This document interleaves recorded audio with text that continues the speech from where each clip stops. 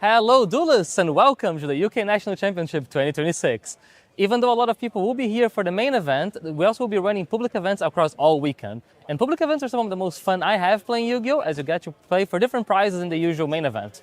What caught my eye was this very cool copy of Brain Control, which is the prize for the Genesis Challenge. However, if you're interested in Advanced Constructed, you can play for the oversized Hydraulics Harmonia, or if you're still here on Sunday, you'll be able to compete in the Attack of the Giant card for the Crimson King Jet Atlas Ace card in a giant copy. However, that's not all. There are plenty of other events happening over the weekend, such as Time Wizard and Trivia Trees, and all of these grant you prize wall tickets. And to tell you more about those, straight to Charles. Thank you, Gabe, and welcome to the UK Nationals 2026 prize wall. Here, you can exchange your prizes from the public events for the ever-popular playmats, including the Forbidden Crown playmat, a personal favourite of mine. These adorable yummy stickers, I wouldn't recommend eating them though. And of course, over here we have this stupendous slew of card sleeves and these wonderful regional deck boxes you can get your hands on over here. You can also exchange your Bliss Bonus Series points here for more goodies. That is the prize wall here at the UK Nationals 2026. Hopefully come on over, we'll see you here. Good morning, duelists. We are here for UK Nationals 2026 live from Birmingham. I'm going to be joined by Gabe and Charles later on today to take you through every single round of Swiss right up until the final to crown this year's brand new champion, who will be walking home with this prestigious UK Nationals Championship trophy. So, Gabe, we've got so much in store. Is there any type of particular highlight you are looking for at UK Nationals? Oh, so I'm really excited to see how the new tournament structure is going to impact. So this is our first national season, right? With more rounds of Swiss and then getting to a top 8. So it's interesting to see how that's going to affect people's deck list choices and things like that. So, yeah. Yeah, exactly that. So there's a lot of decks up for viewing this weekend. So we've got the kind of the new kid on the block a little bit, started to warm up a little bit since it received Rotary, and that's going to be Cool Tunes, a very, very unique synchro style deck that will allow you to synchro summon using monsters directly in the hand. So that's going to be a strategy we're probably going to see quite a bit of. And then there is personally a European favourites in my opinion, and that's going to be decks like Branded and of course decks like Sky Strikers. I highly expect them to be quite represented over this entire weekend as well, so it's going to be quite fun to see what's going to be picking up and rolling around. There's also a lot of different decks that I want to see featured, but Gabe, is there any particular deck you want to be keeping an eye out for? I'm really interested in Power Patron. I think the Power Patron decks are really interesting. They have different end board possibilities by using the patrons from the different archetypes, from Elf Nodes, from to Archmage to Doomsday, and how people choose to do them, and like there's different end board variations. So yeah, hopefully get to see some. I heard there's some pretty good players on it this weekend, so hopefully get to see them. Yeah, I love that kind of bridge of the archetypes. So, like, of all of those, Archmage, Elf Note, Doomsday, is there anyone that you got? Like for me personally, I love Doomsday, but I've always been quite an XZ style fan. Is there anyone that draws you to them? I think the Archmage cards are really cool. The interaction with the Archmage cards and like the way they fuse, and you fuse into non-finito, and you can replace her effects with a board wipe, and you can set up protection for your plays, which a lot of the Power Patron deck is about, like setting up the counter trap to be able to have a negate. So yeah, probably Archmage. Yeah, very well insulated on the Archmages themselves as well. And what we kind of like to see here is a nice range. Another deck that has been kind of creeping up in popularity right now is Fairy Tales. So with Fairy Tales, you got the release of Fairy Tale Snow from the most recent Forbidden and Limited list. And then of course we had the brand new cards that came in Blazing Dominion as well. So they got 2 brand new fusion monsters and a host of spells that could really, really work. And I know later on in the day, Charles will be more than happy to take you through some Fairy Tale strategies. And with inside each individual round break, we're also going to be able to bring you some even more content around the show floor and some pre-recorded content showing you some caster duels relating to some of the brand new decks in Battles of Legend and even some Time Wizard format. So speaking about other different formats yourself, Gabe, you like to use what type of Time Wizard do you like to play in? Oh, I really like Time Wizard 2010. And I think one of my favorite decks is Gemini's. Ooh. So when you have Gigaplant and Supervise, which call big power tool dragons. But we have a very interesting Time Wizard duo that we played. Me and Charles played yesterday. It's Time Wizard 2012. That's gonna be between the rounds this weekend. Yeah, exactly that. And there is so much more to see as well. So even if you are in the area, come on down. There's some very cool exclusives around the show floor. And of course, those prestigious giant cards and oversized cards, you'll be able to see a sneak peek of a little bit later on. So we're just going to go straight to a break quickly as we get ready for round number 1. And then we're going to bring you all that action live right from your seats at home. So get yourself comfy. We're going to be bringing you everything you could possibly need from UK Nationals 2026. So we'll catch you all in a second.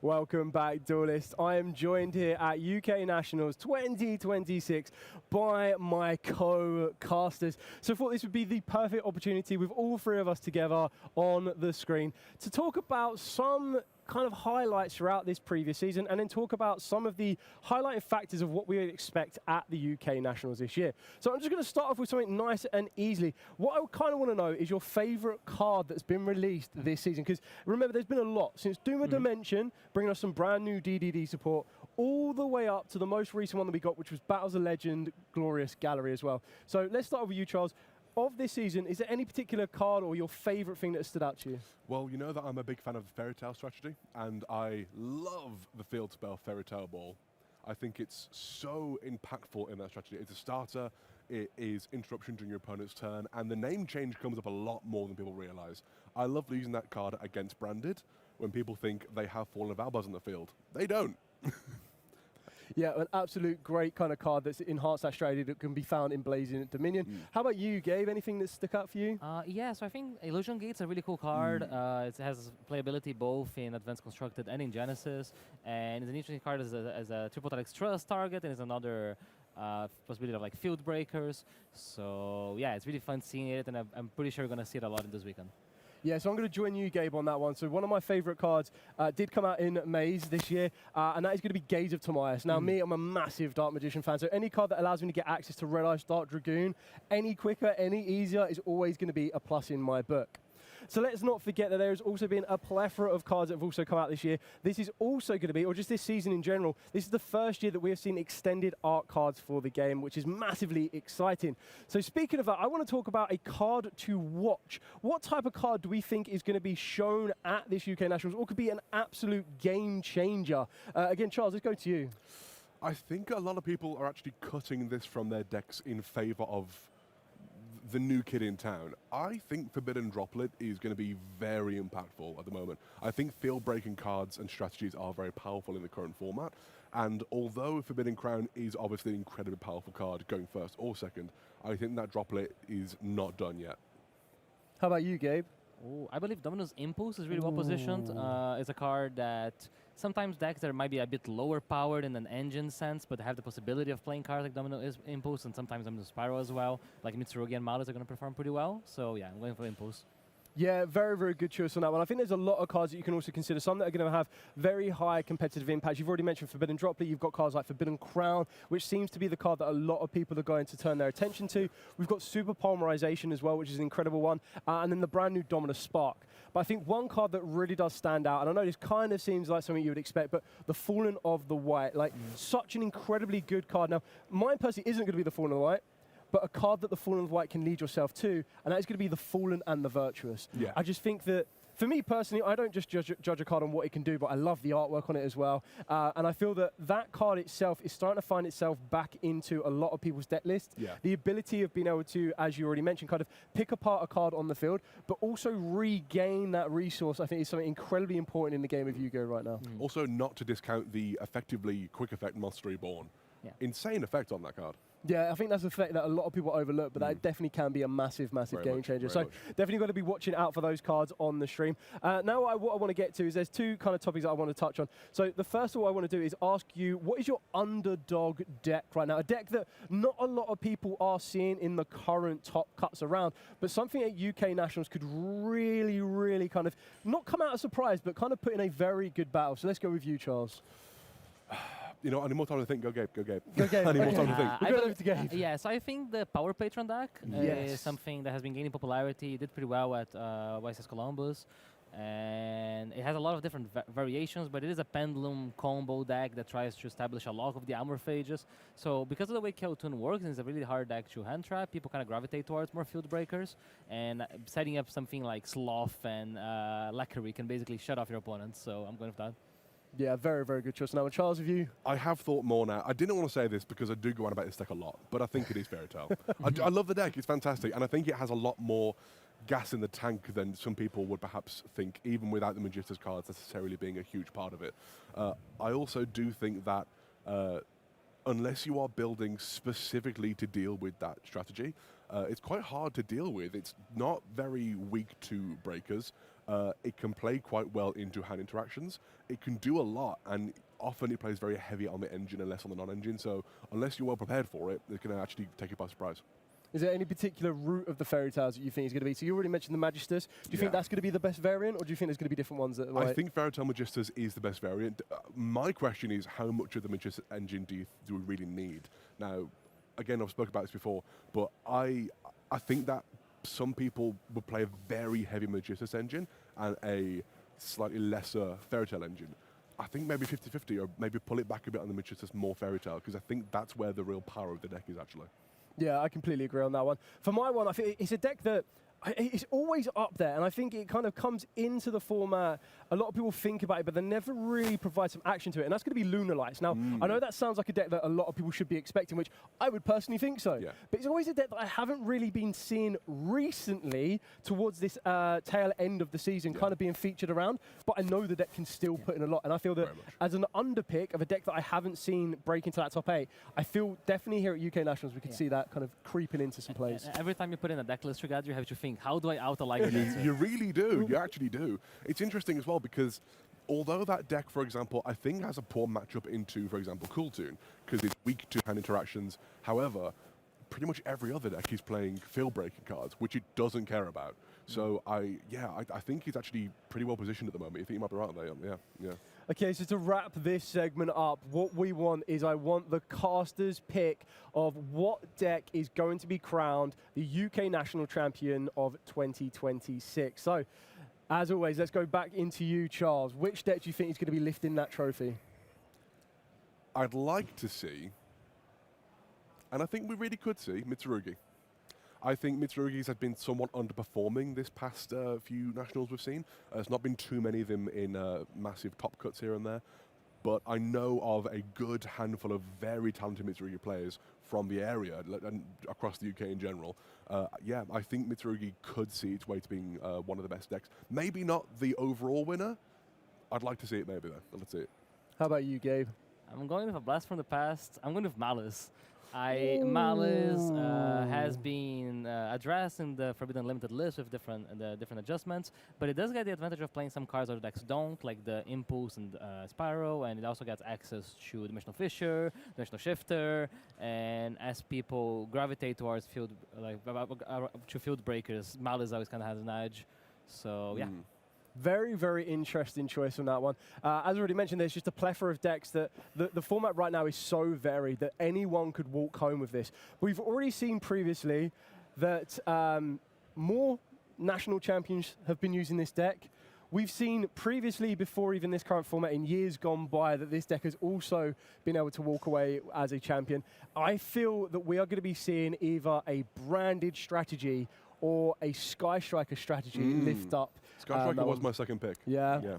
So I think one of those two could definitely be walking home champion. I just feel that the UK seems to be drawn towards those decks a lot more. And I've definitely seen an uprising in Sky Strikers right now. So if I had to choose between the two of them, I think I'm going to have to go for Sky Strikers. I think just engage into engage is going to be coming up quite a lot this weekend. And that's going to be a great live stream moment. So Yeah. you're going to be able to check out over Always good. Always good.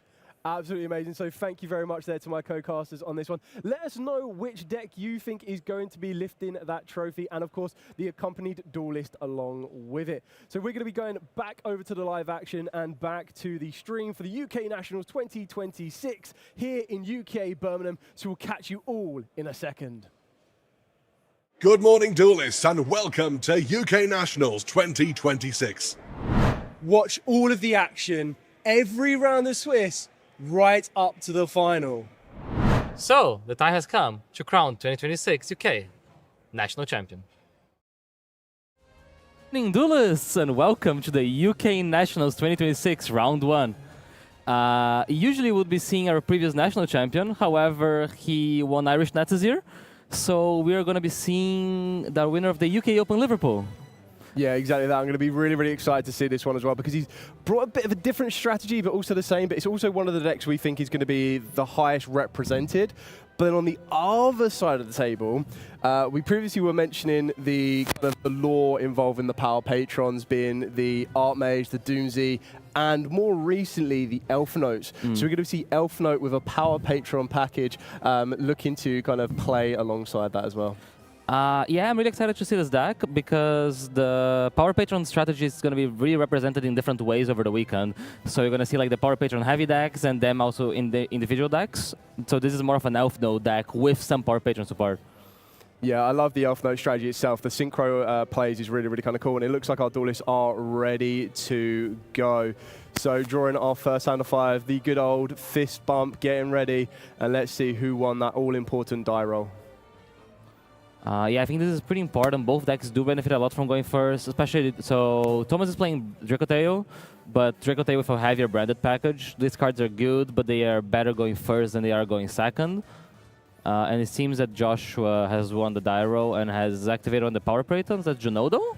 Yeah, starting off with the Genoldo. So you're going to want to be putting this in the scales. This can kind of set you up. So all of the Power Patrons feature within the previous kind of archetypes we've mentioned. So there is a Doomsday version of a Power Patron, and the Genudo is the Elf Note version, getting us direct access to the Regina, which is also another brand new card that came out in Blazing Dominion. Yeah, so that's gonna happen to Genodo to trigger, which allows you to like draw 2 cards and discard a card. And the interesting thing is that all of the Power Patrons have an effect when they get put into the actual deck face up. Exactly that, and then just being able to do that gives you a bit more resource, and we're playing, like I said, a much more...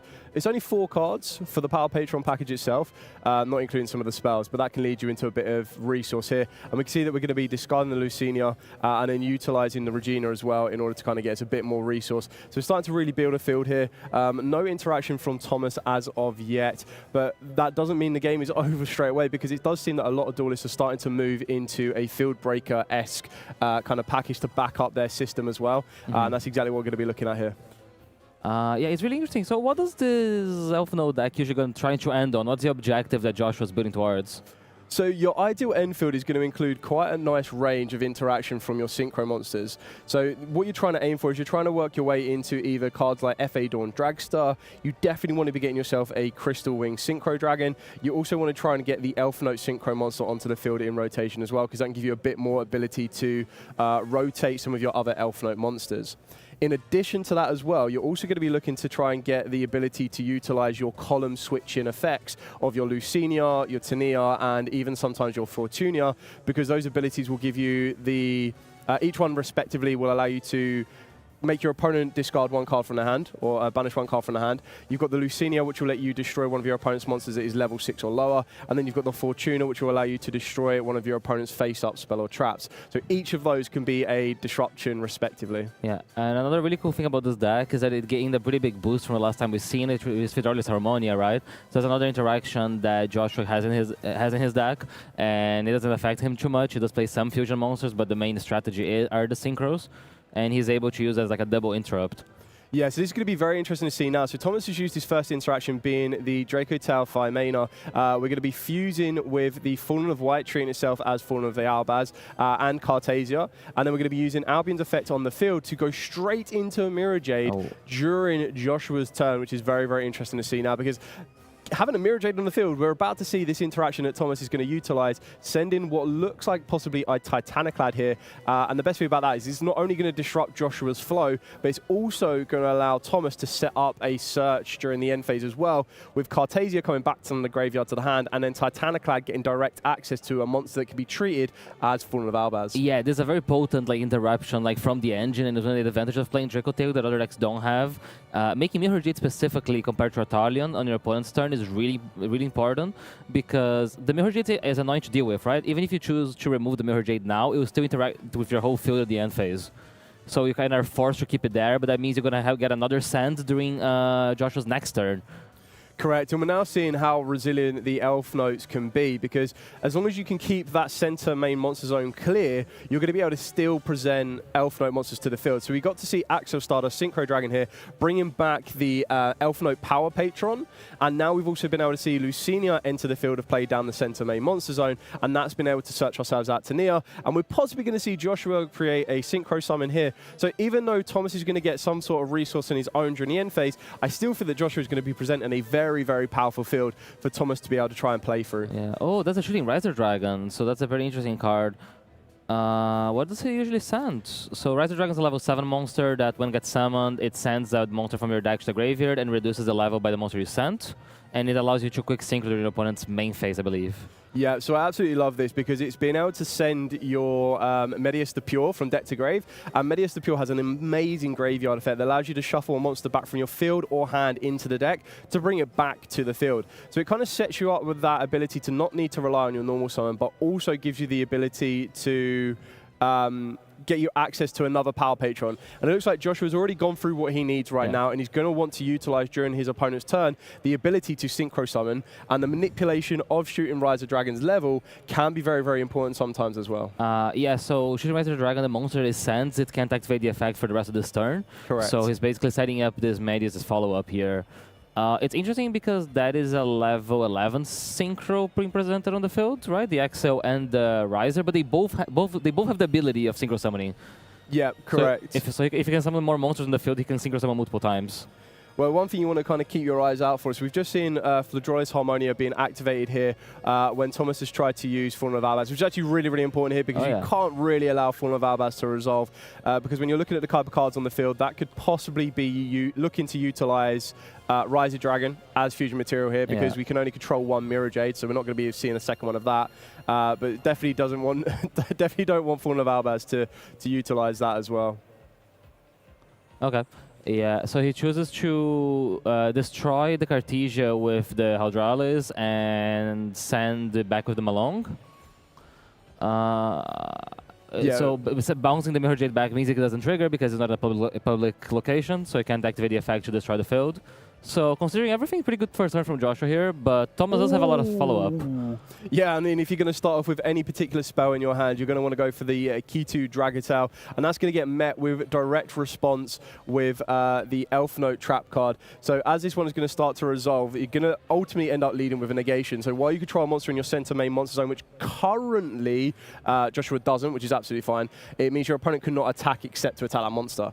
But you can send one monster from the hand or field to the graveyard to target an Elf Note monster in your graveyard with a different original attribute, and we discarded Morchomi Fualos on this one.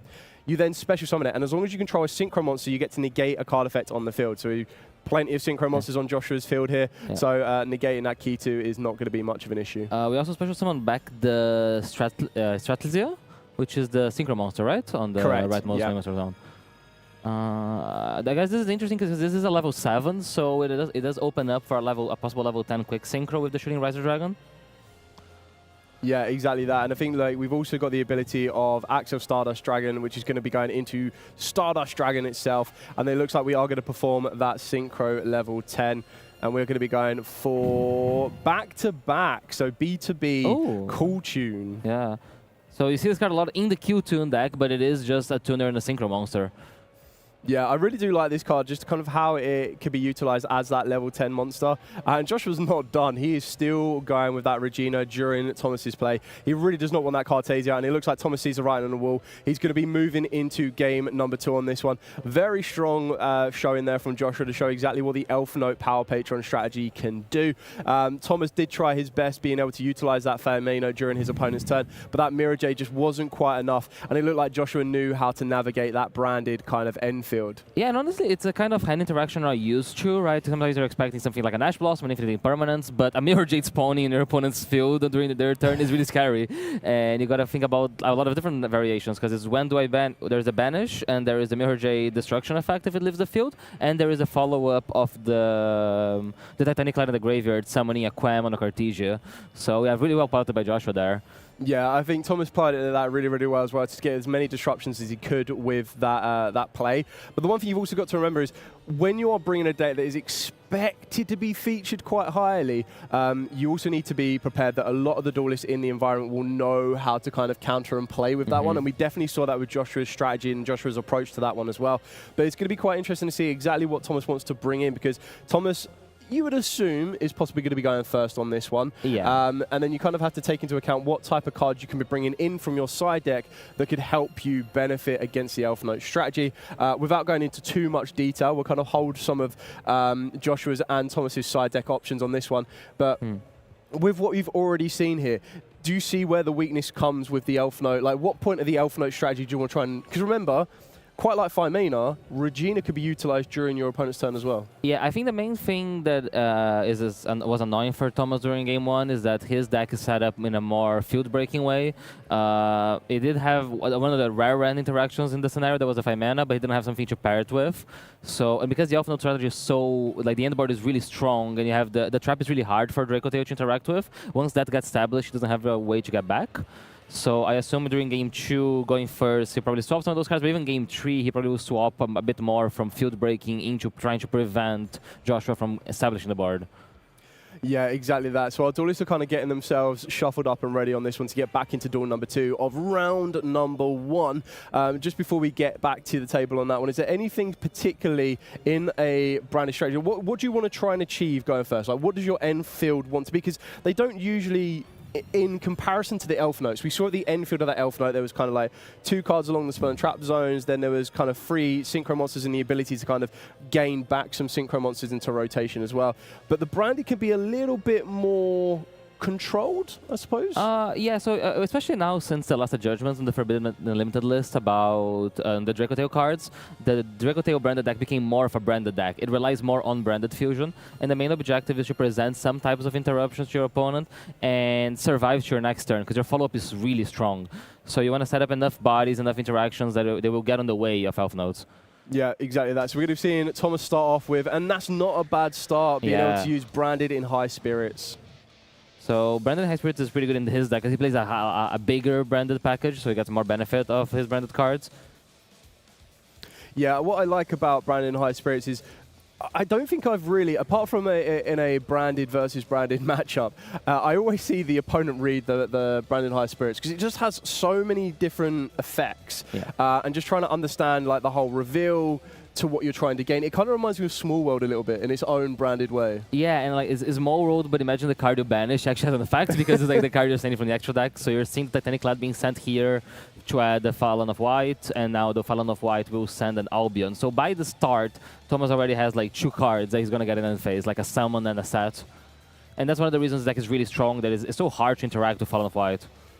Yeah, and it looks like we're going to be getting Ghost Spell in response to that Fallen in White, which is actually quite important, because remember that the Fallen in White allows you to summon Incredible Ecclesia or an Ecclesia monster, I believe, directly from the deck, grave, or the hand. So it can be hit with a Ghost Spell or, of course, an Ash Blossom and Joyous Springs. And it looks like Thomas is going to be setting one. Are we moving straight to the end phase here to try and resolve the Albion? I would assume... Oh, going for Quem. Oh, yeah. So this is off the Titanic Lad, sorry. Yeah. And then Quem is going to have its own line of effects to start to resolve here as well. Yeah, there's a good chance it ends up sending like a Cartesia, so you can set up a Fusion Summon during Joshua's turn. even though he technically looked like he got stopped, right? Like he played a card, he got the trade with the Ghost Bell. The power of Brandon in High Spirits is that this is actually a lot of layered interruptions because you have the Quam being able to summon back the Albas, which was the original discard from the High Spirits. You're going to have the Fallen and Virtuous, which can either be a revive if you've actually managed an Ecclesian Graveyard, or it can be the Destruction, and the Destruction will trigger the Quam to bring the Albas back, which then is an interruption, and it makes another fusion. So, yeah, a lot of layers here for Joshua. And Thomas has only committed 2 cards, right? So he's still at 3 unknowns. Yeah. Oh, and here is the Kaiju. Okay. So getting rid of that Quem straight away. So this is actually quite a fascinating thing because we mentioned this yesterday as well. With Lunar Lights being a possible deck that could be running around, it kind of also questions how prepared our duel is going to be for those Liger Dancers. It looks like, not saying that Joshua's put these in just for Liger Dancers, but how versatile Kaijus can be. Yeah. And we're going to back this up with the Power Patron spell here. Yeah. So this is the prohibited Power Patron Portal. Say that 10 times really, really fast. Terminus. Yeah, so Terminus is like the best starter here, realistically, because you're able to send a Power Patron and then add a Dark Fairy. I missed what he added. He added Medius? No, so you're going to be added, I believe he added the Power Patron Dark Fairy on this one. Oh, yeah. So this one is going to pretty much, it's going to snowball. The one thing you need to remember is that when you activate Terminus, you won't be able to attack with monsters except Power Patrons. Okay. Which is quite important, so we'll see that later on as we play. But the idea of being able to get yourself straight into the Vidolium, the unstable Power Patron of Unity, is that's going to allow you to go, within reason, sometimes you can work your way into a Varudras, which can be quite useful, but I can't imagine we're going to be seeing a Varudras here from Joshua. Yeah, but the Fallen the Virtues here showing some benefit on being a heavier branded deck. Correct. So because the Fallen the Virtues got to send a Rindbrum to the graveyard, and this Rindbrum is threatening a Fallen of Albus fusion summon. Yeah, so this is what's going to be quite useful with how the Power Patrons can bridge into your Elf Knight strategy, your Archmage strategy, and your Doomsday strategy, is that by using the brand new the Power Patron field spell, the Vidolia, you get to reveal any of the Power Patrons of Creation from your extra deck.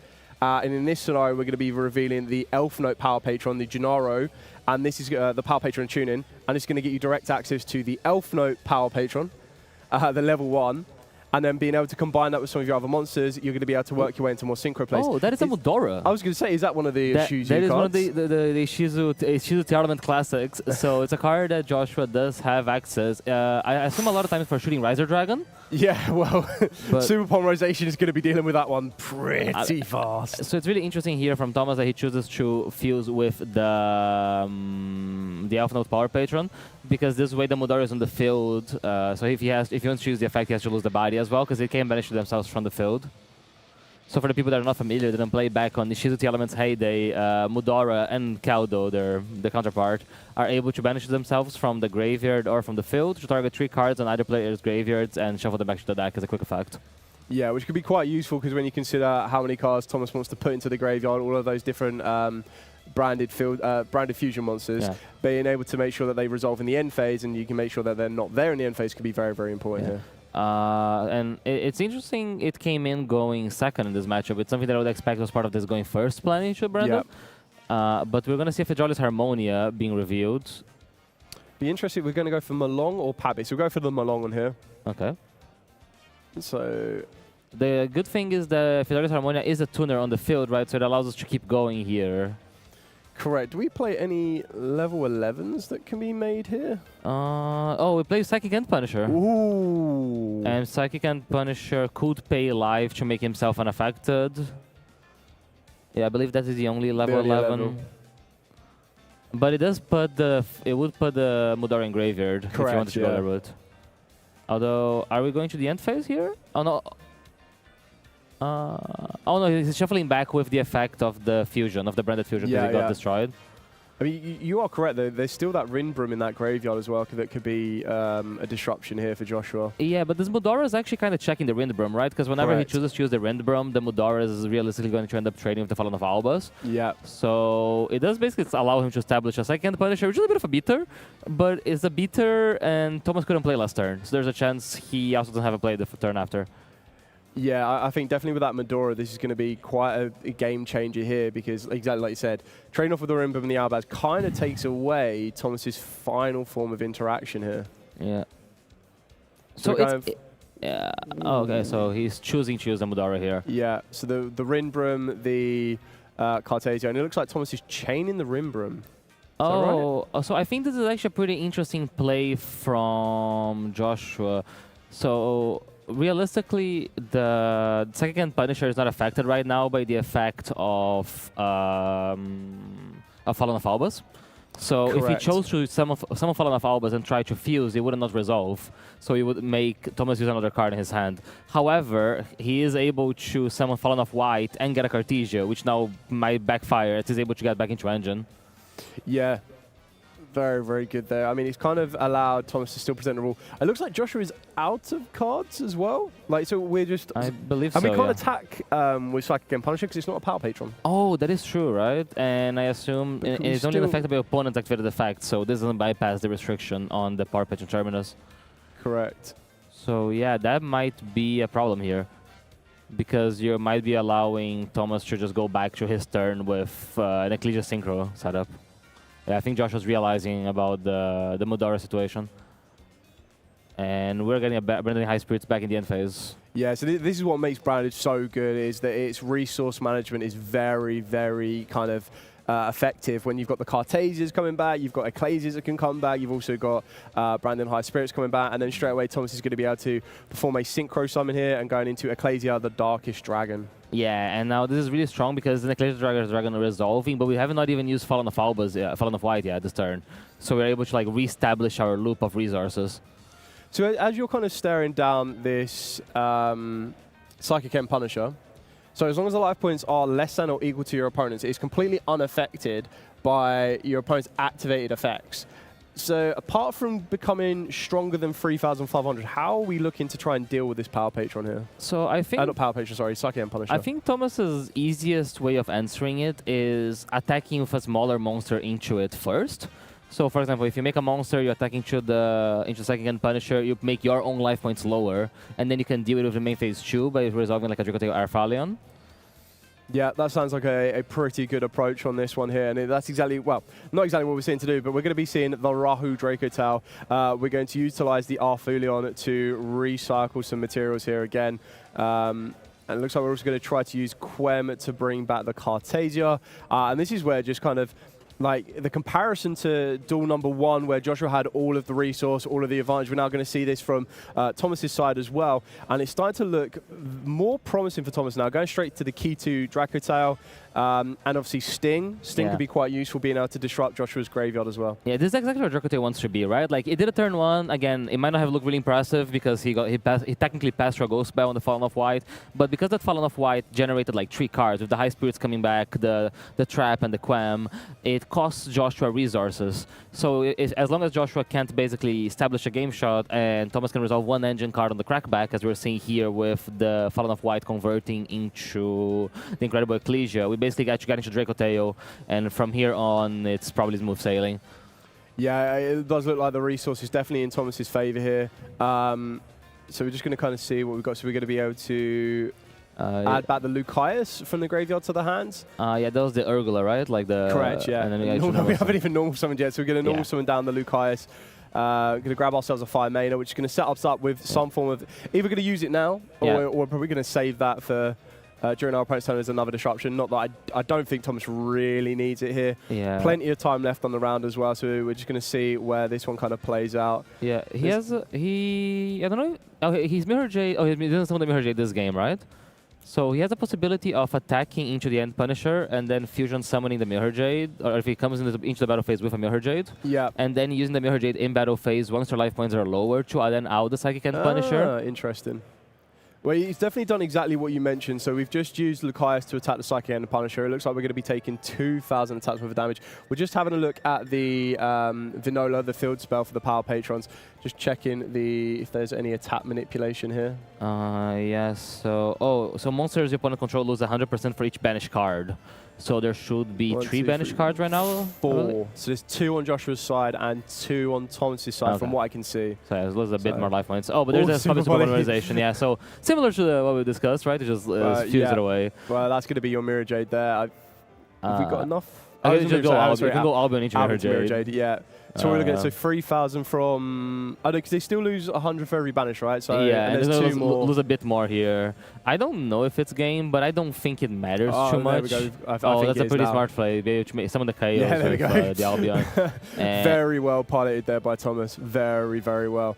And we're going to be going into game number 3 of round number 1. So Yeah. quite exciting stuff already. Yeah, honestly, it's really cool to see the Dracotail deck still performing, even with some of the differences. I think it's a really interesting deck and very skilled pilot like Thomas. You see, like even in a situation that he didn't get to resolve his whole play, he keeps his interrupts and he puts himself in a position that he has a next turn. And once he has the next turn, it's so overwhelming. We have so many options. And even in face of stuff that you might not see usually, like a second Punisher, he can figure out, okay, this is how I'm going to out it. This is how I get your position to win the game. Yeah, exactly that. I mean, both duelists will be in a relatively confident position. Probably a little bit more for Joshua because we've already seen that in game number 1 he was able to go first and kind of present a field that was a little bit trickier for Thomas to kind of play through. Yeah. But then we also know that Thomas has got some surprises in his side deck as well that could be very, very important to kind of change that tide and make it a bit more consistent for him to be able to kind of pull that field apart. Yeah. And this is the one thing of how important side decks are, because it gives you that versatility to kind of reassess your deck on the fly or like predetermined,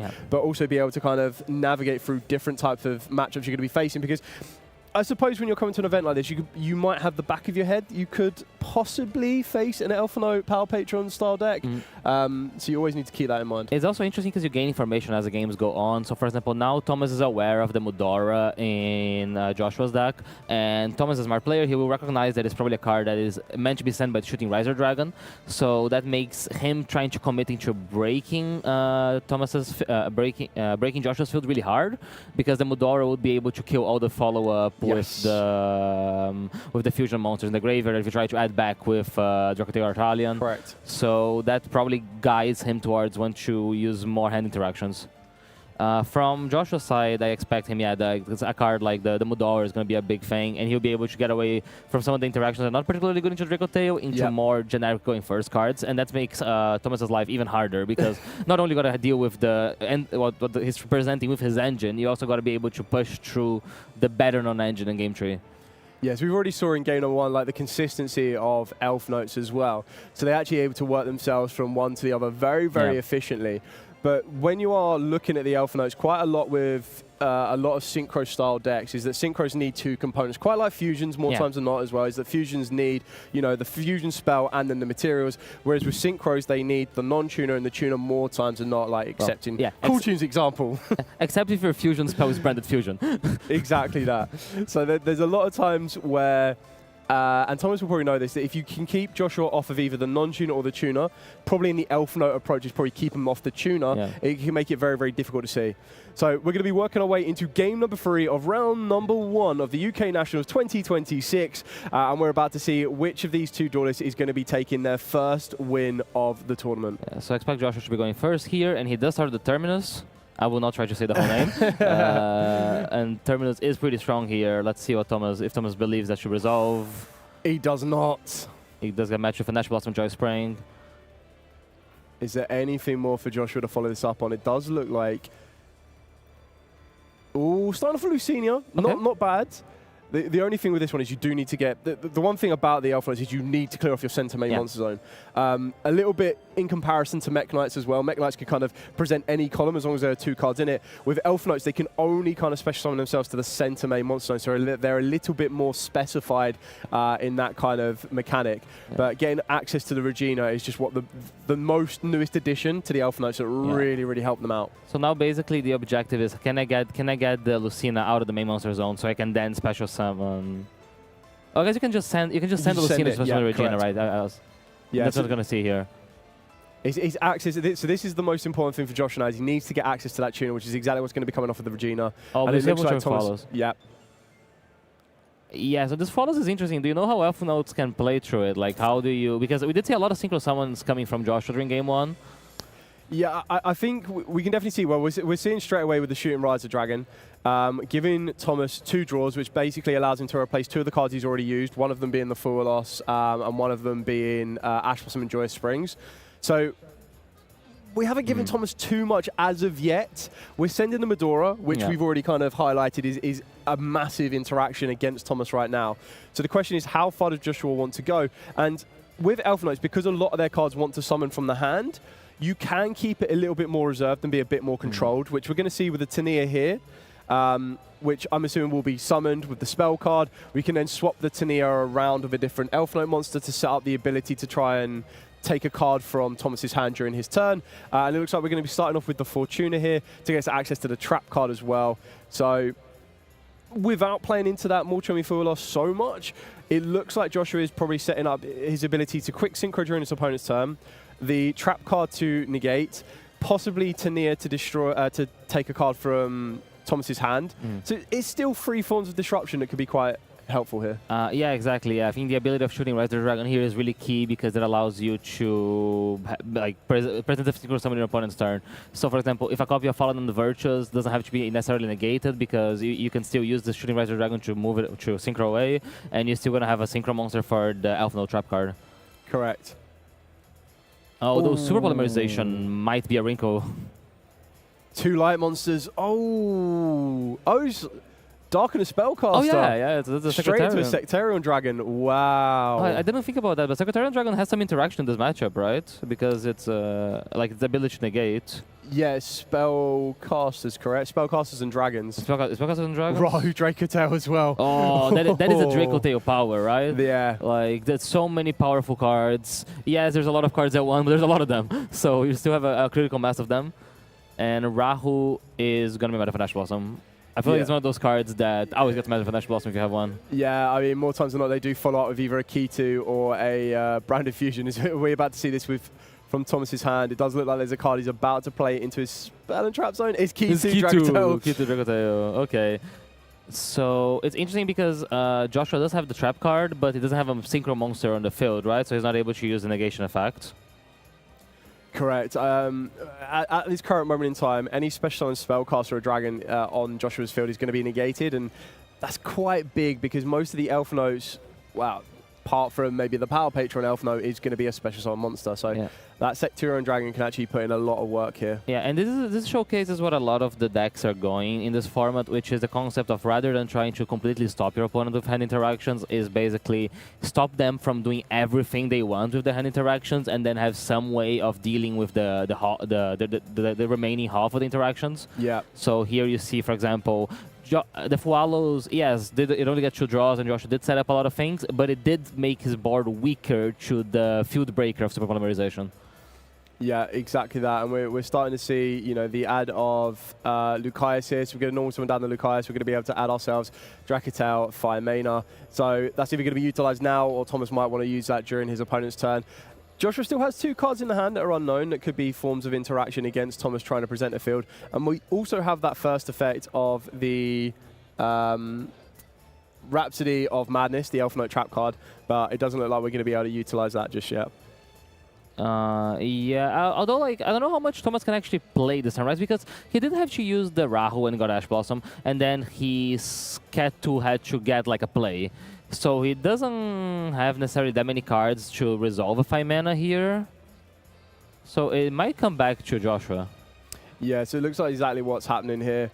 I mean, the Sectarian Dragon is still putting in a lot of work here. I'm not sure how Joshua is going to be able to kind of push through this. I think that's going to be the big game changer here. Yeah, the Power Patrons would be a good way because they're illusion monsters. So if you have access to the Archmage Power Patron, for example, to resolve a fusion summon, that could be a way of outing the Sectarian Dragon. We do still have the Mudora, by the way, which is like putting some work and preventing Thomas from getting advantage. And we got to Power Patron. Ooh, so that is Vidilium? Yeah. Vidolium. Vidolium can destroy itself, spell summon a Power Patron from your hand or graveyard, which is pretty good here because we have the Power Patron in grave already. Correct, yeah. And then it's also going to get the effect when it goes into the extra deck face up as well. Yeah, and that's pretty strong here because it should allow him to search for either the Archmage or the Elf Note Power Patron that he plays. Yes, he's going to come down to which one he needs. Probably the most on this one. I'm probably going to be looking at the Elf Note one myself, depending on what else is in the hand. Yeah, and that's exactly what we're going to be going for here. Droll and Lockbird in response. Okay. Okay. I mean, Droll and Lockbird is actually a really, really good card against the Elf Note strategy, but I suppose it kind of comes down to how much Joshua needed it to resolve. I suppose the effect of the Janulo is going to want to draw 2 and discard 1, which he won't be able to do now. Yeah, is he able to discard it for the off-node trap? Is he just discard a monster? Yeah, you just send a monster from your hand or field to a graveyard, so you can still use it as a discard outlet. Correct. Is it interesting because Joshua has, if you're Joshua, you can kind of have a guess that Thomas did have a draw lock bird, as one of the draw lock bird was a discard from the super polymerization, and then True. he did not play. So you can kind of estimate that the cards in his hand are still going to be interactions or live cards, because if the draw was the worst card, he probably had something else good. So we still have the Regina, that is a good right? search. From yes, we've still got the Regina here. Oh, Ooh, so we're gonna send the trap card. yeah, that's interesting because I feel like the trap card is a really good card here, right? If he seems to be considering it. He's trying to figure out which one to send. I mean, I'm trying to think. So the other one would be is the Power Patron. Is the Power Patron officially an Elf Note monster? I don't know. I if it don't is. believe so. So he would either need to send his tuner, which is something you probably don't want to be doing, or we're gonna do that. Oh, is Regina just in a monster? Oh, there's an elf note It has card. to be an Yeah. elf Oh, note so I card. think the Power Yeah, Patron yeah. might be treated as an elf note. So Of course, it's an elf note Power Patron. Patron. Yeah. It's just his So name. I'm just trying to see here what we're trying to do, because obviously at the moment our synchro monsters aren't. Our spellcast monsters aren't doing much. It's fine because he's using the trap to discard a card from his hand, another draw lock bird, and bring Correct. back the synchro monster. Correct. But what do we try to work into here? Because obviously that Septiron Dragon is putting in a lot of, like, it's really holding Joshua Ross here. So that's representing a level 6 synchro? It can get you. Is Regina? Regina's a 6, right? Is Regina 6? Regina is a 6, so I can make 7. Also it's a 6, so we're going to go. Uh, So we've got an Arthur. Yeah, so we've used the 5 mana to work our way into the Arthurion. We're going to be returning the Regina to the hand, keeping Joshua off his non-tuners right now, and unless there is a way to get another non-tuner to the field. So he does have the Power Patron, but he's just activating it and passing, I believe. Yeah. So because the Power Patron will be able to maybe draw during Thomas's turn. Oh, and the what Fallen a of top White. That deck. is a draw you want to see. Yeah, I think this is. I mean, again, as you already mentioned, we saw Thomas discard a Drown Lockbird. We did just see Joshua discard another Drown Lockbird as well. So I suppose the question kind of comes down to is there another Drown Lockbird in the hand of Joshua? But I'm not sure how effective that is going to be in this exact position that we see ourselves in. Yeah, I think if you're Joshua, you actually don't want another Drown Lockbird. You'd like a more proactive interaction. Correct. Because something like an Ash Blossom or like a Ghost Bell. Probably not a Ghost Bell because the Fallen of White just resolved. Yeah. So let's see what's happening here. So we're eyeing up the terminal, but I don't think there's anything here that Josh is going to be able to do. So we're going to go, the Fallen in the White is going to attack the Power Patron. Oh, so there is the Terminus effect, right? In the start of the damage type for Power Patron monster battles your opponent's monster, you can banish the card from the graveyard and banish face down the opponent's monster. Oh, okay. And I think that's what's happening here. So he's just using it to get rid of the Fallen of White. But that is still enough to threaten game, I believe, right now, right? Because we're going to have the Secretarian Dragon and the Artalion. Yes, you'd go Ecclesia. Oh, so we're going to use the Regina. We're going to go send to main monster zone. Yep, Going sending into the Power Patron. attack. Okay, so then the Arthurion to attack the Regina here. Trying to see what we're trying to navigate and figure out on here. So it looks like the Regina is going to be destroyed. Then Septiron is going to go for 2,900. So putting Joshua, just trying to calculate the life points on that one here. 2,800 currently. And then whatever damage was taken over Regina. Yeah, so Regina's 2,000, so it should be like 500? Is Secretarian 2.5? No, Septiron is 2,900. 2.9, okay. So, but yeah, I don't believe this is enough for I don't think a game. it's enough, no. So there's a chance Joshua gets another turn. It's interesting he chose to actually activate the Power Patron and the Scale. Yeah. And he is allowing Thomas to go into the end phase. So because Thomas is a turn player, he gets priority to activate Albion's effect. Because he could, as Thomas tries to go to the end phase, commit the Mudora to shuffle back this Albion. Yeah. As a way of dealing with the potential Fallen and Virtues that could come. But he chose to let it go. Yeah, I think the Fall on the Virtuous is going to be quite important here because if Joshua wants to try and use the trap card to revive, the Fall on the Virtuous can respond. I'm not sure how effective the Power Patron in this scale is going to be currently, but even if you want to try and activate its effect, the Fallen of the Virtues can also respond. Yeah. All of the spellcasters still not being able to activate is a big issue here. I guess if you do destroy Junodo, it is able to add back the Power Patron or Elf Note back. Okay. So Junodo is a pretty strong card here, and the fact that this can trigger here puts Thomas in a weird situation.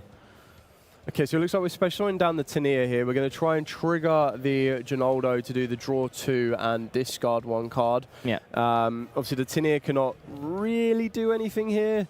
I suppose Thomas is currently contemplating, because I suppose the biggest issue now, if the draw resolves, is that we now have to hopefully have the discard requirements. Yeah. Oh, sorry, not this. Did he discard a card? Oh no, they're just reminding Draw him 2 now. cards, then discard 1 card. Yeah. So he just did that, and now he's resolving the effect in the extra deck of Junodo, because Junodo got sent to the extra deck face up. Right, got you. So he gets to get a card back, and he chooses to get back here the Elf Note Power Patron. So it's interesting here. Does Thomas have a card in hand in case he wants to use his Ecclesia? I do wonder if the last turn the existence of the Terminus caught Thomas a bit off guard. Yeah, I think very rarely do you consider that graveyard effect of the Terminus, so that does make a big change on that one. It just allowed Joshua to kind of survive an extra attack, get rid of that Fallen and White as well. Yeah. So I think Thomas is just having a double check of the graveyard to see if there's anything more here, but.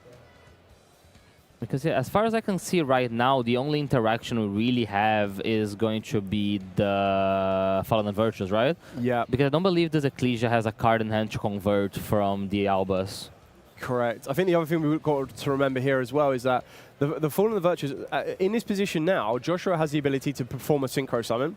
Yeah. But then we've also got, that then kind of makes the Fallen and the Virtues a lot weaker, because if Thomas was to respond here, to try and either stop Joshua having a tuner or a non-tuner to the field, we then have the track card that could respond. So the hopes are that Joshua doesn't have an attribute in his hand that he can discard or a monster he can discard to get a Elf Note back from the grave. Yeah. So we're trying to let this one play out a little bit more. Yeah, the problem of letting the Synchro Summon resolve is that you let him get the Elf Note Power Patron effect, right? Correct. And that is always like a bit scary because it's just getting more advantage and more bodies into the field. So he does Synchro Summon into the Elf Note level 7. And this has the effect of special summoning an Elf Note back from hand or graveyard. Which is actually quite important, because this can get you access back to that the Power Patron, the Elf Note Power Patron, and then straight away you're kind of threatening the Centurion Dragon with Crystal Wing. Yeah, it's also relevant that this is a plant. So this is not a spellcaster or a dragon, so it's able to activate under the Secretarian Dragon. I'm curious as to why we wouldn't. Could we have put that monster in the center, main monster node, maybe? I think you might want to keep it clear in the case he wants to summon another Elf Note, because it's summoning him in defense anyways. But we do see the Elf Note Power Patron now coming into the main monster zone, and I assume that's coming from the effect of Stratilia. Yeah, I think we're I don't know if Joshua just declared the effect of the Elf Note Power Patron to try and synchro into a Synchro 10 here. That's interesting, because I guess Crystal Wing Synchro Dragon is weird, because if you're committing to it, it does trade with the Fallen and Virtues. So you would like to deal with Fallen and Virtues rather than the Crystal Wing, right? Because that's taking like 2 cards from your side. Yeah, I forgot that Psychic and Punisher was a card. Oh, the second Punisher is really strong here, actually. Yeah.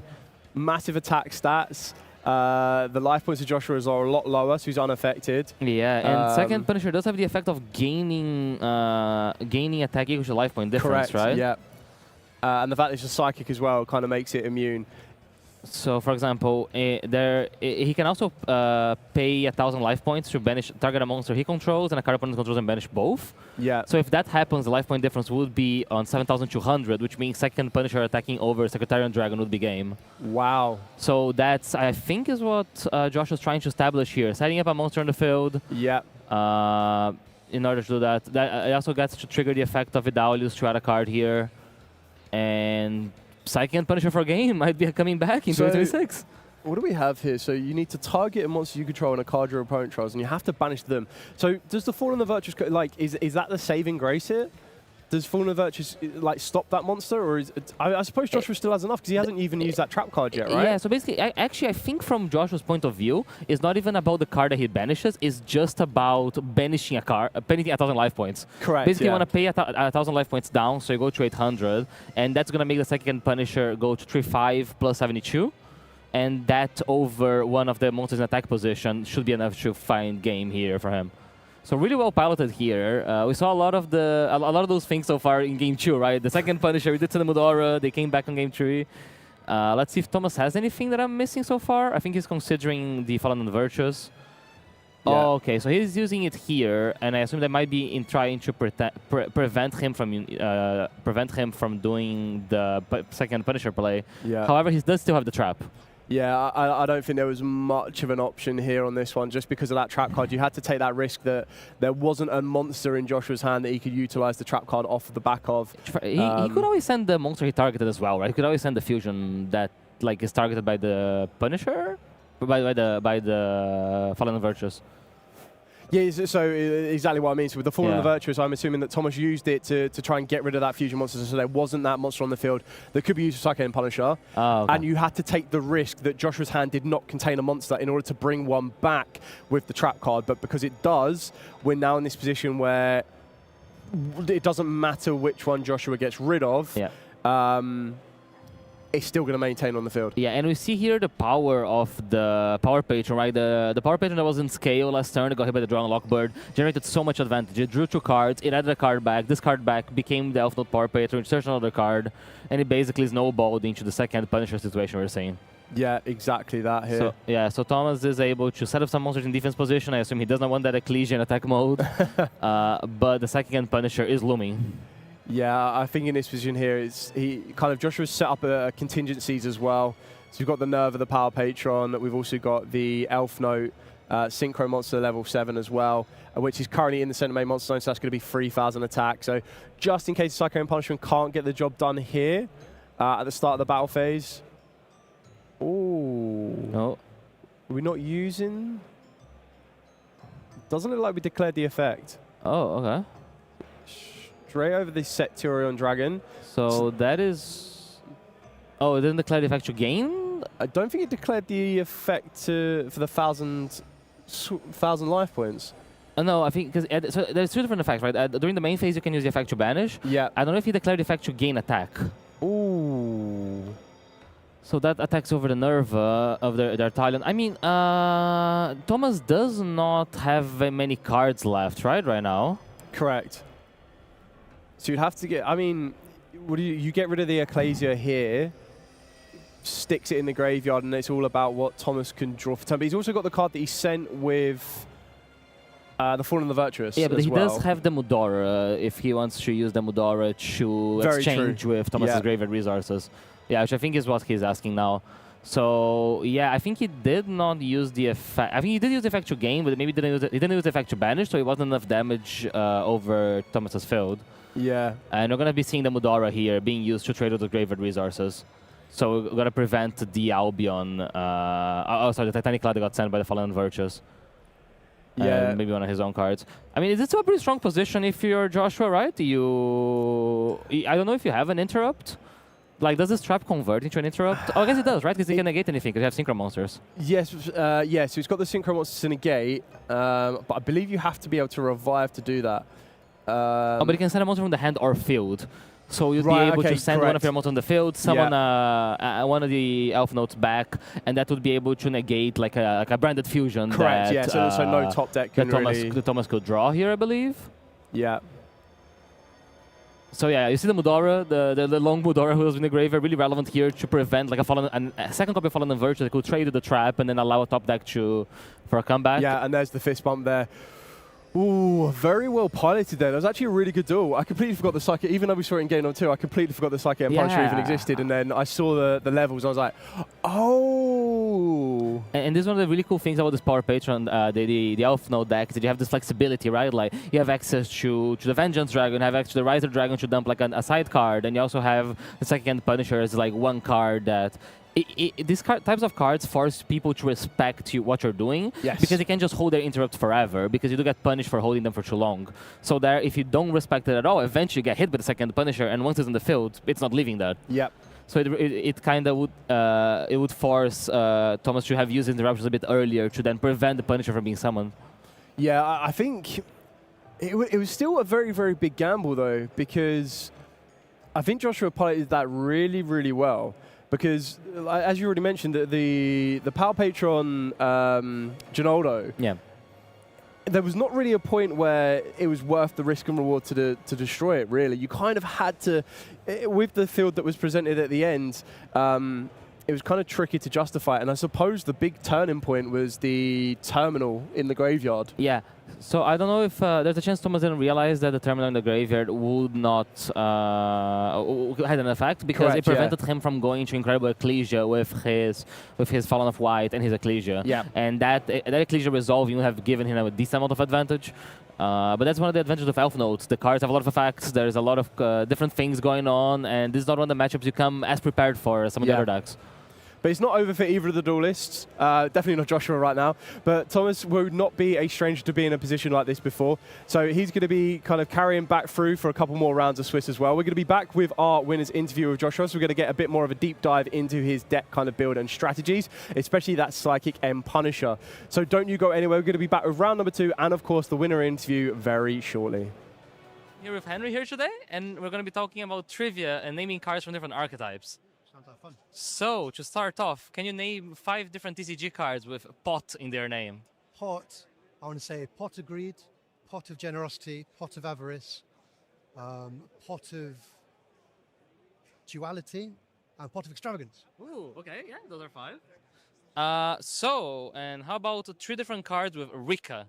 Rika, I'm going to say, Rika. I should know this. I know this deck pretty well. I'm going to say Rika Petal, Rika Princess, is that a card? And Rika... What's the field spell called? I forgot the field spell. Starts with a G. Glamour. Yeah. That's the one. That's the one. All right, so now for the hardest one. Okay. Can you name me 10 Ritual Beast monsters? 10 Ritual Beast monsters. Okay, we got Ritual Beast Tamer Lara, Ritual Beast Tamer Elder, Spiritual Beast Rampengu, Spiritual Beast Cannonhawk, Spiritual Beast Apelio, with Spiritual Beast Tamer Winder. We have, I forget the full names of the fusions. You don't need to give me the full names, it's fine. I'll go Spiritual Beast Pedalfin, and then for the extra deck, there's Spiritual Beast Ultigar Apelio, Spiritual Beast Cannonhawk, and the Spiritual Beast Apelio as well. There you go, congrats. Thanks for playing. Thank you very much.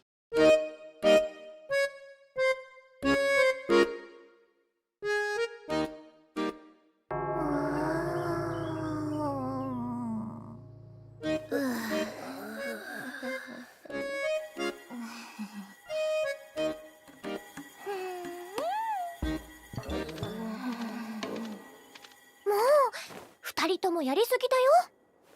ごめんなさい。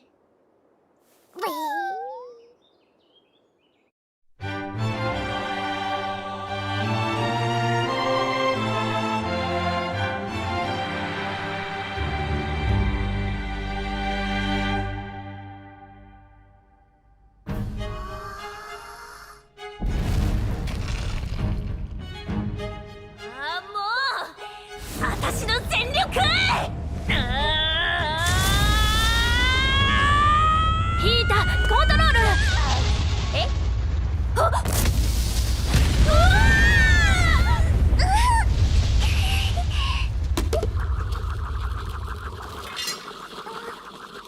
だろうこれ。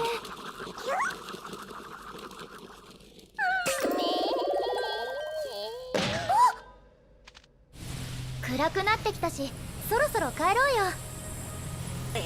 まだまだ。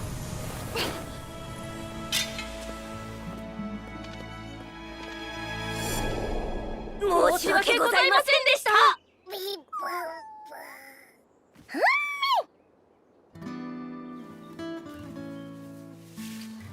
これでみんな友達だね。よかったね、2人とも。でもどうしてあんなところにいたのかな。迷子になっちゃったのかな。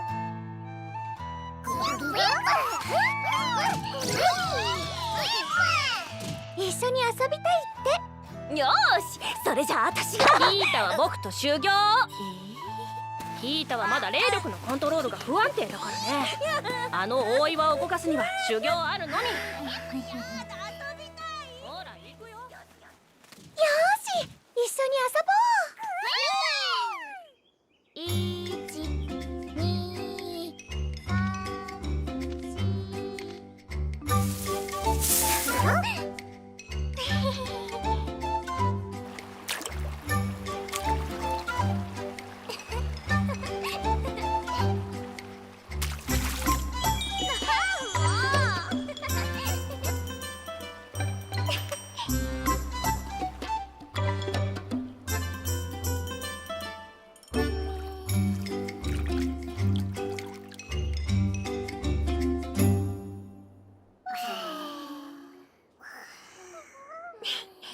もうすっかり仲良しさんだね。でもこの子、これからどうしよっか。私が育てるよ。そうは言ってもこの子だけであんなところにいるのは変だと思う。家族とか仲間が近くにいるんじゃないかな。家族。明日大岩に行くついでに探してやろうぜ。いい？ウィン？もちろん。よーし、そうと決まれば明日に向けてとっとと飯食って寝ようぜ。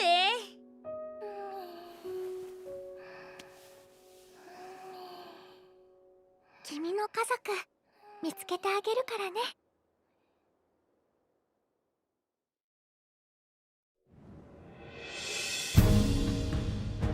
よーし、昨日の特訓の成果を見せてやろうぜ。任せて。ペパッ。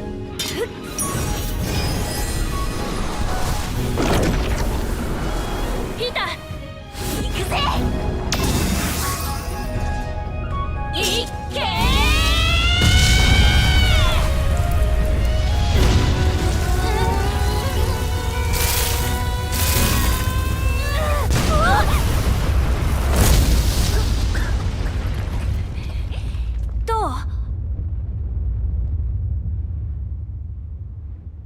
ダメか。どうだった？こっちも全然。こうも動かないと何か仕掛けがあるのかも。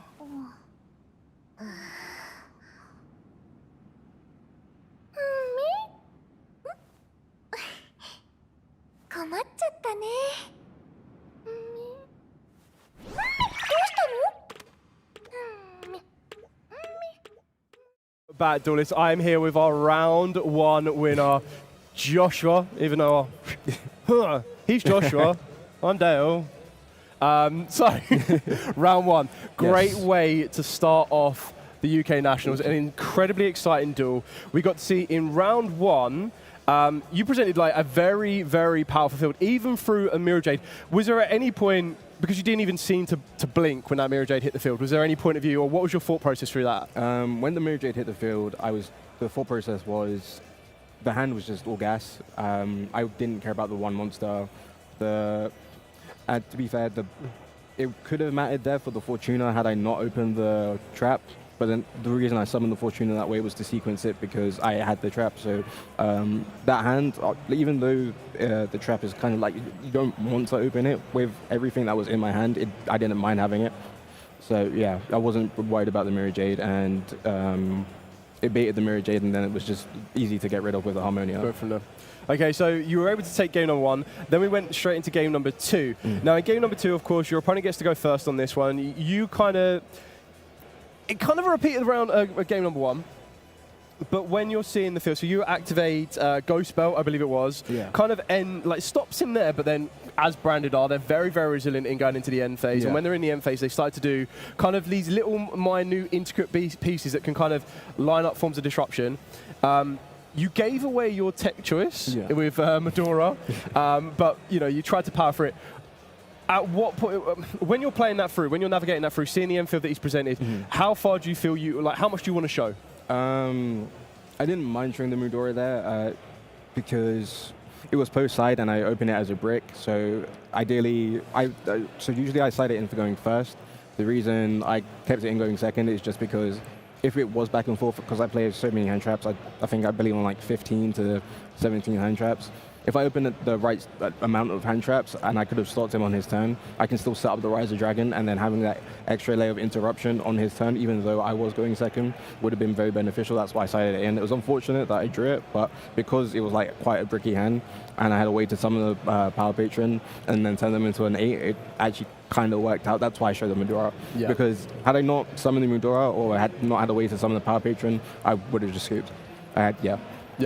So you were able to kind of, I suppose you feel not so much confident or relieved, but with game number 2, it's coming back into your favour for game number 3. You get to go first. You can try and hoodwink someone sometimes and make them go second, but going first is going to be your confidence piece, your confidence starter. So as he comes back to his turn, he starts with super polymerization, starts to pick your field apart. Like super polymerization is probably like the worst one you want to be seeing, especially when you've got the Fortuna and the Rise of Dragon. And then you have to deal with a draw and lock bird as well during your turn. After his field is presented and it comes back to you, how do you feel from that one? Because you've got the Gepoldo in the scale, and you've got the trap card face up. Did you feel confident you had enough interaction there, especially after the terminal graveyard effect? Yeah. Was that because that felt like a big turning point? Yeah. So the reason I could have got rid of the Secretarian a lot earlier and been able to play. I did forget about that effect when I summoned it back in defense for the Power Patron. So the reason I hadn't activated the Genoa on his turn is because once he sent the Albion and he set the Fall on the Virtuous, I knew that I had the Tinia in hand. Yeah. So regardless of when it comes back to my turn, as soon as I special summon that Tinia, no matter what effect the Genoa gives me, I might have something here.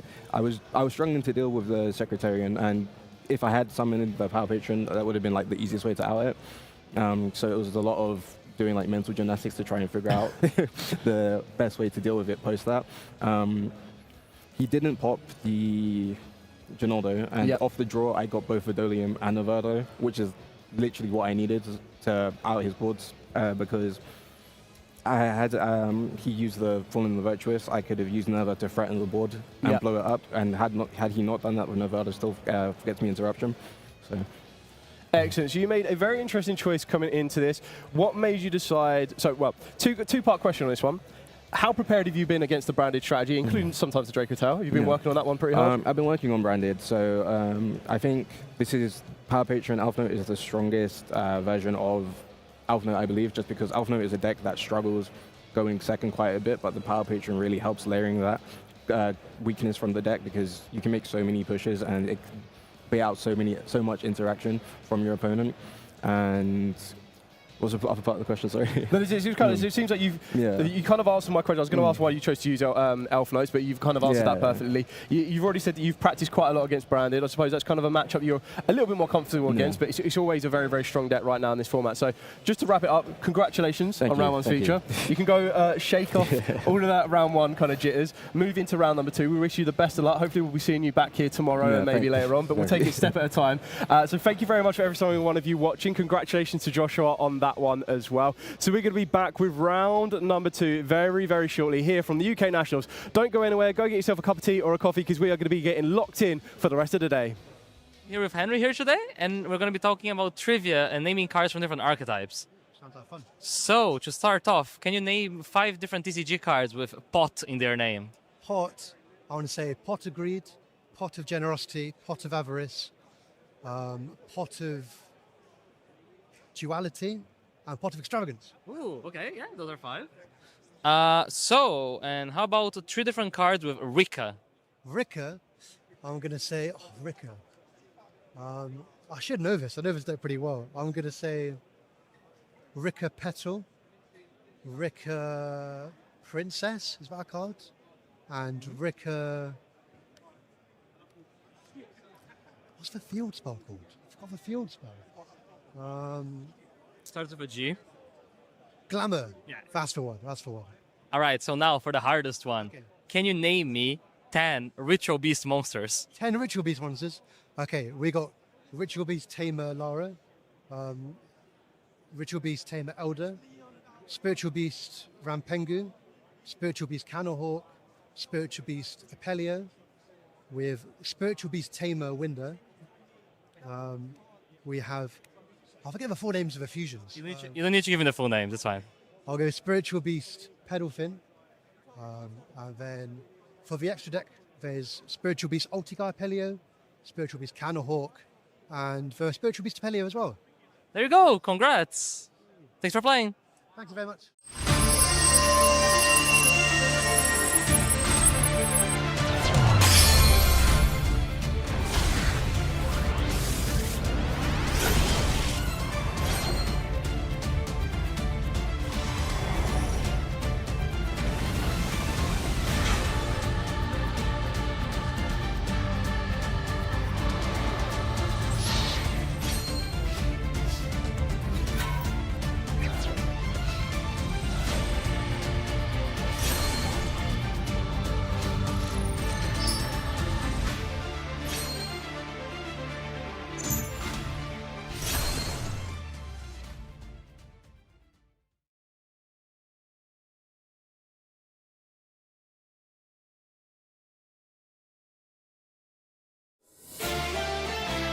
Welcome to your 300th YCS celebration here in Dortmund.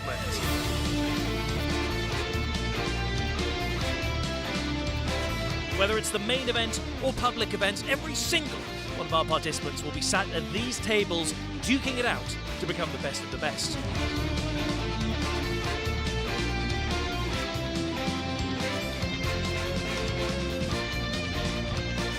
Take part in some of those public events, and you can win some tickets to exchange at the prize wall. For this YCS, we have some special stuff at the prize wall. This is the 300 YCS. And right now, the magic is happening over here in the analysis zone. This is our coverage area, as well as the feature match zone. This is where all of our duels that you'll be seeing here as coverage will be decided.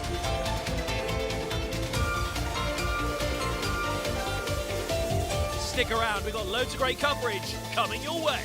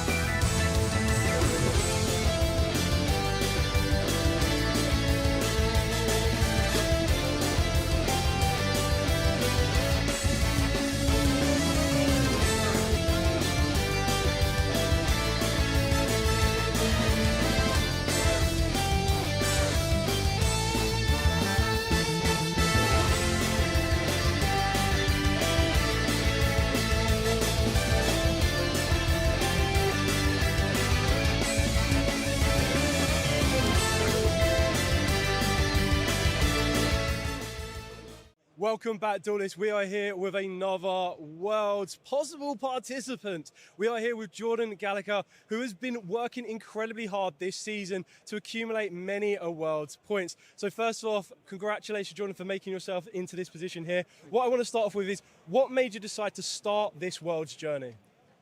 So I kind of did it not really on purpose. I started off playing Dracotail. I played it at a regional, got second, and then I went to ICS Lille and I got 10th place, which was a good amount of points. But I still hadn't really committed to it at that point because I know you have to travel to quite a lot of big regionals if you want to do it in Europe this season. And then one weekend there's the French Open, and 3 or 4 days before it, I decided to book a ticket and I went to the French Open and I won it. So then at that point, and it was like the biggest European regional ever, so it was the most points you could ever get from an event. I was just like, at that point, I have to commit. Exactly that. So you've been working incredibly hard. You've traveled around loads of different venues, not just UK and basically everywhere else in Europe, just to kind of accumulate these points. And during that journey, you decided to stick with Draco Tail. What made you stick with that deck as long as you did? So there's one event this entire season I didn't play Draco Tail. My first regional of the season, I played Yummy.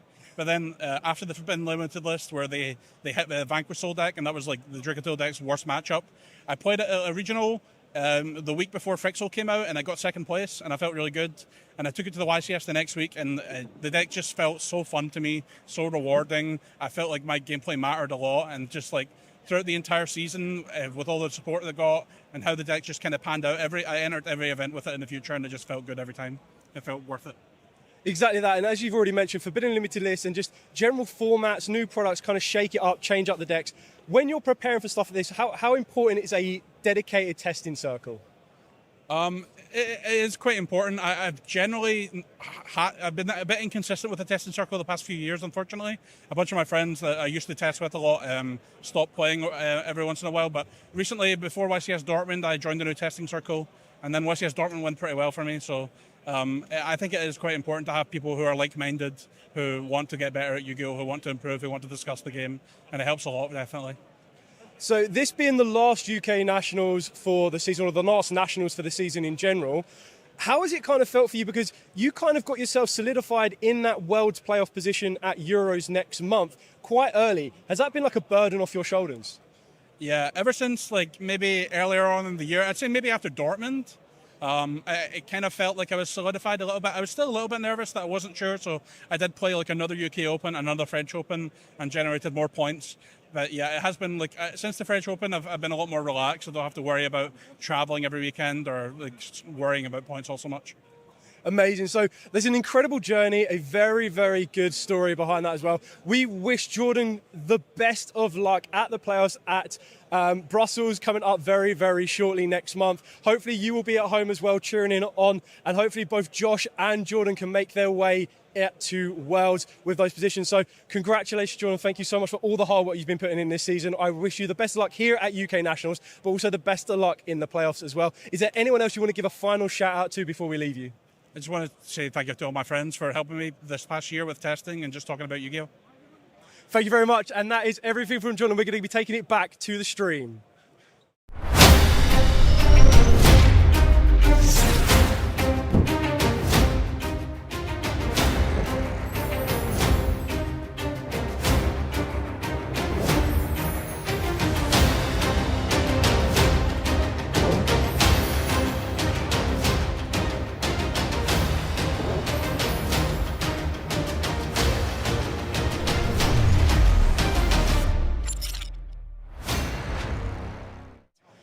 Okay, welcome back, duelists. We are here with two lucky additional duelists that want to take head-to-head a trivia challenge. Now, the challenge that is going to be put to both of these is they're going to need to tell me level 1 monsters back and forth until either someone cannot name a level 1 monster or until someone doubles up. So, let's start to my right. A level 1 monster, please. Caution Rotary, Fusion Parasite, Effect Veiler, Lyrillus Recital Starlord.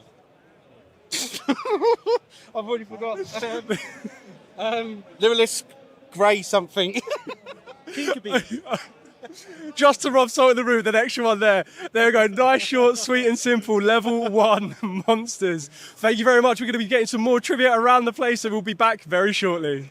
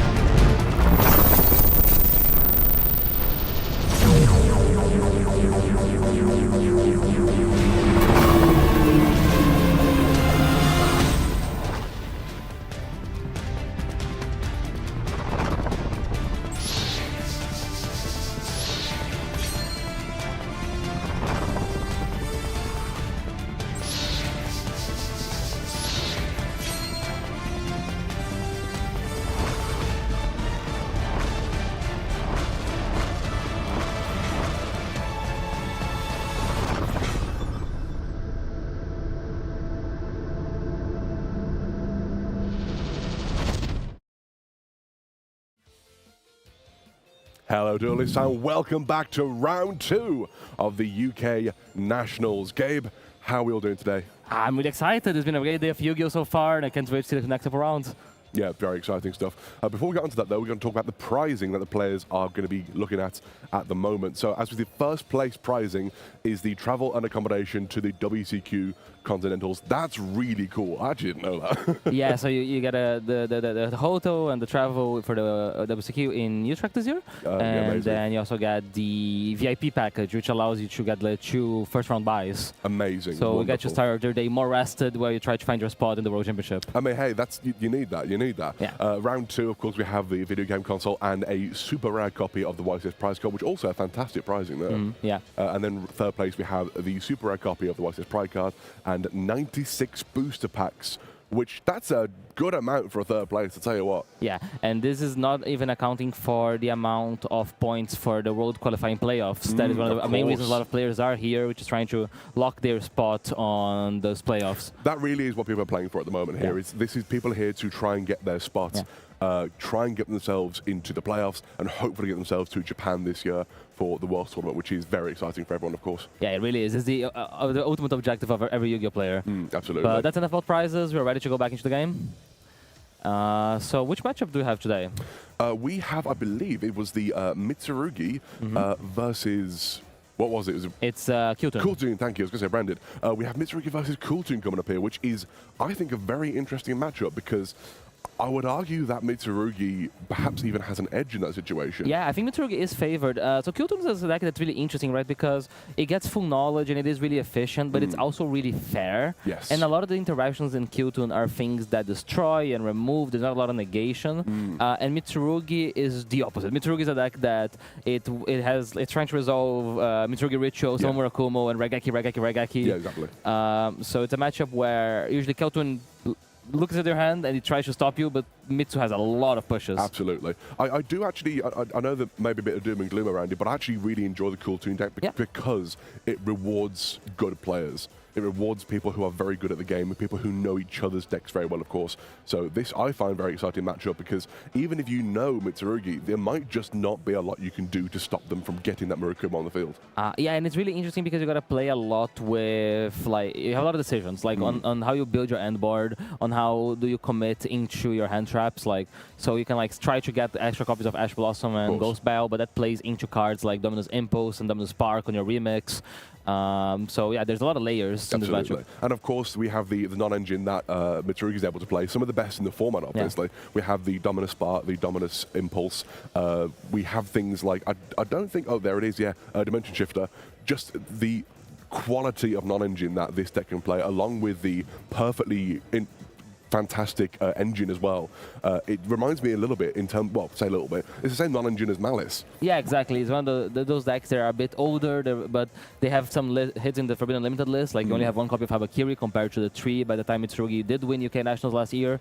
However, you do get more non-engine benefits, so that is a trade-off. And Dominus Spark is a card here that he is playing 3 copies of from Leon's side, and it's probably pretty impactful here. Absolutely. Because when you think of the Cooltoon deck, it does have the thing that it only has X amount of ways of putting monsters in the board, and Dominus Spark is this interaction that just comes out of nowhere and just gets rid of it. Yeah, very exciting matchup. I'm very excited to see how it goes. I also have noticed a sort of a rise at the moment in Mitsurugi playing 3 Murakumo, which I understand the reasoning behind, but I find it an interesting switch up because there has been, as the time's gone on with these, with this deck, the evolution of it, it's kind of changed around a lot of the ratios of how it plays. Yeah, so for example, last year when it won UK Nationals, he used to play one Murakumo to Habakiri, 1 Futsu. You need to play extra rituals to compensate for the lack of Habakiri.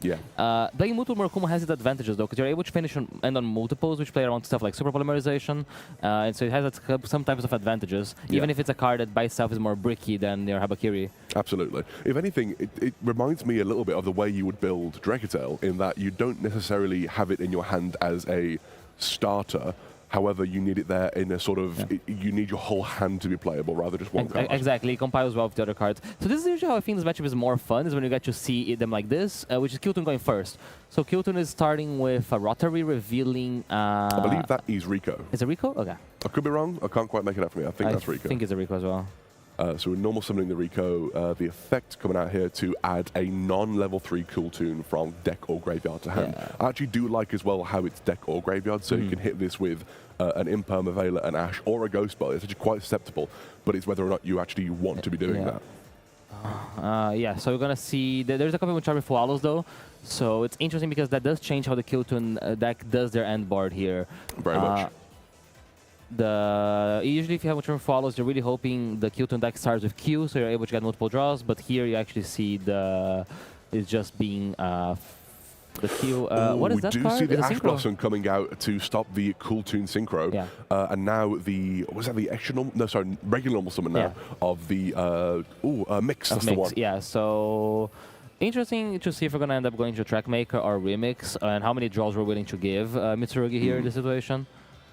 Will be very interesting to see. It is, I think at this moment as well, while we have Leon here with only 3 cards left in his hand, we'll have 4 cards going to the next turn. Yeah. Obviously, you kind of want to resolve the Q and maybe the Rotary, hopefully both, to see what's going on. Yeah. But if you just can't afford to do that, at the very least, you want to know what your opponent has in their hand, which the smaller hand they have, the more advantage that gives you, obviously. Yeah, so you're going to be seeing here the Synchro for Track Maker. For Track Maker, right? But we don't have Q, right? So no, that only was just Rotary. There's just Rotary, so we might not have knowledge of the top of the deck. So we are seeing, that's a good hand That's a as good well. hand, yeah, So I think we see 2, I believe there's Aramasa there. Yes. 1 Impulse and 1 Prayers. That is not a half bad hand in the slightest. Yeah, also this Impulse is really strong when on the turns you make Muchami Follows because the Impulse can stop like the way of getting going. So for example, it can interact with KTS, you can interact with the way to quick synchro. Absolutely. Also a very good check and answer for the potential remix during your own turn. Exactly, right? Like, so if he tries to commit things into synchro into a remix, the Impulse does trade really well there. Yeah. Kind of does force Zaman into a bit of a weird situation here where he may need to play further in order to get something on the field that can answer the Impulse. Yeah, so we see the GG Kill Tune allowing the actual normal summon of the Q. Is this Q activating? I am not sure. I believe it is. I believe you can summon from graveyard as well, though, so we that is true, potentially dodge around. We do see the Impulse coming down and stopping the Q. That's interesting. That is an interesting decision to use the Impulse here, right? Because theoretically, like if you summon a monster back, you still might commit into a draw that will give a draw from the Muchami Follows. Yeah. But we do choose just try to stop and commit to our play. But we're going to see a synchro summon, probably Remix. Yes, indeed, Remix here coming out, and we do see the 2 top cards of the deck after the Molchammer draw, so there is an unknown in the hand still. And there is a Molchammer Follows and a Murakumo. The quickest banish I've seen in my life from that. The one thing is that this Molchammer Follows is actually not awful. No, it's really from not. Leon. Like, I know it can see like, you draw Molchammer for turn, but in this matchup, you do get to basically use it with an open field. Absolutely. And then if someone tries to synchro summon during Leon's turn, he has the possibility of getting more cards. And the good thing is that those are unknown cards. Took the words out of my mouth, exactly. It, if anything, can actually be a disadvantage to you as a Cool Tune player to let your opponent keep Molchamis. We do see Draw Phase, I believe, tribute the Aramasa to add here, which is tribute, Draw Phase, Prayers, Tribute is just an incredible play that Mitsurugi can do. Yeah, the one thing here that I did forget is that because he did use the Impulse from hand, he's actually not able to activate the copy of Mochami Follows he drew. No, of course. So he's under the restriction of Dominus Impulse now. So that is actually a bit of a bad Actually, yeah, very good point. But we're going to be seeing the Remix here, doing that and Synchro Summoning. I see summoning the... we're going for... Is that a Zaylan? That is a Zaylan, yeah. But we will resolve the Mitsurugi Prayers to still in the draw phase. Yeah. So we do have the Zaylan, we do have a KTS set, I believe. I'd imagine so, I think it was the ad from the Trackmaker. Yeah. Thinking on what to add here by the looks of things. Yeah, so here it's interesting because the main thing when you're playing Mitsurugi into this matchup is how can I resolve Mitsurugi Ritual to summon Murakumo? Yeah. Because Murakumo kind of stops everything that Kyutun wants to do, which is just, if you get rid of all the monsters in the field, you can synchro summon. Absolutely. So also, even if you don't establish. necessarily use the negate on Murakumo, you're at the very least taking the card from your opponent's hand, and hand advantage is so important. Yeah, exactly. Kyutun doesn't have that much follow-up realistically, so you do need to be careful. He's going to choose to summon the Aramasa back rather than using the effect. So he added the Habakiri, and then he will be able to resolve the Aramasa. The hard thing here is his access to ritual spells is not amazing. No, not currently. I didn't actually see what he added. I imagine it was the Habakiri he added off the press. So he did add a Habakiri, but the problem here is like, how do you ritual summon, right? Like you have your Habakiri Chikachasagi, but that's the only way so far. And we see the Vela coming out, stopping the Aramasa, which is why I thought it was interesting that he wanted to summon that back. But I guess at the very least, you're burning through an interaction from your opponent at that point. I'm confused because he did take the Veiler back. I wonder if Leon was not activating the Aramasa. One card that's really good in this matchup, but Leon does not play in his main deck is Wosu. Interesting, so yeah. Wosu will be pretty strong. Will be a card that's pretty strong here because it makes the Aramasa be able to tribute the Zalan. Yeah, but it's a very good card, as you say. Having said that, I assume it's in his side deck. I'd imagine so. It's pretty common, and it's one of the advantages that his Mitsurugi deck does because it has basically this searchable Kaiju monster. Archetypal Kaiju is an incredible thing to have at your disposal. But I think if he's not activating the Aramasa here, he's choosing to still respect Drawing Lockbird. Interesting. Is resolving the effect of rotary Q, I believe, sorry. Yeah, so... another Murakumo gone, which is unfortunate. We do have access to the... I'm going to call him Purple Guy, because I can't remember his name. It's Kusanagi. Kusanagi, thank you. So Kusanagi does let you get it back if you need, so it's not too bad, although you would like to have them in deck, probably, so you can use your recursion, like Mitsurugi Ritual card that it's harder to access. Yeah.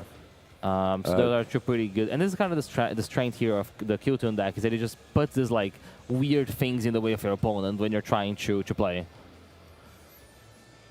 Gonna see here what Leon goes for. I think still thinking on the. I believe we're still thinking that maybe Zaramasa. Oh, sorry, it's in draw phase. That's why I took Veiler back. Oh, that's what. Yeah, of course. There you go. In draw phase. Yeah. So he can't activate effect Veiler, so he will search for a Kusanagi here. And this Kusanagi would be able to add back like one of the banished Murakumos or the thing. I'd imagine what we have coming out here possibly would just be the main phase reveal Habakiri. Unless Zaman has a Ash Blossom in hand, that's going to be difficult to deal with. Yeah, I mean, I think like the main thing is like how do you force the Zalan so you can then ritual summon. This is kind of because the Kyutun Synchro is the way to chain so you can make the Zalan negate like a Mitsurugi Ritual or something like this. So realistically, you want to be able to resolve it rather than the Zalan. We are going to be seeing him interacting with... Interesting. The Habakiri maybe with the Zalan? I'd imagine so, yeah. Okay. I mean, hey, gets it in graveyard. Not the worst thing to do, I suppose. Yeah. The Zalan just negates the effect, right? I believe it doesn't negate and destroy. Yeah, no, but like it negates the effect, not the activation. Yes. Well, either way, monsters are. Oh, true. Yeah. Leon thinking here, which understand. Oh wait, we have Cool Tune back to back being summoned now from Zaman. That is an incredibly powerful card, and actually may be a detriment to Leon because it's increasing his monsters levels by 2. And if I'm not mistaken, when you're using the Mitsurugi Ritual, they have to exactly equal 8. Yeah, exactly. So it will be a problem as well for like possible rank 4 plays here if you wanted to combine like the Aramasa with like a normal summon Kusanagi. Absolutely. So Kyutun back to back is really strong, and it is like this just source of follow up. And I think that is Leon scooping it up. Yep, so we're going to see Kyutun here taking game 1 pretty well piloted by Zaman. Like, it's a lot of hand interaction, and that's kind of what Kyutun does. And it's one of the reasons sometimes people are pivoting towards playing a bit more field breakers than hand interactions, is that this happens, and you throw like 3 cards at them, but they still set up a lot. You see like True and Ash, True and Impulse, True Follows. It still did like a pretty impressive board, and it was hard to get Mitsurugi Ritual to resolve. Yeah, I know a lot of players are actually pivoting to an idea of, like you say, to field breakers, but also maybe holding your hand interactions for your own turn as well, because you kind of have to, unless you are really certain you can stop them during their own turn. Yeah. It might be better just to hold those cards for your own turn. Yeah, especially because cards like Ash Blossom and Dominance Impulse do have abilities during your opponent's turn. They really do, yeah. You can Ash Blossom the Kyutun Synchro, you can Dominance Impulse, the Remix. Yeah. But we're going to be seeing here Mitsurugi probably wanting to go first with Leon.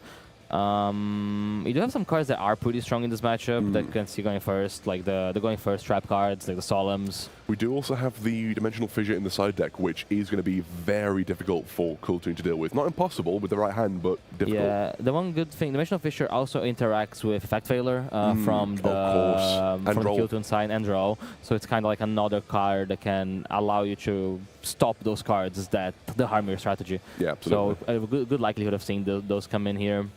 But that's Mitsurugi. You know, Mitsurugi is doing what Mitsurugi wants to do. It wants to set up Murakumos, it's going to set up Ragekis and get that overwhelming advantage. Just big snakes, isn't it? Yeah. From the Kotun side, how do you deal with that? Like, how did you just try to prevent them from playing? I think I think so. I think your idea is you have to, because that's what Kultun does. If it's going second, the idea is I'm going to stop you from playing with as many hand interactions as I possibly can. Yeah. And if they can't do that, they're in a bit of a tricky. Not that they can't win at that point, because they can still play through a lot of interruption, but they might be in a tough spot after that.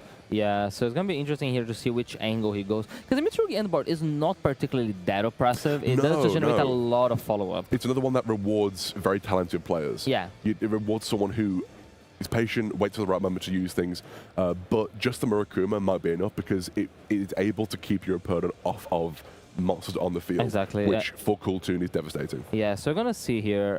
Mitsurugi does have some consistency problems, so let's see if he does drop playable. It did lose some starters with the hits of Shabakiri. And the Kultun deck does have a lot of hand interaction. Especially because like with Ghost Bells being able to trade with Mitsurugi Prayers, and Effect Veilers being able to trade with the normal summons.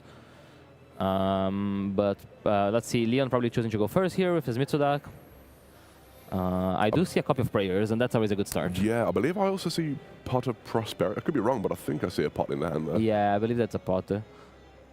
And we see in Zaman's hand, I can't quite make that out actually, but now it's gone, darn it. Yeah, so let's see how he chooses to start this turn. It starts with a normal summon of Aramasa. Maybe not the strongest start you can possibly do with Mitsurugi. It is a one-card play, right? Like Aramasa, Chabakiri. It gets you a lot, absolutely. So in the pure Mitsurugi deck, you don't mind normal summoning Aramasa as much.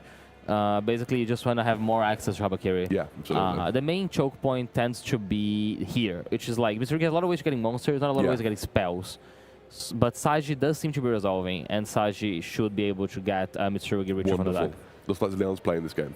Yeah, and this is the very scary card, which is Ritual Resolving. Yeah. Ritual Resolving is so terrifying.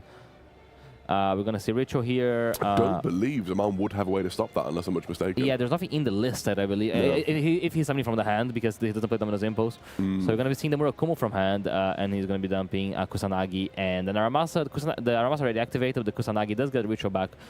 And this is kind of the strength of Mitsurugi, is once you put this Murakumo on the field, anything Zaman has to do, he has to use a card, and he has to use another card to make it resolve, and you just start going down on cards. Yeah, absolutely. Seeing here the second activation of the Mitsurugi Prayer is going to be summoning from deck at this point to, I guess you could tribute the Habakiri if you wanted to, but also the Murakumo is a good place to go. But we're going for the Habakiri here. Yeah, so like tributing the Murakumo here plays into some cards that Kultun does play. Like it plays into Ghost Bell, and it also plays into Bishop Magnamut.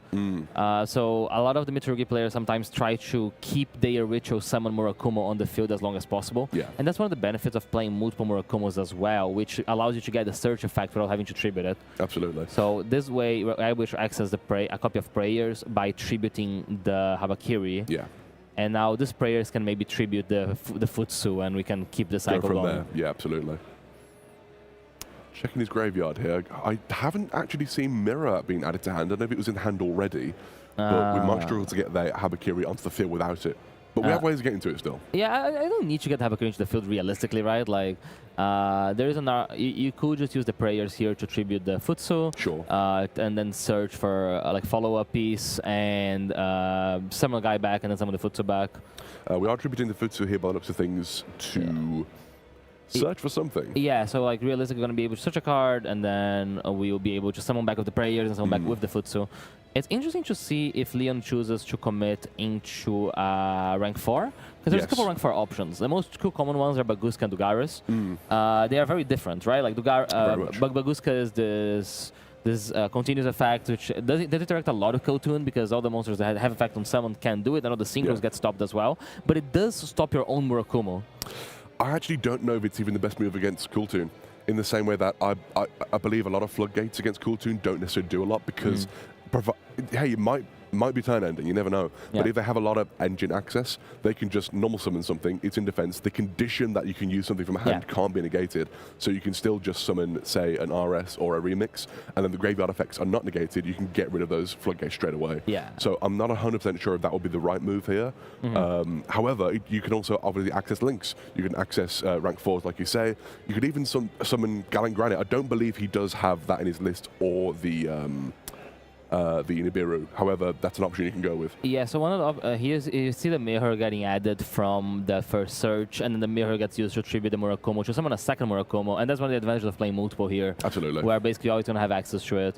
And here, realistically, we're going to see a rank 4. Now, one of the possibilities is that you make like a Dugaris, but assuming you just activate for Prosperity, I believe that's not going to happen because the Prosperity would stop you from drawing for the rest of the turn. Yeah. You can set up like an IP Masquerena and a Baguska, and that's a pretty interesting thing because the IP Masquerena allows you to link off your Baguska if you need to. Yeah. I have just spotted something in the extra deck which is fascinating me, and I have no idea what this thing does. Oh, yes. This is Rhapsody in Berserk is a card Leon is playing. Is it mostly for in the branded matchup? Right. It doesn't come up really in this one.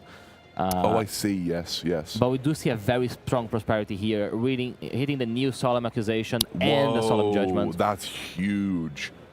Yeah, I mean, you're probably going to take either of them. Either's good. Either's very good here. Which one do you take? I personally would go with Accusation, if only because I think it is very good against Cooltoon Synchro. Get rid of all of them. I don't believe Cooltoon has a way of retrieving from Banish at that point. No, so like if you get rid of all of them, that is a pretty strong piece. And it is such a power card in that deck as well. Yeah. So we're not even seeing the rank 4 being summoned. We're just going... Oh, that's not a dark. Cool. We're going to think here. Sorry, I just picked the wrong one.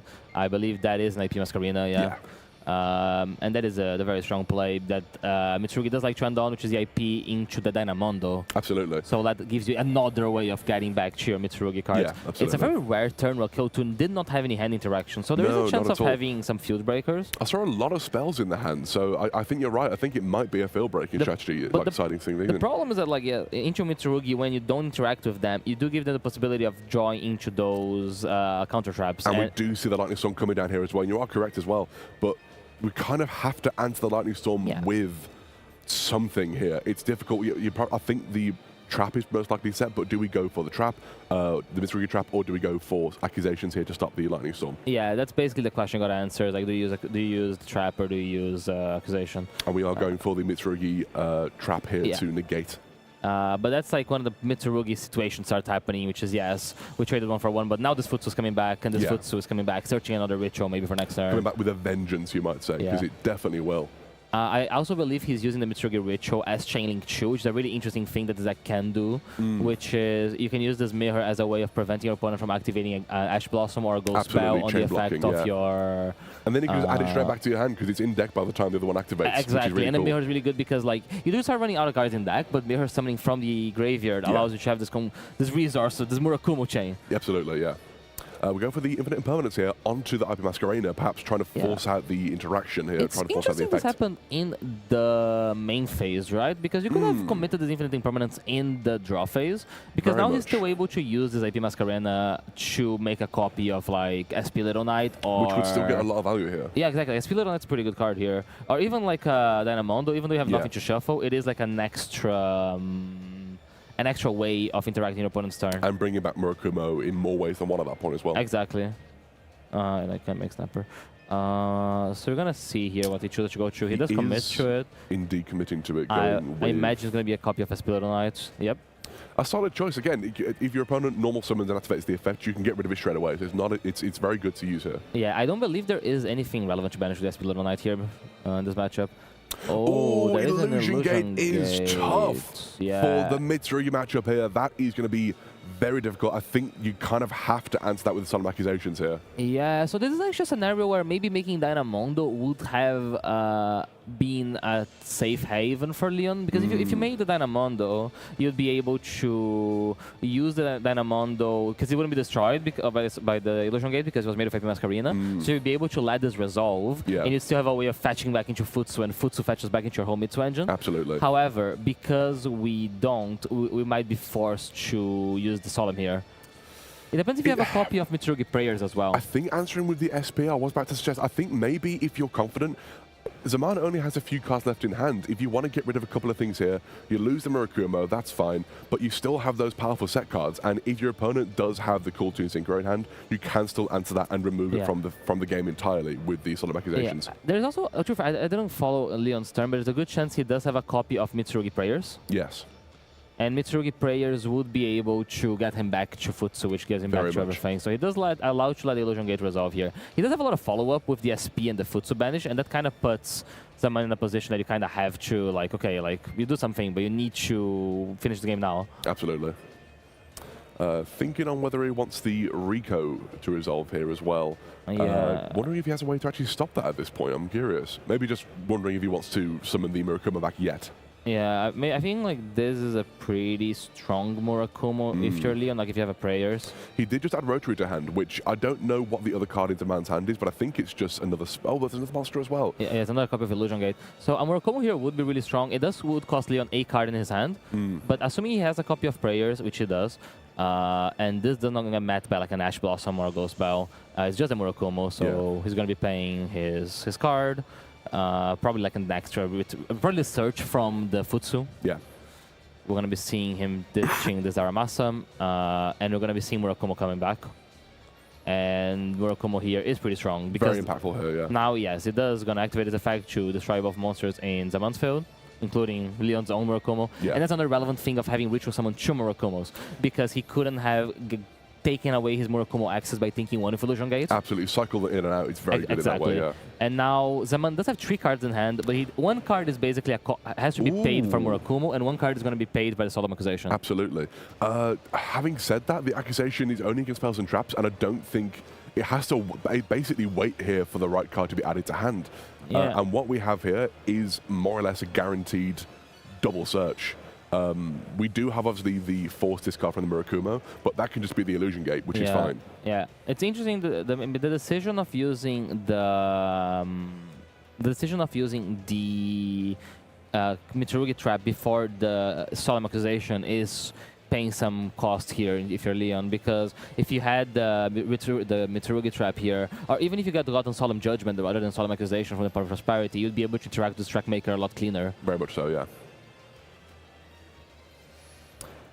Getting the search here, yeah, there we go. Immediately getting. Yeah, but the thing is, like, I do think even from this position, even if like he basically can't activate a spell trap because the spell trap is gonna always be trading with the Solemn Accusation. Yes, absolutely. So how do you deal with this Murakumo and you find game?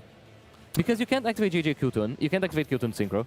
I think it might be that you just activate both because you can't answer both of them. Yeah, I mean, the thing is, like, you don't. If he goes for like JJ Qtun Synchro, he doesn't have to interact with JJ. No, he doesn't. And if he goes for JJ Monster, he just interacts with JJ, then the monster doesn't do anything. But my point being that at the moment, if he goes JJ here, he contribute the monster, he get extra normal summon. I think add the summon the Rico, add Q to hand. You can, like, going with the JJ here is actually, I think, more impactfful. I would potentially here. Yeah, but try and stop the JJ over the KTS. Yeah, so the card here is the card in Leon's hand is Dominus Impulse. Oh. And Dominus Impulse will basically make this not resolve. So yeah, he is indeed answering. Well, mind you, he knows that's all he has in hand at this point. Yeah, so that's a scenario where, like, if he searched JJ Qtun and Qtun Synchro, he doesn't have to interact with the JJ Qtun. Yeah. But if he searches JJ Qtun and a Qtun monster, he has to interact with the monster. Absolutely, yeah. He has to interact with the JJ because otherwise he'll be able to normal summon the monster. 100%. So the fact that the hand knowledge paying in favor of Mitsurugi here, it's usually the other way around in this matchup. Yeah, absolutely, yeah. We're going to see the Solemn Accusation negating the JJ. Just using the 1500 one as well, because most of them only use one in the list either way, so it's kind of, that makes more sense. Yeah. And the Qtun deck does not have a good way of retrieving it. No, the only thing we can do here, which is by no means a bad play to be fair, is summon the Loudness War, I believe. Yeah, which establish a Loudness War is going to be, I would imagine, potentially bouncing that Murakumo back to the hand. Yeah. Because when it's no longer been properly summoned, it can be tricky to deal with again. Oh no, just destroying it, okay. That is fair. Does he have a Rico? He does, but that's a problem here, right? Like, you get the SP Little Knight back, and now you have the Mitsurugi Gate Purification in the graveyard. Yeah. And that basically can kickstart his whole Mitsurugi engine again. Absolutely. I do think that Zaman's in a bit of a tricky situation here. Not necessarily lost yet. We do still have the Loudness Hall, which can do things here. Yeah. It has big defense in and of itself. If you're able to keep your opponent off of multiple Murakumos and get rid of one of them, maybe not the end of the world. Keeping Mitsurugi out of Murakumo is a tricky question, it's hard. Though. It's difficult, it's a hard thing to ask. This might be curtains for Zaman here on game 2, but we'll see how it goes. Yeah, so He does have the Great Purification here, which I imagine is going to be used to tribute this this Futsu. Yeah. And like this is so good, right? Like you tribute the Futsu, you bring the Murakumo back, the Futsu comes back, the Futsu searches a card, searches the prayers tribute the Murakumo, and now we're all back into Mitsurugi world. Does the purification tribute for cost? I don't believe it does it? I believe it summons then tributes. So, it summons then, right, okay. As far as I remember, but I could be wrong. And I think that is a man scooping up here for going to game 3. And I don't think he is yet. He's using the effect of Loudness War. It makes sense for him because he has to use Loudness War now, because otherwise, if the moment Murakumo hits the field, he doesn't have a card to discard. Of course, and he is using it to get rid of the Murakumo with Rotary. The second effect that I always forget about. Non-target to send a card of your opponent's graveyard back to the deck. Oh yeah, that's true. I forgot about that. And yeah, then, always get that one. Yeah, and that's actually relevant because you don't tribute if you you don't tribute the guy with Purification if you don't summon back. Yeah. So because he was able to shuffle back with the Rotary, it means that Leon might not have a way of tributing his own Futsu here. This is tricky. This is tricky. That's actually that's a pretty strong play. If you think about Rotary a lot, about the effect of looking at top of the deck. We see the normal summon of Ash here, which is interesting. I'm imagining just going for some kind of link play, but I'm not 100% sure on that one. Yeah. We are indeed linking off for I imagine Link 3, I could be. Oh, and again, another copy of Espilero Knight. That does work. You can do that. You can use Espilero Knight as a way of dealing the Loudness War. That's pretty strong.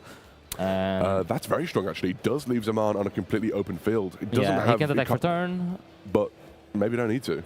Yeah, we also know the card in Leon's hand is the Dominus Impulse, because it was revealed on the previous turn by the Rotary.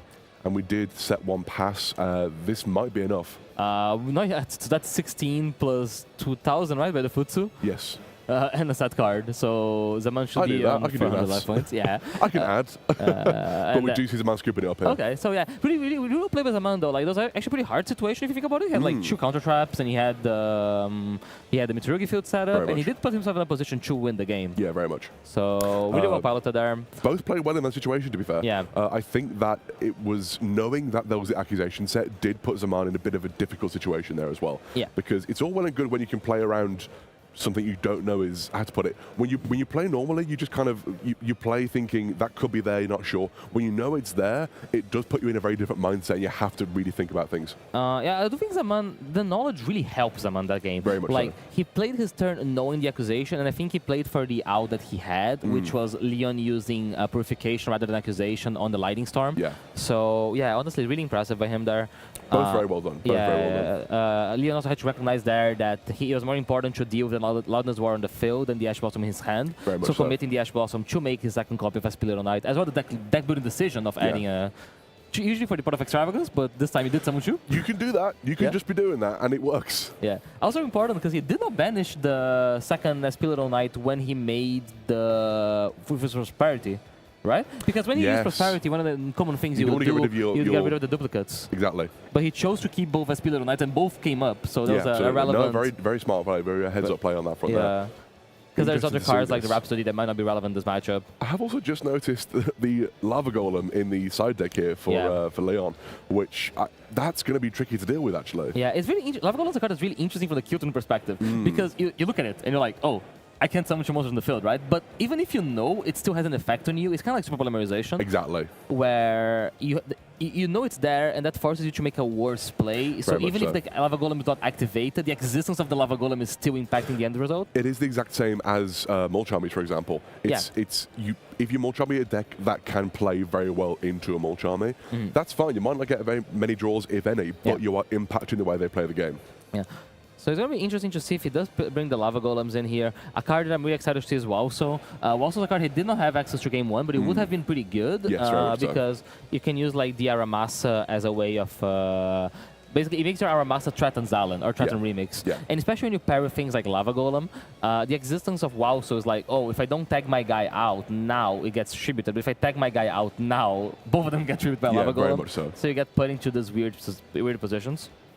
I can imagine also siding in the field-breaking cards like the Lightning Storm and the Harpy's Feather Duster. To be fair, also, Droll can be good into Cool Tune if their hand isn't great.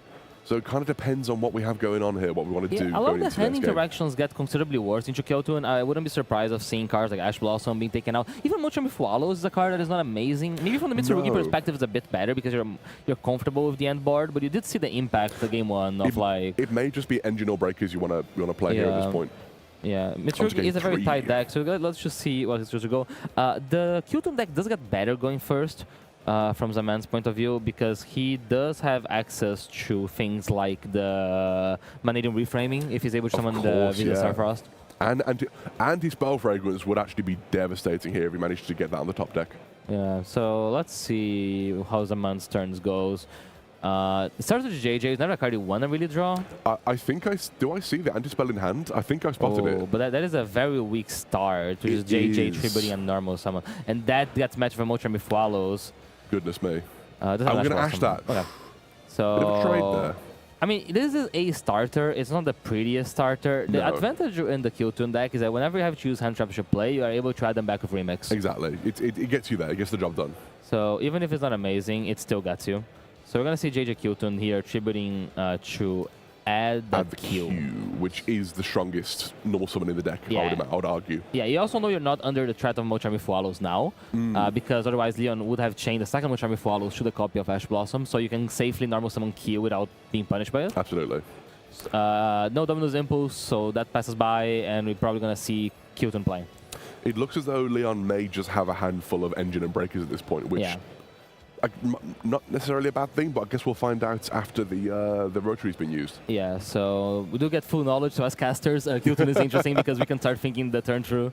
We're going to be seeing Trackmaker being done there, so Q summon the other one. Rico got Kyoto, make the chain. So Trackmaker probably adding a copy of Kyoto Synchro or Clip. That's interesting. I don't think we saw Clip in either of the first two games. Yeah, is that a card you play going second? It is relevant going first, like this extra interaction, and it does seem to be the card that Zaman's going for.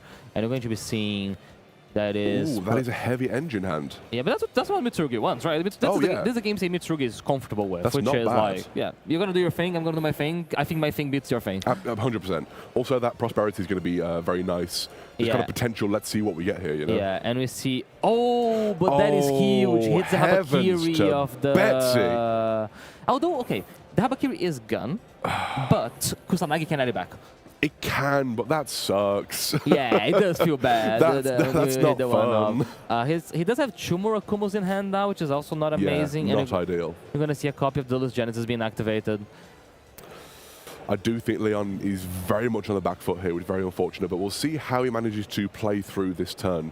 It does give Zaman here kind of just carte blanche to set up. Yeah, so we're going to see the Genesis. It's really cool that the Genesis having the flexibility of being either Synchro Overtake or Kyutun Synchro. So Kyutun Synchro is like extra interrupts during Leon's turn, who has a strong hand, but not an amazing hand. Yeah. Although we do get to see him probably using the Prosperity to search, although that might be the Anti-Spell Fragrance. I think I saw it. And that is a card that is Mitsurugi's bane. I have a history of wishing the one-ofs into existence whenever I'm looking at matches. You know, there are some historical moments in Yu-Gi-Oh! Streams about like Anti-Spell Fragrance being matched with a top of the deck Mystical Space Typhoon, like the classic Samir one that the YC has. Yeah. Unfortunately, Kyutun does kill some of our anticipation with that because we do know what's in top of Leon's deck right now. Absolutely. I think this might be tough. If that was Anti-Spell Fragrance, which I think it was, this is going to be difficult for Leon. Yeah, so the judges are talking to them. I think they're just checking for something about Zaman's turn. During the draw phase, there it is. A copy of Anti-Spell Fragrance. That is difficult here. Yeah, I mean, the whole game plan from Mitsurugi realistically revolves around like, hey, can I resolve Mitsurugi Ritual? Yeah. And Mitsurugi Ritual needs to be activated from the hand. Yeah. And there is that. And the remix here is really strong as is able to get back the Ash Blossom that he used for the Fualos. And then Synchro Summon into Zalan. So that's another, like, in case there was a way of dealing with Anti-Spell Fragrance, absolutely. the Zalan kind of puts it in check as well. That's hard. That's really difficult, goodness me. We're going to normal summon Aramasa though. Going to try and play it through, which honestly, you got to give it a go. You got to try. Yeah, I mean, you can kind of try to keep it in check on the follow-up here, but he will use this.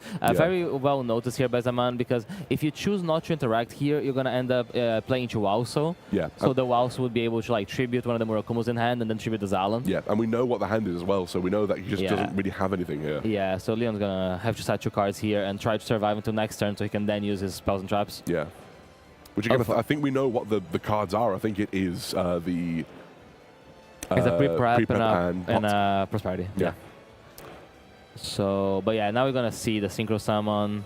I guess you banish one randomly to the end of the turn. Get rid of the Hyper Masquerader. Not the end of the world for Mitsurugi, because the extra deck, it's a nice toolbox, but it's not one that you need all the time. Yeah, but realistically here, this is the part of the Kyoto deck, right? Like Remix coming back. Remix added like 3 different cards this turn, and now you have the installation of Zal, and you have the JJ Kyoto to get back into your engine. And a very cool thing is that back-to-back is a lot of damage. It attacks twice, if I'm not mistaken. It does attack twice. All your synchros attack twice. So that makes a lot of damage being presented here. I need to read cards. So you're going to be seeing him searching for it, and you're going to be normal summoning a Rico. And that's basically already threatening back-to-back here, right? Because you have a level 5, you have the synchro on the field, you had the mix, you make remix, you make back-to-back, and... not maybe going for it though. Maybe going just for the remix. You have to make a synchro first. A second RS, and just keeping it up there. That's gonna be game. Really well piloted here by Zaman. I mean, in this performance is really strong. So when you get the full knowledge, but even then, he had like avenues to lose this game. For example, not recognizing the threat of Walso from the Aramasa. Yeah. So he has to recognize that is a way to lose, and you need to be able to prevent Leon from getting to a potential Walso. Very much so. Because if it comes back for Leon's turn with like a set Mitsurugi Ritual or a set like way to play, and then that resolves into Murakumo, that's a lot of pressure. No, I think both players did very well there, and it was truly a matter, I believe, of who got the better hand on that one. And in that game, not that either player played poorly, obviously, but I think Zaman just opened incredibly on that game 3. Yep, so that was it for round 2. We're going to be hearing more from Zaman, our winner, in a bit. I'll see you guys in a second. Cool. So, if you guys have been to some of our YCS tournaments in the past, or you've been checking out our coverage, you might have seen that we've recently started adding some wonderful Yu-Gi-Oh! Merchandise collaborations to some of our booths. And here today, we have the Gatherer's Tavern booth, where you guys can find these amazing arty bags and the bigger arty slings, including things like the Winged Karibo, or my personal favorite, the Moki Moki. These bags are incredible. Now, as you can see, my wonderful casting colleagues are styling some of these off behind me. Now, not all of these are available immediately. Some are coming soon, but they will all be available here and also online. So make sure you guys do check them out if you're in the venue, but do check out the website for the Gatherer's Tavern and make sure you guys get your hands on these amazing, amazing bags and slings, because it's time to duel in style.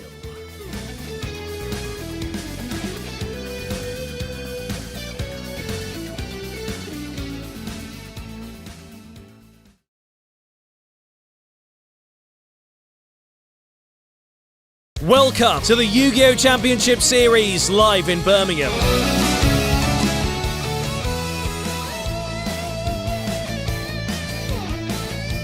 Our duelists can compete in a lot of different events. We have over 2,500 players attending, and you can compete to get some amazing prize wall tickets. You can even win a giant card. This is where most of the magic happens over the weekend. All the feature matches that you see happen here.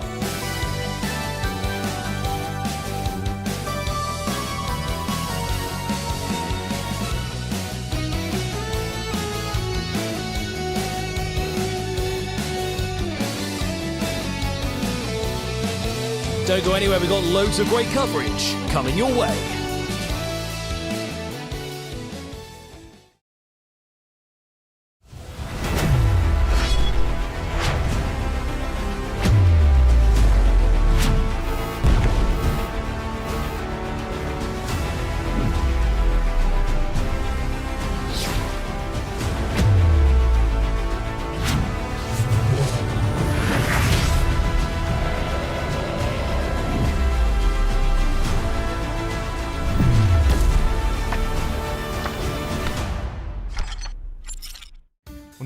most exciting things about Rarity Collection 5 is that we are finally going to be able to get our hands on extended art cards in Yu-Gi-Oh! Yes, Josh, I've been waiting so long for this, and finally it's happening with Rarity Collection 5.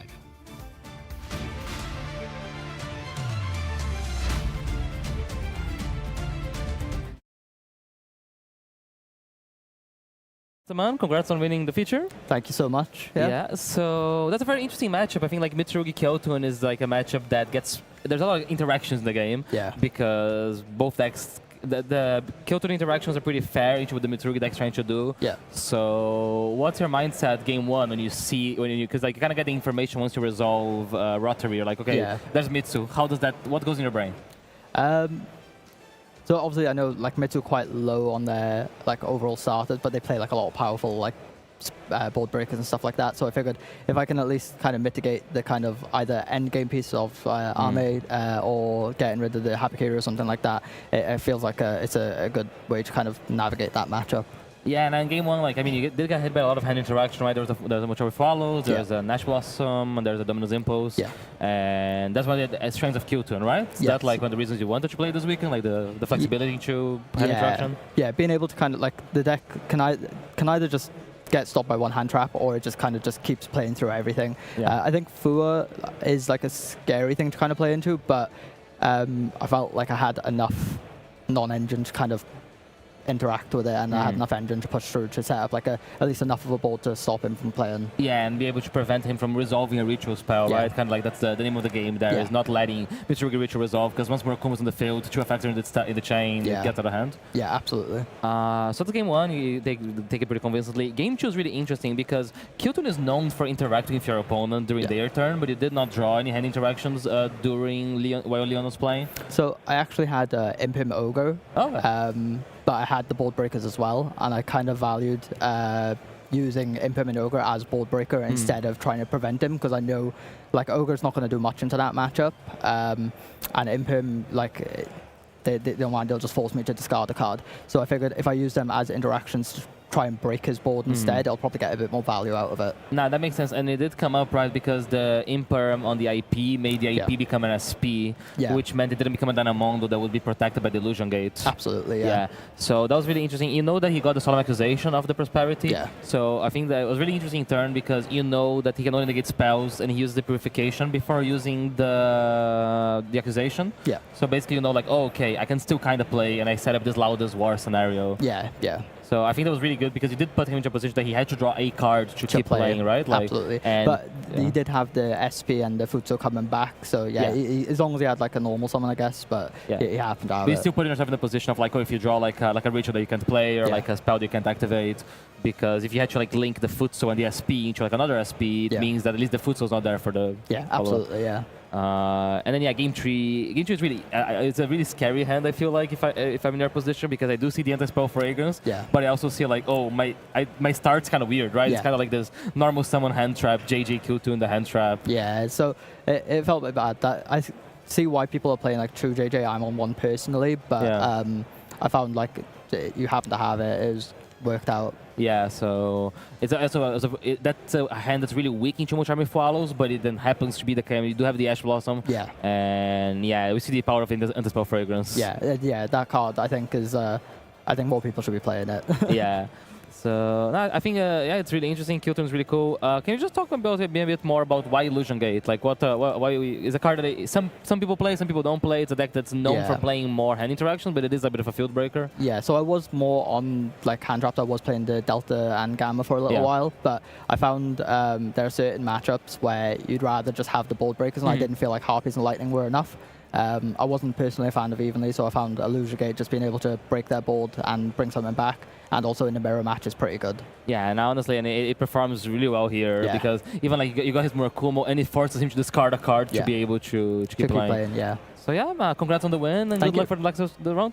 Thank you very much. Cool.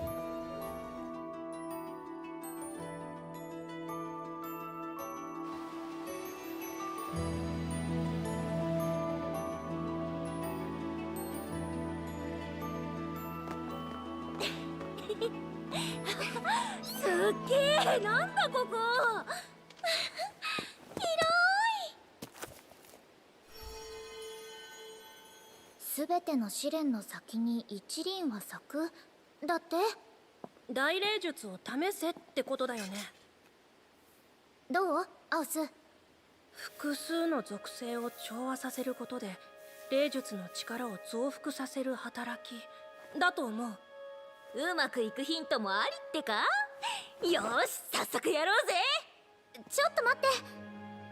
私たち、特にヒータとアウスはもうだいぶ霊力を使っちゃってると思うの。あれくらい全然大したことないよなあ。アウス？こんなこともあろうかと。回復薬だ。ゆうべ作っておいたんだ。最後に全力を出せるように。やるじゃん。すごい、さすがアウスね。エリアもね。あ、エリアちゃん？お弁当作ってきたの。マジかよ、やったー。休憩だね。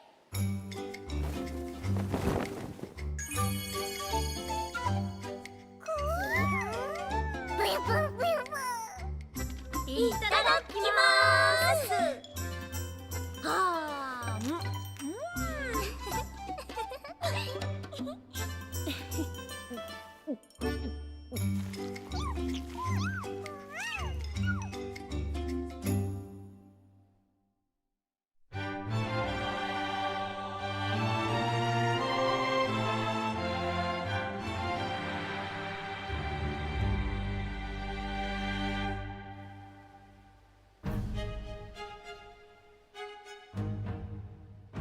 準備はいい？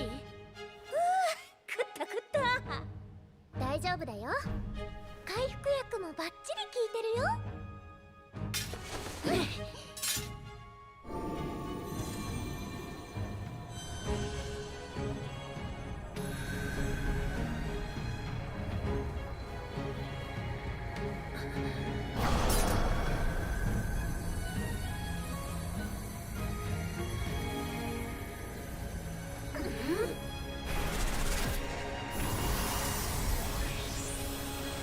ここまではいい感じだね。この調子で行こうぜ。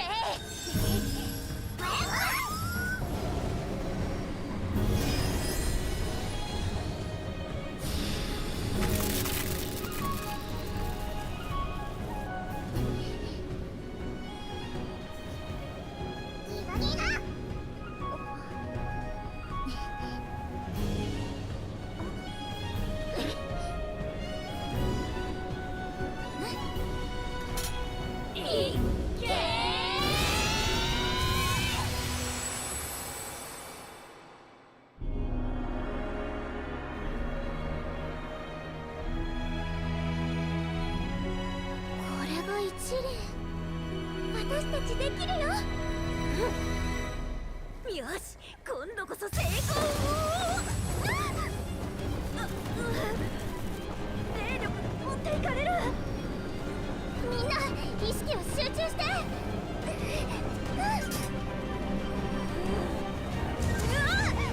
ダメ、抑えられない。このままじゃ。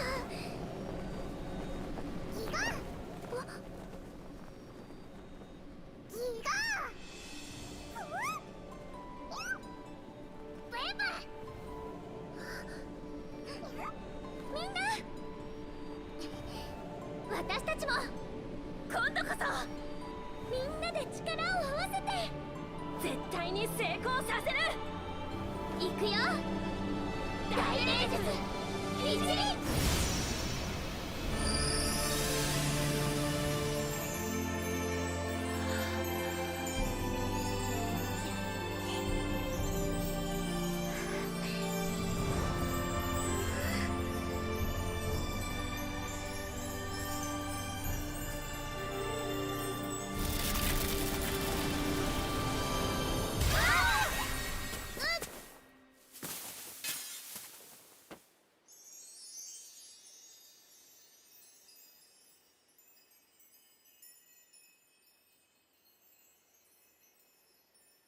また失敗しちゃったね。マジか。でもすごく綺麗。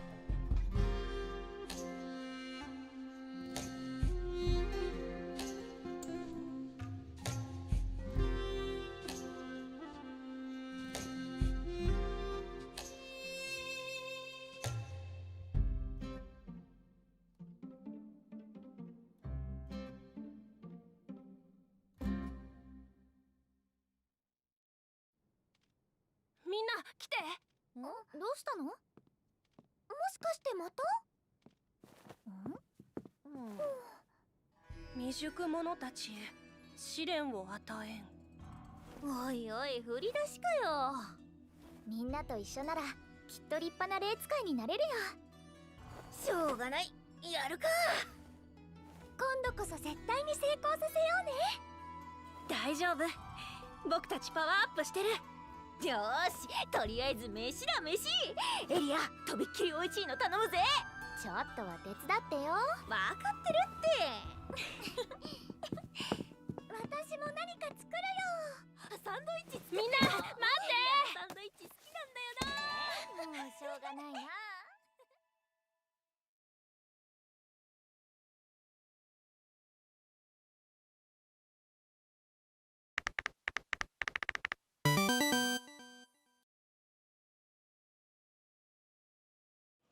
Hello, welcome back to some more fun mini games here at the Nationals here in my hometown of Birmingham. This is my friends of mine here, Lucy and Billy. We're going to give you guys a category, name as many monsters as you can in that category back and forth.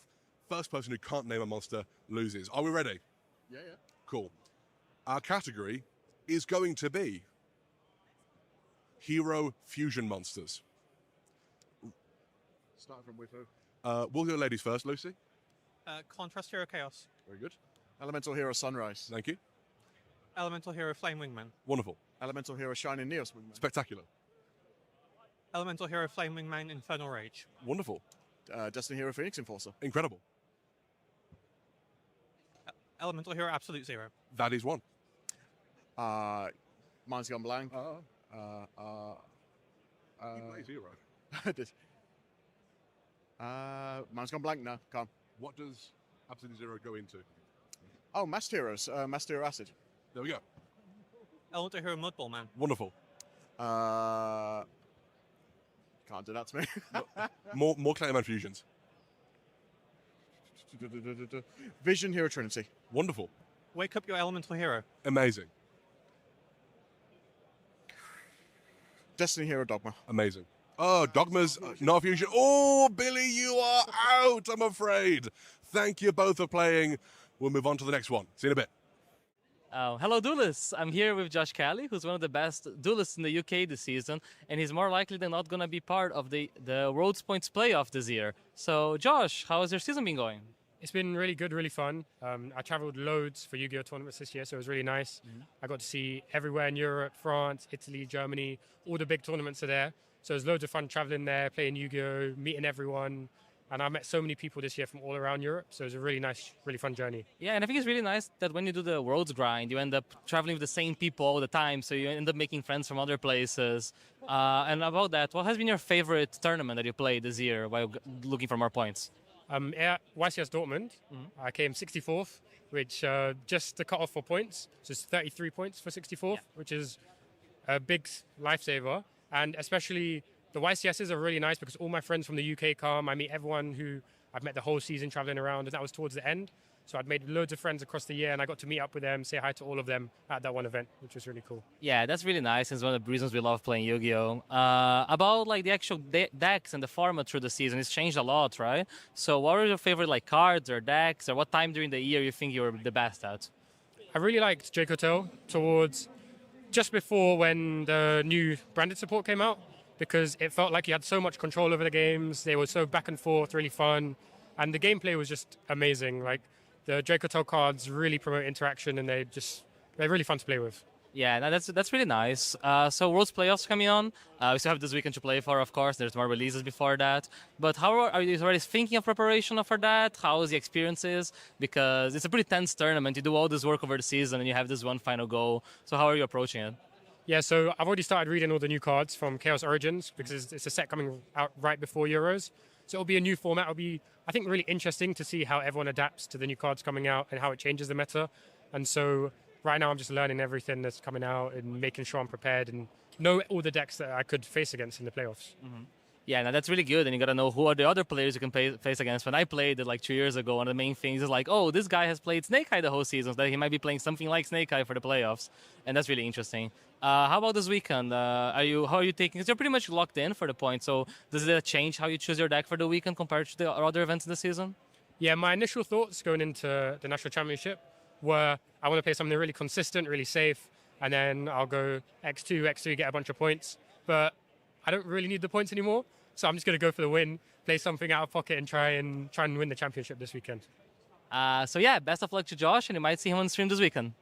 Welcome back. We're here with more trivia, and today we're doing like a back-to-back game, so you guys are going to be each saying one card name, and I'm going to start with you, and the team is Salomon Great Monsters. Spinny. Phoenix. Gazelle. Leo. Raging Phoenix. Pyro Phoenix. Salomon Great Circle. That's not a monster. Sunlight Wolf. What did I go? Jaguar. Ooh, you got me. Can't do it. And that was it. Enjoy it.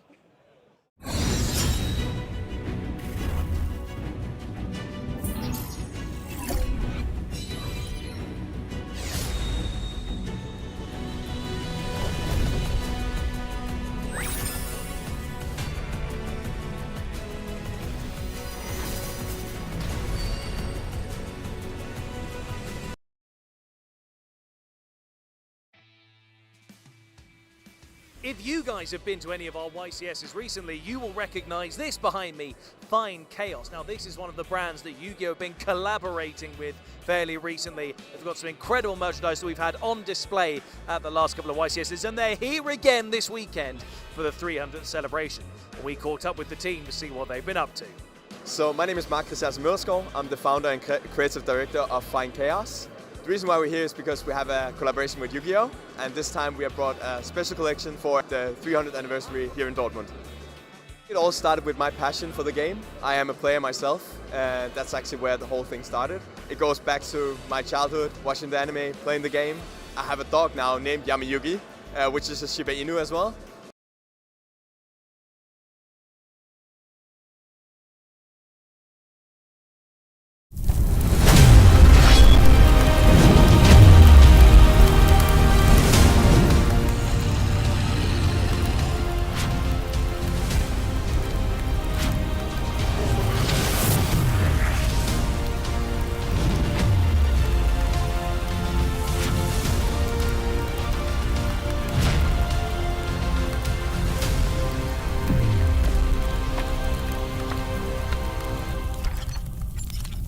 Welcome everyone.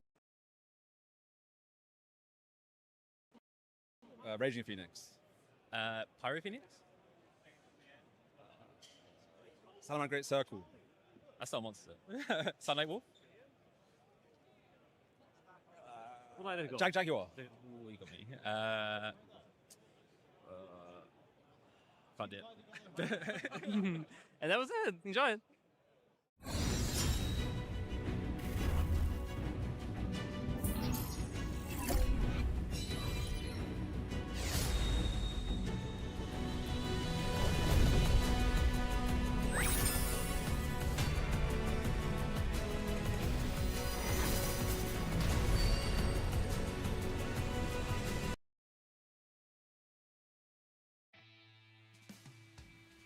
If you guys have been to any of our YCSs recently, you will recognize this behind me, Fine Chaos. Now, this is one of the brands that Yu-Gi-Oh! Have been collaborating with fairly recently. They've got some incredible merchandise that we've had on display at the last couple of YCSs, and they're here again this weekend for the 300th celebration. And we caught up with the team to see what they've been up to. So my name is Mark Christiansen Mølgaard. I'm the founder and creative director of Fine Chaos. The reason why we're here is because we have a collaboration with Yu-Gi-Oh! And this time we have brought a special collection for the 300th anniversary here in Dortmund. It all started with my passion for the game. I am a player myself, and that's actually where the whole thing started. It goes back to my childhood, watching the anime, playing the game. I have a dog now named Yamayugi, which is a Shiba Inu as well. So shout out to Kazuki Takahashi, of course, for that one. To now also finding the love for the game again as a player 4 years ago. Playing branded to this day and stand by that. which you will also see with, for example, the first pendant we did with the Fallen of Albus one, and now the ones we have done for this event, which is the Dogmatica Ecclesia, the Virtuous pendant. My favorite memory would probably be my first time at Locals in Copenhagen after a big break at Far Cigar. That just sparked like a big fire in me, I would say. The best thing about the community is their authenticity and how people help each other to become better players in general. I feel like that's truly something you can feel when you're playing. The community should come and check out the collaboration because it's made from pure passion. I think you will feel that in the details from, for example, the Blue Eyes White Dragon t-shirt we have made with the studs that imitates the studs on Kyber's jacket, to the small like woven labels, the felt embroidery, to the quality of the things. And I know that players can feel when something is quality. So I've already seen people dueling with the merchandise as well, or the collaboration, which is something I just love more than anything because I am a player. So that's something that, yeah, just fills me with love, I guess. So if you guys are here at YCS Dortmund, make sure you guys do come down and check out the booth and get your hands on some merch. If you aren't able to be here with us in person, make sure you guys check them out online, follow them, because I'm sure there's loads of great stuff coming that you guys will be excited to see. We've got loads more coverage here at YCS Dortmund, the 300th YCS. Be sure to stick around for loads more coverage.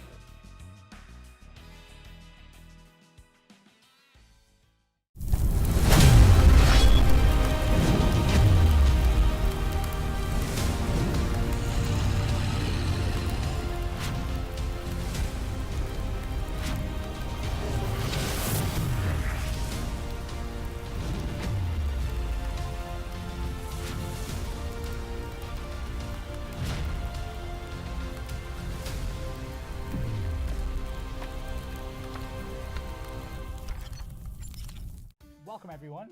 Today we're going to be going on a short adventure through the wonderful world of the variant art cards that are available in Rarity Collection 5. And there's actually a couple of those that have text on them, some English, some Japanese, so we're going to go over some of the text bits and explain what they mean.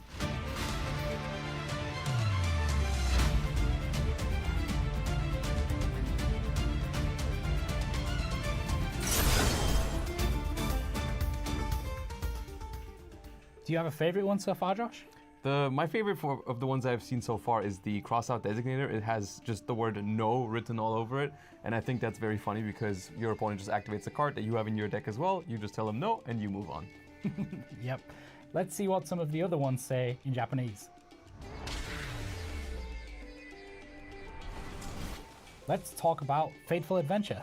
Yeah, on the original artwork of the card, you can see Water Enchanters of the Temple and the entire gang going on an adventure together. And the text on this version says "Iko," which literally means "let's go." Which I think is a very fitting sentence to go onto this card, because of course when you play the adventure deck, it's all about going on an adventure yourself, so it's inviting you to go on an adventure together. Famously, a tour guide's job is to show you around some of the most wonderful and interesting places in the world and help you out with some interesting facts along the way.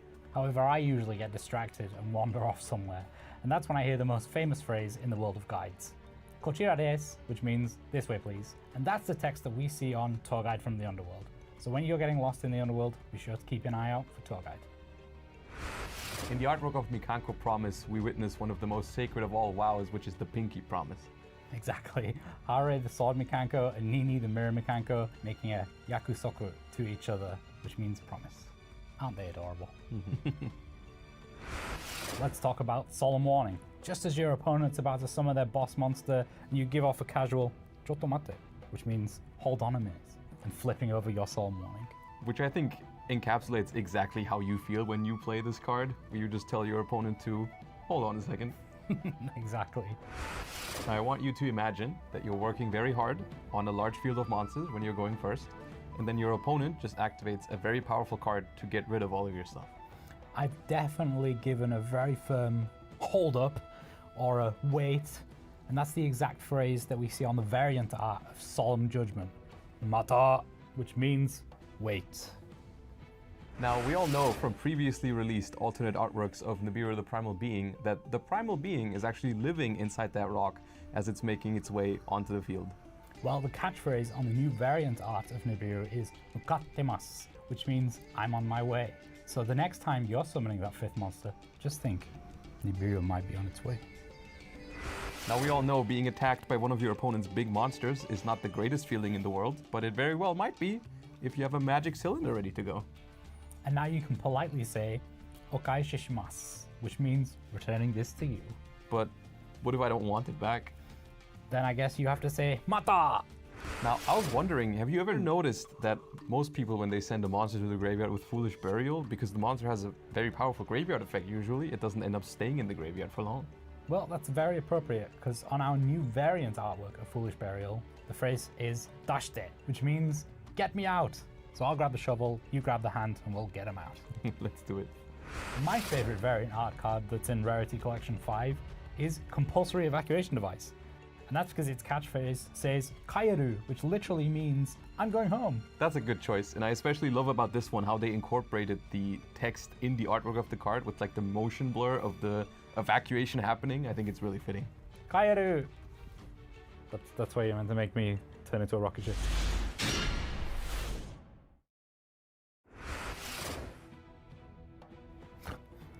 Oh, Josh, I can never figure out how to get to sleep after being so excited and talking about Yu-Gi-Oh all day. Well, I do have a solution for you. I heard that counting sheep token is a great way to fall asleep. Well, that's perfect. Even our sheep tokens on the new variant art of Scapegoat are saying Oyasumi, which means good night. Now I guess it's time for a sleep.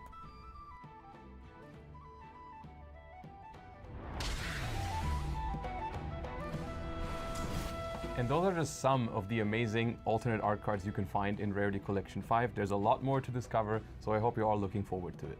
Make sure you let us know which are your favorites down in the comment section below.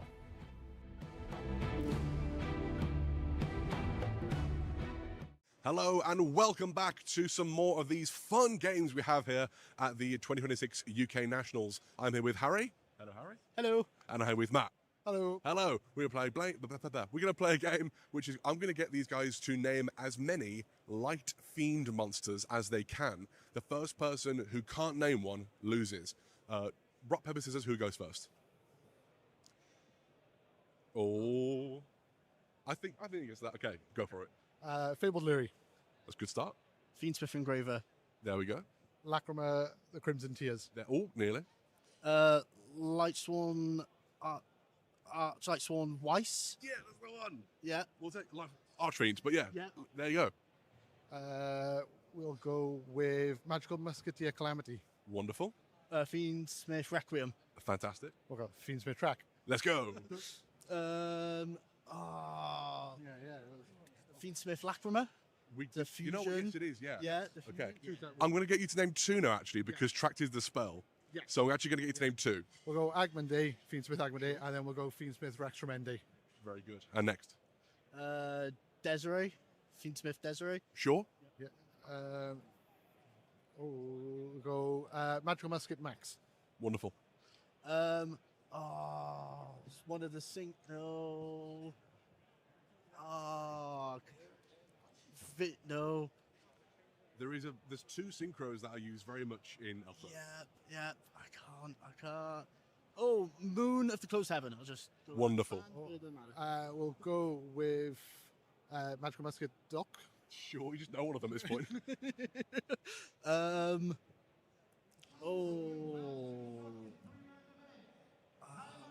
10. Exciton Knight. Kisakill Skill. 10. No. No, not the count. 8. Not the count. Yeah, I'm out. Oh, well played, lads. Well played. I was going to say that we went through the Lightsworn Archfiend. There's a bunch of Archfiends that also count for this. And also, I think a couple of Evil Heroes as well. There's a lot of different Light Fiends, actually. I was trying to think of the synchro I was trying to think. It wasn't a synchro monster. It was the one of the tuners. The level 1... Fables? No, not the Fable. The, I can't remember what it looks like the... like the Synchron stuff off... like the Archfiend tuners. You got me. I ain't got a clue on this one.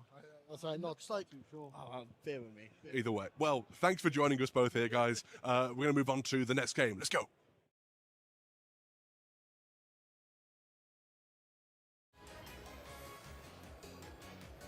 Welcome back, Duelist. We are here live for round number 3 of the UK Nationals 2026. So we've got a very interesting matchup for you on this one. So on one side of the table, we're going to be having Doom Z. And on the other side, Charles, we are going to have Sky Striker, which has been showing up a lot at the moment in this current format because it does play so well into decks like Cool Toon. Yeah, so you add on to the fact of that they're also featured in the legendary modern decks as well right now. So quite easy for a lot of duelists to get their hands on. And that's going to still give you a very, very competitive fight. And when I'm looking through the deck list of the Sky Strikers one, it's looking quite interesting with some of the additions that's been added to it to kind of give it a little bit more of a powerful push. But on the other side of that, we've got another deck coming out of the back of the kind of the middiest, the pure lore that is currently going on. And that's going to be doing Doom Z. Now, I'm actually quite excited about the Doom Z strategy because I'm a very big XZ's fan. But we're going to take it straight to the table and see who has won that all-important dice roll. I'll have to leave the Doom's expertise to you. It's not a deck I'm the most comfortable with, but I'm interested to see how it plays here. Yeah, exactly that. So when we're looking at those ones, we're going to see who we've got on that one, and then it looks I think their names are the wrong way around. Yes, it looks like we've got Sky Striker along the top in the blue. And we've got Doom Z on the bottom. We do see Sky Striker here starting out with the Engage. Always a strong start for that deck. Hopefully, and going straight into the linkage as well. I think that's more or less the best start you can get on the Sky Striker strategy, going straight into the Ace-0. Such a powerful card for the strategy as well. Yeah, I really love the new cards that were received. And actually, funnily enough, it was received earlier on this year. And then all of those, even the Sky Striker Ace-0 was available in the Legendary Modern deck. So what this gives you is it's a brand new Link 2 monster that gives you the ability to either search out a Sky Striker card, which is exactly what we're about to see here, or you can tribute it off to special summon a Rose and a Ray directly from, I believe it's the deck and graveyards, and that will give you the ability to then non-target destroy a card on the field. So it can be a very, very powerful disruption and also a very, very powerful consistency piece. Going to see, what are we searching here? I'm not really noticed what we're searching with the, was that another, oh, so of course we added the Engage off of 0. No, we're adding the Lemnis Gate here. Another fantastic card for the strategy added in Duelist Advance actually a while ago. I find it interesting, a lot of the cards for this strategy came out about a year ago and it's still showing up very powerfully. It has not been crept out of the format in the slightest. Yeah, I really like Lemnis Gate because it was a kind of card that when it first came out, a lot of duelists were only on one copy of it. And then when they kind of adapted a little bit more, people started to realize how good it was for recurring your resource, but also providing you with a non-target disruption, which in the past, a card like Red Eye's Dark Dragoon was such an incredibly powerful card for Sky Strikers to try and deal with because of that built-in targeting protection. And we were able to answer that directly with the introduction of Lemnis Gate to give you that way of being able to remove a card on the field, and not just one card, but multiple cards sometimes without targeting it. We do have another linkage coming out here for retrieving yet another Engage. I think we've yet to see an Engage into an Engage yet, but it's got to happen at some point this weekend, surely. Yeah, I'm pretty sure we've got enough spells set up in that graveyard now that we're going to start to draw some advantage off of the back of these Engages, and that's exactly what we're going to see here. It looks like there's no response from Doom Z at the moment, but Doom Z is quite an interesting strategy right now because Doom Z themselves have this ability to, again, as we've previously seen in this format, not need to rely heavily on hand interactions themselves. Not at all. So, very interesting in this list. There's a couple of cards that are not featured. They do play through an awful lot of disruptions, as you say, as well. Like I find, I've noticed a lot of the builds don't play a heavy non-engine at all. Then you play kind of the bare essentials like the Mulch Armies and whatnot. As we say here, not even Ash Blossom in the main deck, which is interesting. Yes, it's a very interesting approach from this one on the Doom Z side, but what you've also got to try and keep in mind is that Sky Strikers themselves doing the classic Shizuku end phase, getting access to the Sky Striker drones, which will give you a follow-up for the next turn, but also those 4 set cards along those spell and trap zones is definitely going to give something to keep an eye on. Seeing here, I believe we've drawn for turn here on the Doom side of things. Going to see how they deal with this, because I think we saw the Widow Anchor be added to hand. We saw the Lemnis Gate. Probably saw more that I wasn't paying attention to, but we do have 4 set cards in any deck is very powerful, and the Shizuku on the field is by no means anything to slouch over as well. Yeah, so this is the one thing that we've seen with the strategy of, decks preferring to use field breakers as opposed to hand interactions themselves, is that most of those field breakers are designed towards the monsters, because when you consider cards like Sewer Polymerization, you consider cards like Forbidden Crown, Forbidden Droplet, all of those cards are centered more towards the monsters. So the spells and traps themselves kind of go, there's no Lightning Storms, there's no Harpy's Feather Dusters, and being able to kind of utilize those in the best possible way can definitely give the Sky Striker the edge here.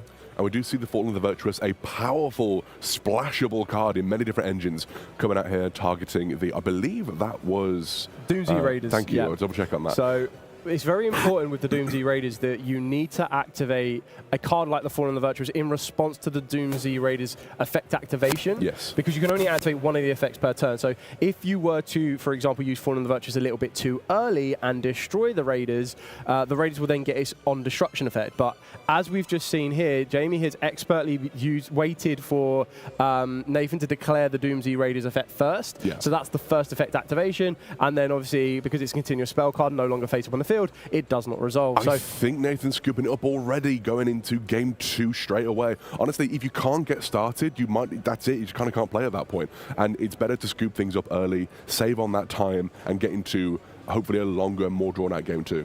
Yeah, so I always find this a very interesting kind of, sometimes a dilemma, in the sense that when you're playing duels like this, it's definitely in the earlier stages of tournaments like the UK Nationals. Sometimes, there's such an array of decks that unless you know your opponent knows what deck you're on, sometimes it's actually more beneficial to wrap your deck up a little bit earlier and not reveal anything that you're on. Very much so. And then that will give you a massive edge during the side-in pattern, because when you're trying to side cards in and your opponent is trying to do that as well, you know exactly what you want to be putting in against your opponent, and your opponent is not going to be as versed in doing that. Absolutely. You have to know exactly, like, you kind of have to side generally if you're not sure what you're going up against, which can end in disaster. If, for example, you're thinking, draw might be good, actually, you know what? Might be against something like Malice. Might not be that good in that matchup. So you have to be very careful with that sort of thing.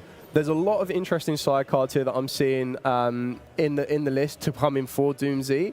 There's a lot of cards that I think are going to put in a lot of work in this particular matchup if they are seen. But then on the flip side of that, Strikers are actually a very scary deck right now, because Sky Strikers have this very good balance of the decks in the current competitive scene of being able to go strong quite well first, as we've already just seen, but also can be very, very strong going second, because a lot of their cards let you kind of pick fields apart as well. Absolutely. I've heard it described as picking the lock with this deck. It's disarming the trap. It's knowing how to pick through a field. And the deck was designed from the ground up as a going second deck, to my understanding. Not that it's ever been particularly bad at going first, of course, but it just does so well playing into an established field, which the only card that I saw in the Doom side deck, which I'm a little bit concerned for Jamie, is the Anti-Spell Fragrance again. It is just, unless they happen to draw into Mystical Space Typhoon, it's just kind of game-winning a lot of the time.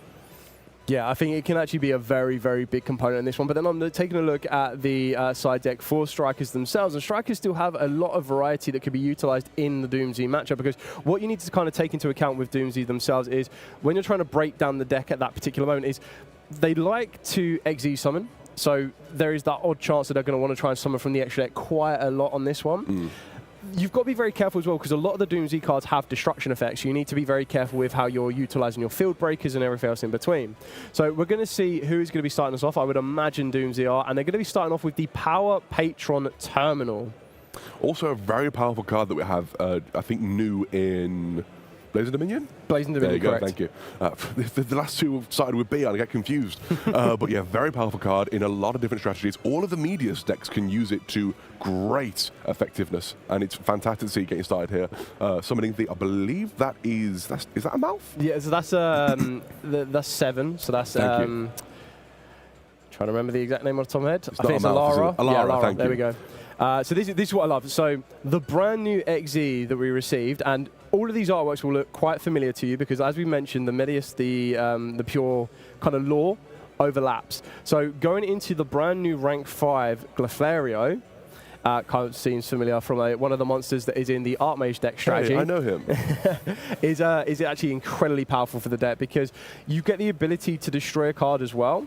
And the benefit of doing that is you can detach material from this card, you add a Doomsday spell from the deck to hand, which gets us access to Raiders here, but then you can also destroy a card on the field, including itself. Then if it is destroyed via card effect, which exactly what's happening, you get to special summon a non-Xyz Doomsday monster directly from the deck or graveyard. So that allows you to turn your Elara, which we've just seen here, in order to go and work its way into the level, or the Doomsday 5, the Amalith. I do find it very interesting that in my mind it plays somewhat similarly to Fire King, for example. Yes. In that you want your own cards to be destroyed, you plus off of that, and it also makes it kind of difficult for your opponent to interact with that sometimes, because you might not necessarily want to destroy those cards.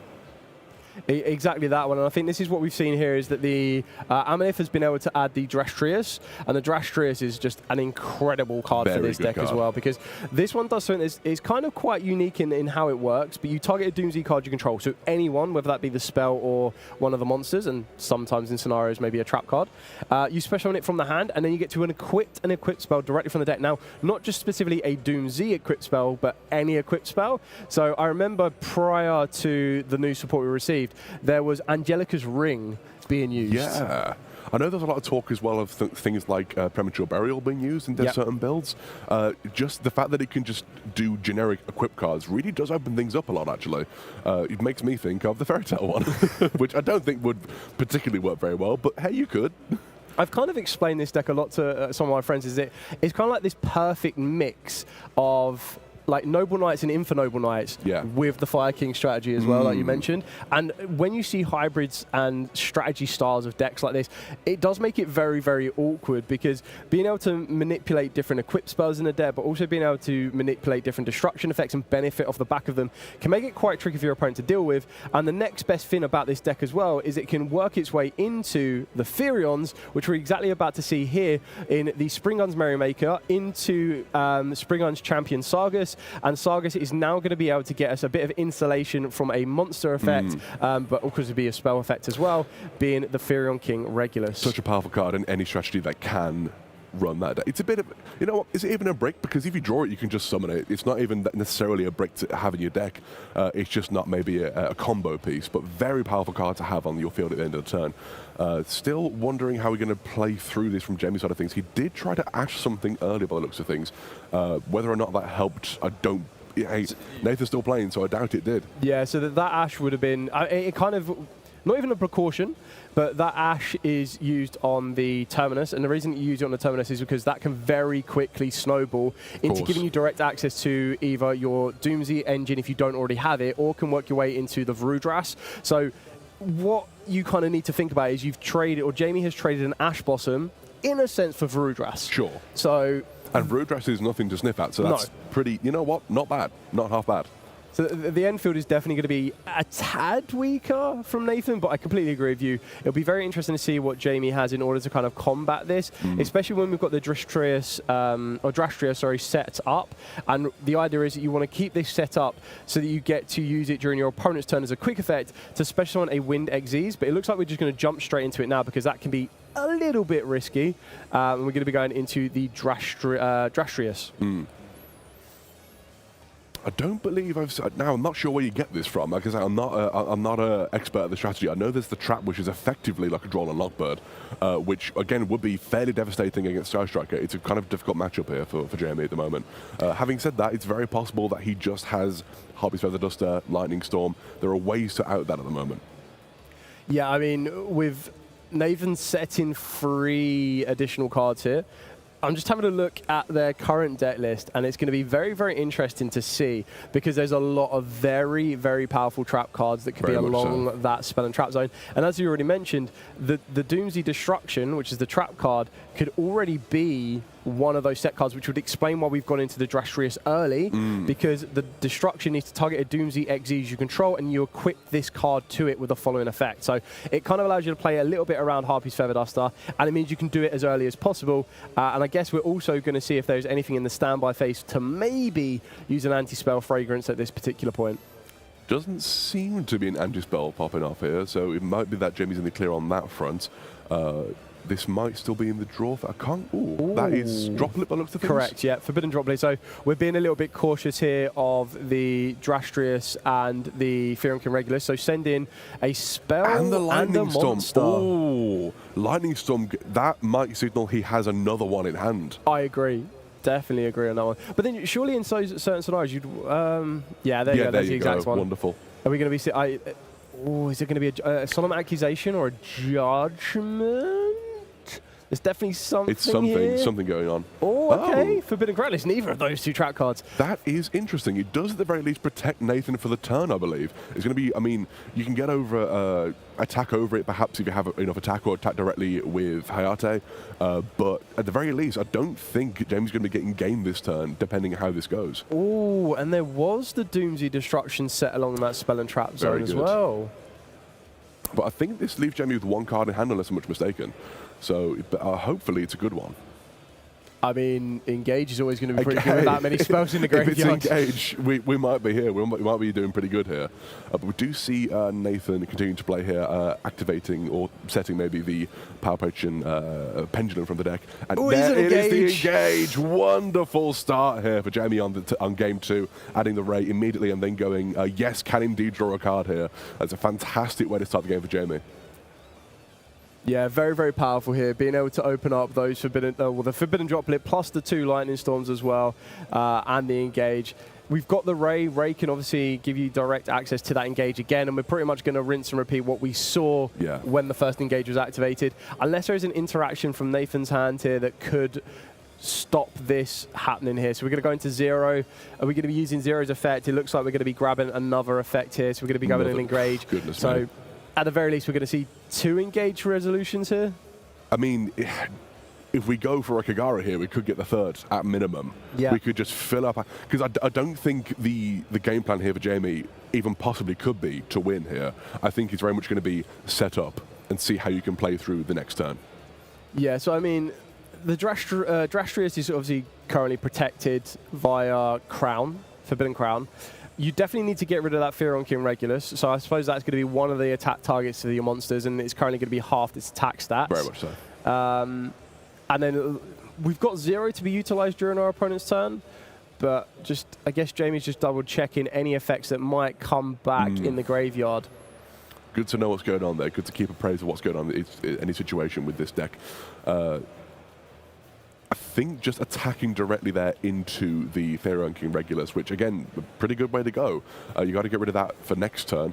You can't really touch the Drastrius, sorry. Yeah. So I think we're just going to wait here and see what's going to be happening for the main phase 2 by the looks of things.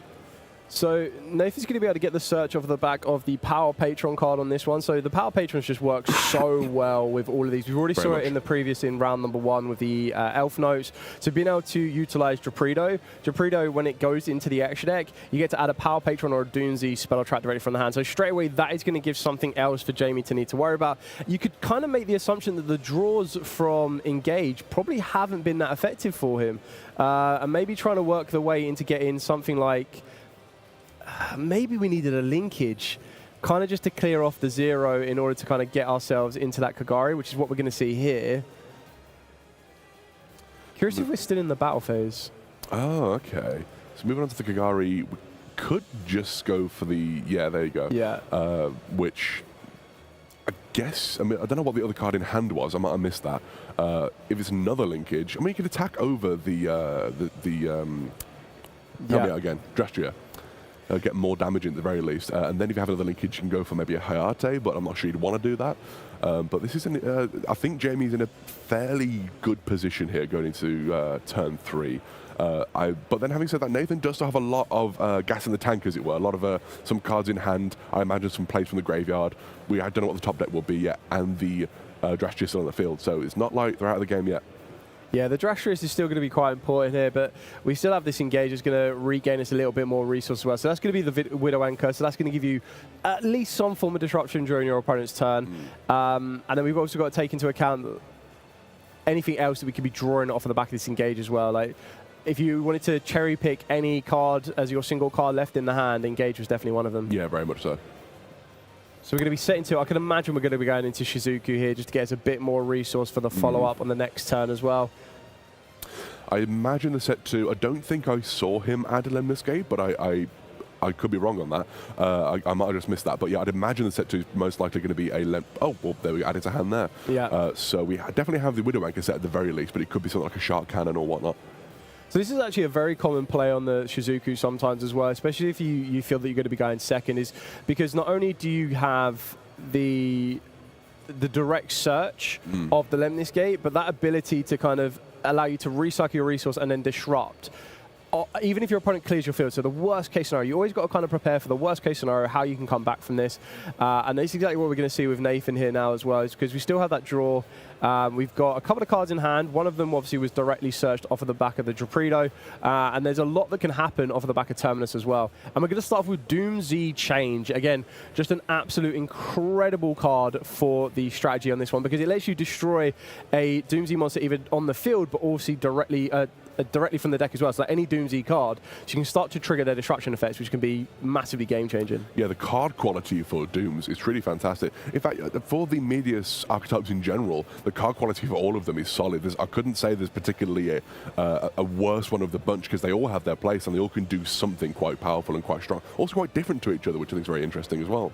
Yeah, I do really love these type of archetypes that bridge across different strategies. You kind of take it back to like the branded era as well. So you ended up having Fallen of Albaz, but then you had Spriggans, you had Sword Soul. There's just so many different options on that one as well. And then you also look at the kind of Kashtira one as well, where you had Telements, you had Manadiums, and then the Kashtiras themselves. So all of those being different kind of archetype based. One wanted to focus on XZ summoning, one wanted to focus on Synchro summoning. So I just really like these, and bridging the story across is just really, really fun. I'm still waiting for a little bit more Diabell Star lore, just because I want more Goblin Market cards. I want more Goblins. Give me more, give me more.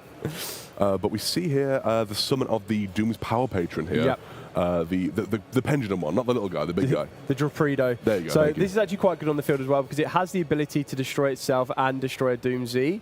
And in doing so, again, it will put itself face up in the extra deck, and off the top of that, again, we're going to start to see a bit more resource snowball into Nathan's favour on that one as well. So there's a lot here for Jamie to think about. At what point do you want a Widow Anchor to negate to try and take control? We've also got the Drastrius that is still going to be sitting there as a bit of a threat towards Jamie's field. So there's always a lot you need to kind of consider the best time to interact to kind of mitigate as much resource as possible. And it looks like we're going to be using the secondary effect of banishing the top 3. To destroy itself and then summon the Jupiter from the extra deck. I believe with a material attached to it, unless I'm much mistaken. Correct. So you can attach a material from the hand. So you special summon the Jupiter from the extra deck, and then you also get to attach a card from the hand to it. But we do see the Fallen of the Virtues coming out, destroying the Drapredo before that effect can resolve. I'm not sure if that's like that big of an issue for Nathan, to be honest, because I feel like the search is going to be quite important here. You don't get the Jupiter, but you do get the search at the very least. And without committing your normal summon, with also having the protection on the Drastrius that it can't be destroyed once per turn, kind of made that Fallen of the Virtues was kind of that point where it's like, okay, you have to activate it. Got to do something here. And there's the Droll and Lockbird. Now, I know that can be detrimental to the Doom strategy. I don't know if it is game-winning here, though. Yeah, it's really going to depend on what else Nathan have in their hand. But we already know that Drastrius is still going to cause a lot of issues. Very much so. And we know that the Doom Z Change was added to the hand. We've already used Doom Z Change this turn, so we're not going to be able to kind of capitalize on that one. We can make the assumption now that that last set card on the Spell and Trap Zone will possibly be a Widow Anchor. Yeah. Which, with the Drastrius being as awkward it is to deal with, it's going to be able to kind of clear some stuff off. But we're probably going to see the classic Ray coming back. We're just calculating how much attack stats changed as well. This is the thing. It's I find that Sky Striker Enfields don't often look particularly impressive, but they can do a lot just in the battle phase even, because you bring back the Ray, you use that effect to get maybe into another A0, which then adds more plus and more advantage as it goes. So it does just kind of keep snowballing and going, even though it might only look like one monster and a couple of set cards. Yeah, exactly that. Their resource management. You see a lot of consistencies with the decks that are going to be like towards the end, and the top feature of today as well is that their resource management is going to be very, very important. And both of these decks here are really, really good at that. Do see here? Did we see the this Drake coming back? Am I being silly? I might have missed that. I would assume Ray has attempted to come back, and then in doing so, you have the ability to detach material from the card of the Drastrius, negate that effect, and then you can also equip to face up monster your opponent controls, which at this moment in time there is. And it's still untargetable currently because of the attached material as well. Correct. That is difficult. That's tough. Having said that, it does only have one more negate, and after that, it's targetable. So I believe it attaches for cost, unless I'm much mistaken. Correct, it does. Yeah. And therefore, as soon as that's gone, activates the effect, you can Widow Anchor it. So next turn, Jamie's in the green on that front. Now, I'm just trying to confirm on this one, because we also have the additional applied effect because of the Doom Durg equip spell. So during the standby phase, inflict 500 damage to the controller of the equipped monster, but it's no longer equipped as a material. So while it is a material to a Wind Machine XZs, your opponent cannot target this card with card effects in general, and then once per turn quick effect, you activate this effect to destroy one other face-up card you control. For the rest of this turn, this card gains attack equal to its own level or rank times 100. Interesting, but that is one of... Oh, are we winding back a little bit here? Yeah, so I believe... the Drastrius negates the effect, it doesn't negate the activation. So I can only imagine that Ray was activated during the damage step because obviously of course. Shizuku was destroyed. So we're reversing back to here, but now it does put Jamie in a little bit of a predicament because if Jamie does try to use the effect of Ray to quick effect turn itself into a Link monster, then the Drastrius will then attempt to resolve or attempt to negate. We do see the Doomsy Raiders coming here, I believe, which is obviously a very powerful card in the strategy. I'm wondering to see how Jamie will respond, if at all. I wonder if it might just be best just to leave the Rave at the moment. I'm not really sure what to do with this here. Be interesting to see how he plays this out and plays against Nathan. So I think Nathan's actually in a really good position here because the one thing you've done by forcing Jamie to make that dilemma pick of keeping the Ray or not is it's actually locked down the monster zones. Yeah. Because you can now no longer use that Widow Anchor while you control a monster in your main monster zone. So it's kind of a 2-for-1 trade-off here. It does still tribute for cost and it's quick effect, so Correct. I think you can still quickly clear it off even if you don't get the summon effect. So it's not the end of the world, but again, more or less actually, if you do try and use the effect, it just kind of gets you to where you were before that was corrected. Which again is maybe not Jamie in the best situation, but it's still main phase 2. It's still, the game's not over yet. It could go either way. Correct. I just feel that we're in this position here where maybe all of this that is happening now could probably be stopped. And I feel that Nathan's going to now be in this position where we're either going to work our way up to the Glytherio, or we're going to try to utilize effect to destroy that Widow Anchor, and then you have to force the Ray. You're forcing the Ray out anyway. Yeah. Interesting. I think just destroying the Ray here. Interesting. Okay. I'll wait and see how this goes. But I think that might be Nathan passing turn very shortly because set 1 and going from there. Yeah, so we're just confirming that, of course, the Drastrius cannot be targeted by the Widow Anchor, so that's not really that much of a threat. The Deactorus could only destroy the Ray on that one because it has to destroy monsters. So I suppose that's kind of the usefulness there. And I assume that Jamie didn't want to utilize Ray, but I kind of feel, do you just use Ray anyway to at least use up a material? I think you use it to get rid of material, yeah. Because again, going into the next turn, it wants to negate again, it has to detach the spell, and then it's targetable. Correct. So I think you want to generally use up that material just to make sure it's not done the following turn. But we do have the set from the Fall of the Virtuous there as well. Gonna check here. I wonder what he drew for turn. He's reading the cards, got to make sure you know what's going on. Very important to do when you're in a situation like this. You need to know what your opponent's playing and how best to play against it yourself. I do wonder how he's going to play through this and what that top deck was. Hopefully it was another engage. We will see. I mean, the final engage, the heart of the cards will definitely be with you on that one. I still feel that it's been actually quite fascinating to watch because I think both duelists are starting to understand how much of the grind these decks can do. I mean, Jamie was probably in a position where after duel number 1, it's like, okay, I'm feeling quite comfortable here. The Dooms might not be able to easily break this, but Nathan's held their own very impressively here. Jamie does have the Lemnis Gate in hand still as well, it's worth noting, so there is some powerful removal available to him if he wants it. I suppose it all comes down to, without having access to Ray, we didn't directly search out We didn't directly search out drones, did we? No, don't believe we did. And we did just send the Ecclesia Synchro, the Ecclesia and the Dark Dragon, which is maybe going to be or does it target? I'm not sure if it targets, actually. I'm pretty sure it does. Yeah. I mean, the Lemniscate is definitely the way to out the Drastrius here. It's just, have we got... I mean, we definitely have enough, right? Surely. We've got... Oh, absolutely, at this 2 point. engages, Be shocked plus if we didn't linkage. now, yeah. They don't all need to be different names, do they, right? I don't believe I don't believe so, no. I think just any of them. Yeah. So even so, it's good to get a variety back in, I suppose.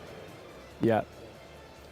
That does just leave Nathan on a single face-down card, and whatever. There we go. Yeah. Scooping it up. Well done to both players. Both players played very well, to be fair. It was very good. They held on their own on the Doomsday side as well. I just feel that kind of when you're facing down 4 set spells and traps, it can always be a little bit of a tricky kind of comeuppance to deal with. Very much so. But then it was quite interesting to see in the siding patterns. I think like Jamie opened up some very, very powerful field interactions. His going second hand was almost sculpted. It was very good. Very, very good indeed. Being able to have 2 Lightning Storms, 2 Lightning Storm, 2 Ash, a full Forbidden Droplet, and an Engage. Yeah. Like you can't really ask better than that, can you? I don't think, I mean, Linkage probably would have got you the exact same way as well. It's just crazy how consistent the Sky Striker deck is. I think it's a really, really good deck right now. So, what we're going to be doing is we're going to be talking to Jamie very, very shortly. But let's talk about exactly what type of decks are currently being featured here at the UK National. So we've got a lot to kind of look through. As you've already seen straight on feature already, we've shown you Mitsus. We've been able to show you just now Sky Strikers versus the Doomsday Power Patrons. But as you can see on the screen here, we have Charles. We have Kultum being the dominant force in the room as we start out day one, which not really a surprise to anyone there, to be fair. But right on its heels is the various branded variants that we have available to us, which again, I don't know if that's necessarily surprising. Those are definitely the most prominent decks in the format at the moment. Yeah, I really like the branded variants, and when you're trying to consider what the branded variants you can consider, you've obviously got just your natural branded variant, but then you've also got the branded with Draco Tales. Yeah, very much. One that I'm actually quite excited about, which we'll get to in a minute, because I've literally just seen it. I'm like, oh my, it has its own subsection. Yeah, it was a lot more than I thought it was, yeah. So we've obviously just seen Doomsday versus Sky Strikers, so respectively Doomsday with 7% representation and Sky Strikers with 6%, so not a lot between them.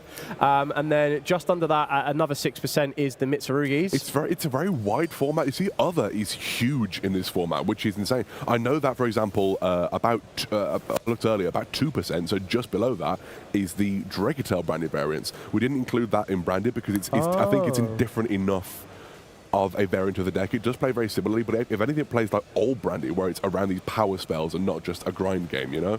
So interesting. Other is huge at the moment, which I love to see. I love seeing the wide formats like this. Yeah, the wide formats are always best, and when you can talking about wide formats, we've got the Elf Note variants as well, so we got to see that in round 1, but one that I'm actually really excited about, Clown Crew with a 3% representation. Absolutely insane, quite frankly. Honestly, I love it as well. Yes.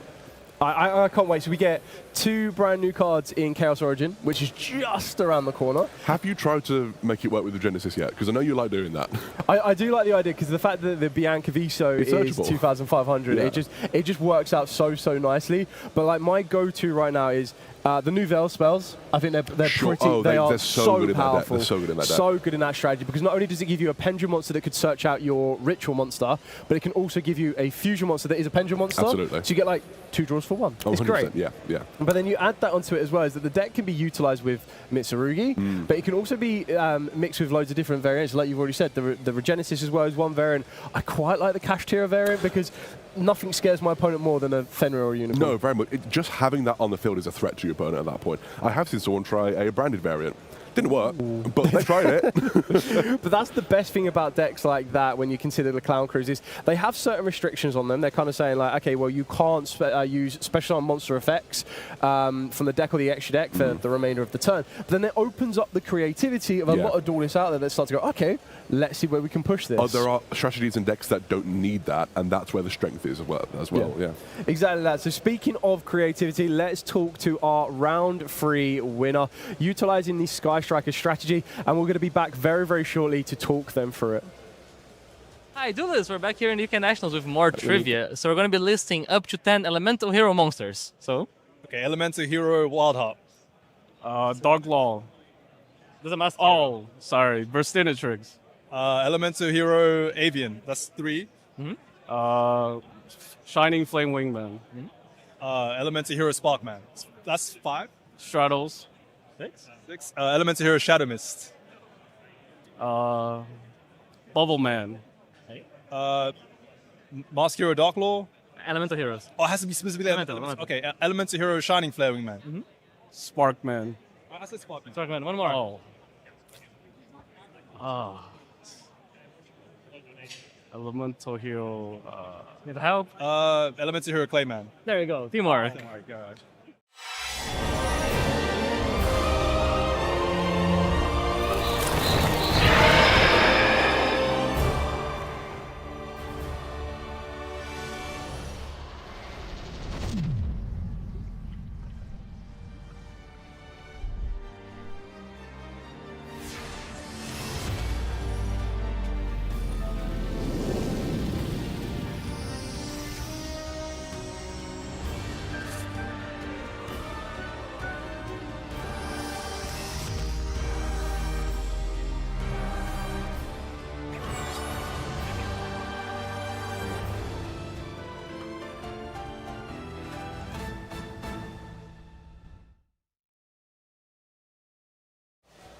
Welcome back, Duelists. I'm joined by our round 3 winner, Jamie here, who piloted Sky Striker very well.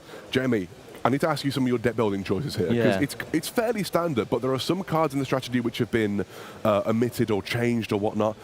For example, you don't have any Mole Charmers in the deck. What's your thought around that? To be fair, I looked at other people's decks, good topping, so I took inspiration from that. Sure.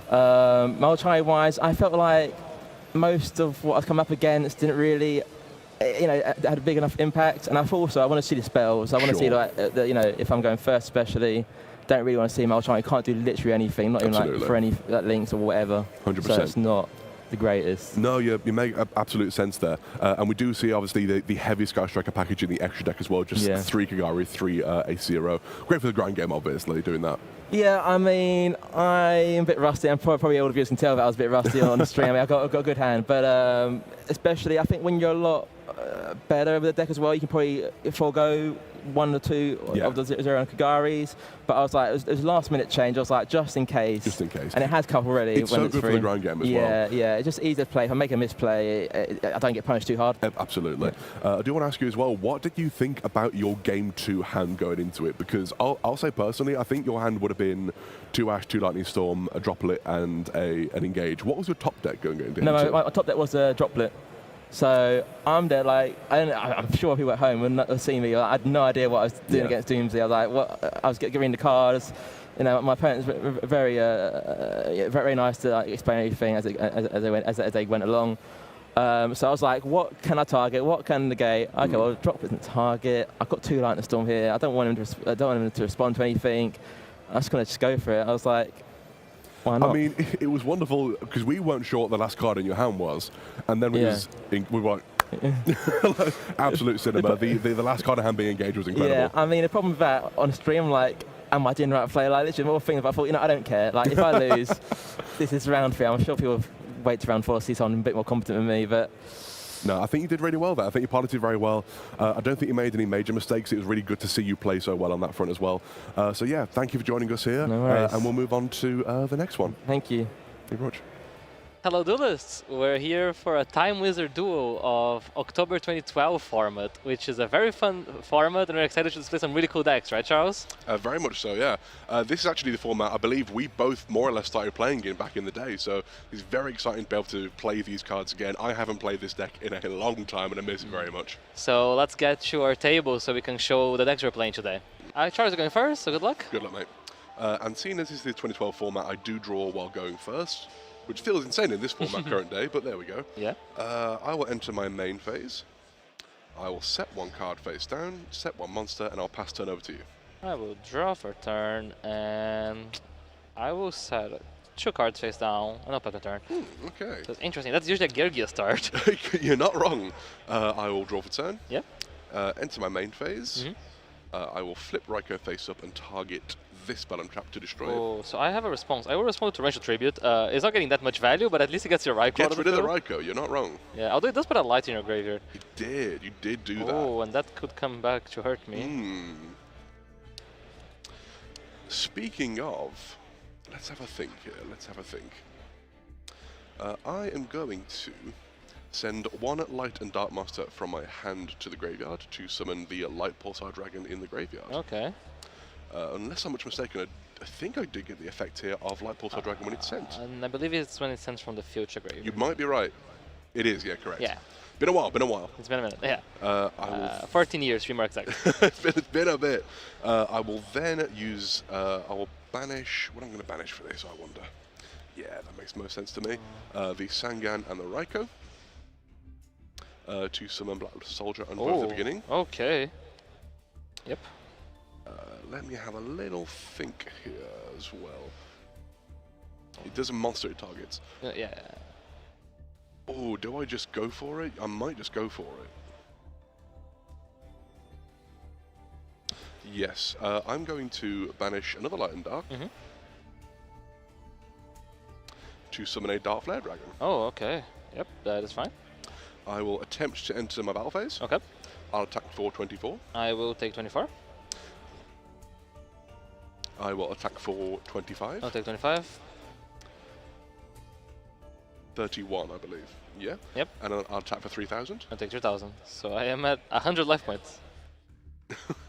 Okay. Heavens. My... yeah, I am going to pass turn back to you. I will draw. Okay. I believe in you. You can do this. It's 100 life points. Yeah, I'm. You got this. You got this. You got this. You got this. Okay, so I am going to activate Mystical Space Typhon on your set spell trap. I will chain this and target Blackluster Soldier. Okay, so that puts the Blackluster Soldier on 22. Indeed.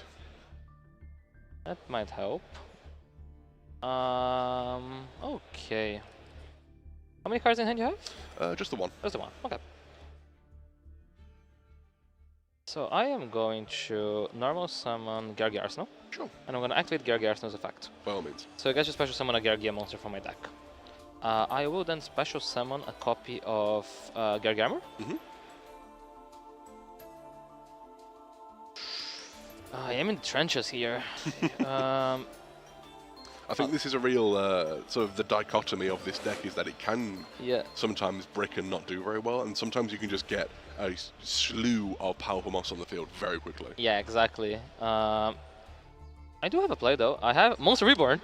Yo, let's go! So I'm gonna activate Monster Reborn to target my Gargi Arsenal. Go for it. This is pretty cool because it allows me to make a rank 4 here. Just thinking this. I will use my Gargi Arsenal effect to summon from my deck. Who needs once per turn restrictions these days anyway? I know, right? Yeah, 2012 was a different time. It really was. Yeah, so I'm gonna summon Gargiano. Sure. And I'm gonna use the Gargiano effect to summon my Arsenal. This is really interesting. Basically, I just want to put this Gargiano in my graveyard, so when I make a Gear Gigant X, it can float into the Gargiano. Right, okay. Because it's a level 3 machine monster. Sure. And now I'm gonna overlay these two into Yuma's Ace Monster, Utopia. Yay! No Utopia Double, no Utopia Prime, good old Utopia. Excellent. Utopia here is pretty interesting because it does allow me to attack over your because I loaded Lackluster Soldier, as you gave me some leeway there. So I take 300 damage from that. So that puts you on 77. And I am able to set 2 cards and pass my turn. Heavens. So maybe we'll be stabilizing. Alright, yeah. I will draw for turn. Yep. Enter standby phase and main phase. Yep. I'm going to normal summon Lila. The normal summon of Lila is fine. I will attempt to use Lila's effects. I will target the middle one. That is fine. Just try my Solemn Warning that I could not pay for. Oh, goodness gracious me. Okay. On that note, just thinking here, I'm trying to think. I think this is just the summon effect on this guy, wasn't it? Someone? Oh, wait, no, sorry. Hand. Okay, that's fine. It's been such a long time since I played this deck. I love this deck back in the day. Ooh, do I? Yeah. I'll attempt to go to battle phase. Okay. I will attack with Light Pulsar Dragon. Yes, I can't allow that, so I will use the effect of my Utopia to detach my Gargi Armor and negate the attack. No problem. On that note, I will enter my main phase 2, and I will pass turn.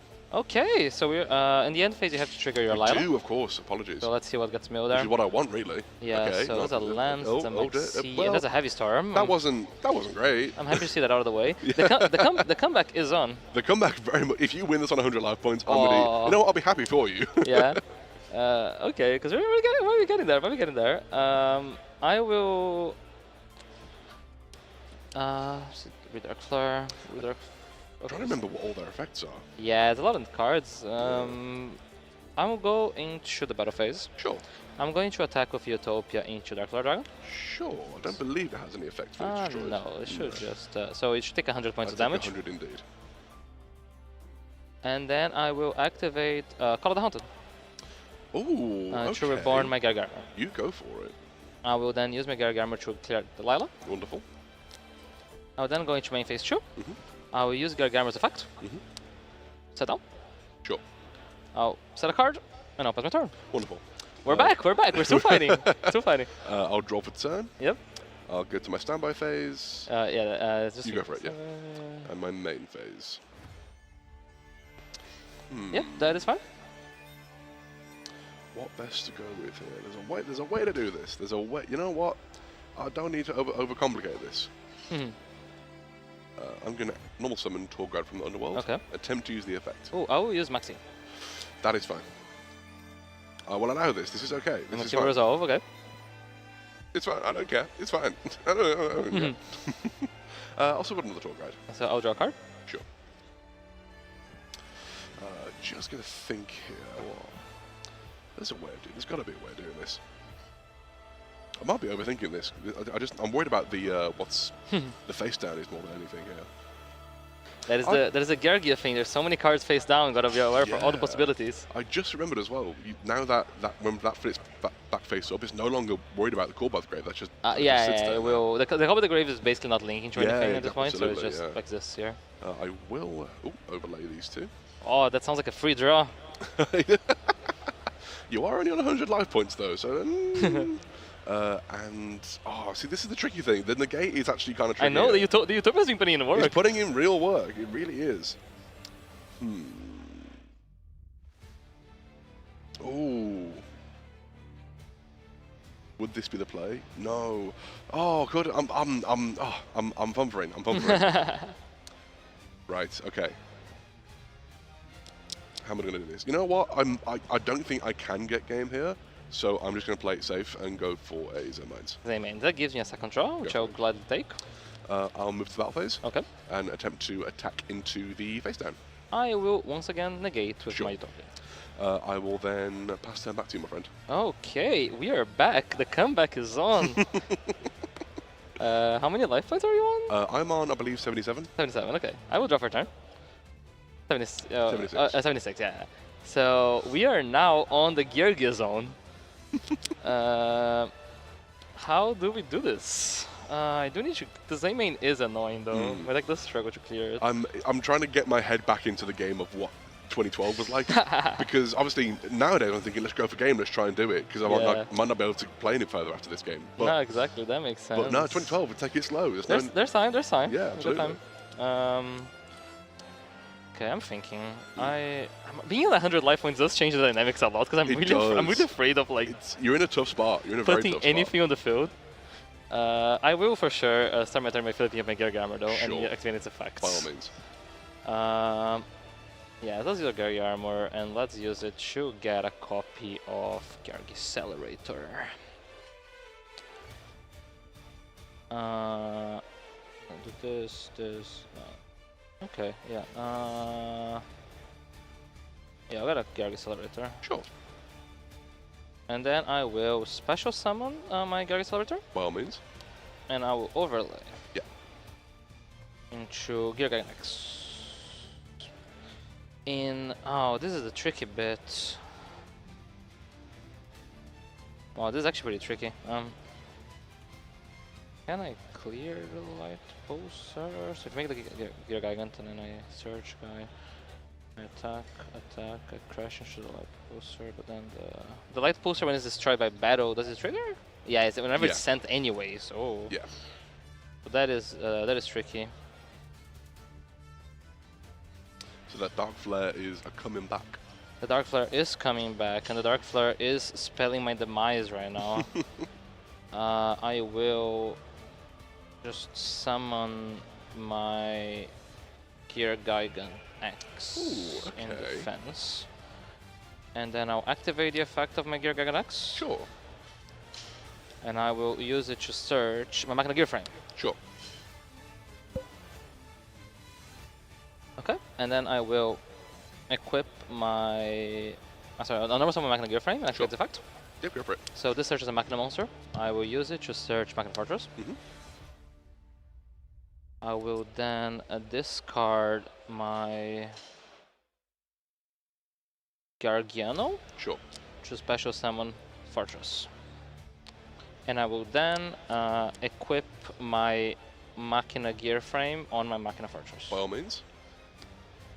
Now, what effect is that giving the So next, basically, it's a replacement effect that whenever the next time it will be destroyed, I can destroy this card instead. Wonderful, thank you. So I'm here, and then I will enter the battle phase. Sure. I'm going to attack with my Machina Fortress into your Light Pulsar Dragon. No problem. So then, rather than destroying it, I will destroy the Machina Gear Frame. I will use my Light Pulsar's effect to source from graveyard. Now, either way, unfortunately Dark Flare is a bit too low in attack to do anything here, so it kind of has to just sit in defense at the moment. Yeah, and then I'll clear it with my token. Sure. I will then set a card face down, and I'll pass my turn. Wonderful. I will draw for turn. Yep. Ooh, does this help actually? We're still fighting, we're still fighting. Can I... Ooh, heavens. Did I play it too safe last? Did I play it too safe? This is the tricky thing. I never know. It's the face down card. There's too many variables. Those face down cards do scare me. Sometimes you gotta take risks. I'm going to send a Light and Dark to the graveyard. Oh. To summon the Light Pulsar Dragon. Okay. So I believe that. Send to the grave. So this is mandatory, which is the Eclipse Wyvern. Yep. By chaining 2, though, I will bottom the Strap Hole the Light Pulsar Dragon. Heavens, no. Then we'll double check when it's banished. Yeah, okay. So I will... So that gets banished first. And we will banish a level 7 or higher. Level 7 or higher? Yeah. Light or Dark Dragon Master. Yeah, that's the one. Level 7 or higher. Level 7 or... It kind of just has to be... I could do Dark Arm Dragon. How many Darks do I have in the graveyard? 1, 2... 2. Yeah, definitely has to be the other. We will go with the Red MD. Okay. Yeah, that's... I can't... There's not really anything I can bother doing here. I could try to attack, if only to trigger the Zen Mind's effect to destroy stuff. However, that's a bit too smart for me, so I won't do it, and I'll pass turn to you. That is fine. So I will draw. And now... we might be on. The comeback might be on. The comeback might be on. On 100 life points, you might have this. You're on 76. Oh, 76 is a good one. So 76, the Zaymain is 3 protection, so I don't think I can clear, but I can definitely at least clear the Zaymains, which I think is what I want you to do. So I'll be able to establish that. Is that better than just having a card? Sorry, I'm just thinking. No, here. you're good. Take your time, bud. Take your time. A lot of pressure. It's all to play for here. To be again, if you manage to pull it back on 100 life points, I will shake your hand, sir. Yeah. I would anyway, but you know. That's fair. I asked this. I have a tour guide. Okay, I'm gonna activate the effect of Gear Gigan X. Go for it. That's first thing for sure. And I got to add something. So who am I adding? I could add a copy of Machina Gear Frame back to equip into my Zaymains, but I do want to summon... Yeah, I believe I will just get a copy of Gargis Accelerator back. Sure. I will normal summon my Gargi Armor. I will special summon my Gargi Accelerator. Sure. I'll overlay these two into my Steel Storm Roach. Oh, heavens. I will then put my Gear Gigan X to attack. Okay. And we're going to battle phase. Sure. So I'm going to attack the Zaymains. Effect. Attack the Zaymains. Effect. Attack the Zaymains. No! And then I'll swing for 19 with my 2 Storm Roach. Sure. 65. I will set a card and pass your No, turn. 67, I think it might. So you have your one final draw. Can you find an out? Draw your last pathetic card. Oh. No. I tried to cover myself for Chaos Sorcerer, that's for Light Pulsar Dragon. Huge, honestly. That's really upsetting. Oh, heavens. I have taken, yeah. Good well games. Played. Well good played. Games. The comeback. And if that's the type of gameplay you're excited by, you can come down to one of the Time Wizard events and see some of the retro formats being played. It's really fun seeing the old cards, right? Very much the so. Maxis, the Effect Veilers, the Trap cards. And stay tuned for more content like this during the UK Nationals 2026 coverage. See you guys. Take care.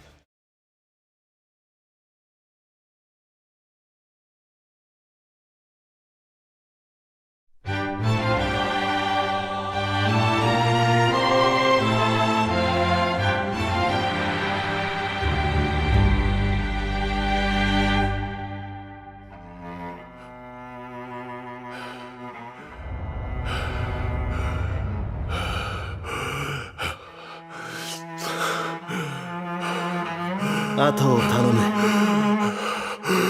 友よ。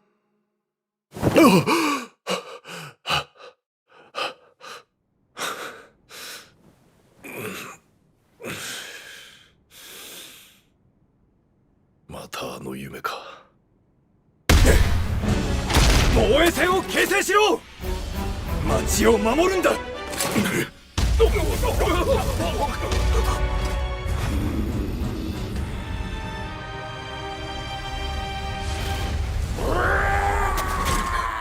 サンダーフォール。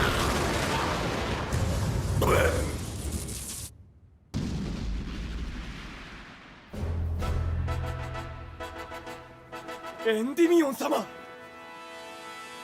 魔法都市エンディミオン。魔物であふれた世界において屈指の安全を保障する場所。治めるのは偉大な賢者の一人、神聖魔導王エンディミオンである。しかし長い平和は間もなく終わろうとしていた。古に封印されし炎の魔人が復活しようとしていたからな。魔人の名はゾロア。兵長、兵たちに出征の準備をさせてくれ。戦いの時は近い。はっ。お仕事は終わりましたか、エンディミオン。アルテミス、あいにくまだ。ではお茶にしましょう。夫婦の時間も世界と同じくらい大切でしょ。久しぶりね。こうやって二人でゆっくりするのも。恐れているのでしょ。禁じられた谷へ。あなたがかつて封印したゾロアに再び立ち向かうことを。当然だ。相手はかつて世界を滅ぼしかけた魔の神なのだから。否定しないのはあなたらしいわ。入念に準備してきた。奴に対抗するために魔宝石を開発し、この国を作り上げた。私に鼓舞は必要ないよ、アルテミス。ええ、出会った頃からあなたはそういう人だった。なんだか懐かしい。この際だから聞いておこう。君は若き兵を死地に向かわせるこの愚かな王になぜここまで寄り添ってくれるのだ。この戦いで間違いなくほとんどの兵は帰還できない。かつての友アレイスターはもういない。私がこの手で封じたからな。サンドリオンには頼りを出したが答えてくれるかどうか。再びゾロアを倒せる可能性は、しかしやり遂げねばならん。どれほど犠牲を出そうとも。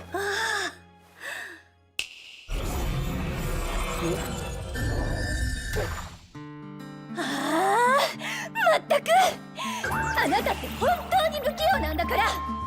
すぐにそうやって自分を悪者みたいに言って有罪です。本当に昔から変わらない。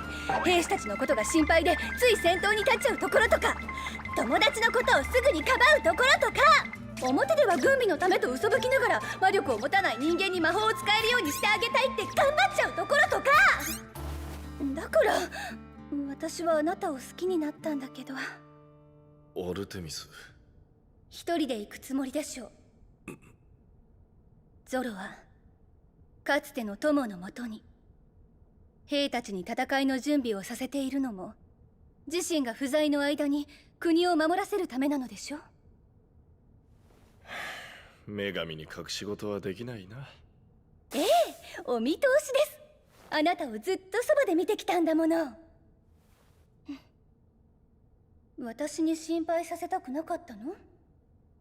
いや、軽蔑されたくなかったのだ。あまりに非効率なただのわがままを通そうとしている。世界を危険にさらそうとしているんだ。許されることではない。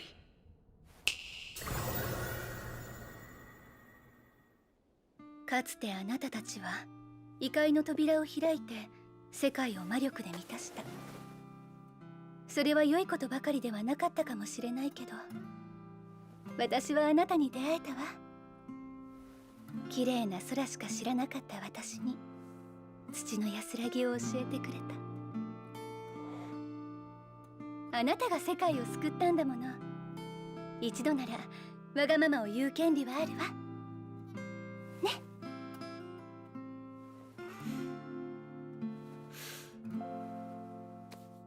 ありがとう、アルテミス。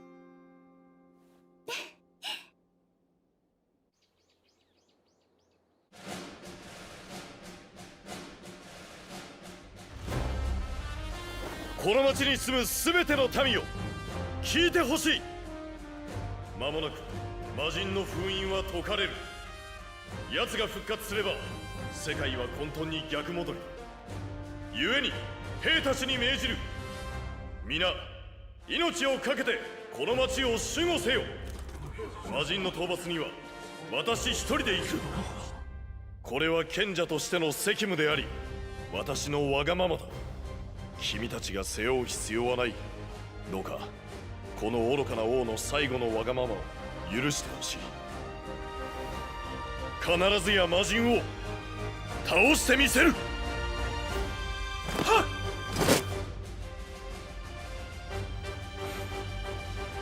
ありがと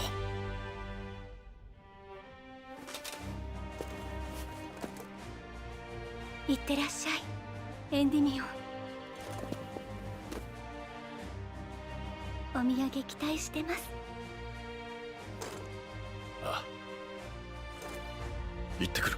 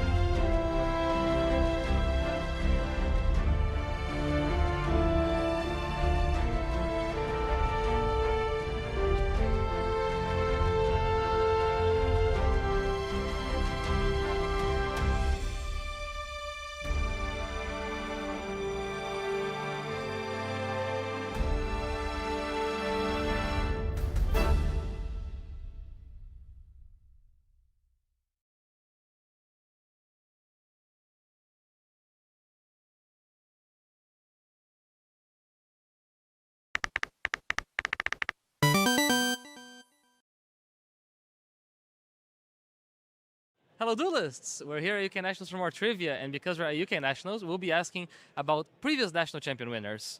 So, do you remember which deck won the UK National Championship in 2025? Fire King? No. Oh. So 2025 plays level 4s, plays Rituals. Mitsurugi. Yeah. How about in Ireland in 2024? Snake Eye? Yeah, that's a safe answer. And at last, the French nationals in 2025.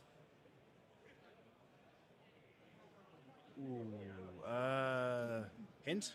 Hit it all. Oh, it plays level 3 monsters. It likes to summon itself from the banished. Malice? Yeah, it's Malice. That was too obvious. Yeah, there you go.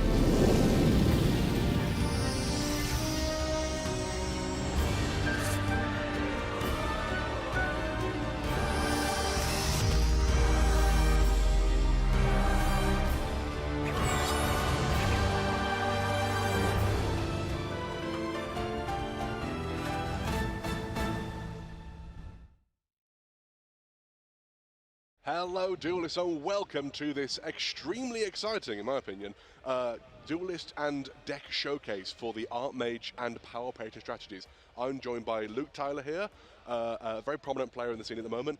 Luke, please talk us through the deck that you were playing during this weekend. Yeah, so this is a really wide format. You can play a lot of different decks. A lot of decks are quite undiscovered or not really touched on a lot. One of those, I think, is the Power Patron cards. Yes. These cards, people know are insane, but might not know how insane they truly are. They really are These insane. cards are ridiculous. So I'm playing Archmage Power Patron because I think that the pure Patron deck is really strong, has an incredible time going first, but it has some issues where sometimes your deck isn't always the best into full loss.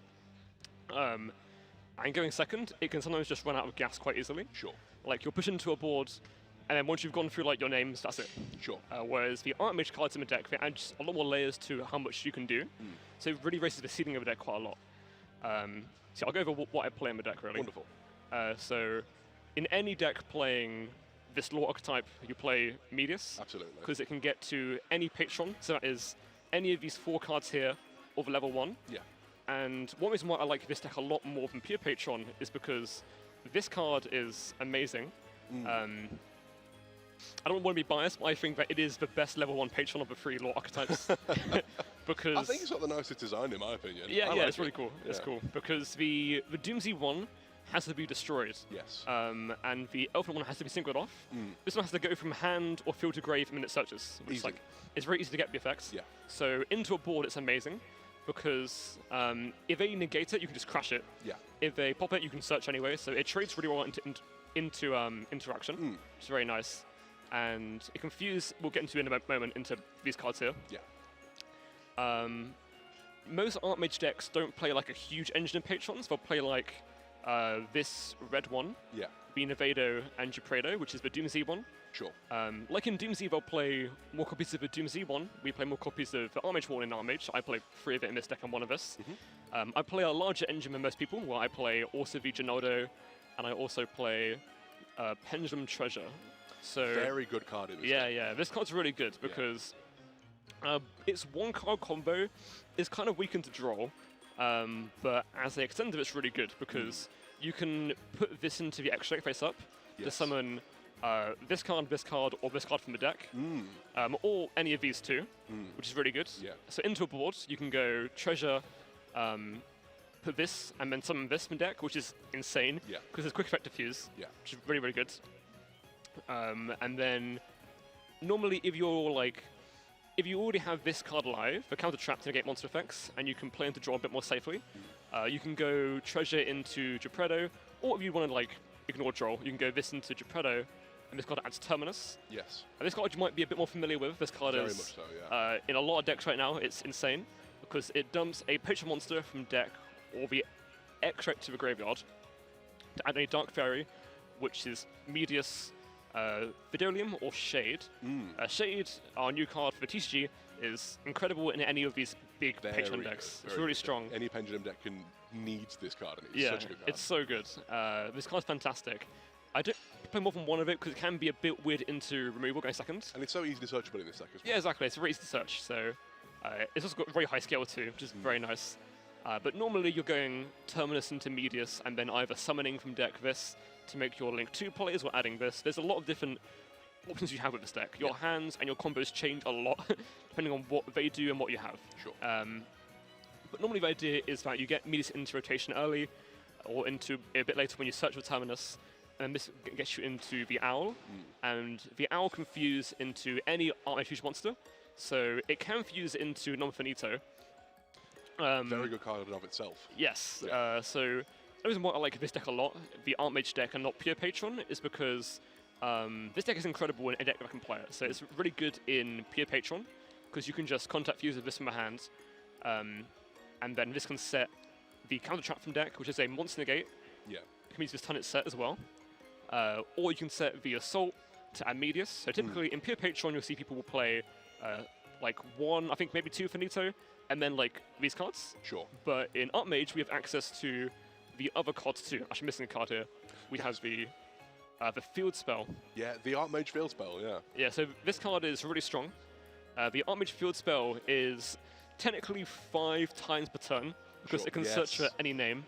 So it can search for... It's once per name, if I'm not mistaken. Yes, so once per name that hasn't already been declared and isn't on your face-up monsters. Sure. So if you have this as a scale, it's a spell card. So add it off of this anyway. So yeah, this card's really good.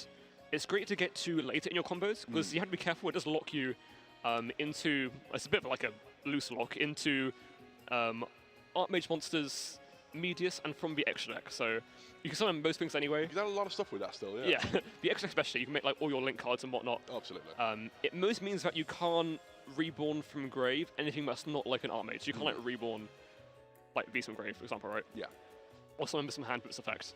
But it's a lot you can get around pretty easily.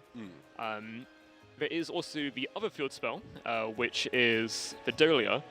This card is played in pure Patron, not often in Artmage, but I like it a lot because I'm playing again a huge Patron engine in this deck. You are, very much so, yeah. Because it lets me get to my full board more easily.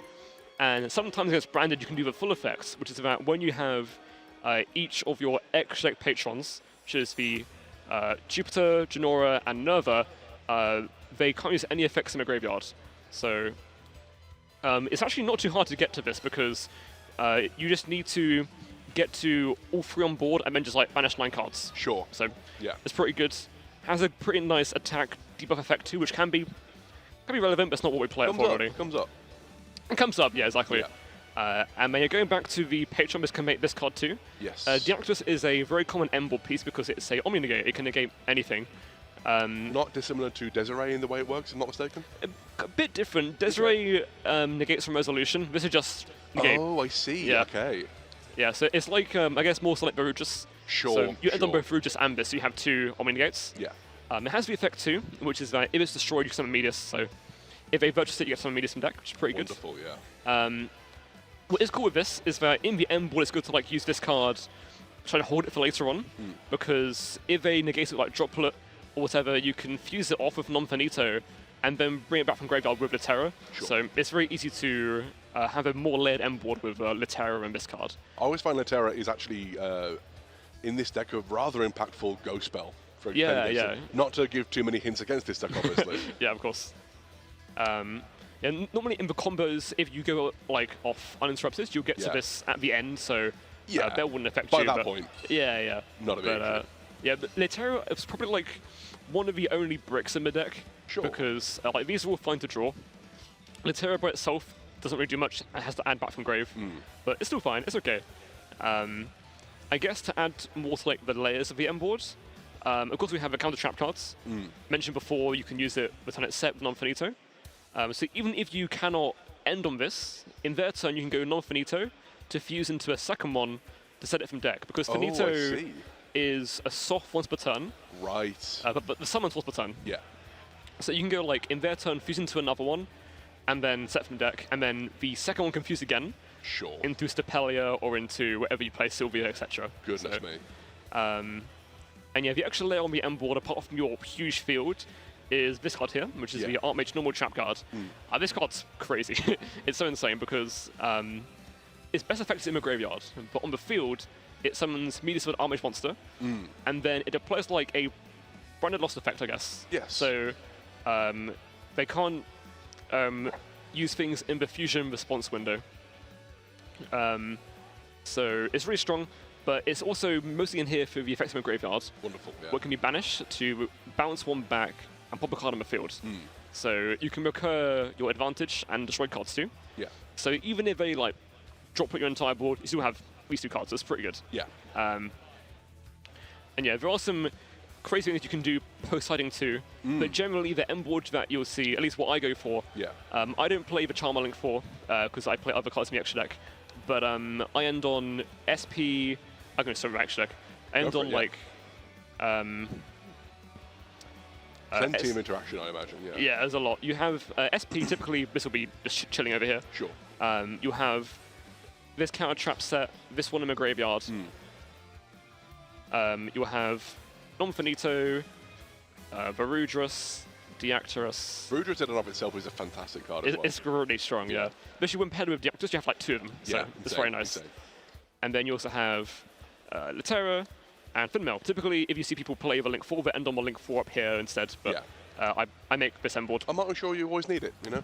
Yeah, but Link 4 is an incredible card. It's amazing, but is it always... That's my point. It's like, not always. Yeah, exactly, It's very good, though. Very good. It's a very good card. I find that I want to dedicate my... Because it's a very tight extra deck. Yes. To have more spots for utility. So yeah, I end on this. So you have, like, these 6 cards on the field, which are interaction. This one gives you more interaction by making Stapelia or Sylvia. Then you have these cards too, so it's a lot. It's a lot. It's a lot. It's an incredible deck. Yeah, it's pretty good. As I mentioned to you earlier, I have a friend who's been on this since it was first out in Duelist Advance.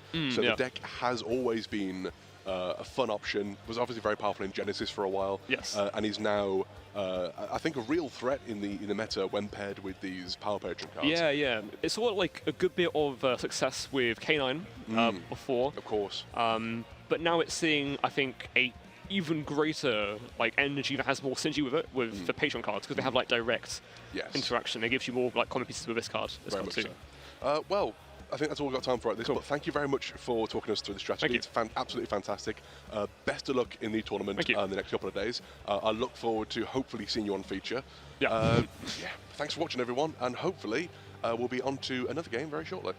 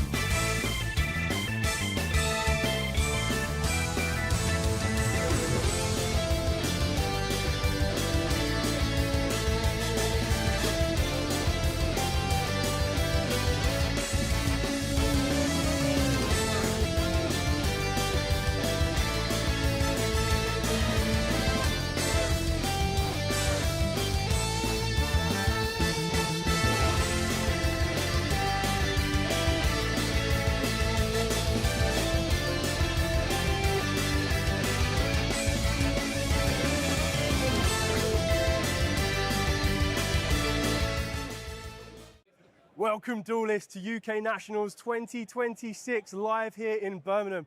Now, we have some very exclusive goodies that you can pick up if you are here. And if you are not here, you'll still be able to get some amazing designs online at shopyugio.com. So what amazing designs have we got? Well, of course, we have the almighty Black Rose Dragon. one of my favorite cards in the entire game.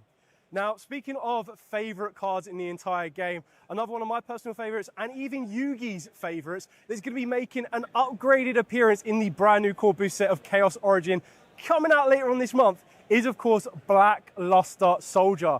Now, these are all officially merchandised by Konami themselves, so you can see how good these will look on your back. Now, they have designs on the front and designs on the back, being the full arts here. If that wasn't enough, just for this event, one of the first exclusive designs is this official UK Nationals NEC Birmingham 2026 designed t-shirt. You can also get all of these designs as hoodies as well to keep you warm in the winter months. And speaking of keeping yourselves warm, you can also pick yourself up a good old cap to keep your bonnet nice and warm too. So make sure you head to shopyugio.com or head on down at any point this weekend to pick them up and wear them straight away. Yeah, so we have a very interesting game here coming on here. Yesterday we played a caster duo with Stellar Knights and Shadows, and today we have Stellar Knights on the main feature. So yeah, what do you want to tell me about the Stellar Knight deck? Oh, Stellar Knight. Yes, sorry. Stellar Knights are going to be a very interesting deck because they got the they play some of the old Stellar Knight cards, so they have access to Stellar Knight Neb and Altair. But there's a new Constellar support which also gets treated as Stellar Knight monsters, and that's really important because it allows the deck to have more ways of accessing their rank 4s. So when the new card has very strong Constellar caster, that whenever it's summoned, it gets to summon a Stellar Knight from the deck. And that enables the deck to do multiple things. But first, let's go into the prizes that our competitors are fighting for this weekend.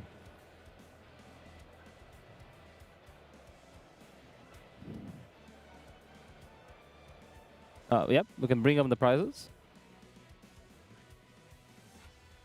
But yeah, so the tournament will be multiple prizes, including top 4, top 32, and top 128. So everyone that reaches top 4 will be competing for the National Championship plaque. Top 32 will get an additional pack of the WCQ 2026 sleeves, which are a really cool color. And about top 128 have the game mat, the pack of the sleeves, and the Invite Continentals. Relevant here, the Invite Continentals are relevant for the Rhodes Points playoffs. And everyone that participating is also going home with a copy of the Nationals Field Center card. Yeah, so the National Field Center card is actually really nice. So on that Field Center, we're going to be able to get, you're going to get the Fairy Tale Teller, and the Fairy Tale Teller will also feature on the playmat as well. Yeah. So it's actually a really nice thing to be walking away with. So it gives you a bit of a taste of what you're going to be trying to work towards at the end of the day. So let's take a dive into more of the top 32 laydown. So as you can see, 4th place will receive a super rare copy of the prize card, and then they also receive 96 booster packs from Blazing Dominion. Then if we move on to the 5th to 8th place, you got 72 packs. 72, then 48, then 24, and then... Yeah, so basically a bunch of booster packs, so 72 for 5th to 8th, 48 booster packs, which is technically 2 box worth in 9th to 16th, and then 1 booster box per player, all the way from 17th place down to 32, not to mention obviously by making day 2 as well. So then let's take a look at the top end. So this is what all the duelists are trying to play for. So if we go at 3rd place, you'll be receiving a super rare copy of the YCS prize card plus 96 booster packs. 2nd place gets to walk away with a video games console plus all of the below as well. And then if you are the winner, Gabe, what do you walk away with? You get your full travel and accommodation paid for the WCQ Continentals, which is the tournament that awards a spot for Europe for the European Championship, for the World Championship in Japan this year. An ultra rare copy of the YCS prize card. And you also get 2 round buys in, which is the WCQ VIP package in the Continentals, which makes your life a bit easier if you're trying to get that coveted road spot. Exactly that. So all of the hard work that you're going to be putting in over the next 2 days, including today as well, is going to be very, very important and very, very well rewarded. So as Gabe was saying as we started, we actually have one of my favorite decks around right now, and that is going to be Teller's. Now, Teller's got some brand new support in Battles of Legend, and on top of that, we got a brand new starter in the form of the Constella Caster. Alongside that, we've got one of the favorites for the tournament right now, and that is going to be the branded strategy. So we're going to be diving headfirst into round number 4, and we're going to see exactly what Tellers can bring against the current favorites being branded. Yeah, it's also an interesting matchup on the red side playing branded. It's Adam Leonard. He got top 8 on the European Championship last year playing Vanquish Soul K9. So he was like 1 game away from getting to the World Championship. He's from Ireland, so coming back here, trying to be the second Irishman to win back-to-back UK Nationals. But it seems like Teller won the tie roll? I believe so. We're currently trying to have a look exactly what is one of the starters. So with the brand new Tellers, what you want to be looking for is you want to be looking for either direct access to your caster, or you're going to want to be looking for the Tellarknight Scission. They can both act as starters themselves to get you moving, but then you also have the Teller Nova Binding, which is another way to kind of start your plays off. And it looks like Rabbi is just going to be passing straight there. Ooh. Yeah, it's even interesting because Rabbi is not playing copies like Mooch armies, right? Because that's maybe a reason that you would like pass with nothing in the field, try to attract with your Mooch army. But it seems just a handful of hand interactions. So Adam's normal summon Quem will be met with Effect Veiler, and then we see a Fallen of White. Yeah, not a bad way to start off for Adam on this one, but as you mentioned, if your opponent is just going to pass to you there without playing a single card, you could expect that there will be some sort of resistance to trying to build.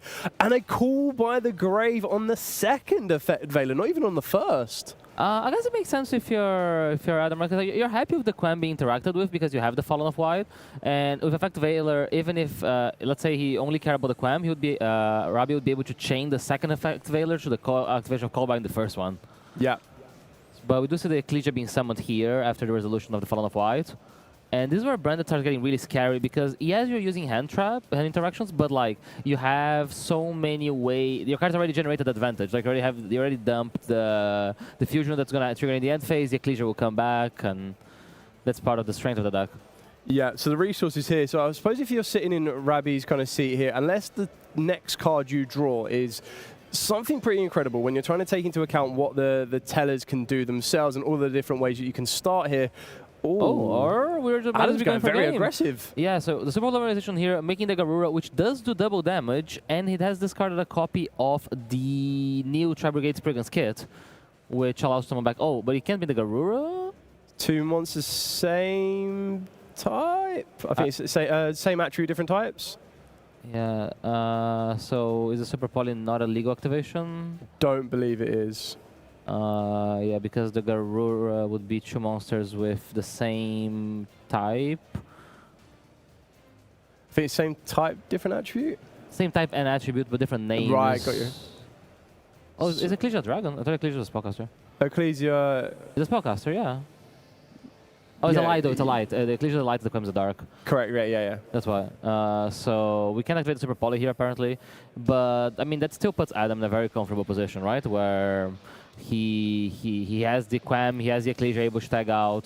He's going to have the Super Poly that we know now that is set, and a Fallen and Virtues in hand into Rabbi that had no plays during turn 1.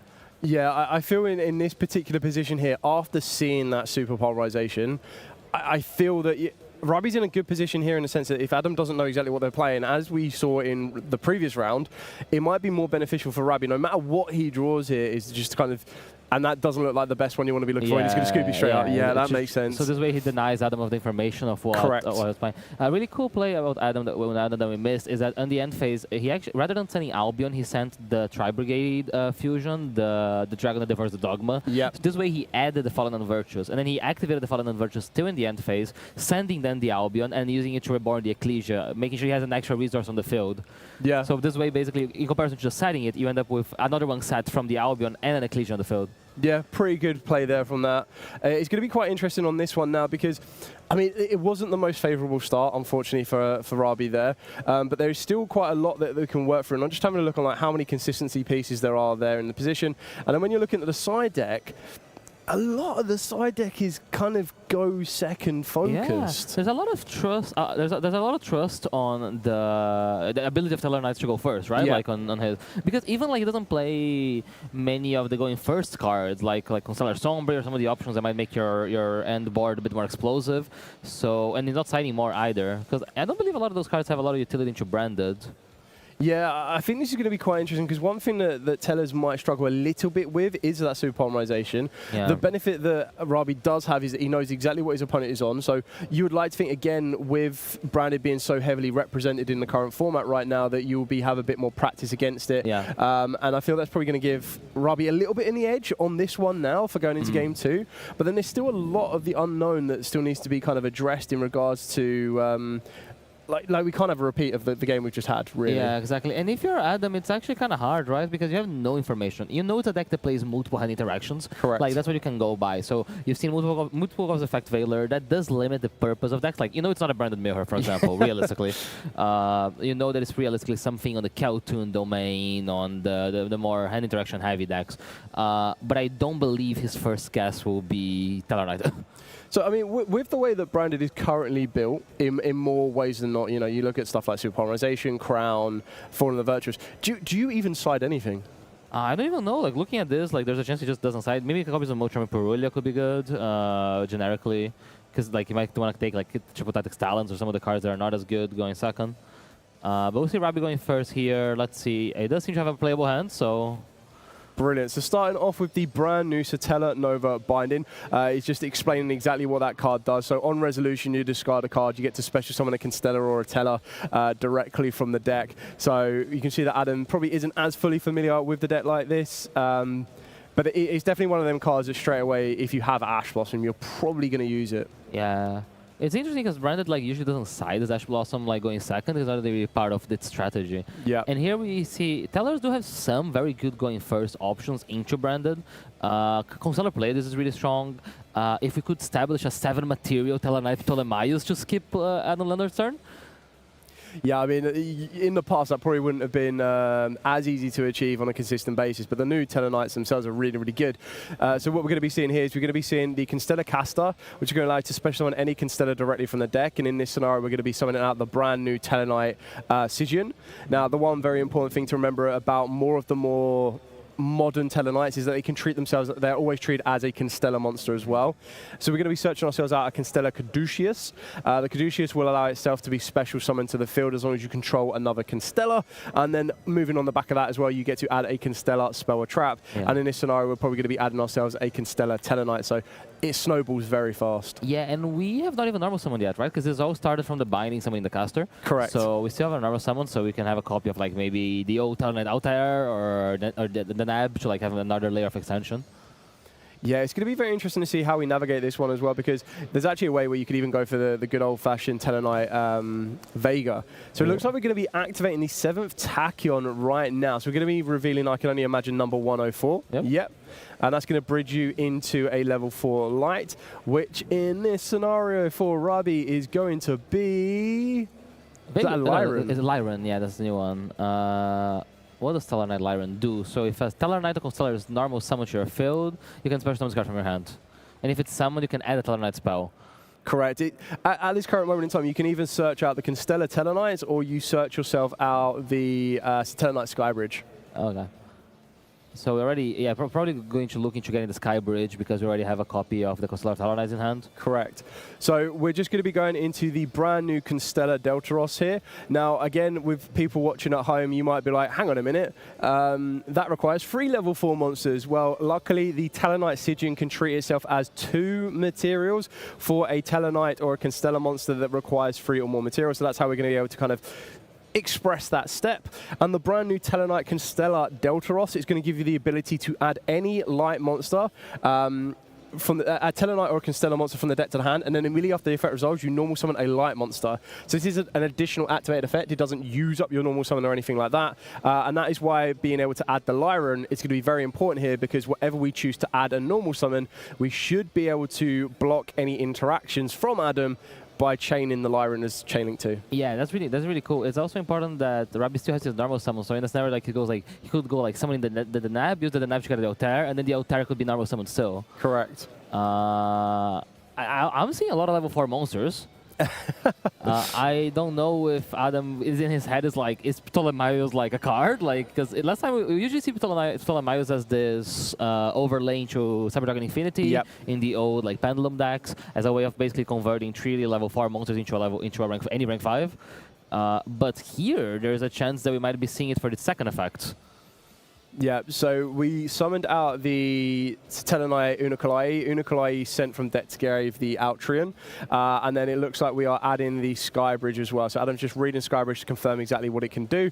The best thing about Skybridge is we can already go into Altair and extend the field a little bit more. And it looks like we're going to be activating the Constellar Telenites to bring back the Decision. And then we're going to be activating the effect of the Altrian in the graveyard to bring itself back. So at this moment in time, we have 5 materials and we are going into Ptolemaios.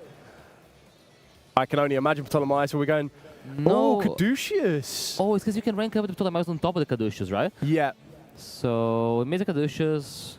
So you can use Constellar Telenites to rank the Caduceus up 1. Yeah. And then that can work its way into pretty much any of the other Telenites. And then I'm pretty sure, so you rank yourself up into Ptolemy M7, and then it looks like we're using Constellar Telenites to go into Ptolemaios, exactly what's going to be happening here, and then we're going to be using the Ptolemaios effect, detaching all 7 of those materials, and basically bypassing Adam's turn. And Adam's seen the writing on the wall. It looks like he's going into game number 3 on that one. I guess that's the end board. Yeah. You don't need a lot of interruptions if your opponent has no opportunity to activate their cards.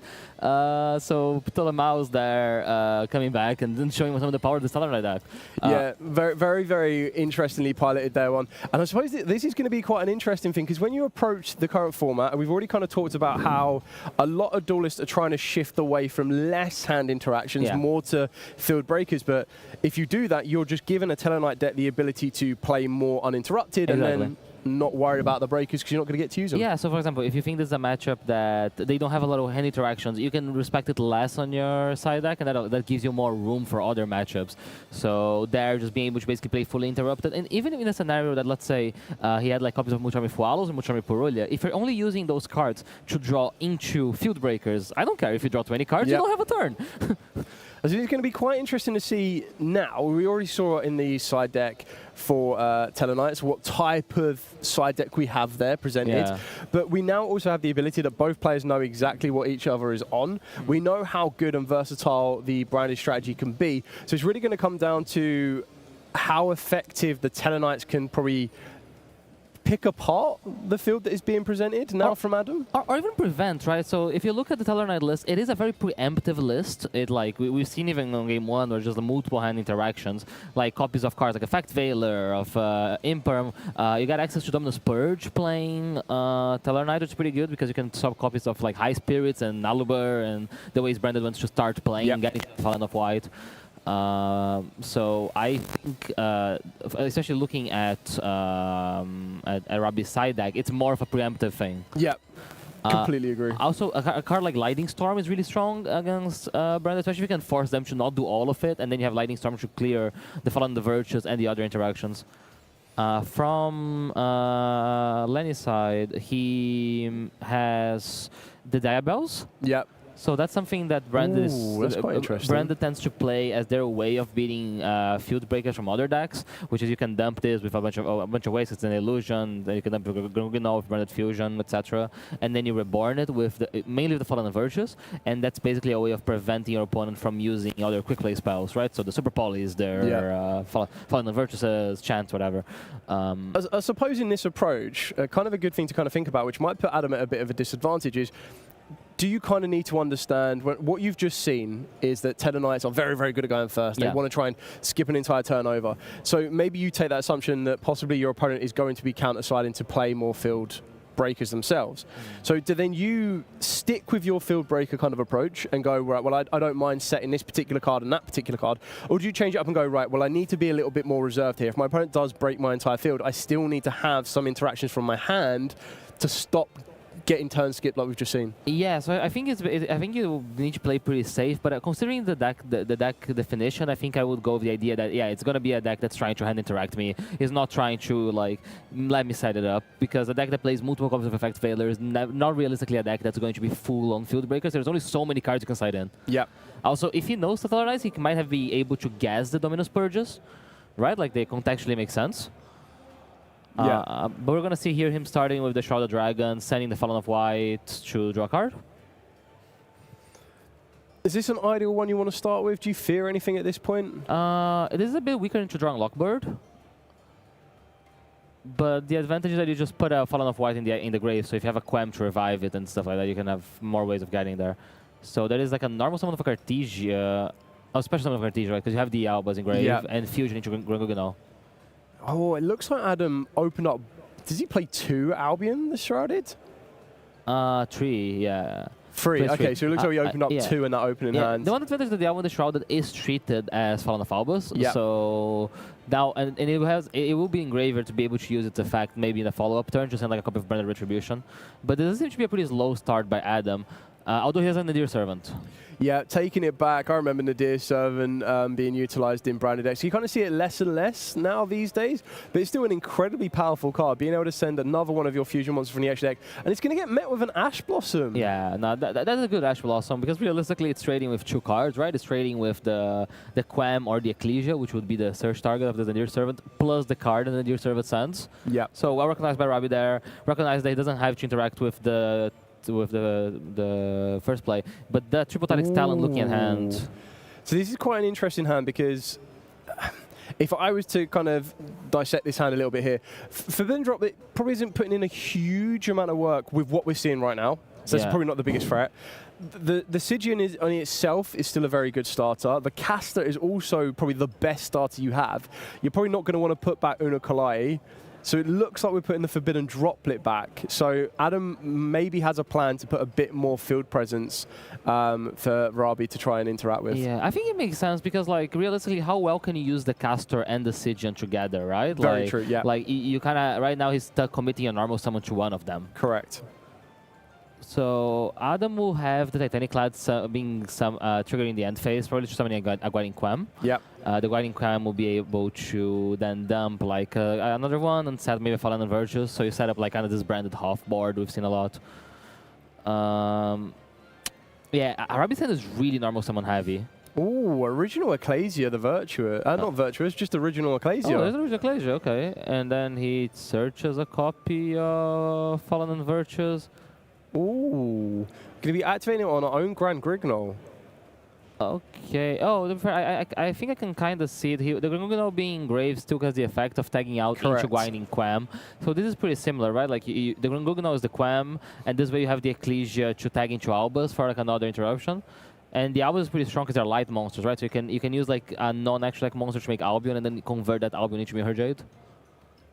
Yeah, very good approach here from Adam on this one, being able to get the Cartesia to the hand as well. Looks like we're drawing for turn, and there is, ooh, that's not a green card. That's not the Forbidden Droplet. You don't want too many normal summons here, realistically. Caster is really strong though, and the branded deck doesn't have a lot of monster negates, so it will resolve.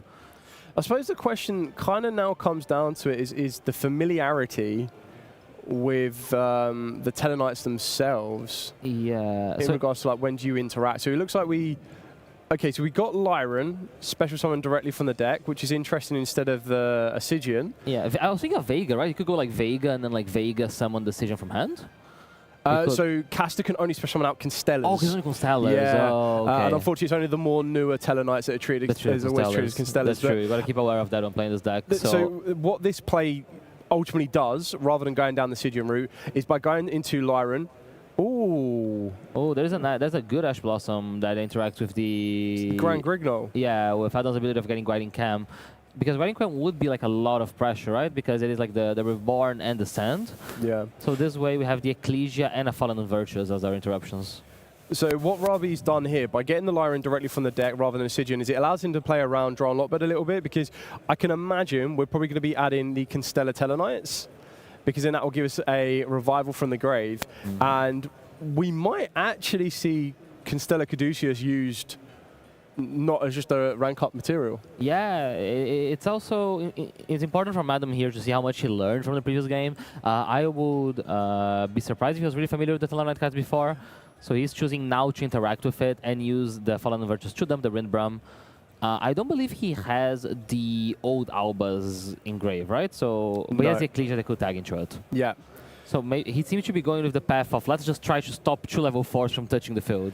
Yeah, which is it's a good approach to take. And I suppose the other thing as well is if you did read the Constellar Caster, there's that inherited effect that it provides to a Constellar XZs when it's used as material.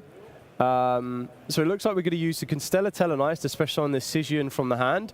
The Scission will then allow, or attempt to allow Rabi to special add a Constellar or Tellarknight directly from the deck to the hand. So you're probably going to go for the Caduceus, which is exactly what we're going to be seeing here. That will then be special summoned. You have to control a card to special summon Caduceus, right? Correct. You have to control a Constellar. Yeah, so if you're Adam here, you have the possibility of like, okay, like this guy requires me to have another guy on the field, so maybe this is the time to pop the Albas.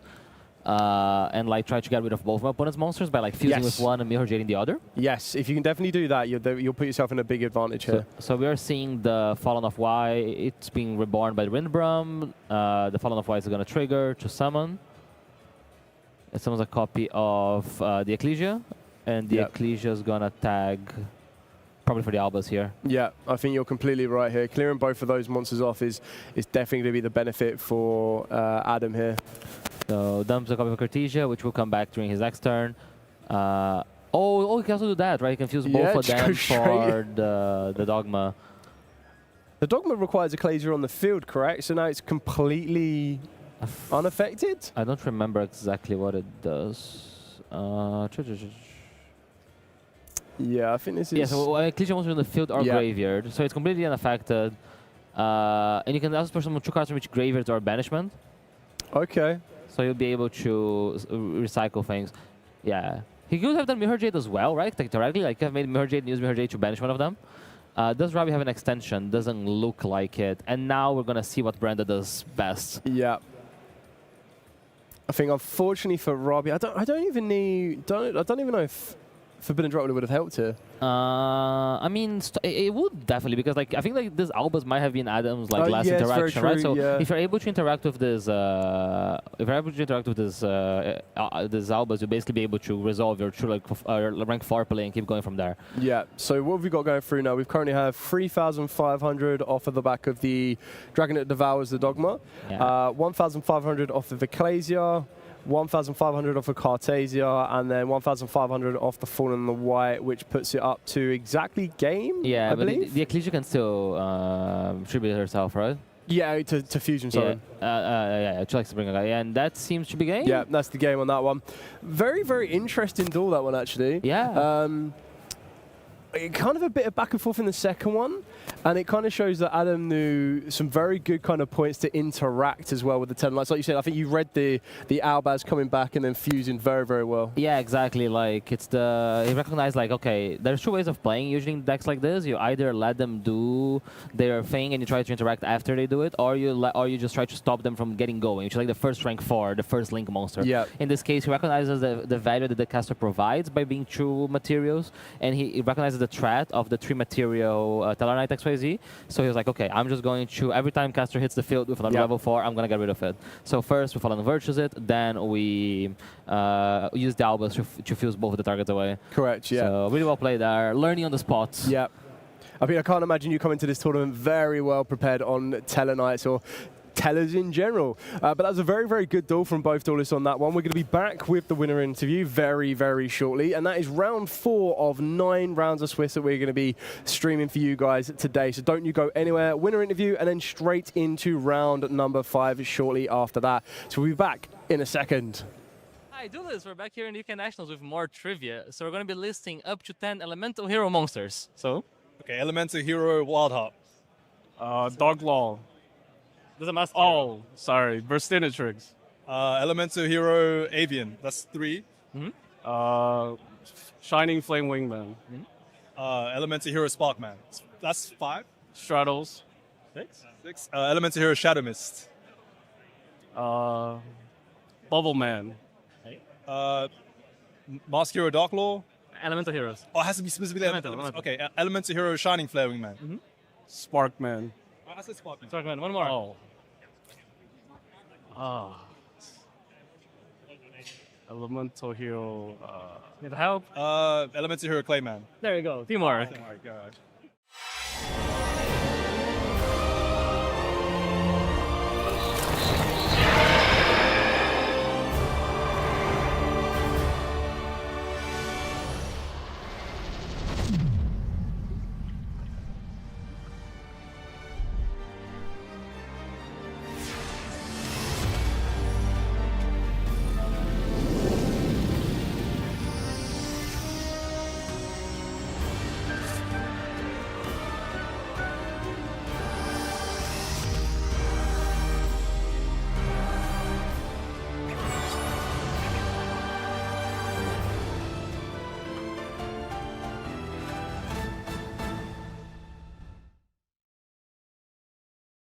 Alright, let's take a look at some of the cards and rarities that you can find inside of Rarity Collection 5.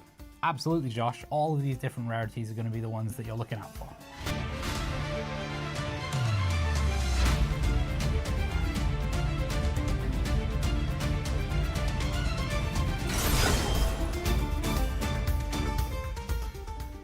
Inside of Rarity Collection 5, you'll find a total of 7 different rarities. The normal rarities that you're used to seeing in lots of different booster packs, that's super rares, ultra rares, and secret rares. Then you'll also find some exclusive rarities to Rarity Collections, which is your Prismatic Collector's Rares and Prismatic Ultimate Rares that people have liked so much in the past. And then we've got the more premium rarities. We have the Platinum Secret Rare and Starlight Rares. And some of the Starlight Rares also have this sort of alternate artwork to them, which is going to be something that people are going to be after.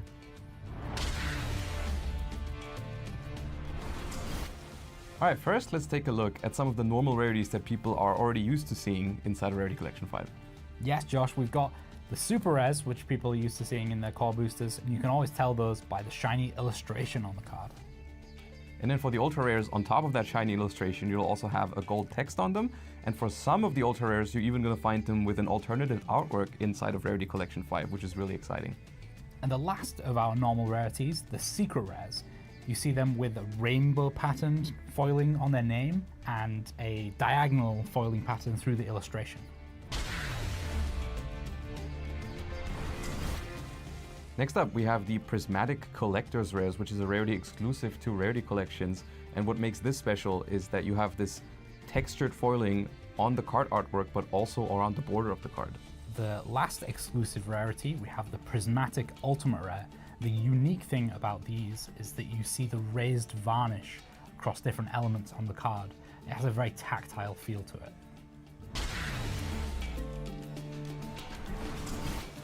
And then we have the Platinum Secret Rares, which have a similar foiling pattern to the Secret Rares, but it extends across the entire card. And last but absolutely not least, we have Starlight Rares. And you can tell those by the crisscross pattern that goes across the entire card. And something really special about Rarity Collection 5 is there's going to be plenty of amazing variant arts that you can find in Starlight Rare.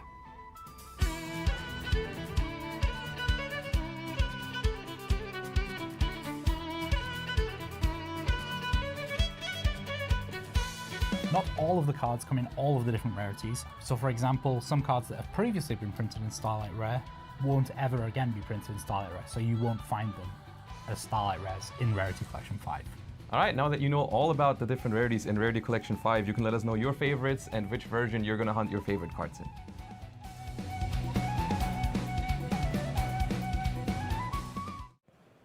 Hi everyone, and welcome back to our UK National Championship. I'm here with the winner of our round 4, Adam Leonard. Congrats. Thank you. Thank you. You might be the first person to win a game by only playing 2 turns. Yeah, it was very scary. Yeah. So how are you feeling? So you got here and you sit on the feature and your opponent just passes to you.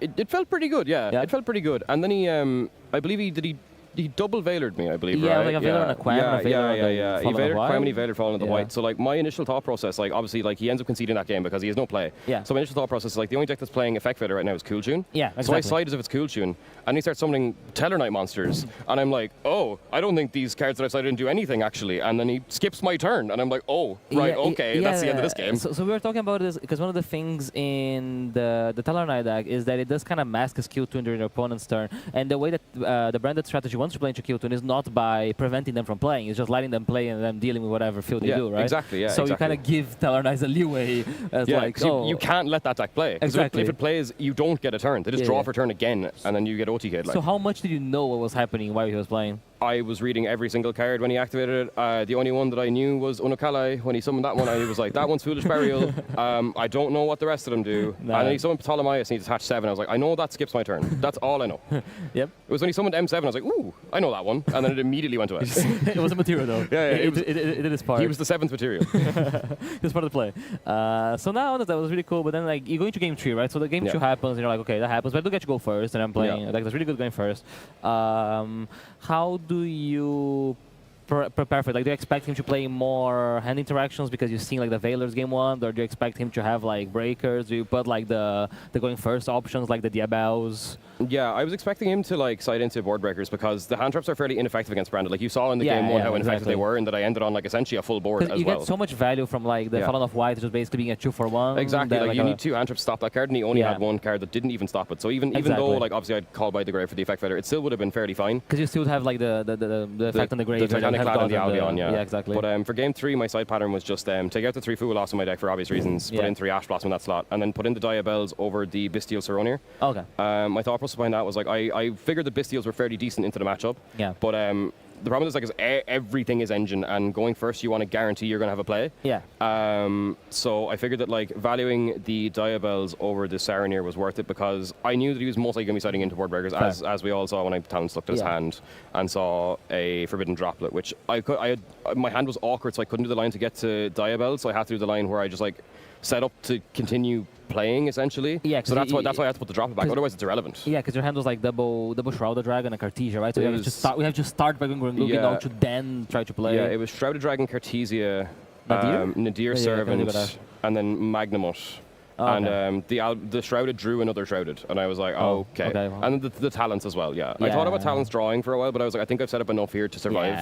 So I thought it was fine. You can have full knowledge, especially if you don't know. You got an opportunity to read the cards. That's the thing, is like I was going to read all of these right now, so I wanted to read them later when he starts summoning them, and I have to like figure out what's happening. Like. There you go. Sometimes knowledge is power. Yeah, and then when he ashed the Grand Guignol on his turn, I was like, okay, that's the final card. No, I know everything. He has 3 Tellarknight monsters in his hand, so I knew exactly how to sequence my turn. And then just denying him of getting to rank 4, basically, is the name of the game, right? Exactly. Yeah, I was like, try and avoid a crisis. I'm not reading these cards and I don't plan to, so I'm going to just try and stop them hitting the field. That sounds like a plan. So how come you choose to play branded this weekend? So I kind of fell back on like a comfort pick where I wasn't overly confident in the positioning of the deck in the format. But I've been playing branded and grinding it for like a good few months now, and I'm confident enough in my own technical play with the deck for it to continue to perform while I'm playing it. So I figured that like, especially like with the list I'm on as many consistency cards as humanly possible, because a lot of the ways that this deck will lose games is drawing like the slightly awkward hands, the hands where like you might only have like 1 Aluber as a player, 1 Nadir Servant as a player. Some people don't play Nadir, right? So like Nadir Servant's just an insane card, and I think like it adds another layer of consistency. I know it's bad going second, but I think you still need another layer of consistency in your deck, because going first, like there's a chance that you will just draw all of the engine requirements, because there are a good few engine requirements in this deck. Yeah. So you need to be able to like recognize that and be able to like deck build around that, I think. Yeah, no, I mean, it seems to be performing really well. I know last year you're really close to making Worlds. I lost in top 8 at Euros, Top 8 at Euros is a bad game to lose. It was pretty depressing, because game one... game one of so I'm going next year then, is that how that works? Exactly, that's how it works.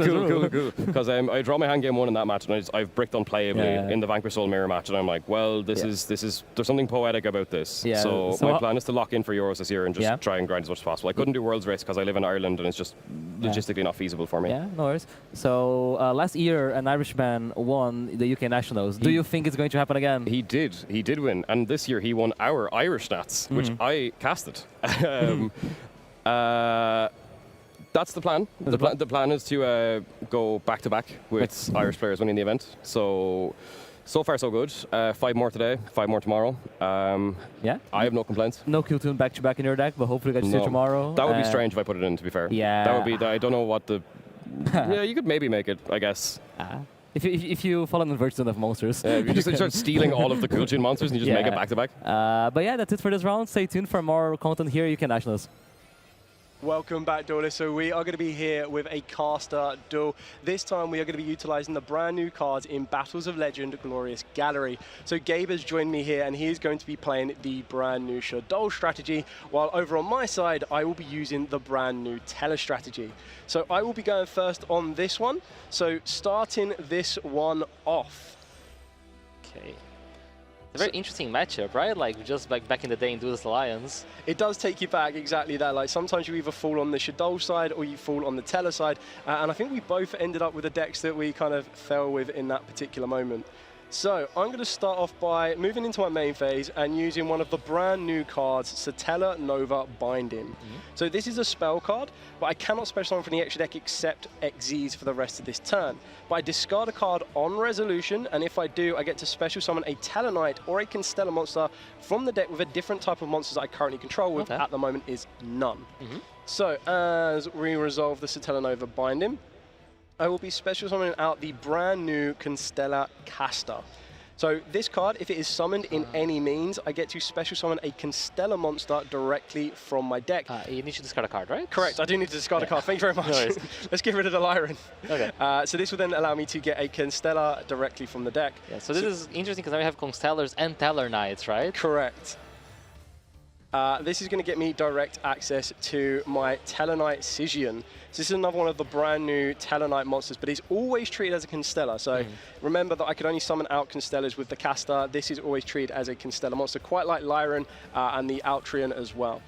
Now on summon, the Stygian will give me the ability to add a Talonite or a Constellar monster directly from the deck to my hand.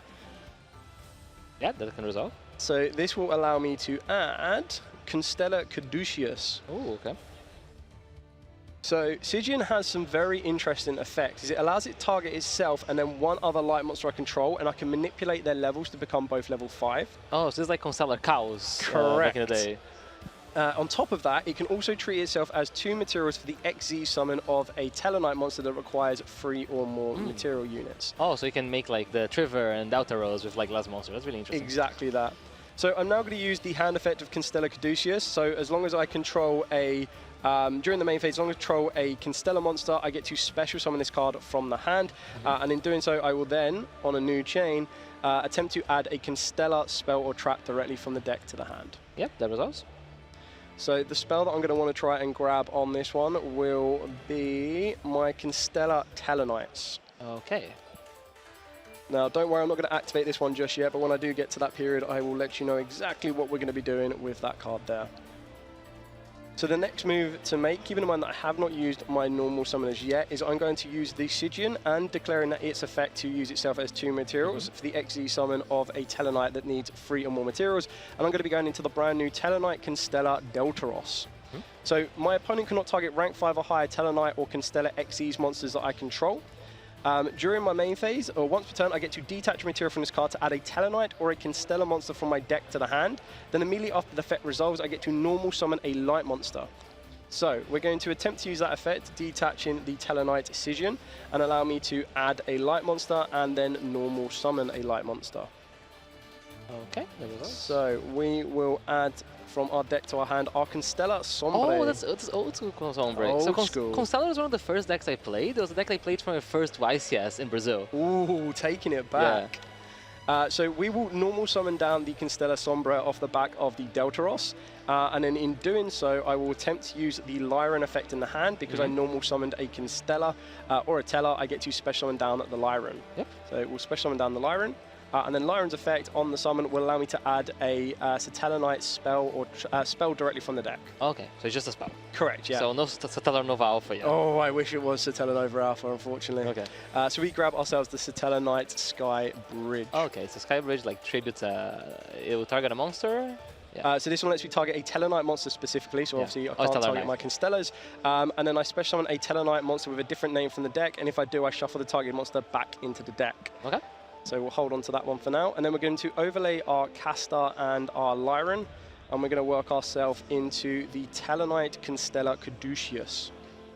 Now, on summon, this one lets me target a Tellarknight and or Constellar in my graveyard, card specifically, and add them back to my hand. So I'm going to choose to add back, let's just have a look at this. We're going to add back our Stygian, which will be treated as the Constellar Knight, and then we'll add back the Lyran, which will treat itself as the Tellarknight. Okay. We're then going to use the effect of the Caduceus to detach a material. This, well, on resolution, it will banish a Constellar or a Tellarknight directly from the deck, and then I apply its on-summon effect. Oh, okay. That's so nice. we will banish the Caster. Oh, because it's applying, it bypasses caster's restriction. Correct. Because it's not activating the effect, you're just applying the effect. And then I will be resolving the applied of the caster's effect to get me the Altrian from the deck to the field. Now, with my Constellar Sombra, I've got the ability to banish a Constellar monster from my graveyard to target a Constellar monster in my graveyard and add that target to the hand. And then it gains the following effect, that I can normal summon a Constellar in addition this turn. But I haven't got another Constellar in the graveyard as of yet, but don't worry, that's just reminding everyone of the effect that it currently has on the field. So we're now going to be able to activate the Constellar Tellarknights. So on activation, I get to special summon a Tellarknight or a Constellar monster from my hand or graveyard. I can target a Tellarknight, target a special summon from the Tellarknight monster special summon from the extra deck, and then I get to rank it up on top. So that will come into play a little bit later on. So my additional normal summon will be my Stygian right now. Sorry, the special summon from the Constellar Knight. Yeah, which can be treated as 2 materials again. It can't be treated as 2 materials again. It can only be treated as 2 materials once. Okay. But what it can do for me is it can manipulate the level of itself and the Altrian. We're going to overlay both of these, as they are now level 5s, into the Chronomaly Vin Mana. Oh, okay, that is not Pleiades. That is not Pleiades, no. So that is the Monster Negator, and it actually has some additional effects, because being able to get some Xyz materials from the graveyard back onto it could be very, very important. So now in this position here, what I'm going to be doing is I'm going to rank up my Caduceus into my Constellar Ptolemy M7. Which so is the old one, right? This is the old new one. art. Yeah, this is with the chibi artwork from the Battles of Legend. And now I'm going to be able to utilize the effect of the Constellar Tellarknights to target the Ptolemy M7 and then rank it up again into the brand new X-Tellar Constellar Ptolemy Omega. Now, the reason it can do that is because it's the effect of the Constellar Tellarknights to allow me to kind of rank that material up for anyone that is watching along at home. So now what I'm going to do is I'm going to actually conduct my original normal summon, because keep in mind I still haven't done that yet. Tellarknights can be very, very, I would like to say persuasive, but very, very impactful to the field.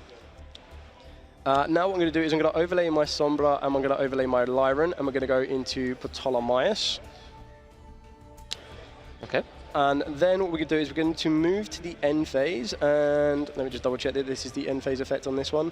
I believe it is. I believe it's end phase. Yeah, and then I attach a material to it, which I need to be able to remove 3 materials in order to rank up. So we're just going to add Deltaros to it as a material. There we go. And then we are going to pass our turn there. So just to give you clarity of exactly what we have on the field right now, we have the Vin Mana, which will be a Monster Negate. We've got the Ptolemaeus, which will detach 2 materials to rank itself up into a rank 5. We've got the Tellarknight Constellar Deltaros, which currently means you cannot target my rank 5 or higher Tellarknights or Constellar Xyz that I control. And then I've got the Constellar Ptolemy Omega, which can detach as many materials as it has to target as many monsters you have on the field, and then shuffle them into the deck. Okay. But it also has an inherited effect off of the back of the Constellar Caster that allows me to detach 2 materials from any Xyz on my field to negate a spell card that you activate. Oh, okay. It negates the effect of the spell card. Correct, yeah. And that's under this guy. Correct, yeah. Oh. So that's an applied effect to the Ptolemy Omega. Okay, yeah, that is a lot. And that's given by the caster, right? Correct, so that is given by the caster. There's a caster under this guy. Correct, yeah. Okay, that sounds good. And that is going to go over to you. All right, I will draw for turn. So now is my time to interact. There's a lot of things here, the light and dark matchup. Let me think where I want to start. I'm going to... It's tricky, there's a lot of interaction here. How many cards in hand you have? So I have 3 cards in the hand. So the dolls have a lot of interesting new cards that allow you to kind of pick the fields apart bit by bit, and then also increase your consistency to get to some of your fusion monsters. Yes, I'm going to start with an old card though. I'm going to start with Foolish Burial. That is a very good old card to start off with. I will allow that to resolve. So Foolish Burial, I'm going to send a copy of Shadow Hedgehog. Yep. And I will try to activate the effect of Shadow Hedgehog. That is fine. So my Hedgehog resolves, which will add another copy of a card known, which is Shadow's Komata. Yeah, Scomato is probably one of the more effective ones for this current, this current version of the deck, because Scomato is going to be the one that it's going to facilitate the new Grista as well, which is going to be quite important. Yeah, so we'll get these. I will then set a monster. Ooh, going retro. And then I will activate Super Polymerization. That's exactly what I was expecting. Yeah, so activate Super Polymerization. Yep. I am going to discard a copy of...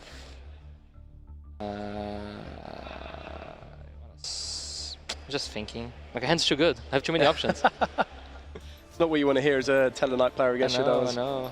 I am going to end up going for the left Shadow Fusion. Ooh, interesting. And I will fuse my Skomata and the... Ptolemy? The Ptolemy, yeah. Yep, that makes sense. It is the most interactive on the field. And the best thing is, when you use light monsters as material, I can only imagine one card is going to be entering the field of play. And I know which artwork I want to summon. I am going for a copy of El Shadow Construct.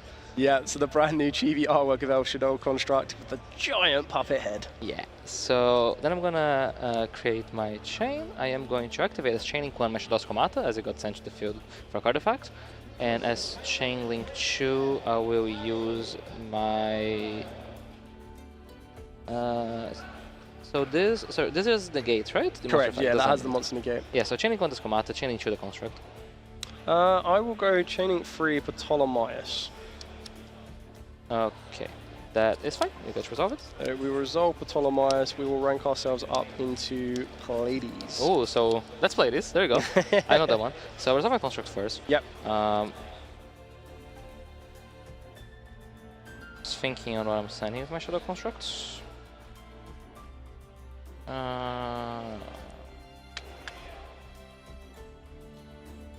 This means I can target... Can't target my Pleiades as it currently stands. It's just a Pleiades, right? Just the Pleiades, correct. Okay, so I will send a Shadow Genius and a copy of Shadow Grista. Yeah, good choices.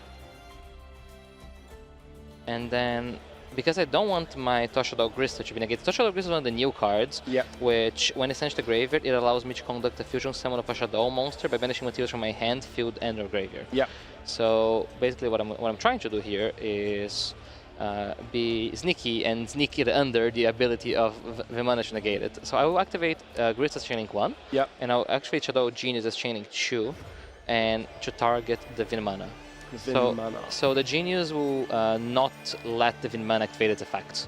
Correct. So you can choose to negate it, you can choose not to. And we might be reaching the same pace. Only for that turn. For the rest of the turn, yes. That is fine. I will allow that to happen. Yep. Okay. So the Genius will resolve, and then now I'm going to resolve the Toho Shadow Grista. Yep. This will fusion summon, and I need to think what am I going to fusion summon.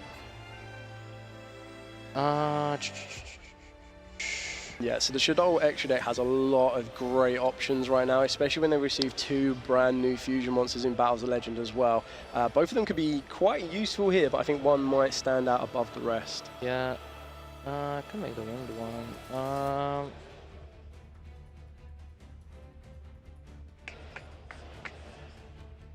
Okay, I'm just thinking, I believe I might...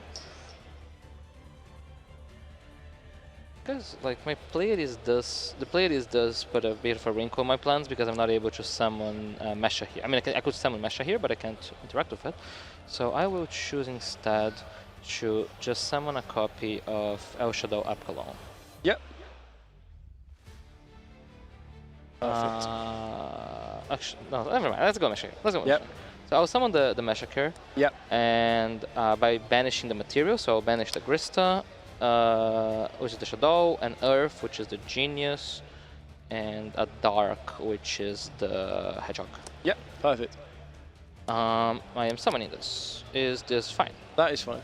So I am now going to activate the effect of Meshaher to pay 800 life points to add a Shadow card or a Void Spell and Trap from my deck to my hand. That is perfectly fine. So that puts you down to 7,200 life points. Just like Clifford Scout.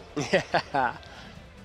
Amazing how the dual terminal lore all kind of comes together with these decks. Absolutely love it. Yeah, and with those, I will go get a copy of,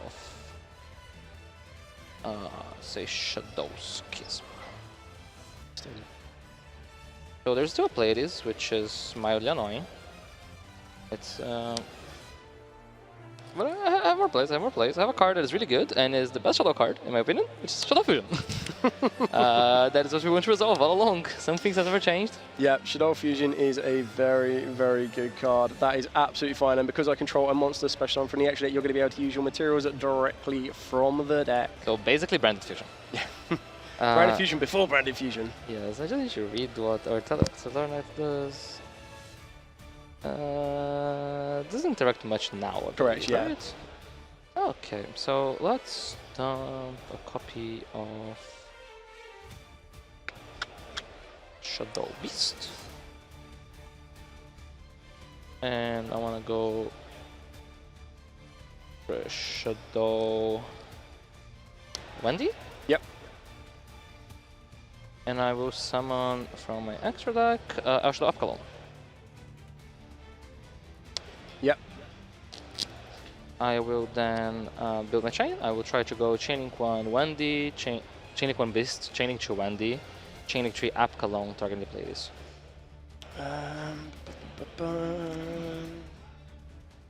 Wow, considering Pleiades is going to be negated, I will go Chainlink 4 to use Pleiades, and we will target the Construct to put it back into the extra deck. Yes, that is fine, so that resolves.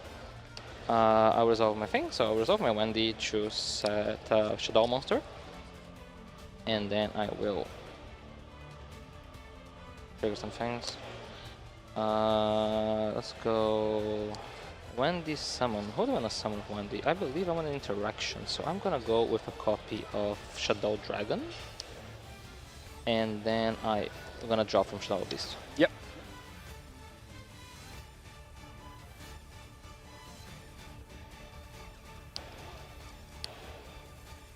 Draw one. Okay. Now let's activate. Let's keep going. I want to activate Void Unleashing. Oh, there we go. This is another one of the brand new cards. So for cost, I will review a Shadow card from my hand. Yep. And I will review now Shadow Aerial. So then add 2. Yeah. I can't allow that to happen, so I'm going to attempt to use Dominus Purge. Okay, so that is a Dominus Purge being activated from the hand. Correct. Which will stop the resolution of Void Unleashing. That's fine. However, Void Unleashing has a second effect. Yes, it does. So I am going to banish this card from my graveyard and add Infernoid. Is it Infernoid? Yep, yeah, Infernoid directly from the deck. And I will search good old friend Inferno Decatron. So we're going. We're still going.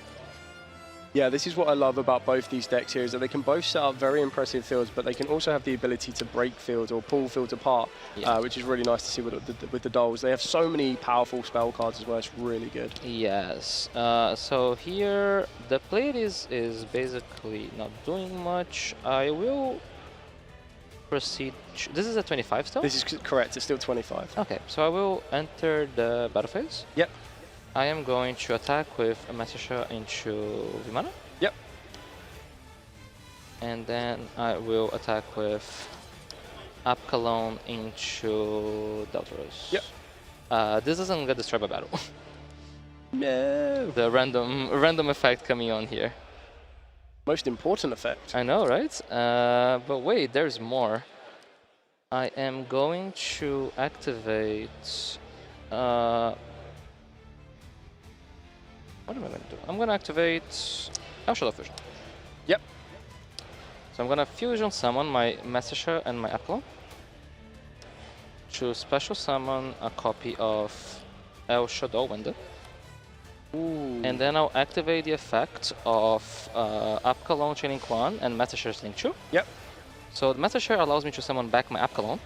Yep. And my app clone allows me to add a shadow card from my deck to graveyard and then discard a card. Yep. So I will then search for another copy of.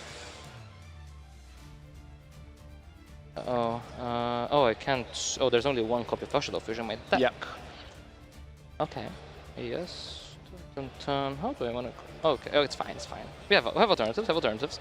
I will add a copy of a Live Shadow Fusion. Yep. And then I'll discard my Now Shadow Aerial. Yep. Now Shadow Aerial will trigger. That is absolutely fine. Plenty of targets to choose Does from. anything have an effect in the graveyard? Unfortunately not. Apart from the Altirion. The Altirion can bring itself back if I special summon a Tellarknight. Yeah, that's getting sent. That's getting removed. That's getting sent. And I believe I don't want Decision. Let's say the Liar one as well. Okay. Yep. So we're in the battle phase? Yep. I'll attack if I play this. Yep. If Apple stays. Yep. And then I'll attack if El Shadow Wind it. Just like back in the day. Absolutely fine. Win Taking it the back. Ancient Tellarknight. So that's 2,200 damage. During the main phase 2, I'll activate a copy of Left Shadow Fusion. Yep. Left Shadow Fusion allows me to send a fusion monster from my extra deck to the graveyard. So I will send here a copy of El Shadow Construct. Yep. And then I'll activate the effect of El Shadow Construct to then get what I wanted all the way along my El Shadow Fusion. Yep, perfect. This currently leaves me on 5,800 life points, and yourself is 7,200. Yes, and then I will set 2 cards, and I'll pass it my turn. That is absolutely fine. We will draw for turn. So can you deal with my El Shadow window? That is the question. In an ideal world, we would have loved to. Okay. So we'll go through standby phase. We will attempt to move to the main phase. Okay, Constella's not going to help me there much. Neither's the rest of this, sadly. So I think we are going to go for. So let me just have a quick look on this one. We've got 2,500, we've got 2,200. The set card was reset off of Wendy. Yeah, this is a Shadow Dragon. That is a Shadow Dragon. So Shadow Dragon will flip itself up, destroying one of the cards. I'm currently on 5,800. And at the moment on your field, there is 4,700. Dragon would be enough to finish the game off there. My draw for turn, unfortunately, was Dominus Purge. We had Infinite Impermanence that I forgot to set, and we have the Sky Bridge that is currently of no use to me whatsoever. But that is pretty much it. It's absolutely fascinating to see where these decks currently stand. I love the ability of Shadows. I also love the ability of the Tellers as well. The fact that they're starting to feel a bit more, rather than having Constellars on one side, Tellers on the other, they're kind of merging a little bit more, which is actually really exciting to see as well. Anyway, thank you so much for every single one of you watching right now of this feature match or caster match that we've got here for you. We're going to be taking it straight back to the door so you can see even more from the live dueling of UK Nationals 2026.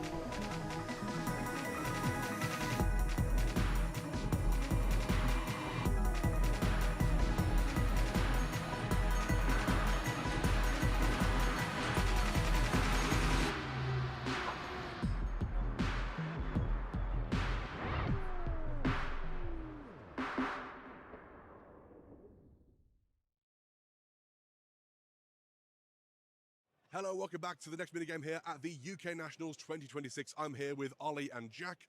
I'm going to give you guys a card category. First person who can't name a card in that category loses the game. Are you ready? Yes. Wonderful. The category I'm going to pick today is Synchro Dragon Monsters. Rock, paper, scissors. Let's see who's going to go first. Start with Jack. Here we go. I'll go Crystal Wing Clear Synchro Dragon. More or less. Stardust Dragon. Wonderful. Red Dragon Arch theme. Amazing. Black Rose Dragon. That is one of them. Black Rose Moonlight Dragon. Ooh. Black Winged Dragon. Heavens. We'll go Stardust Assault Synchro. Stardust what, sorry? Stardust. Oh, what's it called? Stardust Rising Dragon. Is that one?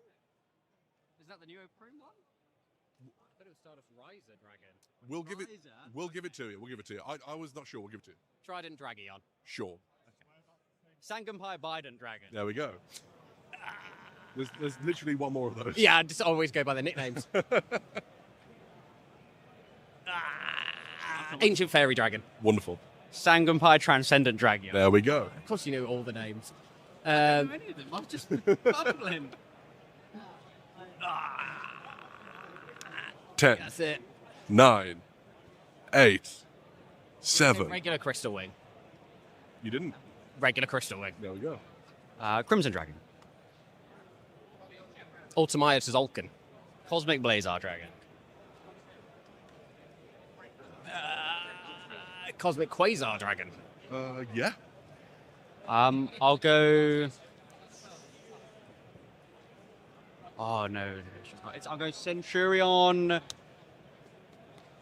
Which one's the dragon? Is it Legatia or is it not Legatia? I think they're machines. One of them's machine, one of them's dragon. Right. And Legatia, I think, is the machine, and I can't remember the name of the other one. No, it's on the tip of my tongue. 10. 9. You can just pick a different one. 8. I know, but now I'm. 7. 6. 5. 4. Oh, I can't think of anything. 3. 2. No, I'm gonna. 1. Oh! Well done to our winner. Thank you for watching. We'll see you very shortly. Hello duelists and welcome to the UK National Championship 2026. Even though a lot of people will be here for the main event, we also will be running public events across all weekend. And public events are some of the most fun I have playing Yu-Gi-Oh! As you get to play for different prizes in the usual main event. What caught my eye was this very cool copy of Brain Control, which is the prize for the Genesis Challenge. However, if you're interested in Advanced Constructed, you can play for the oversized Hydraulis Harmonia, or if you're still here on Sunday, you'll be able to compete in the Attack of the Giant card for the Crimson King Jet Atlas Ace card in a giant copy. However, that's not all. There are plenty of other events happening over the weekend, such as Time Wizard and Trivia Trees, and all of these grant you prize wall tickets. And to tell you more about those, straight to Charles. Thank you, Gabe, and welcome to the UK Nationals 2026 prize wall. Here, you can exchange your prizes from the public events for the ever-popular playmats, including the Forbidden Crown playmat, a personal favourite of mine. These adorable yummy stickers, I wouldn't recommend eating them though. And of course, over here we have this stupendous slew of card sleeves and these wonderful regional deck boxes you can get your hands on over here. You can also exchange your Bliss Bonus Series points here for more goodies. That is the prize wall here at the UK Nationals 2026. Hopefully come on over, we'll see you here. Welcome back, duelists. We are here with our first champion of the weekend, Eason. Now, Eason, tell us, where did you come from today? I came from Scotland. All the way from Scotland? Yeah. And has the trip now been worthwhile? Yes. Yeah, how long was it? 5 hours? Yeah, 5 hours. Yeah. So, you are our Dragon Duel champion. How did you make this happen? What did you play? I played Quiltons. Yeah. Any particular matchups you can remember? There was one person who played DD Detonation. Ooh. How did that one turn out? He banished the whole extra deck and then used DD to burn us. But you were able to overcome that one still, yeah? You still walked out the winner? Excellent. So you chose to go with Cool Tunes. What is it about Cool Tunes that you like? It's because he could synchro very, very much on your opponent's turn. Do you like synchros? Is that what you like? Yeah. Yeah, you like the synchros. If you had to pick a cool tune, what would be your favorite cool tune? Probably Back to Back. Back to Back. Oh, did you use that a lot today? Once or twice. Once or twice. Very, very good choice. So, as we say, this is our first champion of the weekend. Massive congratulations going away with this very exclusive playmat. And would you like to lift your trophy? Yeah. Ladies and gentlemen, our Dragon Duel champion. Thank you very much. We're going to be moving back shortly. Enjoy celebrating afterwards. Congratulations. We'll be back with all of you with more duels and round number 5 shortly.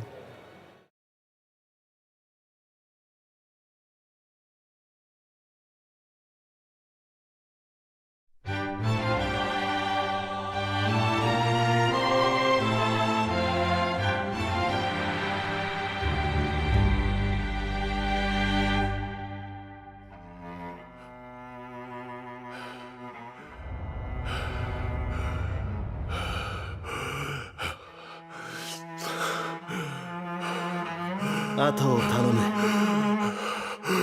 友よ。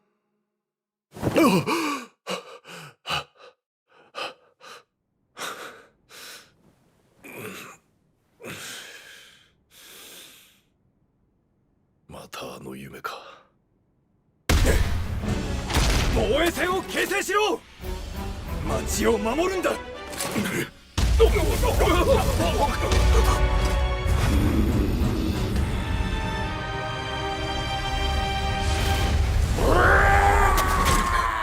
サンダーフォード。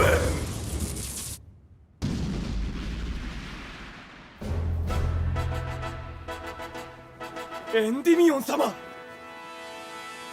魔法都市エンディミオン。魔物であふれた世界において屈指の安全を保障する場所。治めるのは偉大な賢者の一人、神聖魔導王エンディミオンである。しかし長い平和は間もなく終わろうとしていた。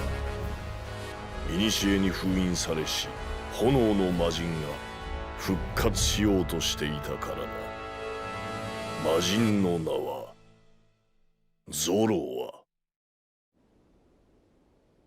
兵長、兵たちに出征の準備をさせてくれ。戦いの時は近い。はっ。お仕事は終わりましたか、エンディミオン。アルテミス、あいにくまだ。ではお茶にしましょう。夫婦の時間も世界と同じくらい大切でしょ。久しぶりね。こうやって二人でゆっくりするのも。恐れているのでしょ。禁じられた谷へ、あなたがかつて封印したゾロアに再び立ち向かうことを。当然だ。相手はかつて世界を滅ぼしかけた魔の神なのだから。否定しないのはあなたらしいわ。入念に準備してきた。奴に対抗するために魔宝石を開発し、この国を作り上げた。私に鼓舞は必要ないよ、アルテミス。ええ、出会った頃からあなたはそういう人だった。なんだか懐かしい。この際だから聞いておこう。君は若き兵を死地に向かわせるこの愚かな王になぜここまで寄り添ってくれるのだ。この戦いで間違いなくほとんどの兵は帰還できない。かつての友アレイスターはもういない。私がこの手で封じたからな。サンドリオンには頼りを出したが答えてくれるかどうか。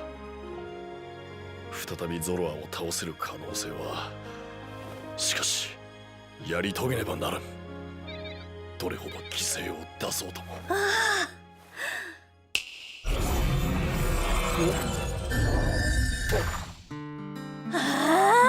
まったくあなたって本当に不器用なんだから。すぐにそうやって自分を悪者みたいに言って有罪です。本当に昔から変わらない。兵士たちのことが心配でつい先頭に立っちゃうところとか、友達のことをすぐにかばうところとか、表では軍備のためと嘘吹きながら魔力を持たない人間に魔法を使えるようにしてあげたいって頑張っちゃうところとか。だから私はあなたを好きになったんだけど。アルテミス、一人で行くつもりでしょう。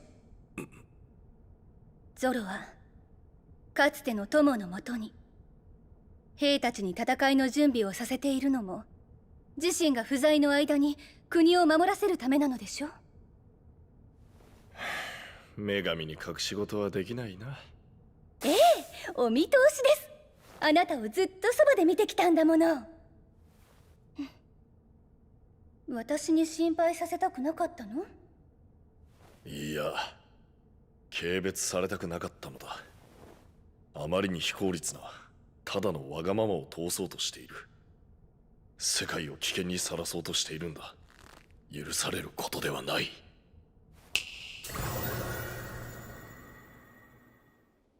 かつてあなたたちは異界の扉を開いて世界を魔力で満たした。それは良いことばかりではなかったかもしれないけど、私はあなたに出会えたわ。綺麗な空しか知らなかった私に土の安らぎを教えてくれた。あなたが世界を救ったんだもの。一度ならわがままを言う権利はあるわね。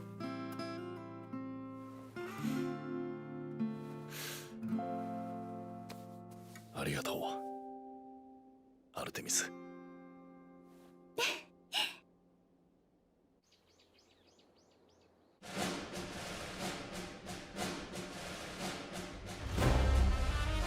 この町に住む全ての民よ、聞いてほしい。間もなく魔人の封印は解かれる。奴が復活すれば世界は混沌に逆戻り。故に兵たちに命じる。皆命を懸けてこの町を守護せよ。魔人の討伐には私一人で行く。これは賢者としての責務であり、私のわがままだ。君たちが背負う必要はない。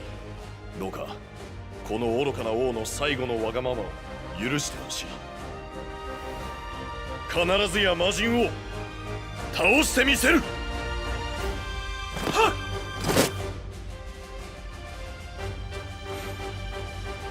ありがと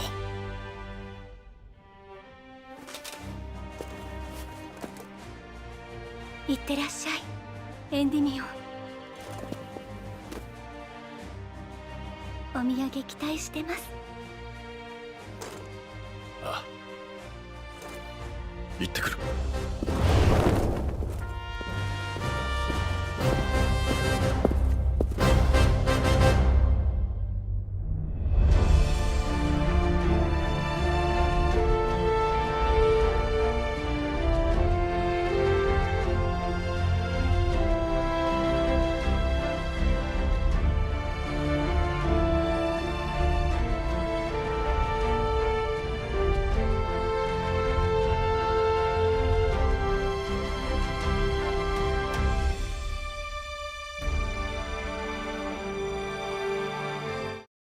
Hello everyone and welcome back to round 5 of the UK Nationals 2026. I'm joined of course by Gabe. Gabe, what decks are we going to look at in this next round? We have a very interesting matchup. So we have two decks that got support recently. One is the train deck, Infinitrack, trains. It's a 50 card dice. Amazing. And how about the other side? One of my favorite decks of the format, the one that I actually play myself, it is the Fairy Tale Magistus deck. These are both very powerful decks in the format, sort of rogue picks, I would say, but by no means not powerful. And I believe there was a train deck that recently topped, I think came second in the Belgian Nationals a week or two ago. Yeah. So the train cards are actually, the new train cards are really good, especially a card that I want to highlight called Exceptional Schedule. Exceptional Schedule basically allows you to search for Urgent Schedule, and it gives your opponent a token, allowing you to use Urgent Schedule to summon 2 cards from the deck during your turn. Yeah. And that's really good. We're going to see Fairy Tale going first here, the way they want to start, right? Yeah, absolutely. Normal Summon Luna, very strong start for the deck. It does spend your normal summon, but provided you can stick a monster to the field, you can play around if that gets, imperm stopped Ash in some way. So it can also search the new TCG exclusive card, Genie of the Ring, as a spellcaster with the correct stat line. Yeah, so that's really interesting because it basically allows Luna to turn into a 1-card rank 4, which is what the deck is trying to do, right? Absolutely, which is summoning the Wicket. Wicket is also an incredible card for the deck. It sends 2 Fairy Tale names cards from deck to the graveyard by attaching 2 materials. Yeah. So very powerful strategy, sending Matchgiru and the Tales of Fairy Tales to the graveyard, the equip spell. Summoning the Matchgiru via its own effect because there is a monster on the field with 1850 stat somewhere, and then adding either the field spell or I imagine the quick play spell from that. If I go with the field spell here, and activating to add yet another Fairy Tale monster. Yeah, and it seems to be resolving pretty much like uninterrupted from Jacob's side here. So you're just searching a second copy of Fairy Tale Luna. Can you additional normal summon it somehow? Yes, so the equip spell can equip to a Fairy Tale monster you control from the graveyard, and then as that resolves, you can normal summon a Fairy Tale monster. And then Luna's also not once per turn, so you can just do it again. That's really strong here, so you can just get more of those Fairy Tales. And eventually, I assume you want to get into Snow, right? Absolutely, yeah.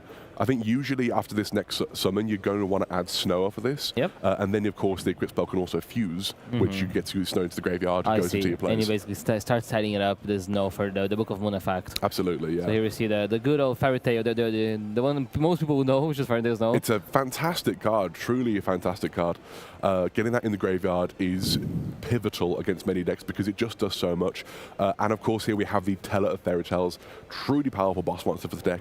It is battle protection for all of your Fairy Tale monsters, as well as if you use an opponent's monster as material, it can wipe your opponent's field, and it has an Omni-Negate attached to it. It's an insanely good card for the deck, and truly does so much for the strategy as well. Yeah, no, that's really cool. And it also has a synergy that it can banish Fairy Tail cards, and they do trigger when they are banished. And we have turned the other two Fairy Tale monsters into one Artemis and then linked into Endymion the Crescent Magistus. As we just saw in the Chronicles anime that was playing before this, Artemis and Endymion, but then that can equip the Artemis to itself from graveyard, which then allows you to search for a Magistus monster from your deck. Yeah, and then we basically get to bridge this way, right? So we search the Spanta and then use the Spanta to put it the other one, and which conduct a fusion summon using the materials in the spawn trap zone. Yeah. For the Magistus Chorozo, which just, it's I think the colloquial term is contact fusion, but it's, you just basically add, you send the cards from the field to the graveyard. And Brandy could do a very similar thing. Yeah, and here we see Summon Sorceress.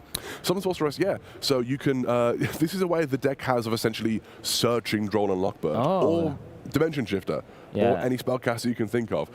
So you send that Crowley to your opponent's field from your hand, and then you summon the Droll from your deck. That allows you during this next turn, you can basically summon, use Crescent Magistus effects to bounce that back to your hand, and then use it. Oh, I see. That's really cool. There's a synergy here. So Summon Sorceress, even after they change the root to the text, is still a very important card here. Absolutely, yeah.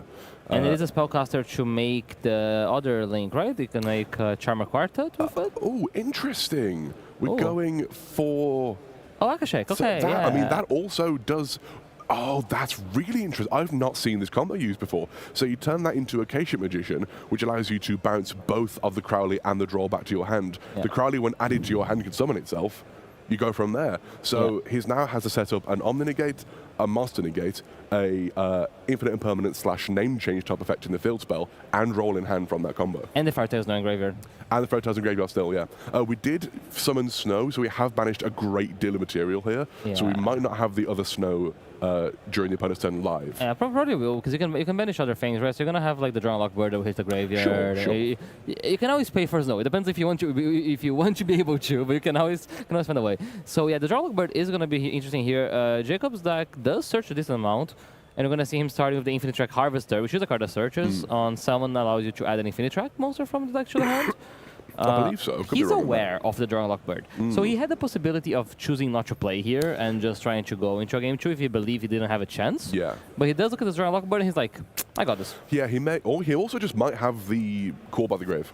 Oh, you might have a response to it. You might have something to respond to. Although like you have the Teller, which would be able to answer the Call by, and the Snow is an answer to the Call by the Grave. You're so right. So it's kind of harsh to stop this Drawn Lock Bird from resolving, but we're going to be seeing the Convex Knight. Having said, the Combat Knight can send from the deck to the graveyard. Yes. And you can play in that way as well. So maybe not the end of the world here for Jacob. Yeah, so we're gonna see Convex Knight. Probably, usually this wants to dump the blue tray. I'd imagine so. Yeah. It is also another TCG exclusive we have over here, like Genie Other that came out in Blazing Dominion. Yeah. And it does a lot for the strategy that they just didn't have over there in the OCG. Yeah, exactly. There's also a Search of Ancient Gear box, or something that comes up a lot. We're gonna see here first going for the effect of Infinite Attack Trencher to banish itself, to summon back the Harvester. I assume something got destroyed by the something got destroyed by the effect of Trencher. I think so. I could be wrong on that, but I think so. We did use. I think we did use the effect of Zoroa here as well.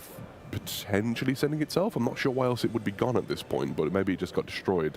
Yeah. Might have missed that part. But we do get to special summon the Brutal Dozer, which is it summons itself and then allows you to summon another Infinite Track. So we're starting to threaten here this Fairy Tail board. Has the Drawn Lock Bird been activated?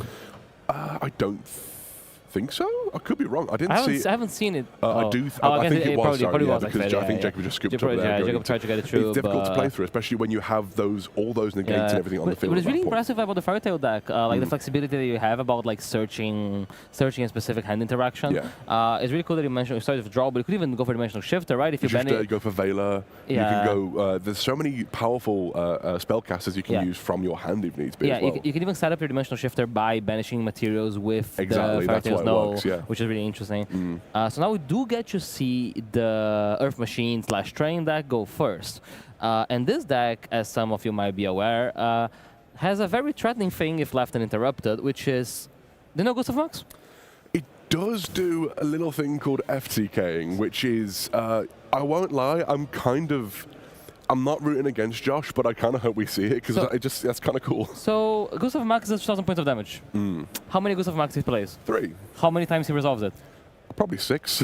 Exactly, because you can shuffle them back with Infinite Track Tunneler, so you can make like 3 Ghost of Maxes, shuffle one back, and then make it again as a way of going first. This deck summons a lot of level 10 monsters. It's not the only thing this train deck is able to do. You still have access to other sources of interruption, but it is a threat. I've been interested by the Crystron train variant for a while as well, because that's a very similar variant, which I believe can do the FTK. However, it can also just set up a lot of interruption like you can here. The other trains, the new Xyz monsters, are like monster negates and make something unaffected and destroy spells and traps. So there's plenty you can do with the deck. Yeah, exactly. So there's a lot of interesting things. He's not playing... he might be able to bring some more like traps going first as well, which makes his deck a bit better. I would be surprised if he chooses not to go first, even though trains are really potent going second, because you can make the Goose of Max and put the Leap. Of course. Earth Machine probably wants to go first here and try to play uninterrupted. Out of a 50-card deck, there's not a huge amount of non-engine in the deck, so I think it very much is a going first deck. Yeah, so let's see how he gets to start his turn here. I think ideally you want to start with Harvester or like Scrap Recycler. Like you want to find a way of getting blue train. Switchyard is not what you usually want to see. So Switchyard is usually a card that you want to search of the blue train. Right. This way he has to start a Switchyard, pitching the Urgent Schedule, which is also a card you don't want to see. Usually kind of a brick. You want to see the Exceptional Schedule and the Urgent. Yeah. It will be exceptional. But we do see him searching here, I believe. Oh, Drawn and Lockbird coming down though immediately. That is rough. Yeah, he got the Heavy Armored Knight Babel Decker. The Drawn Lockbird, if resolving, it would probably diminishes the chances of doing 4 Gustav Maxes. I don't even think it's possible because you can resolve the Infinite Track Tunneler under Drawn Lockbird. But we can at least get to a Monster Negate, something that's unaffected. We can get to some kind of a field here. Yeah, so we normally summon the Babel Decker, and that can summon the Convex Knight, and then the Convex Knight can use its effect to dump Earth Machine, which is usually going to be the Night Train, the blue Night Train. Yeah. Convex Knight, again, it's such a good card for the strategy. Yeah, no, that card is really impressive because it's a starter in a way like the old like Gravekeeper's Commandant and like Warrior of Atlantis, discard at field spell, but it also has the ability of summoning itself back and summoning a machine with it. And I think it sent the Scrap Recycler, which makes a lot of sense here because although Babel Decker. Yeah. Babel Decker is a level 10. It has only 500 attack, so you can use it to summon Clockwork Knight, which can then send the Convex Knight to summon Scrap Recycler, and once again send from the deck to the graveyard. So playing quite nicely around Drawn Lockbird here, actually. Yeah. So basically, just want to try. I mean, what can we establish now, right? Like we can draw, so we can resolve Tunneler. What are the interrupts this train that can put on? I know that it can put a Monster Negate up with one of the. One of the new ones is a Monster Negate. The Super Dreadnought Rail Cannon Gustav Rocket. They have great names. They really do. 5,000 attack body on that, as well as just a Monster Negate, which is plenty enough as is. Yeah. And that's what this tries. Okay, so that's probably what you're trying to aim. It is 3 level 10s here. I guess you probably want to end on double-headed Engernuckle as well. Absolutely. Well, you can put this on top of a Gustav. Yeah, so basically, so you basically make a Gustav Max, you do the damage, and you put it on top. Put that on top. Perfectly fine. So, yeah, but you know, you're right. And Engernuckle might be a good play here as well. Yeah, as we see him going for Engernuckle there. End of the day, you just want to make sure they have follow-up for the next turn. Absolutely. It's the main objective here. Make sure you can survive the turn more than anything. Exactly. Having said that, the way that Josh is not interacting here might signify that there's a lot of engine in hand. Yeah. The thing is, like, Fairy Tail, like, having multiple engine cards doesn't help you necessarily, right? Like, having multiple copies of Luna, multiple copies of... No. Because you only have one normal summon to start off still until you get going. So it does seem... he's going for the other one. He's going for the old train. Is it a Leap? No, it's not Leap. It's the... I think it is number 81. Yes, it's Dora. There you go. So Dora basically destroys a card, targets a card and makes it unaffected by card effects. So this could be like a survival strategy, right? Like you basically try to make the Dora unaffected. You have the Anger Knuckle to get follow up. And of course, the issue here is that the Fairy Tail cards can all attack directly when the field spell's on the field. So this, you make it unaffected, make a big body all you want. And we do start with Spencer here, which is a very good start for the deck. Don't know what Josh's hand is fully. If the hand is fine, if the hand is good, you can play through a lot here. But we are adding Crowley immediately, which can, depending on what is in Josh's extra deck, can fuse here. But it might just be there to... Oh, we see the Solemn Warning stopping the summon here. Yes, this deck, like, the warning is pretty strong, right? Like, there's only X amount of ways of going to play after your normal summon gets interacted with, and that's kind of the power of Solemn Warning. Like, even though he couldn't prevent the Journal Bird from resolving, he gets to basically make his life harder.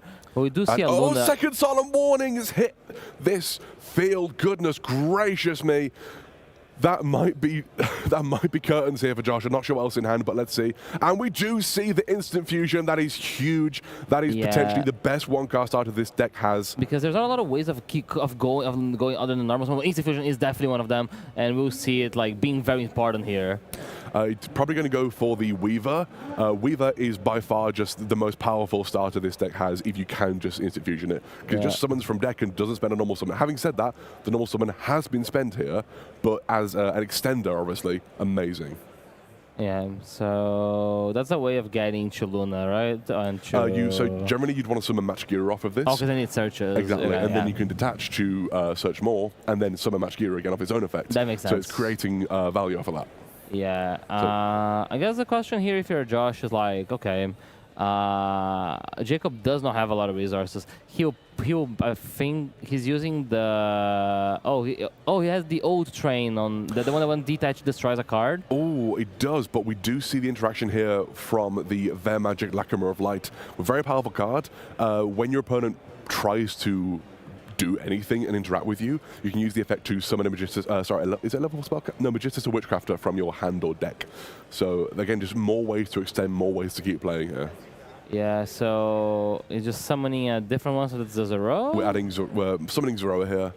The unfortunate Weaver is gone, but Zoroa by itself can do plenty here. Because the Zoroa should be enough to get to Choroso and to get to Wickcat, right? Absolutely. Well, Zoroa can equip itself with something from the extra deck. When it is equipped with a Magistus monster, it can summon a level 4 spellcaster from your hand or graveyard in defense position, so which immediately, straight away. I mean, so it might be, so it might be able to get back into engine here. We're going to be seeing equipping itself with is that the Iwas? Iwas, yeah. Iwas is pretty good. I was wondering if he was going to try to summon Iwas with the Crowley summon, as it just requires a Magistus monster plus a spellcaster from hand, which could be done. But we are going here straight into the Wickcat, which is, if this resolves, is just all of your plays. Yeah, so basically, he's going to play an Interrupted here. Jacob has no cards left. We only have the Anger Knuckle, which I don't believe can be converted into an interruption. It's kind of just follow-up at this point. So the question is, how do you deal with this Dora? Because it isn't affected by card effects. You can attack over it. You can attack through it. Yeah, so can you attack over it? So you can attack directly with the field spell. Yeah, exactly. So with Jacob being only 4,000 life points because of Solemn Warnings, I believe that might be the play here. You can. This is game already. Game is already on the field at the moment. It just normal summon and then go to battle phase. This is game. That's the power of the Fairy Tail deck, like having different answers to different scenarios, right? Like you're able to you have the way to attack directly if you can doubt a monster. You have the way of playing multiple interactions to deny decks from just resolving their combo against you, and you're putting out this No Engraver. That's another layer, and there's no when you're trying to go for a game is really powerful because it's multiple bodies. There's the handshake. Well done to Josh there. Clean 2-0. Honestly, really impressive, really well piloted. The matchup he's not probably familiar with. Yeah, but Drawn Unlocked Bird is a heck of a card, I tell you what. It's even better when you get to search it. Yes, amazing. Is that true? But if you can choose to add it to your hand, you see the power. You see on Kyoto and how often they get to add their hand traps, only the tuner hand traps, not Drawn Unlocked Bird. That's a Fairy Tail exclusive. Yeah, very much so. But massive well done to Josh. That's really well done there. That's fantastic. Amazing. Can't wait to see how. I'd like to ask him more about his own build of the deck, because as I say, this is a deck that I play myself. So seeing this, I just love seeing. I like to chop it up with people who play similar builds to me. You know. Yeah. So we'll be here with Josh for the interview shortly. Don't miss out. See you. So.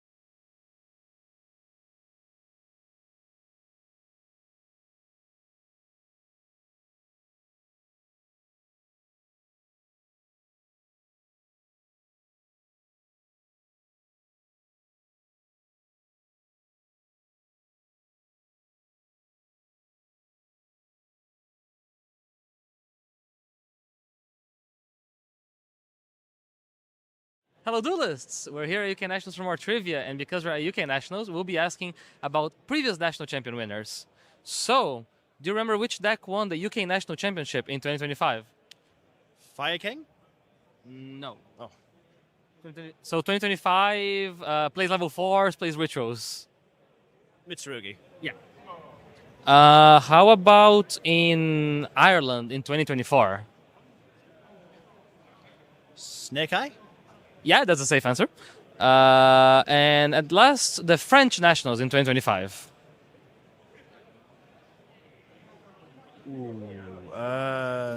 Hint? Hit it all. Oh, it plays level 3 monsters. It likes to summon itself from the banished.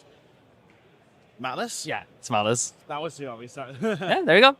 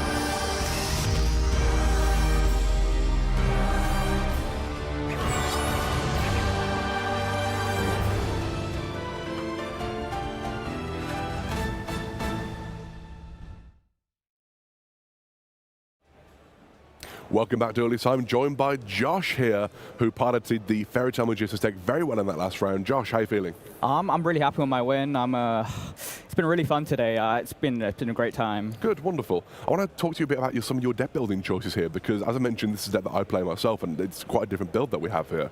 I see that you are going for that quite heavy Magistas package in the deck. How do you feel about that compared to, because to be fair, you run both. So do you prefer the Magistas over the Fairy Tale, or do you just like to have both and have access to both? Well, I think that normal summon Luna is the best way to get like the highest combo end board, but of course it plays into the most hand traps. Sure. So you kind of want, when you draw like Luna plus the Magistas engine, it's just like the best board plus the best extender, because Vera Magic's just such a good extender. 100% agree on that.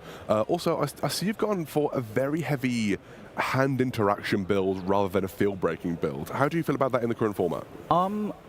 Personally, when I plan for an outs format, I expect there to be some kind of FTK variant running around, like we saw trains. Like it could FTK. It could. And if I was playing a breaker build, like I can't beat that. You know. No, that's fair.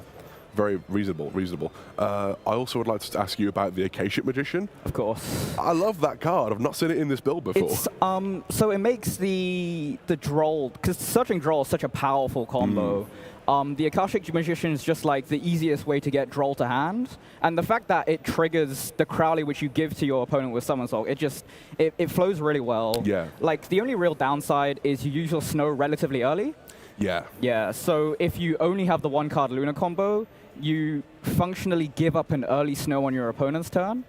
But I felt the trade-off was good enough in that, you know, Searching Droll without relying on the Endymion add-back, which I really didn't like, because it lost so much to, like, breakers in the format. Like, or anything just going before that as well. Just having Droll is really good. 100%. We didn't really get to see your side in for going first, obviously, but talk to me about some of these side deck options, like the Secret Village of Spellcaster. Of course. The Secret Village Spellcaster line, so there's a card called Cosmo Queen. Yes. And that card is basically Ancient Fairy Dragon for spellcasters. Yeah. And you tutor it out of deck with Summon Sork. So it's instead of summoning Droll, where I would have in that line, you summon Summon Sork. Yeah. You summon the Cosmo Queen, and then you link off for the Charmerling 4, which of course is also a spellcaster. And the thing it summons isn't negated. So functionally, it's a tutor for any spellcaster in deck. Absolutely. So, it does make me laugh a little bit. A lot of the builds on this deck are just, hey, let's get Secret Village, or Shifter, or Droll. Yeah. You search it, and it's wonderful idea. No. But yeah, thank you for joining me here today as well. Again, well done on your win. Hope you get a few more wins and hopefully carry on. Yeah? Thanks for having me. Wonderful. Have joined us, guys.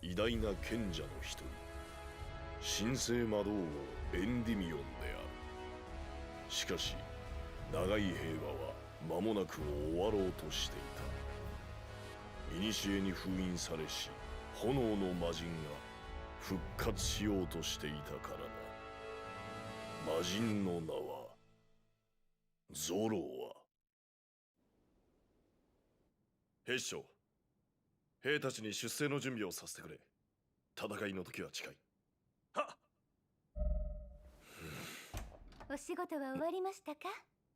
エンディミオン。アルテミス。あいにくまだ。ではお茶にしましょう。夫婦の時間も世界と同じくらい大切でしょ。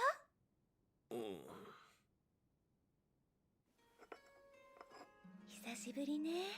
こうやって二人でゆっくりするのも。恐れているのでしょ。禁じられた谷へ。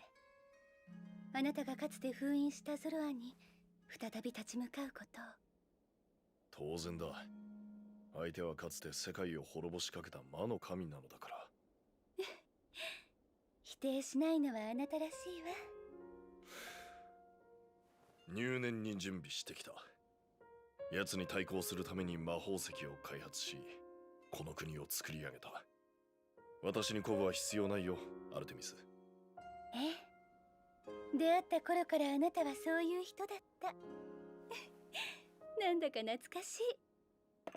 この際だから聞いておこう。君は若き兵を死地に向かわせるこの愚かな王になぜここまで寄り添ってくれるのだ。この戦いで間違いなくほとんどの兵は帰還できない。かつての友アレイスターはもういない。私がこの手で封じたからな。サンドリオンには頼りを出したが答えてくれるかどうか。再びゾロアを倒せる可能性はしかしやり遂げねばならん。どれほど犠牲を出そうとも。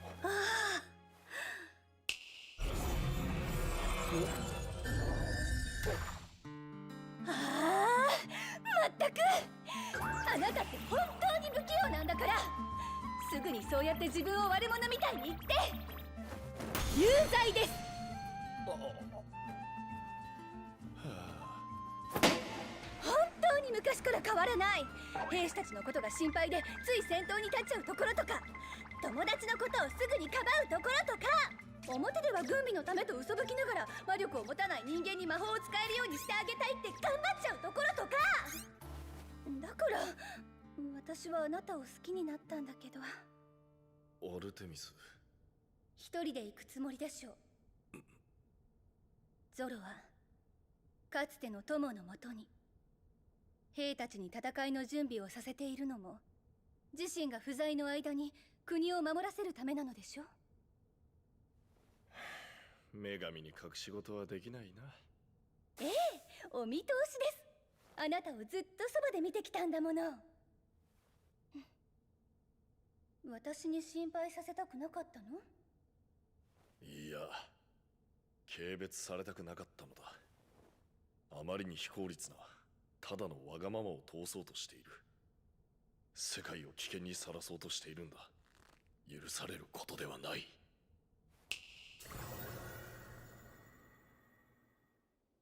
かつてあなたたちは異界の扉を開いて世界を魔力で満たした。それは良いことばかりではなかったかもしれないけど、私はあなたに出会えたわ。綺麗な空しか知らなかった私に土の安らぎを教えてくれた。あなたが世界を救ったんだもの。一度ならわがままを言う権利はあるわね。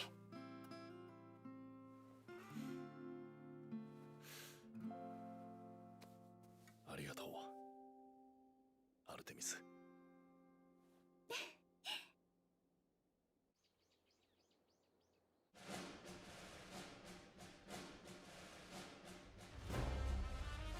この町に住む全ての民よ、聞いてほしい。間もなく魔人の封印は解かれる。奴が復活すれば世界は混沌に逆戻り。故に兵たちに命じる。皆命を懸けてこの町を守護せよ。魔人の討伐には私一人で行く。これは賢者としての責務であり、私のわがままだ。君たちが背負う必要はない。どうかこの愚かな王の最後のわがままを許してほしい。必ずや魔人を倒してみせる。はっ！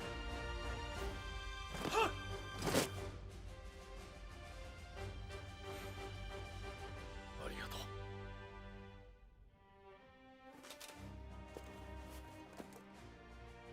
う。いってらっしゃい、エンディミオン。お土産期待してます。ああ、行ってくる。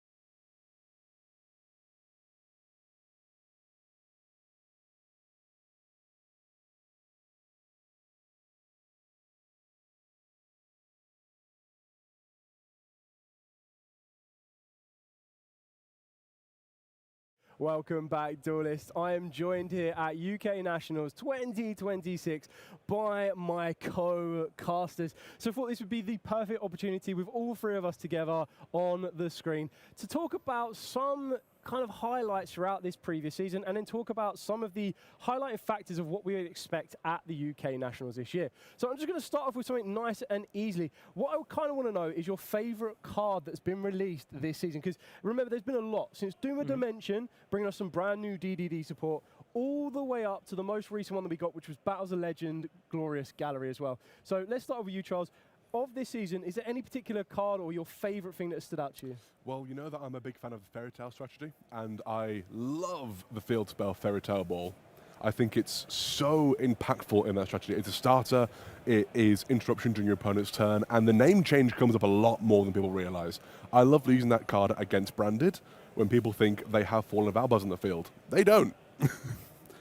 Yeah, an absolute great kind of card that's enhanced that strategy that can be found in Blazing Dominion. How about you, Gabe? Anything that stuck out for you? Yeah, so I think Illusion Gate's a really cool card. It has playability both in Advanced Constructed and in Genesis, and it's an interesting card as a triple Tactics Trust target, and it's another possibility of like Field Breakers. So yeah, it's really fun seeing it, and I'm pretty sure we're going to see it a lot in this weekend.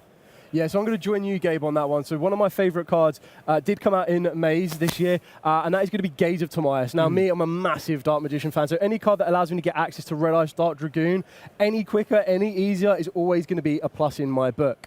So let's not forget that there has also been a plethora of cards that have also come out this year. This is also going to be, or just this season in general, this is the first year that we have seen extended art cards for the game, which is massively exciting. So speaking of that, I want to talk about a card to watch. What type of card do we think is going to be shown at this UK Nationals, or could be an absolute game changer? Again, Charles, let's go to you. I think a lot of people are actually cutting this from their decks in favour of the new kid in town. I think Forbidden Droplet is going to be very impactful at the moment. I think field-breaking cards and strategies are very powerful in the current format, and although Forbidden Crown is obviously an incredibly powerful card going first or second, I think that Droplet is not done yet. How about you, Gabe? Oh, I believe Domino's Impulse is really well positioned. It's a card that sometimes decks that might be a bit lower powered in an engine sense, but have the possibility of playing cards like Domino Impulse, and sometimes Domino Spiral as well. Like Mitsurugi and Malus are going to perform pretty well. So yeah, I'm going for Impulse. Yeah, very, very good choice on that one. I think there's a lot of cards that you can also consider. Some that are going to have very high competitive impact. You've already mentioned Forbidden Droplet. You've got cards like Forbidden Crown, which seems to be the card that a lot of people are going to turn their attention to. We've got Super Polymerization as well, which is an incredible one. And then the brand new Dominus Spark. But I think one card that really does stand out, and I know this kind of seems like something you would expect, but the Fallen of the White. Like, such an incredibly good card. Now, mine personally isn't going to be the Fallen of the White, but a card that the Fallen of White can lead yourself to, and that is going to be the Fallen and the Virtuous. Yeah. I just think that, for me personally, I don't just judge a card on what it can do, but I love the artwork on it as well. And I feel that that card itself is starting to find itself back into a lot of people's deck lists. Yeah. The ability of being able to, as you already mentioned, kind of pick apart a card on the field, but also regain that resource, I think is something incredibly important in the game of Yu-Gi-Oh! Right now. Also, not to discount the effectively quick effect Monster Reborn. Yeah. Insane effect on that card. Yeah, I think that's a fact that a lot of people overlook, but that definitely can be a massive, massive game changer. So definitely got to be watching out for those cards on the stream. Now what I want to get to is there's two kind of topics that I want to touch on. So the first of all I want to do is ask you, what is your underdog deck right now? A deck that not a lot of people are seeing in the current top cuts around, but something at UK Nationals could really, really kind of not come out as a surprise, but kind of put in a very good battle. So let's go with you, Charles. You know, I need more time to think. Go Gabe, go Gabe. Go Gabe. I need more time to think. We'll go over to Gabe. Yeah, so I think the Power Patron deck is something that has been gaining popularity. It did pretty well at YSS Columbus. And it has a lot of different variations, but it is a pendulum combo deck that tries to establish a lock of the Amorphages. So because of the way Keotun works, it's a really hard deck to hand trap. People kind of gravitate towards more field breakers, and setting up something like Sloth and Lacquery can basically shut off your opponents. So I'm going with that. Yeah, very, very good choice. Now, Charles, with you? I have thought more now. I didn't want to say this because I do go on about this deck a lot, but I think it is Fairy Tale. I love the deck. It's fantastic. And I think it has a lot more gas in the tank than some people would perhaps think, even without the Magittas cards necessarily being a huge part of it. I also do think that unless you are building specifically to deal with that strategy, it's quite hard to deal with. It's not very weak to breakers. It can play quite well into hand interactions. It can do a lot, and often it plays very heavy on the engine and less on the non-engine. So unless you're well prepared for it, it can actually take you by surprise. Is there any particular route of the Fairy Tales that you think is going to be? So you already mentioned the Magisters. Do you think that's going to be the best variant, or do you think there's going to be different ones that? I think Fairy Tale Magisters is the best variant. My question is, how much of the Magistus engine do we really need? Now, again, I've spoken about this before, but I think that some people would play a very heavy Magistus engine and a slightly lesser Fairy Tale engine. I think maybe 50-50, or maybe pull it back a bit on the Magistus, more Fairy Tale, because I think that's where the real power of the deck is actually. Yeah, I completely agree on that one. For my one, I think it's a deck that it's always up there, and I think it kind of comes into the format. A lot of people think about it, but they never really provide some action to it, and that's going to be Lunar Lights. Now, I know that sounds like a deck that a lot of people should be expecting, which I would personally think so. Yeah. But it's always a deck that I haven't really been seeing recently towards this tail end of the season, kind of being featured around. But I know the deck can still put in a lot, and I feel that as an underpick of a deck that I haven't seen break into that top 8, I feel definitely here at UK Nationals we could see that kind of creeping into some plays. Every time you put in a deck list together, you have to think, how do I out-align it? You really do. You actually do. It's interesting as well because although that deck, for example, I think has a poor matchup into, for example, Cool Tune, because it's weak to hand interactions. However, pretty much every other deck is playing field-breaking cards, which it doesn't care about. So I think he's actually pretty well positioned at the moment. You think you might be right there? Yeah. Okay, so to wrap this segment up, what we want is I want the caster's pick of what deck is going to be crowned the UK National Champion of 2026. So, as always, let's go back into you, Charles. Which deck do you think is going to be lifting that trophy? I'd like to see, and I think we really could see, Mitsurugi. I think Mitsurugi's have been somewhat underperforming this past few nationals we've seen. There's not been too many of them in massive top cuts here and there, but I know of a good handful of very talented Mitsurugi players from the area and across the UK in general. I think Mitsurugi could see its way to being one of the best decks. Maybe not the overall winner. I'd like to see it maybe though. Let's see it. How about you, Gabe? I'm going with a blast from the past. I'm going with Malice. Malice has been addressed in the Forbidden Limited list with different adjustments, but it does get the advantage of playing some cards other decks don't, like the Impulse and Spyro, and it also gets access to Dimensional Fissure, Dimensional Shifter, and as people gravitate towards field breakers, Malice always kind of has an edge. So yeah. Very, very interesting choice on that one. As already mentioned, there's just a plethora of decks that the format right now is so varied that anyone could walk home with this. We've already seen previously that more national champions have been using this deck. We've seen previously, before even this current format, in years gone by, that this deck has also been able to walk away as a champion. I feel that we are going to be seeing either a branded strategy or a Sky Striker strategy lift up. Sky Striker was my second pick. Yeah. So I think one of those two could definitely be walking home champion. I just feel that the UK seems to be drawn towards those decks a lot more. And I've definitely seen an uprising in Sky Strikers right now. So if I had to choose between the two of them, I think I'm going to have to go for Sky Strikers. I think just engage into engage is going to be coming up quite a lot this weekend. And that's going to be a great live stream moment. You're going to be able to check out. Always good. Always good. Absolutely amazing. So thank you very much there to my co-casters on this one. Let us know which deck you think is going to be lifting that trophy, and of course the accompanied duel list along with it. So we're going to be going back over to the live action and back to the stream for the UK Nationals 2026 here in UK Birmingham. So we'll catch you all in a second. I'm here with Henry here today, and we're going to be talking about trivia and naming cards from different archetypes. Sounds like fun. So, to start off, can you name 5 different TCG cards with pot in their name? Pot, I want to say Pot of Greed, Pot of Generosity, Pot of Avarice, Pot of Duality, and Pot of Extravagance. Ooh, okay, yeah, those are 5. And how about 3 different cards with Rika? Rika, I'm going to say, Rika. I should know this. I know this deck pretty well. I'm going to say Rika Petal, Rika Princess, is that a card? And Rika... What's the field spell called? I forgot the field spell. Starts with a G. Glamour. Yeah. That's the one. That's the one. All right, so now for the hardest one. Okay. Can you name me 10 Ritual Beast monsters? 10 Ritual Beast monsters. Okay, we got Ritual Beast Tamer Lara, Ritual Beast Tamer Elder, Spiritual Beast Rampengu, Spiritual Beast Canohawk, Spiritual Beast Apelio, with Spiritual Beast Tamer Winder. We have, I forget the full names of the fusions. You don't need to give me the full names, it's fine. I'll go Spiritual Beast Pedalfin. And then for the extra deck, there's Spiritual Beast Ultigar Apelio, Spiritual Beast Canohawk, and the Spiritual Beast Apelio as well. There you go, congrats. Thanks for playing. Thank you very much.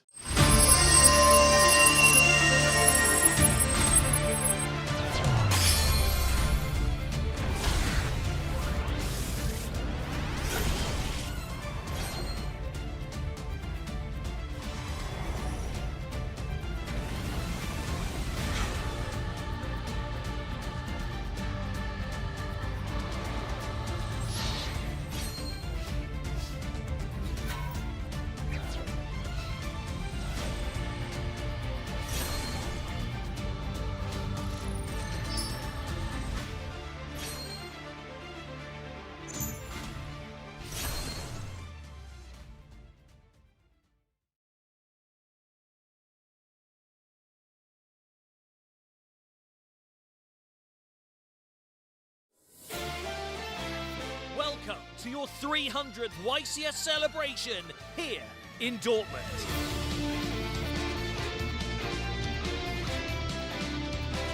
Whether it's the main event or public events, every single one of our participants will be sat at these tables duking it out to become the best of the best.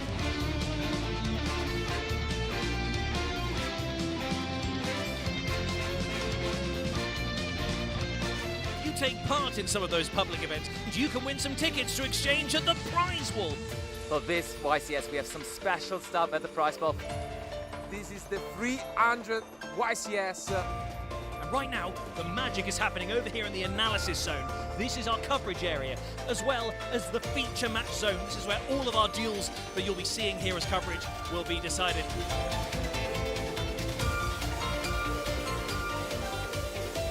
Stick around, we've got loads of great coverage coming your way.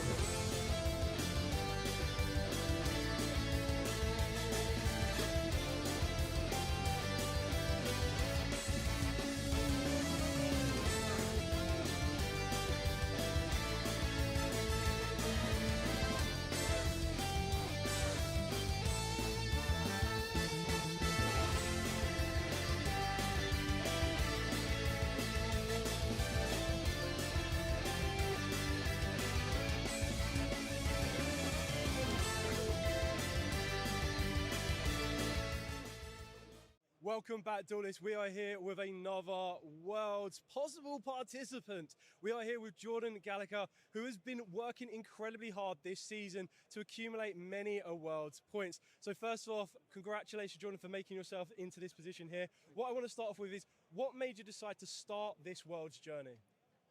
So I kind of did it not really on purpose. I started off playing Dracotail. I played it at a regional, got second, and then I went to ICS Lille and I got 10th place, which was a good amount of points. But I still hadn't really committed to it at that point because I know you have to travel to quite a lot of big regionals if you want to do it in Europe this season.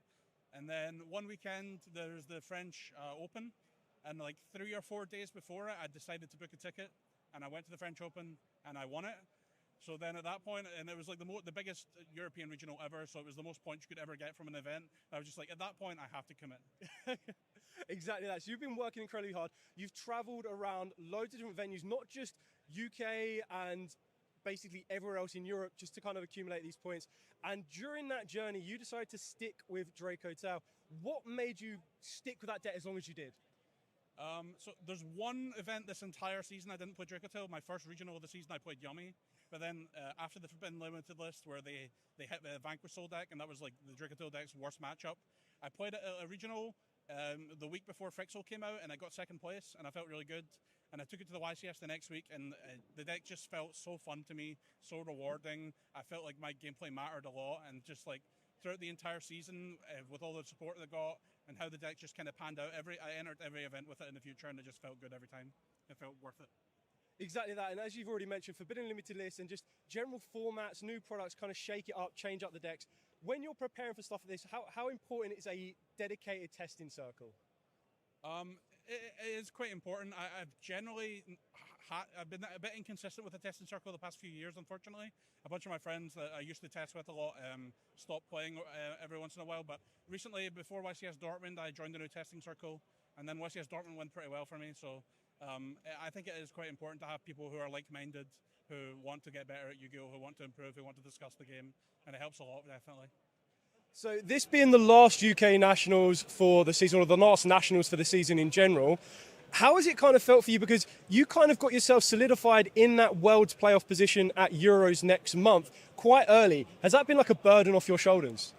Yeah, ever since like maybe earlier on in the year, I'd say maybe after Dortmund, it kind of felt like I was solidified a little bit. I was still a little bit nervous that I wasn't sure, so I did play like another UK Open, another French Open, and generated more points. But yeah, it has been like since the French Open, I've been a lot more relaxed. I don't have to worry about traveling every weekend or like worrying about points all so much. Amazing. So there's an incredible journey, a very, very good story behind that as well. We wish Jordan the best of luck at the playoffs at Brussels, coming up very, very shortly next month. Hopefully you will be at home as well, cheering in on, and hopefully both Josh and Jordan can make their way to Worlds with those positions. So congratulations, Jordan. Thank you so much for all the hard work you've been putting in this season. I wish you the best of luck here at UK Nationals, but also the best of luck in the playoffs as well. Is there anyone else you want to give a final shout out to before we leave you? I just want to say thank you to all my friends for helping me this past year with testing and just talking about Yu-Gi-Oh! Thank you very much. And that is everything from Jordan. We're going to be taking it back to the stream.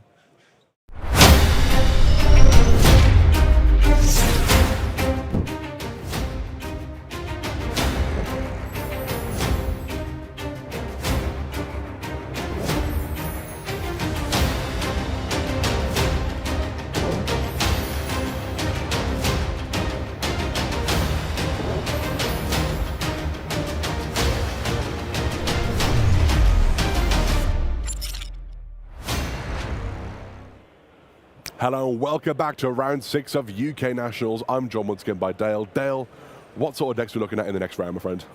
So on the next round, being round number 6, is where the business really starts to heat up, because we are going to have 4 more rounds of Swiss. So you've got 6, 7, 8, and 9.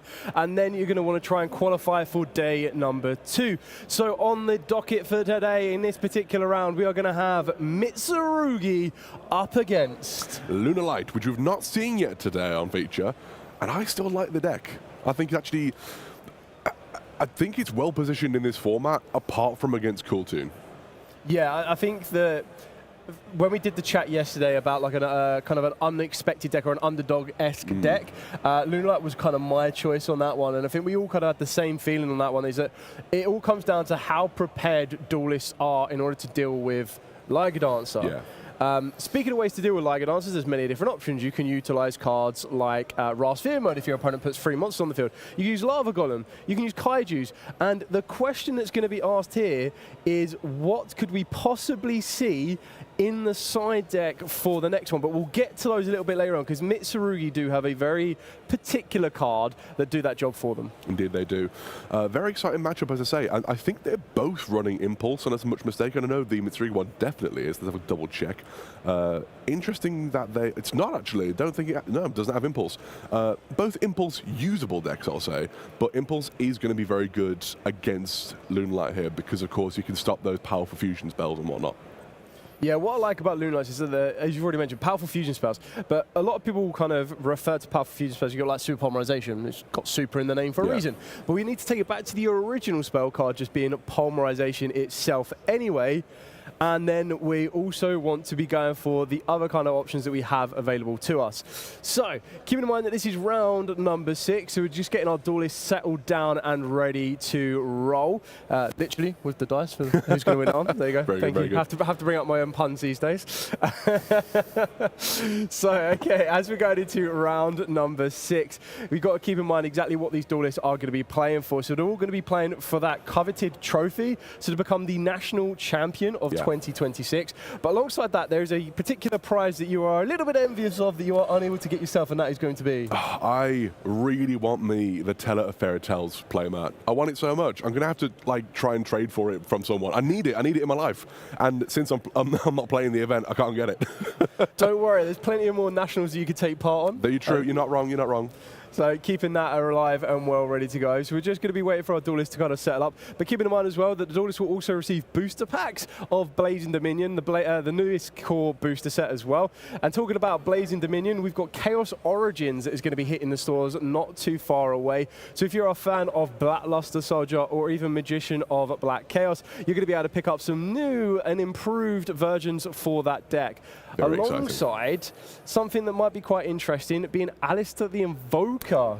I am very hyped about that. As you know, I just like the Magistus things in general. So anything linked to the Magistus lore, the Magistus story. I've read the manga, I'm watching the Chronicles anime. I'm loving it. Alistair the Invoker stuff is really cool. It feels quite mid-range in the way that it can go from my own testing of what I've seen online. And it's very exciting to see more support for this fan-favorite archetype as well. Yeah, exactly that. So it looks like our duelists are ready. They're just shuffling up down there. And then we're going to be rolling the die in order to get this round rolling. So on this one here, as our duelists kind of cut up, is there any particular things that you'd be weary of? Because I quite like the build that we've got for the Lunalights. It's kind of a nice balance. Yeah, I think you're right on that. It's got a lot of 3-ofs in the list, and I feel like you don't see that a lot in Lunalight lists. It's a lot of... The only 3-ofs you tend to see are maybe like... Gold Leo, 5 Formation Tenki, and that's the Perfume, that's the one. Yeah. You don't really see a lot of 3-ofs, and it's a very clean list where it's all 3 of this, 3 of this, 3 of this, and not a lot of non-engine. So I think more than anything, what this deck is trying to do is play into fields with heavy engine hands. Yeah, it looks like he wants to kind of try and play for as much as possible, be very, very versatile. It looks like we've got a roll of 10 from Lunalights there, and what could possibly be a 9, I think. From here, so a very, very close die roll right off the bat.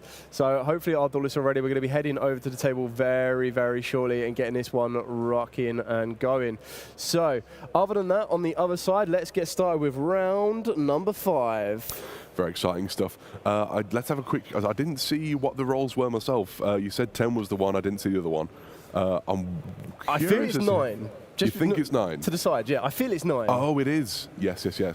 So both of these duelists are currently with a 4-1 record, and it looks like... Ooh, I really hope the Lunalights aren't going first with that hand. This is Mitsurugi going first here as well, starting off with the Prayers Tribute. Very strong start always from Mitsurugi. You always want to see that combination in your hand. Yeah, the best thing about Prez is being able to utilize it during the draw phase, so it does allow it to play around that draw and lock bird, which can be quite a stumbling block if it's utilized during the main phase as well. Absolutely. We do see the summon of the Aramaster as well, so getting that search off, as well as that extra monster on the field to be able to do rank 4 plays, to be able to do link plays here and there, just gives you a bit of extra versatility if you keep that on the field as well. Yeah, exactly that one. And we can very easily see the Mitsurugi kind of strategy start to take shape here. And the one kind of big important thing to see on this is the fact that everything's going back to pure Mitsurugi pretty much now. Very much. To be fair, a lot of the bridges and a lot of the things that combine it with other decks have been hit on the Forbidden Limited list. And I think Mitsurugi became maybe a bit of a boogeyman amongst the community for a while, but I've never seen a single person genuinely complain about Pure deck. It's a cool deck. Pure Mitsurugi is a cool, fun, quite interactive and skill-testing deck, and I don't think anyone would really contest that.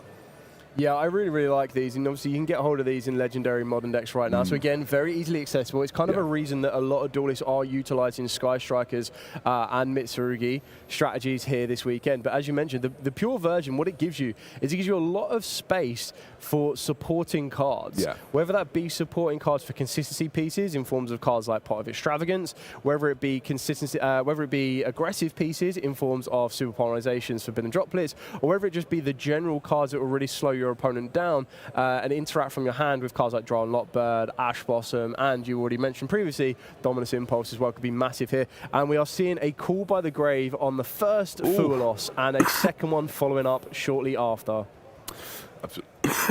Absolutely. So, going to be able to get that off here. Having said that, Mitsurugi can play quite nicely into Fua without giving too many draws up. And given that Marley's now 2 cards down in the opening hand, you can really quite safely give up like 2 draws and still just be in the same position you were at the start.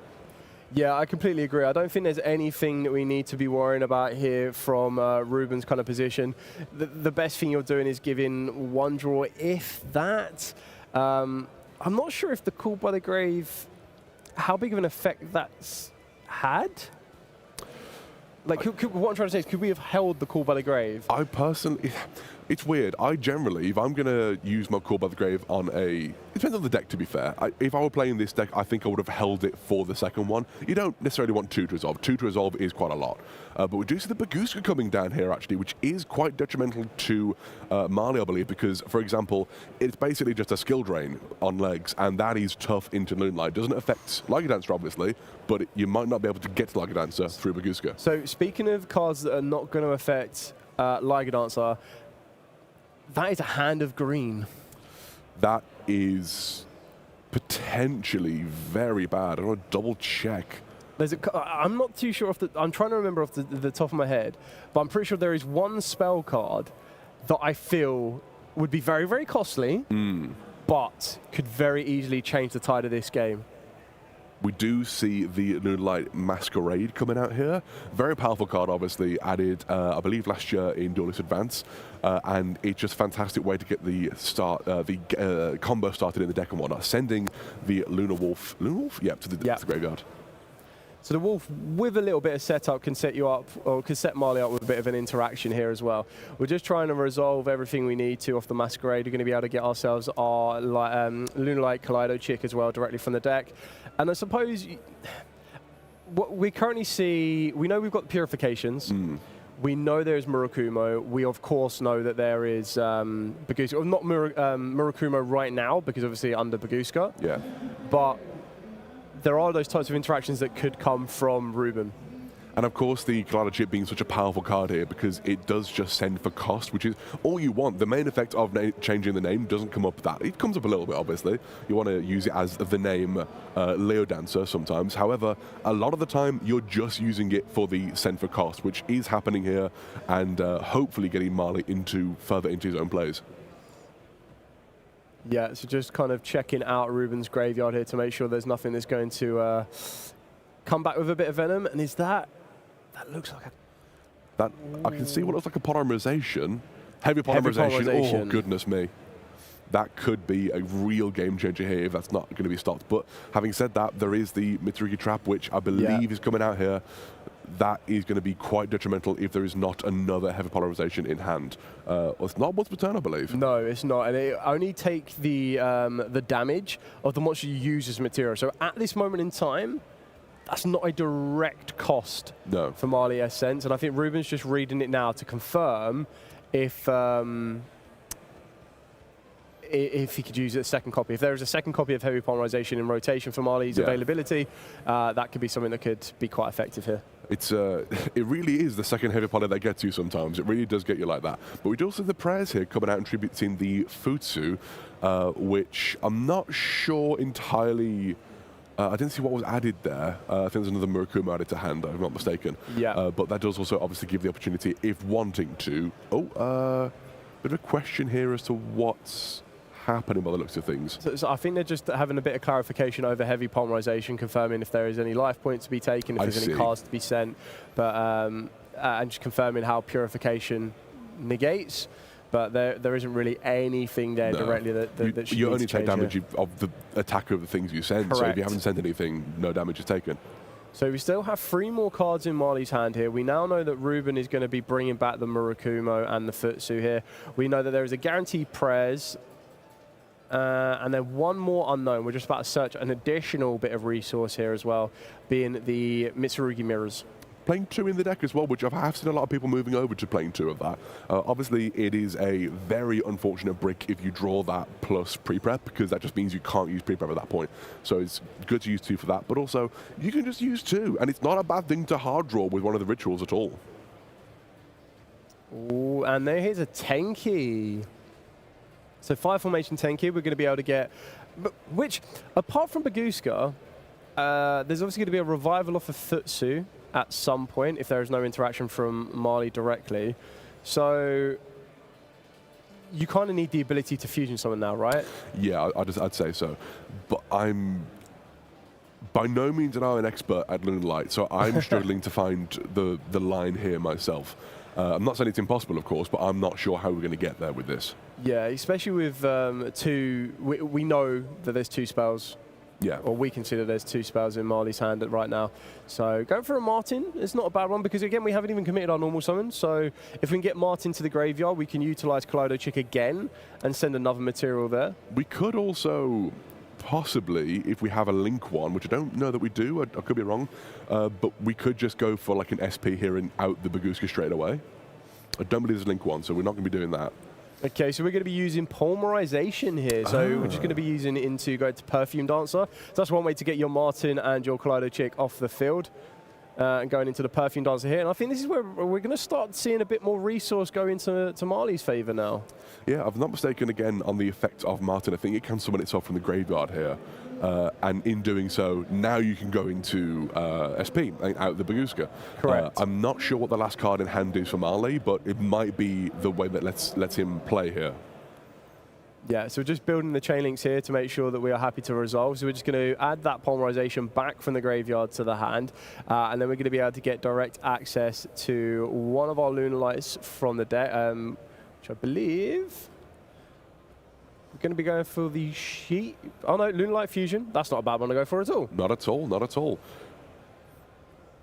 Yeah, so Martin adding a Lunalight spell or trap, being able to get direct access to Lunalight Fusion, and then the benefit of Lunalight Fusion is it kind of acts as, it gives you the ability to choose monsters from the hand or field as material, but if your opponent controls a monster special from the extra deck, which Baguska is, you can actually use a Lunalight monster from the deck or extra deck as material as well. Which might be what is needed here to get things going.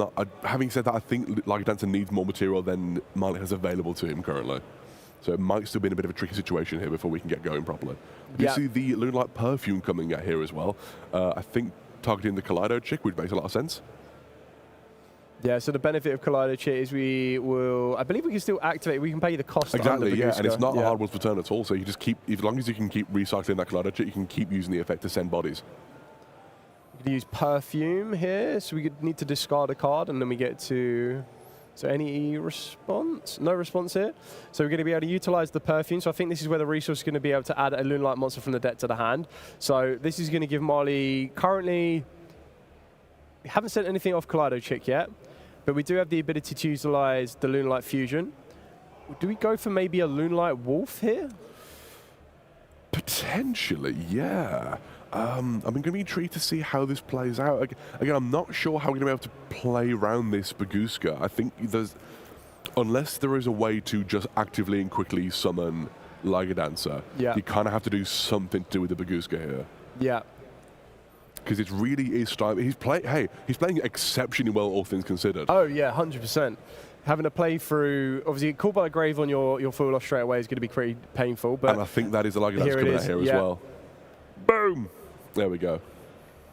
So I think Ruben's just double checking the Lunalight Fusion to confirm that you can use from the extra deck or the main deck. Yeah. So that's how you're going to be able to get the stepping stone in order to work your way into the Liga Dancer.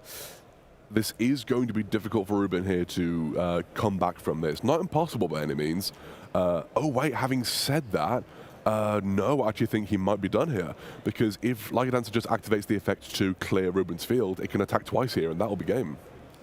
Yeah, I think that I would be very surprised if we don't get to activate that right now. Specifically, that 800 off of the back of prayers could be the one that's going to finish the game off here. I think we're just confirming exactly what we're going to be doing. We'll just make sure there's no protection in the graveyard or anything else that could possibly stumble Marley's approach here. But very, very impressively kind of navigated here, because you were staring down an end field of a Purification, a Futsu, a Murakumo, plus the Baguska. I just kind of question if the Baguska was made in a...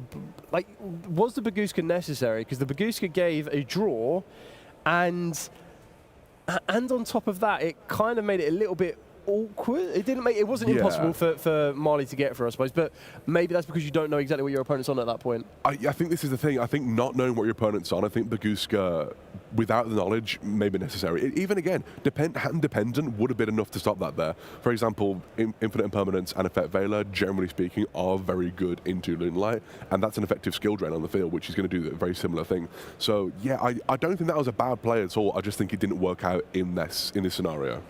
Yeah, I mean, both duelists kind of really played very, very well. Yeah, very much so. When you see the opening hand of Marley and you activate a Mulchumi Fuelos, it gets hit with a Call by the Grave, so you go, right, okay, well, I'm going to play my second one. Yeah.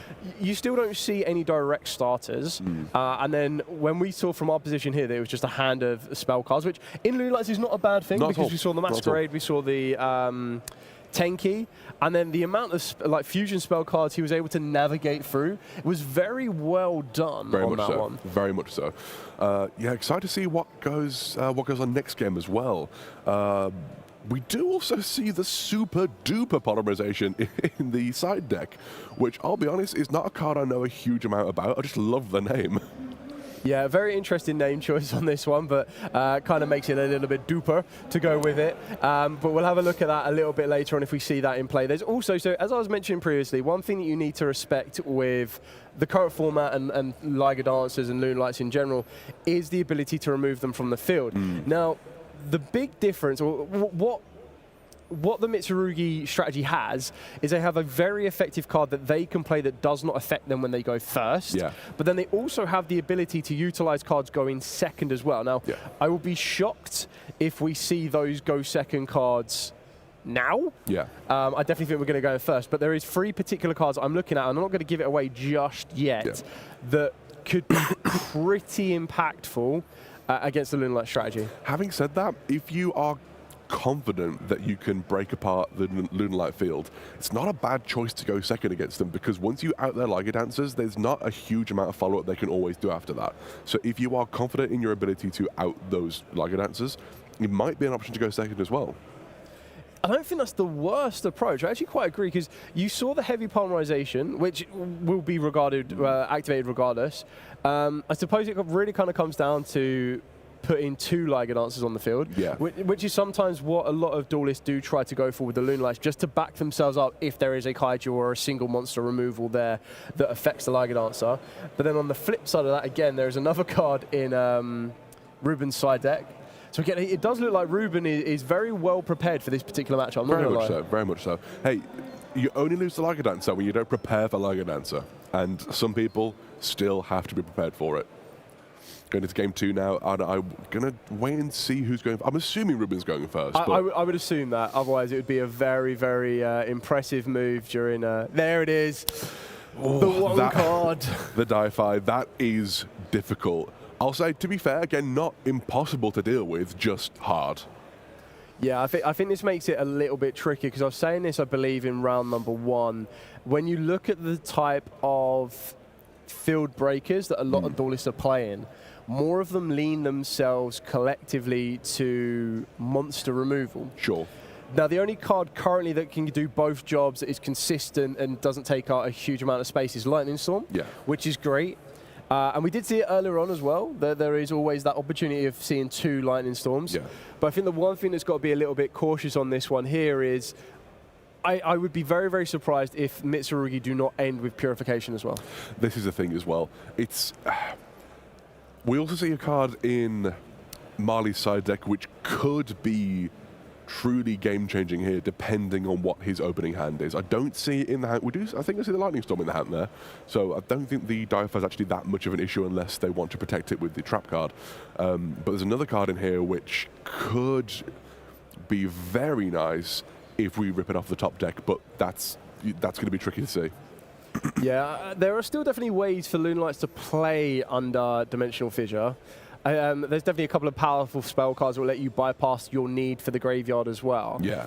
But I definitely feel that we're going to need a combination in this one to move past that Dimensional Fissure in order to kind of swing it back to Marley's favor. Yeah. But Ruben is going to try and navigate the best they possibly can in order to kind of present a field that is going to be a little bit difficult or a little bit harder for Marley to try and break through, like the previous one. But we've already seen Marley do it before as well. So this could be a very, very good, interesting interaction we're about to see here of the field being presented, and then if Marley can take on the challenge for the second time today. Very much so. I think I speak for a lot of people when obviously seeing good play in any way is always a joy and always a pleasure to see skilled players pilot their decks well. But something I love to see is a heavy engine hand just play into an established field and do well into that. It's always good to see. I didn't quite see what was drawn off the top deck there, but again, I think there is a Lightning Storm in hand. He's protected, but are we going to try and bait something out here to maybe make sure the Lightning Storm resolves? See, I think this is going to be quite interesting. So I think that you've kind of traded a Baguska for a Dimensional Fissure, which in hindsight is not a bad trade-off on this particular matchup. At all. Not at all. But Marley having a good old think here, just trying to break down the thought process where we're going. We're going to be starting off with that Lightning Storm. I think the trap card might well be there. Yeah, I think it has to be. Yeah, there you go. And therefore, was it maybe a better idea to try and bait that out, or are you confident that you can still play around the Dimensional Fissure? It's not impossible, it's just I difficult. think that is going to come down to the card that he possibly drew for turn, if it is the card that I think it is. I did not spot that, but I'm intrigued now. Yeah, I like to leave a bit of surprise, but it actually worked in the favour. There was like a very small handful of cards that could have come off the top of that deck that might have changed the course of this game, and I think we just saw it. We did see the there it is, heavy polymerization. I don't believe... Well, there's no extra deck on the field. No extra deck monster on the field, so... So the heavy polymerization is just going to be very, very costly to resolve here. Very much so. Because I can imagine you're going to want to try and work your way all the way up to the Liga Dancer. Now, Liga Dancer, unfortunately, won't be able to use its destruction effect because it has to go directly to the graveyard. But it will still be unaffected by card effects at 3,800. It will be huge. Yeah, this is the issue. And it's, well, the issue there for Marley as well is that Mitsurugi can get over it with something like Dugaris. Yeah. So it's not an unoutable monster on the field. It's big and it's difficult to deal with, but it's, you know what, having said that, we might be in a bit of a tricky situation here if the monsters are all destroyed and banished, because although they can come back when they're tributed, and you get that with, is it Kusanagi, the purple one? Yeah, yeah. Purple guy. Something like Prayers, I believe, can only summon them from Graveyard, for example. Yeah. So I feel like if we were to get the Liga Dancer, I'm pretty sure, if I remember correctly, it kind of puts Marley down to about 200 life points, probably a little bit less. I think it is something like that, yeah. Not in the safest of positions. And I think we're just confirming what we... Oh, okay. So we're going to go to Perfume Dancer instead. Interesting. Are we? Oh, no. Sorry. So we're going to be using 4. Okay. So try and calculate the cost of this one. So it's just the... Is it the extra ones that you pay for, or is it all of them? No, it should be all of them, I believe. Right. I believe. Let me just double check that one. No, I think you're right, to be fair. Also, banish monsters from the HX material up to number of monsters your opponent controls. Okay, so we can only do 2. Right. Which is why we got rid of the Murakumo at that point. But you lose life points sense. equal to the attack of monsters banished this way. So we're still on 2,500 life points, so it's not bad, not too bad. We're okay at the moment. We are getting to a bit of a scary area, but we're not losing yet. I think again it's still a little bit tricky given that we don't have any. There's nothing on the field here for Marley other than the Liga Dancer, which is not bad. It's just that it's not necessarily going to definitely do the job here. Yeah, so it's not as big of a cost because it's only going to be costing us the life points for the attack stats of the monsters banished from the extra deck. So it's a little bit of a saving grace here. But that dimensional fissure is still going to be causing a lot of issues. I mean, we can get rid of... It kind of comes down to how prepared you are for the Mitsurugi matchup. Yeah. And it looks like we're going straight for the level 4, which kind of shows me that we're a little bit cautious of the Dagares, because that's the only way to out, correct? Very much. But then having said that, oh, back to us. Having said that, is there a way, perhaps, to... Mind you, there's more than one Murakumo either way. That's what I was thinking there. I'm just trying to think where the attack stats come from. So obviously, the only way you can manipulate the attack stats would be through Dagares. So if you keep your opponent off the level 4s, it means they'll never be able to get into the rank 4 access to make Dagares. Yeah. So then the question then comes down to is what else could there be for Ruben to get past that Liga Dancer? Because you got Super Polymerization, but Marley only put one monster on the field. You've got... I suppose Habakuri reduces your opponent's attack, so that's not enough because that's not going to affect the Liga Dancer. Yeah. I think it's just Dagares. So I could be wrong, but I think it is just Dagares. So depending on what else Marley might have access to. Gorgon of Xenophonia, that won't, well, unaffected. It stops it attacking? But it gains the attack of it, and therefore it can just attack over it. Oh, I see. Yeah, correct. So your opponent cannot summon or set monsters to the zone his card points to. Monsters card points you cannot attack, and their activated effects are negated, which obviously that's fine. Yeah. Against that equal to the total original attack of monsters this card points to. So it just gets to 39. And it can't be destroyed by go. battle monster effects while this card points to no monsters. Okay, yeah. So that's probably the way you need to get to it. We just need to get that third monster available to us. Which I suppose is probably not going to be too difficult to do. No, we don't think, down the arrow especially master. considering that we can't use the Liga Dancer's effect here to destroy the field either. Yeah. So I think this might be a bit of a tricky spot for Marley. Again, I don't think he's played poorly here at all. I think he's played very well under the circumstances. It's just that Dimensional Fissure is a heck of a card. I suppose on the flip side to that then, do you question, I mean, you take a bit of a risk, right? So if you were to start off by activating the heavy polymerization, and that gets purified, I suppose is the right term on that one, does that then leave the door open to the Lightning Storm? So what I'm trying to say is it more important that Lightning Storm cleared the Dimensional Fissure than it was for the heavy polymerization to get to that Liga Dancer, with a little bit of hindsight? I think maybe. I think maybe. I think a better move might have been to heavy poly first, because the cards in hand were engine, which should play through interruption. Yeah. So it's it's not as if the cards in hand were bad other than that. So hey, we may never know. That might we don't know where Ruben would have interacted with those cards, and may well have had enough just to stop things at that point. Yeah, well, I think we're about to see exactly what you kind of spotted on that one, being the Gorgon entering the field of play here. So we're going to be trading that off with the Liga Dancer. I guess it then comes down to, can Ruben extend further? There's the answer, yes. There we go. The Tsurugi mirror coming out here as well, being able to summon another Murakumo from the hand as well, which it's going to do a lot. It's going to do a lot here, to be honest. We'll see how this goes. Given that Marley only really has a couple of cards left in play after this turn, I don't think... Oh, wait, no, of course. Marley should be on 2,500 life points. Correct. This should be game, yeah. So this should be enough to finish the duel off here, because the Liga Dancer goes, and and I think that Marley's seen it on that one. Okay, so we're going into an important game 3, which I always love. Always love game 3s. Love it. It's tense. It does get very, very tense. I suppose the question now comes down to this, okay. As a Lunalight player, you're always going to go, okay, you first got to assess, has my opponent respected Liga Dancer? Yeah. And then I suppose once you're playing against Mitsurugi, you're like, okay, well, I'm well aware that Mitsurugi have their own form of technically searchable kaiju. So you instantly know that one Liga Dancer is not going to be enough for you to win on the first turn. So you have to then dictate your pattern to get to a second Liga Dancer.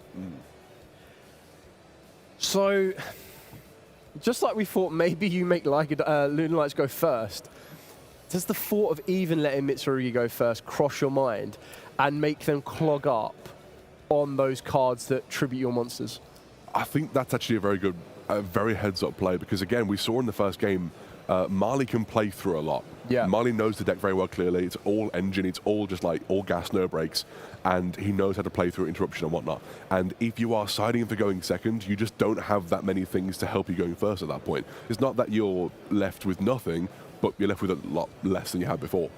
So I feel like the biggest threat we saw in duel number 2 was that Dimensional Fissure. Yes, very now, much so. I will be absolutely amazed if Ruben keeps a Dimensional Fissure in the deck.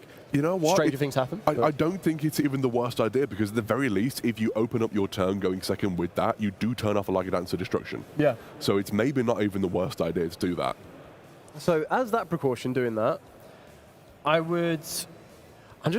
trying to put myself in both players' shoes at the exact same time, so it's always going to be very, very tricky.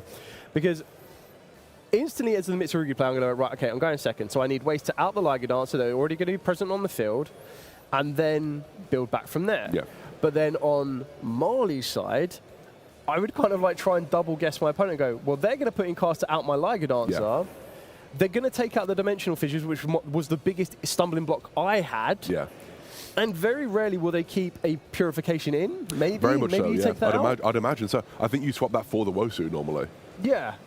So you're doing this trade-off 1-for-1. So if you were to then go back to it and hoodwink, so to speak, I guess we're about to find out. I always love that form of process. The idea of siding and then deciding to go second is not necessarily a bad move in the slightest. It just depends how confident you are to play into a field. I think it also it kind of tricks your opponent a little bit as well, because they're like, okay, so and you're going first, and you go, no, you're going first, and they're like, what? But I do think we'd see Marley starting off here with the Moonlight Masquerade. Again, a fantastic card, which does so much for the strategy, and going to be sending that wolf to the graveyard as well. Yeah, not a bad start here from Marley. 1-for-1, starting off quite effectively. Getting that wolf to the graveyard can be very important to set up with a form of disruption to play a little bit further through. Let's see what else we're kind of working our way towards. I'm trying to see that. Again, I don't like to speak of people's hands, but there it is, the Dominus Impulse. Tricky. Would that have been better saved for later on, is my question, or are you just trying to stop the opponent from playing completely with his hand? It depends. I suppose, depending on what Ruben has, he's assuming that starting off with the Masquerade is probably kind of a sign that there might not be a direct starter in the hand. So this could work out in his favour massively, depending on if Marley has anything else to follow up with. I think it's also a potential peek at Ruben's hand even, because I know, just from when I play at the very least, if I have maybe just 1 or 2 hand interactions, I'm just trying to stop the first thing and hope that's enough. Which might be what Ruben's doing here as well, because sometimes if you know your hand isn't great but you have 1 hand interaction, if you can't stop that first thing, it wasn't going to help either way, you know? Yeah, I think just trying to reassess how this is, because I definitely don't think you use Impulse. I suppose maybe from game number 1, actually. Yeah. So with game number 1, after reading Heavy Polarization and realizing that it's not a once per turn or anything else like that, it kind of probably felt that if you activated Dominus Impulse on a card, like you're definitely going to activate on Polarization. You're now not going to activate on Heavy Polarization. Yeah. So the question then becomes, do you hit Lunalight Fusion? Do you hit Lunalight Perfume? Would they be more effective? But no, I think you're right, to be fair. Using it on a monster effect is going to be generally more effective because they're more often hard once per turns. Yeah. But we do see it sending the Leo Dancer to the graveyard. And summoning the Yellow Martin here as well, getting more monsters on the field to do things with. We're going to see these 2 overlaid into, I imagine Baguska, but it could be the Fire King. It's the Fire King. Yeah, Fire King. Let's go. Does add a starter, if I'm not mistaken. Yeah. So taking us back to the Fire King day. So Brotherhood of the Fire Fist, Tiger King. Getting us direct access to Tenki here. Again, a fire formation. This is going to be getting a bit more resource here. And you actually, it's not the worst thing getting the Tiger King off the field as well, because it kind of starts opening up a bit more space for you. It then also gets you your materials back to the graveyard as well. So we've already got the graveyard pretty much set up. So all you need to do is get access to that Lunalight Wolf. And then that's going to give you your first Liga Dancer. Yeah. But as you've already kind of pre-cautioned, 1 Liga Dancer might not be enough in this Enfield. No, I don't think it will be, truthfully. We'll see, because it might just be that they... It depends how they play. It depends what the rest of the hands are as well. There's so many maybes here that we're not sure of as well. But no, I have to wait and see how it plays out. I'm excited to see what Marley ends on, because I'll say, I do really like Lunalight as a deck. I think it's really cool. I like that it has kind of a different win condition to other decks. It's not necessarily reduce life points, it's just get to this big monster, which will then, after that, reduce life points, but a lot of the time you don't even need to do that. It's just the threat of having this monster on the field is enough sometimes. Yeah, I'm really hoping at some point, I'm just having a look at the Super Duper Polymerization. I would really love to see that card in action right now. Yeah, very much. We do see the Perfume Dance coming out here, searching the Lunalight Perfume as well, which I'm glad they printed that card, because otherwise Lunalight Perfume is a tricky card to deal with in this deck. Given that it's not a Lunalight, it's a Lunar Space Light card. Yeah, it's interesting that Ruben's kind of put their hand down. I feel that the Dominance Impulse is probably the only form of interaction here. Yeah. And just confirming as well, Ruben is also with one game, and the life points are at 8,000. So don't worry, you haven't missed anything here. Both duelists into game number 3 of round number 6, 8,000 life points apiece. Marley here with Lunalight going first in that all-important third duel, and then working our way into what I can imagine will be an SP Little Knight here. Wonderful. Interesting choice to use the effects on the Impulse here. I don't know if there's any actual advantage to doing that. I worry, if anything, about Dimension Shifter next turn. Oh, I mean, yes, but on the flip side, would you be worried about a second Dominance Impulse during your opponent's turn? But I'm trying to think what you would worry about though, because you're not gonna impulse a spell and then having a track on in graveyard be effective for you. No. So I guess it kind of comes down to a monster effect during your opponent's turn that would summon. Would be the only thing you would worry about with the Impulse. So I kind of agree with you. It might just be one of them force of habits that every time you summon SP, you have to activate its effect. Absolutely. Yeah, I don't think that's a bad choice as such, but I would fear the one-of, because that's just my luck. That is unfortunately just my, if I do that, I know I'm getting shifted at the start of next turn. It's just going to happen to me. And we do see that Laggy Dancer coming out as well. The first one of this particular duel going to be a real presence on the field here. Wonder if we'll be able to get to the second one as well. Yeah, it'll be interesting to see if there's any more resource for Marley to present the second Liger Dancer here. I don't feel that an SP Little Knight and the one Liger Dancer is going to be enough, because, and again, I'll be shocked if Ruben hasn't put it in, but being able to get direct access to the Wosu, Having said that, if he is not able to win here with one Liger Dancer, as in Ruben not able to win here through one Liger Dancer, it just means that Marley has follow-up in another Liger Dancer the following turn. Yes, true.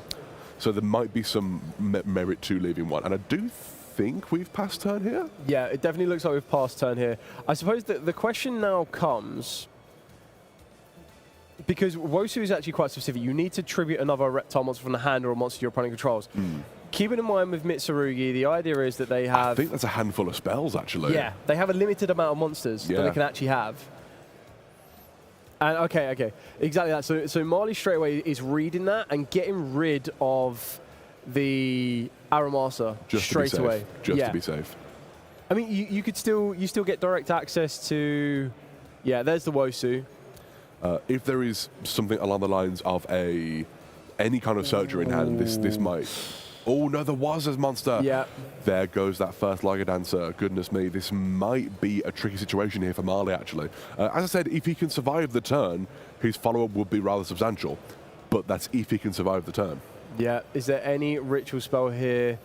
I think we're going to be able to get some resource now, right? Because we've tributed off our Saji, so Saji will be able to trigger its effect to... Even if you just search Prez, this is going to get you something at this point.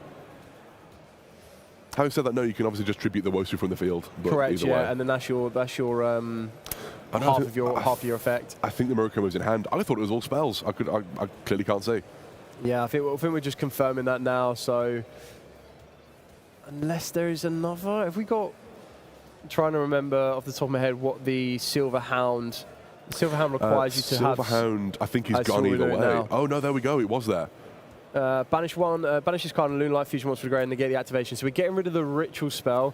Is there a second to follow up, or is this enough? Exactly that.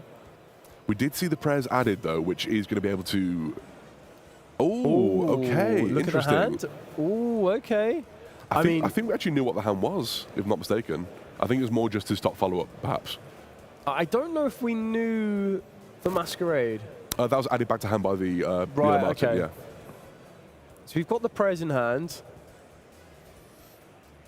Ooh, where's this going to lead? So we're going to use the prayers. We're going to tribute off the Wosu. Can, of course, summon the Kusanagi. I'm going to keep calling him Purple Guy because I just can never remember the name Kusanagi. So as it currently stands, there is a Martin in the graveyard. There is a Liger Dancer in the graveyard. We've got a Polymerization in Marley's hand. We've got the Lunalight Wolf on the field. It's now going to be how much resource we can manage to get from this Kusanagi. But I feel that the Kusanagi being able to add back the prayers is now going to be the big change, because we can now use prayers to tribute from the deck. We've got the Murakumo to come down from the hand. And then I feel that we're at a position where there's not enough Lunalight material in the graveyard for Wolf to be effective. No. And unfortunately, I don't feel like, I feel if the Purification has been kept in, then that's just going to be another layer for Ruben to kind of insulate this field with. Yeah, absolutely. Again, I think Ruben might be able to clinch game this turn. However, if he can't, I don't think there's enough resources on the field or in the hand currently from Ali, but you just never know what the top deck will be, quite frankly. That's very true. I mean, there's still a Perfume in the graveyard.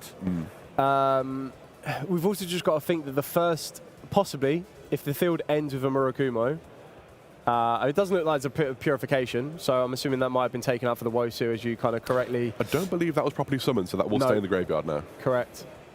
Ooh, could be a costly misplay here. So we're going to be attacking? Yeah, he didn't add the mirror, so I don't think he has a way to access that Murakumo now. I think you're right. I think that's a devastating misplay on Ruben's part there. So we still have Saji in the graveyard, correct? So that if Marley was to special summon... Correct. Another thing that Marley's going to need to remember as well is that it could be very, very costly. Like, a heavy Polymerization might not be enough to... I don't think he's got the life points for it at this point No, either. exactly. It's not going to be enough to get it back. We are going to get SP Little Knight coming back and the Aramasa. So, gives Molly something. I believe Ruben should be on 7,200 life points currently, if I'm not mistaken. Correct, yeah. So 72 to 44. Going for the IP Masquerina. Okay, interesting. Am I being silly here? Have I missed something? No, I was taking that back, I think. Yeah, I think the judge is just correcting. Because we're locked into reptiles because of Wosu, Oh, I believe. of course we are. Yes, of course. The only thing that locks in that strategy, yeah. Yeah, can't special summon nor activate monster effects for rest turn except reptiles. Yeah. So here comes SP Little Knight and the Aramasa back to the field. I was wondering why that was going back. I completely forgot about that, yeah. Yeah. So we currently have a known Polymerization in the hand. We've just drawn what looks like a monster for turn. There is Perfume in the graveyard as well. Very heavy on engine, so we'd be shocked if it wasn't some kind of play that he'd have to draw. The Wosu could come back, but I don't believe it does. It's not a form of interaction. No, but we can add it back next turn with Kusanagi if needs be. Which True. I think this is a situation where Marley needs to close out the game this turn. Yeah, I think that's going to be a little bit tricky. I mean, we've got Wolf. Wolf can get us into Perfumer, I believe, at this current moment in time. And it all comes down to what that card was drawn for turn. And we're about to see it now. Ooh. Oh, no, we're not. He's teasing us. We're thinking. And we've still got Martin. I'm trying to remember if Martin returns any monsters. Kaleido Chick. That is a good one to go for. Pretty darn good. We can send another Moonlight Wolf? What am I thinking of? No, so you know the one. You want to be sending the Leo Dancer. Leo Dancer, okay. But then, I agree with you, though. You have to be very, very careful, because if that Wosu can come back from the graveyard, we're just going to find ourselves in the exact same position. Yeah, very much. Again, I think you just need to close that game this turn. I think this needs to be when Marley wins. If Marley can't win here, I don't know how he follows up after this. I mean, luckily for Marley right now, if we work our way into the Liger Dancer can clear the field. But the Liger Dancer needs... So to attack twice with Liger Dancer... Which would be enough, actually, because Ruben is on 72 life points, 7,200. Correct. So one Liger Dancer might be enough to do it this game. And we know that the set card is Prez. Yeah. Because that was added and then set. Correct. So it is just the Futsu, the Murakumo, the basically the hand rip or the negate, depending which one you want to go with, and the prayers to be able to do whichever he's doing here. Still plenty to play through, so it's going to be difficult for Marley. Not impossible, but difficult. I think we're going straight for that Liger Dancer, so we're going to be able to use Wolf, banishing 4 materials, going into the Liger Dancer. I'll be honest, I think this might be game. This might be enough here. Yeah, I think that misplay of not being able to get Murakumo back into rotation correctly, it could be quite costly, and probably the taking out the Purification could have also been quite costly here, because the Purification would have stopped some sort of build up here. Very much so, very much so. I mean, it's not over until those life points hit 0, Absolutely. so nothing is out of the question here. I think Ruben is going to be utilising the prayers, just going to make it a little bit easier, I guess, for Marley to deplete the life points, but there might be a surprise snake in the boot on this one. We do see the tribute adding the Aramasa, tribute the Kusanagi. Not really sure. I guess if you can force out the Liger Dancer's field wiping effect before it's really truly needed. How do we do that? I don't know. It's tricky. This is a difficult situation. I think this is tricky for both players to navigate here, actually. I suppose if you're Marley as well, do you want to try and keep SP Little Knight on the field where it's all possible? Just on the odd case. As you've already mentioned, there should be more than enough that a double Liger Dancer gets to attack twice. Yeah. And you can't protect your... why is that still there? So, I mean, the SP Little Knight deals with it. What was the question that you can't protect? Well, if all of your small... either way, that's a win. Yeah. If all of your small Ritsurugis are marked for destruction, I don't believe they can use their effects to protect each other. I believe you're right. I remember there's something like that with Proxy Dragon back in the day. Yeah. Proxy Dragon with versus Raigeki. But regardless, that was actually a really, really good duel. We got to see Mitsurugi taking on Lunalight. A lot of back and forth, a lot of field breaking, a lot of field presenting as well. Very much so. And yeah, very, very good duel on that one. We're going to be back with the interview, the winning interview very, very shortly. But Charles, give us your takeaway from that duel. Lunalight's still a very present deck. Still a very present deck, and I, for one, think it's very fun to see in the format still. I think it's one of those things where you kind of do have to prepare for it. Some decks can naturally have a Moonlight out in their deck. Some decks don't. The decks that don't, you've got to be ready. Yeah, exactly that. And we saw how one of the best decks right now to prepare for it, having their own searchable Wosu, can still not be enough every single time. So we're going to be back very, very shortly with the player interview, and then we're going to be moving on to that all-important round 7.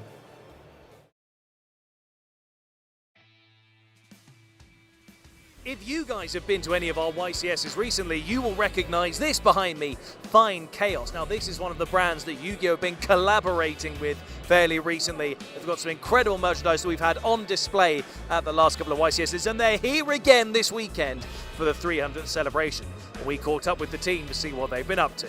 So my name is Mark Christiansen Møllerskov. I'm the founder and creative director of Fine Chaos. The reason why we're here is because we have a collaboration with Yu-Gi-Oh! And this time we have brought a special collection for the 300th anniversary here in Dortmund. It all started with my passion for the game. I am a player myself, and that's actually where the whole thing started. It goes back to my childhood, watching the anime, playing the game. I have a dog now named Yamayugi, which is a Shiba Inu as well. So shout out to Kazuki Takahashi, of course, for that one. To now also finding the love for the game again as a player 4 years ago. Playing branded to this day and stand by that, which you will also see with, for example, the first pendant we did with the Fallen of Albus one, and now the ones we have done for this event, which is the Dogmatica Ecclesia, the Virtuous pendant. My favorite memory would probably be my first time at Locals in Copenhagen after a big break at Far Cigar. That just sparked like a big fire in me, I would say. The best thing about the community is their authenticity and how people help each other to become better players in general. I feel like that's truly something you can feel when you're playing. The community should come and check out the collaboration because it's made from pure passion. I think you will feel that in the details from, for example, the Blue Eyes White Dragon t-shirt we have made with the studs that imitates the studs on Kaiba's jacket, to the small like woven labels, the felt embroidery, to the quality of the things, and I know that players can feel when something is quality. So I've already seen people dueling with the merchandise as well, or the collaboration, which is something I just love more than anything because I am a player. So that's something that, yeah, just fills me with love, I guess. So if you guys are here at YCS Dortmund, make sure you guys do come down and check out the booth and get your hands on some merch. If you aren't able to be here with us in person, make sure you guys check them out online, follow them, because I'm sure there's loads of great stuff coming that you guys will be excited to see. We've got loads more coverage here at YCS Dortmund, the 300th YCS. Be sure to stick around for loads more coverage.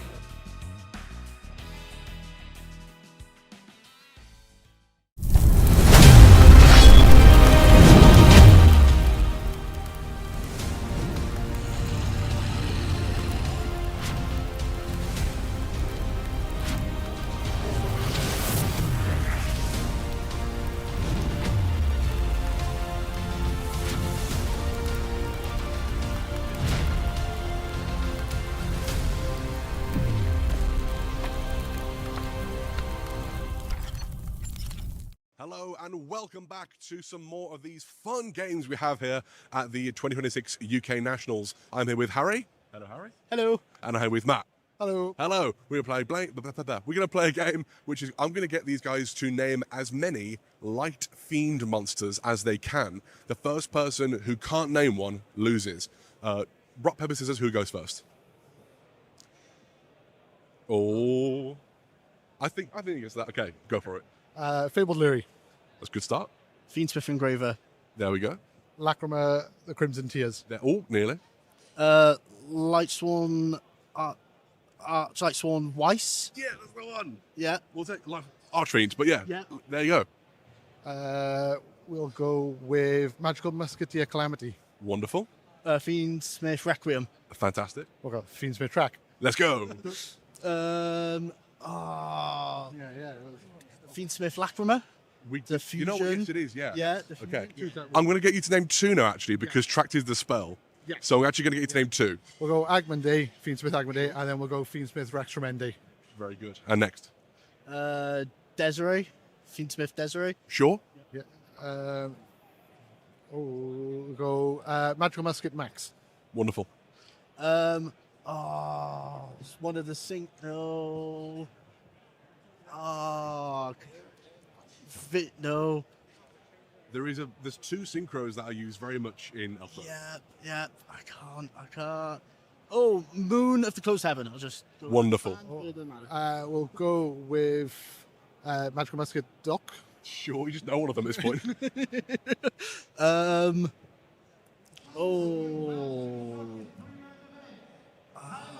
10.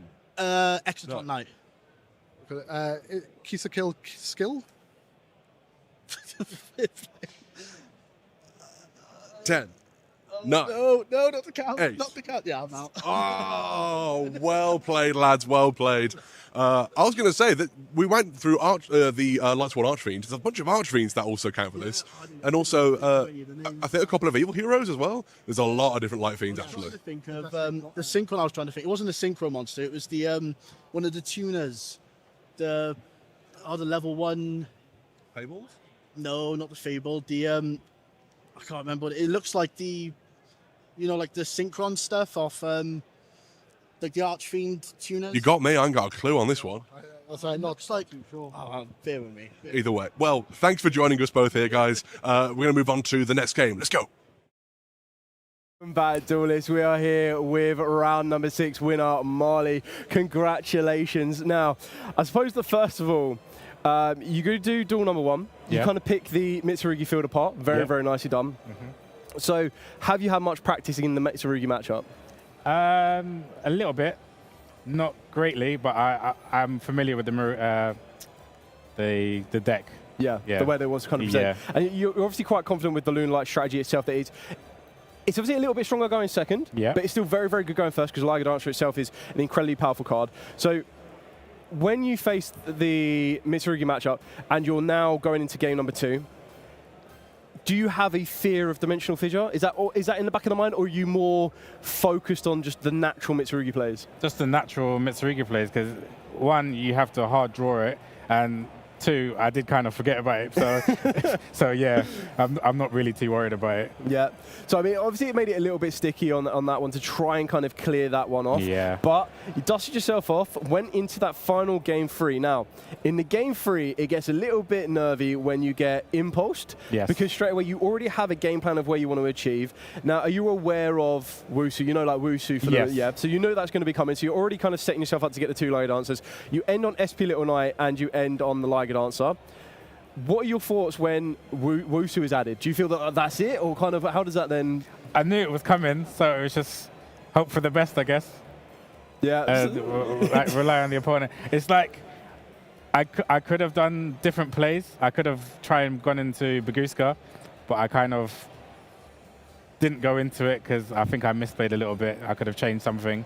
But yeah, I did see it. As soon as he summoned Aramasa, I was like, yep, it's coming. Okay, so then the final kind of step before getting back to your turn as well is that how relieved are you that the Searcher for Futsu is a spell card, not a trap card? Oh, I was amazed. I was like, I've got a chance. And I was just like, yeah, nothing you could do. He was reptile locked as well, so that definitely helped. And then, yeah, I just knew from my top deck, it was a good top deck. Yeah, exactly that. So we got to see a lot of interaction coming from the top deck as well. Yeah. Now, a card that we saw feature quite a few times is Heavy Polymerization. Yes. Now, main deck in Heavy Polymerization, and then having Super Duper Polymerization in your side deck. Yes. So when you're trying to work between the 2 of those ones, how much work has Heavy Polymerization put in for you so far? Oh, all of it, at least 99%. Because I lose the dice roll, I get Super Poly, I've got a fighting chance. It's a better odds, whereas Super Duper is more, it's going first, in my opinion. So that's why I went that route. Yeah. And worked out for you. Yes. Yeah, so it seems to have done a lot of work for that one. It was great to see Tiger King. It's been a long time since we've seen Fire King. Fist Tiger King put in a bit of work on that one as well. So that was round number 6. Massive congratulations. Thank you. Done. We've already had this conversation backstage in regards to talking about respecting Liger Dancer. So the final question I've got for you, with so many players respecting Liger, are you always assuming that your opponent is respecting Liger Dancer? So many people have most of the outs, especially branded. They have their Titaniclad. They do play Lava Golems out there, so it is, but it's harder to out too. It's the second one that is the trouble. You heard it here first. It's harder to out too. Massive congratulations to Marley on that one. Round number 6 winner. We're going to be moving on to round number 7. We wish him all the best of luck. Hopefully we'll be able to see him here again tomorrow. But we've got so many more rounds of Swiss before the day is over. And we're definitely going to be keeping an eye on Lunar Lights because it's definitely one of my picks that could possibly take the crown this weekend. So don't you go anywhere. We're going to be back very, very shortly.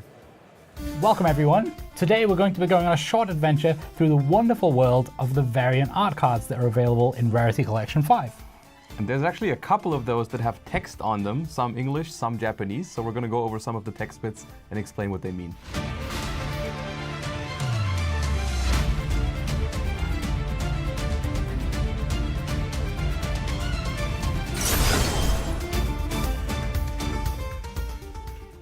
Do you have a favorite one so far, Josh? My favorite of the ones I've seen so far is the crossout designator. It has just the word no written all over it, and I think that's very funny because your opponent just activates a card that you have in your deck as well. You just tell them no, and you move on. Yep. Let's see what some of the other ones say in Japanese. Let's talk about Fateful Adventure. Yeah, on the original art of the card, you can see Water Enchanters of the Temple and the entire gang going on an adventure together. And the text on this version says "Iko," which literally means "let's go." Which I think is a very fitting sentence to go onto this card, because of course when you play the adventure deck, it's all about going on an adventure yourself, so it's inviting you to go on an adventure together. Famously, a tour guide's job is to show you around some of the most wonderful and interesting places in the world and help you out with some interesting facts along the way. However, I usually get distracted and wander off somewhere, and that's when I hear the most famous phrase in the world of guides. Kochira desu, which means "this way please," and that's the text that we see on Tour Guide from the Underworld. So when you're getting lost in the Underworld, be sure to keep an eye out for Tour Guide. In the artwork of Mikanko Promise, we witness one of the most sacred of all vows, which is the Pinky Promise. Exactly. Hare, the sword Mikanko, and Nini, the mirror Mikanko, making a yakusoku to each other, which means promise. Aren't they adorable? Let's talk about Solemn Warning. Just as your opponent's about to summon their boss monster, and you give off a casual "Chotomate," which means hold on a minute, and flipping over your Solemn Warning. Which I think encapsulates exactly how you feel when you play this card, where you just tell your opponent to hold on a second. Exactly. I want you to imagine that you're working very hard on a large field of monsters when you're going first, and then your opponent just activates a very powerful card to get rid of all of your stuff. I've definitely given a very firm hold up or a wait, and that's the exact phrase that we see on the variant art of Solemn Judgment. Mata, which means wait. Now, we all know from previously released alternate artworks of Nibiru the Primal Being that the Primal Being is actually living inside that rock as it's making its way onto the field. Well, the catchphrase on the new variant art of Nibiru is "Mukattemasu," which means I'm on my way. So the next time you're summoning that 5th monster, just think, Nibiru might be on its way. Now, we all know being attacked by one of your opponent's big monsters is not the greatest feeling in the world, but it very well might be if you have a magic cylinder ready to go. And now you can politely say, "Okaishe shimasu," which means returning this to you. But what if I don't want it back? Then I guess you have to say, "Mata!" Now, I was wondering, have you ever noticed that most people, when they send a monster to the graveyard with Foolish Burial, because the monster has a very powerful graveyard effect usually, it doesn't end up staying in the graveyard for long? Well, that's very appropriate, because on our new variant artwork of Foolish Burial, the phrase is "Dashite," which means get me out. So I'll grab the shovel, you grab the hand, and we'll get him out. Let's do it. My favorite variant art card that's in Rarity Collection 5 is Compulsory Evacuation Device. And that's because its catchphrase says "Kaeru," which literally means I'm going home. That's a good choice, and I especially love about this one how they incorporated the text in the artwork of the card with like the motion blur of the evacuation happening. I think it's really fitting. Kaeru! That's why you meant to make me turn into a rocket ship.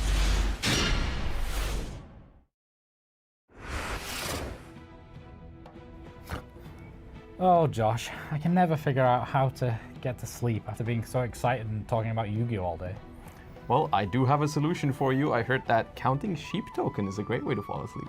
Well, that's perfect. Even our sheep tokens on the new variant art of Scapegoat are saying "Oyasumi," which means good night. Now I guess it's time for a sleep.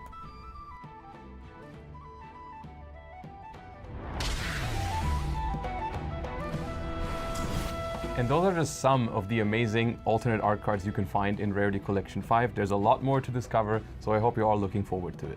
Make sure you let us know which are your favorites down in the comment section below.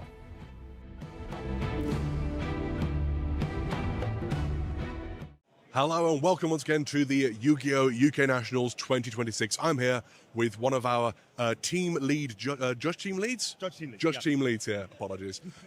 Named Anthony. I'm going to ask Anthony some questions about how you get into, well, I'll ask you directly. Yeah. How did you get into judging yourself? Well, a little while ago, 9 years ago, a friend of mine asked me, we need judges for this regional, can you come and judge? And I wasn't a good player, so I came and judged. I highly respect the honesty on that.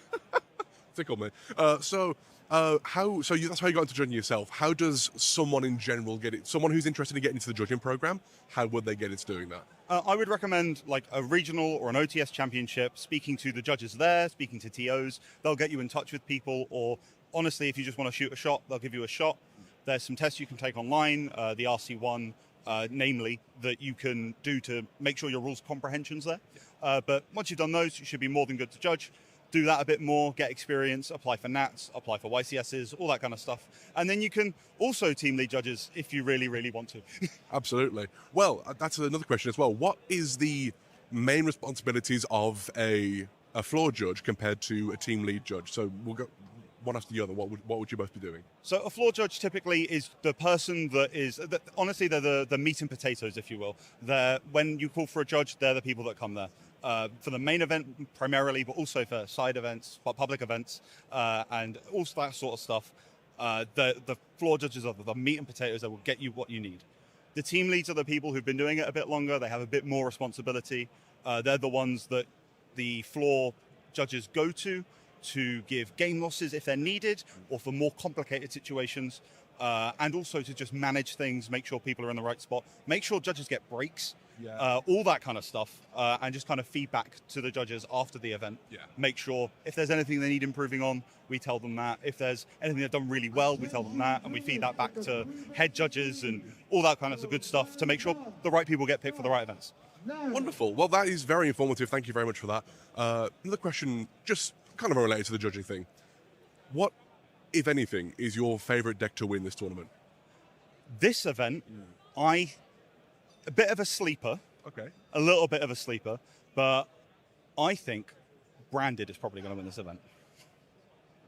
I can't disagree. It's done very well. It's been doing very well. I mean, I don't know if I call it a sleeper, but... It's as awake as they come.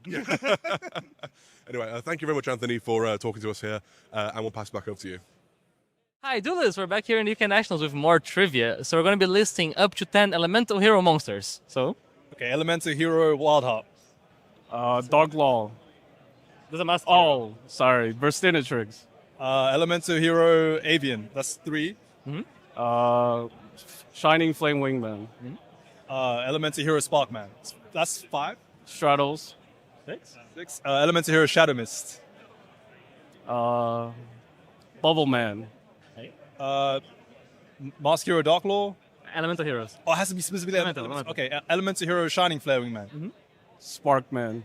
I said Sparkman. Sparkman. One more. Elemental hero. Need help? Elemental hero Clayman. There you go. Teamwork. Oh my god.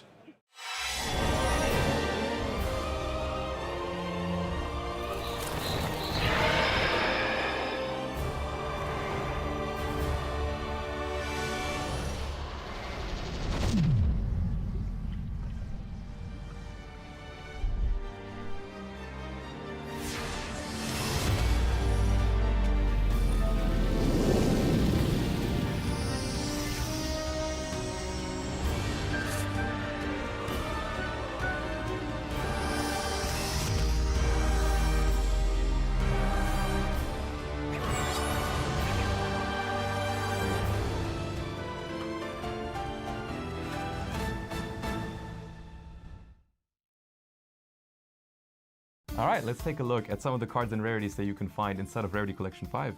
Absolutely, Josh. All of these different rarities are going to be the ones that you're looking out for.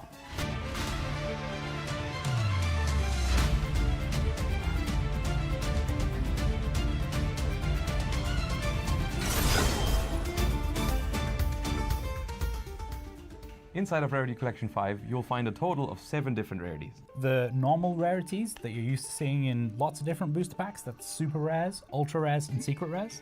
Then you'll also find some exclusive rarities to Rarity Collections, which is your Prismatic Collector's Rares and Prismatic Ultimate Rares that people have liked so much in the past.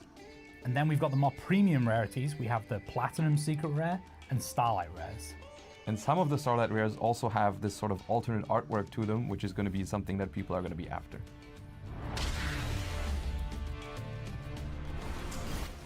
Alright, first let's take a look at some of the normal rarities that people are already used to seeing inside of Rarity Collection 5.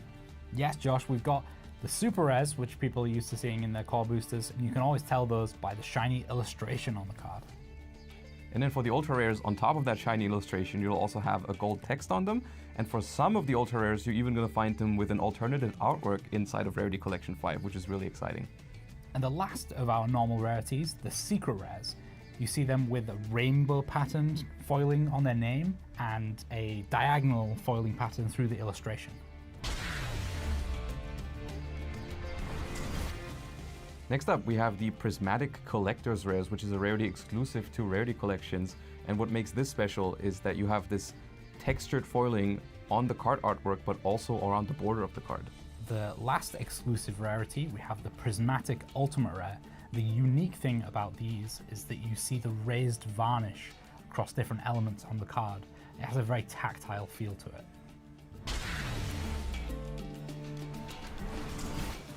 And then we have the Platinum Secret Rares, which have a similar foiling pattern to the Secret Rares, but it extends across the entire card. And last but absolutely not least, we have Starlight Rares. And you can tell those by the crisscross pattern that goes across the entire card. And something really special about Rarity Collection 5 is there's going to be plenty of amazing variant arts that you can find in Starlight Rare.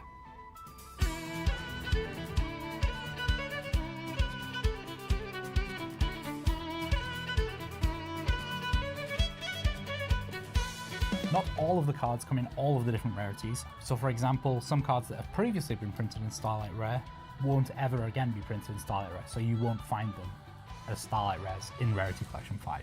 Alright, now that you know all about the different rarities in Rarity Collection 5, you can let us know your favorites and which version you're going to hunt your favorite cards in.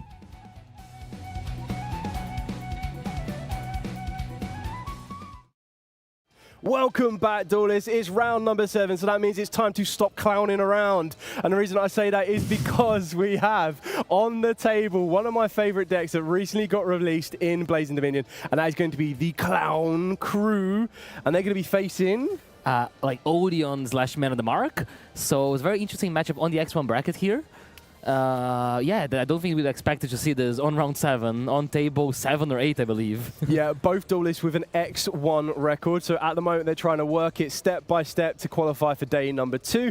And each of the duelists is going to want to try and walk away with the win here. Now, I am super excited to see exactly what type of matchups we're going to get, because with the Clown Crew, you have a lot of interesting components, because it's a deck that play Fusion, Synchro, Xyz, Rituals, and then just a Tribute Summon monster. So there's a big variety there. And in kind of juxtaposition to that, you've got the Odeon / Man with the Mark deck that doesn't really want to use the extra deck that much. So it's going to be very, very interesting to see what we've got. So let's see this action unfold right in front of us as we move into round number 7, duel number 1. Yeah, I think it's really interesting because this is a matchup that I would be really surprised if either of them have practice or are familiar with. These are two decks that are not in the top decks breakdown. There's a good chance the first time they see how the cards interact.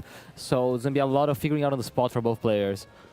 We do see Odeon winning the Dyro, though, and drawing Terraforming to be able to search that ever so good Treasure of the Kings.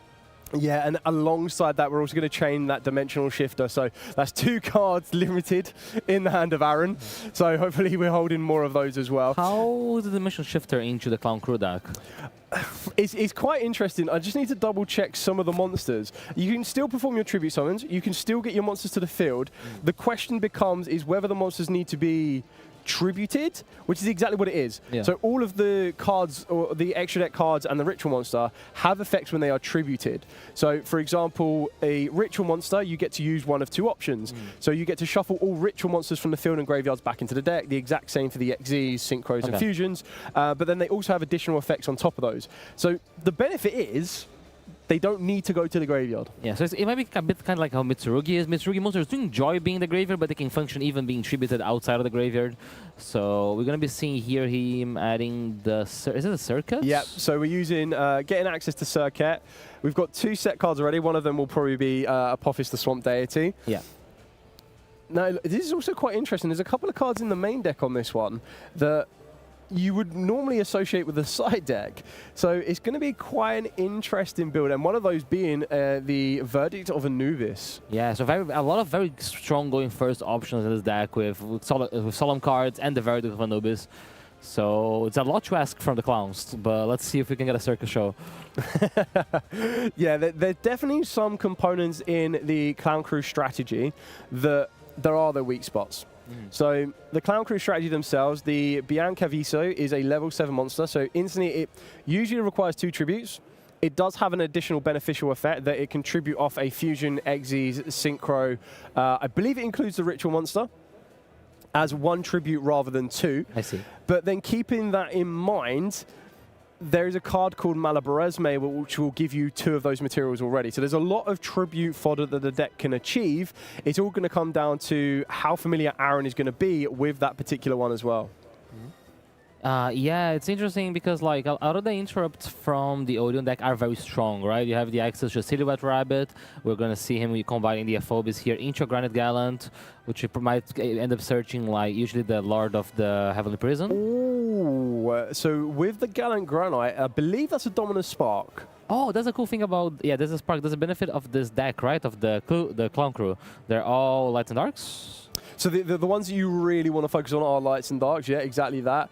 And we've also got a couple of interesting... Oh, okay, so we're on the Nouvelle package as well. I love the Nouvelle package in this deck. Yeah, the synergy between the Nouvelle cards, being able to add the Clown Crew Fair is what kind of gets them linking together. And that was a pretty good Dominus Spark, right? Basically, the Dominus Spark traded with the Lord of Heavenly Prison there. Yeah, which I think is a very good trade-off here. And now it's really going to come down to trading off and starting off. I'm going to let you try this one. Okay, I don't know how my French. Concours de cuisine? Ooh. Culinary confrontation. Yes. I did my French in school.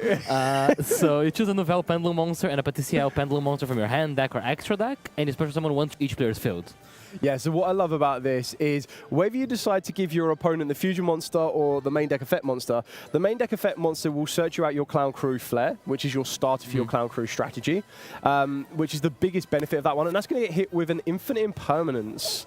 Okay. So does the Paticiel have any beneficial effect for Luna while it's on Aaron's field? Not particularly, but the idea is that if you tribute it off, there is a card in the Clown Crew strategy that during the end phase you get to draw cards equal to the number of monsters you tribute to different summoning types, so fusion, exes, pendulums. So the benefit of the fusion monster is it's treated as a fusion monster and a pendulum, so it's a kind of a double tribute. So I believe the Preparation of Rites was activated on the Infinite Impermanence column. No, but the Verdict of Anubis also negated it. Ooh. So I believe both players might have not realized. Yeah, it seems. But it works out. It works out. It's basically the equivalent of it being activated somewhere else. So very true. We choose to use the Verdict there to banish the level 1 Novels and negate the Preparation. Not pre-prep, preparation. Preparation, yeah. So Aaron's plan here seems to just be denying Luna from access to Conquer Fire. Well, so Luna's just revealed the Clown Crew Flair, so we already have that. Yeah. I feel that Aaron might have been activating some of these cards a little bit early, which might show a bit of unfamiliarity with how the Clown Crews are, because the Clown Crews themselves are really kind of versatile and very, very resourceful with what they do. As long as they have the correct pieces in the hand, of course, to complete an entire puzzle, you need to have all the correct pieces in the correct place, which is exactly what it looks like Luna's going to be doing here. To make a circus, it takes a lot of different artists. There we go. That's the reason we brought you on this one. No worries. I thought it was a Yu-Gi-Oh, but turns out it's just a pun ability. But we do see searching one of the traps. Yeah, so this is the Clown Crew Soiree. Clown Crew Soiree Operations. So this one gives you the ability to basically get you access to your Malabaresme. Not Malabaresme, sorry, your materials for your tribute summon. So you get to special on 2 Clown Crew monsters from the deck and or extra deck, ignoring their summon conditions, very important. But you can also alternatively add a Clown Crew monster from the deck to the hand. So this is all about having those different pieces come together for you, because without Bianca Viso right now, you don't have presence on the field. Yeah. So we are here dealing with the Dimension Shifter. It might have held a bit on Lunastar. And we're going to go back to Aaron. So as he activated the effect of the field spell, we got Mad of a Ghost Ogre. Yeah, so the Ghost Ogre was quite effective on this one to try and shut off the field spell, exactly as you mentioned. We've got this one set card. I'm not too sure exactly what we're going to try and be adding here. Maybe we either take the damage, which isn't the worst thing to have, and then you search out your Bianca Viso if you need it. Alternatively, what you can do as well is activate the trap card to be a bit more defensive and get you access to 2 of your Clown Crew monsters, whether that be Fiends in the form of the Xyz. You could also go for the Diabolo in the form of the Fusion monster. You can also go for the Meteor in the form of the Synchro. Now, each of these will have effects when they're tributed off to get you different resources for your type of plays. So what we're trying to look at here is it looks like we're going to be going back to the field spell on this one, so going straight into the tomb.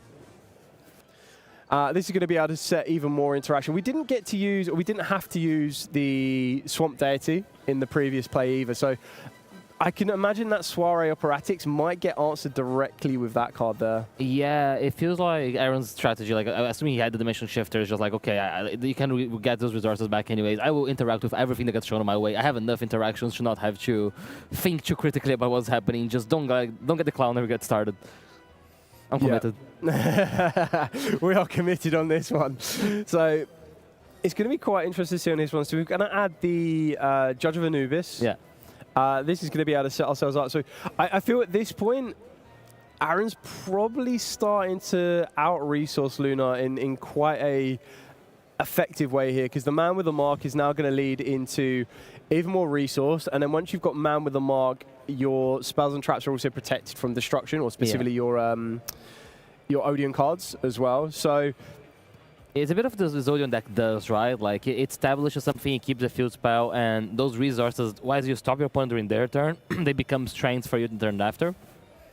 Because you haven't even committed into fusion summoning here, but at some point you might end up summoning the Divine Serpent of Apophis and be able to reset those trap cards. Yeah, so we were a little bit... I mean, we got the damage in first. It now looks like we're going to be presenting... So they're going to get the Swamp Deity into rotation. That's going to give us another form of negation, which is quite important. Yeah. Making Silhouette Rabbit might be an option here to interact with the trap card. Basically, it does kind of force it out. Because whenever you summon a monster from the spawn trap zone, the Silhouette Rabbit would allow it to destroy a spawn trap of the field. Yeah, so I think we're going to be working our way into the Serpent of Apophis here. The benefit of this one is we get to reset both of the Swamp Deity trap cards, and then that's going to make sure that you've got the ability for the negation. And what you've added to your field now is with the Swamp Apophis, is you've got the ability to Serpent Apophis. Sorry, you've got the ability to destroy a card as well. Yeah, so that feels a bit overwhelming here for the amount of resources Luna does have. Aaron in the pretty commanding position here.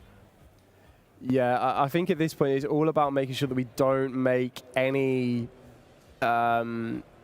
misinformed, or not even misinformed, just not knowing the Clown Crew kind of strategy as much. So what I mean by that is we've kind of moved very fast. Oh, there you go. Ash Blossom and Joyous Spring straight away anyway. Yep. So we've moved quite fast to use up some of our... to like kind of present more of a field presence. I think Aaron was clearly focused on dealing with that soiree. Yeah, I mean, it makes sense. I think like he's in a position that like there's not a lot of cards on Luna's side. He can just be able to manage, get all his traps back, and the deck is just basically gets so much control. Yeah. There are 4 set spells and traps into a 1-card hand from Luna, I believe. And there's a bit of the weaknesses of the ritual deck. Sometimes you need multiple cards to play, so if you commit 2 cards, they get stopped by 1 card.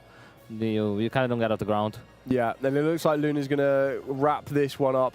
So we're going to be moving into game number 2 on that one. Aaron really did start that duel off very, very strongly, just trying to show you everything that the Odeon deck can start to present. So now it's really going to come down to how familiar they are with Clown Crew once they do start to get started. Because when you look at the Odeon strategy, it is very more trap heavy than anything else. So there's not many hand interactions that are going to be utilized against Luna on this one. Yeah, and the Clown Crew deck has so much potential going when it gets to go first, because it does have this ability of drawing so many cards, finding the specific answer that you need, be able to set it at the end phase with their Super Rejuvenation-esque effect, one could say.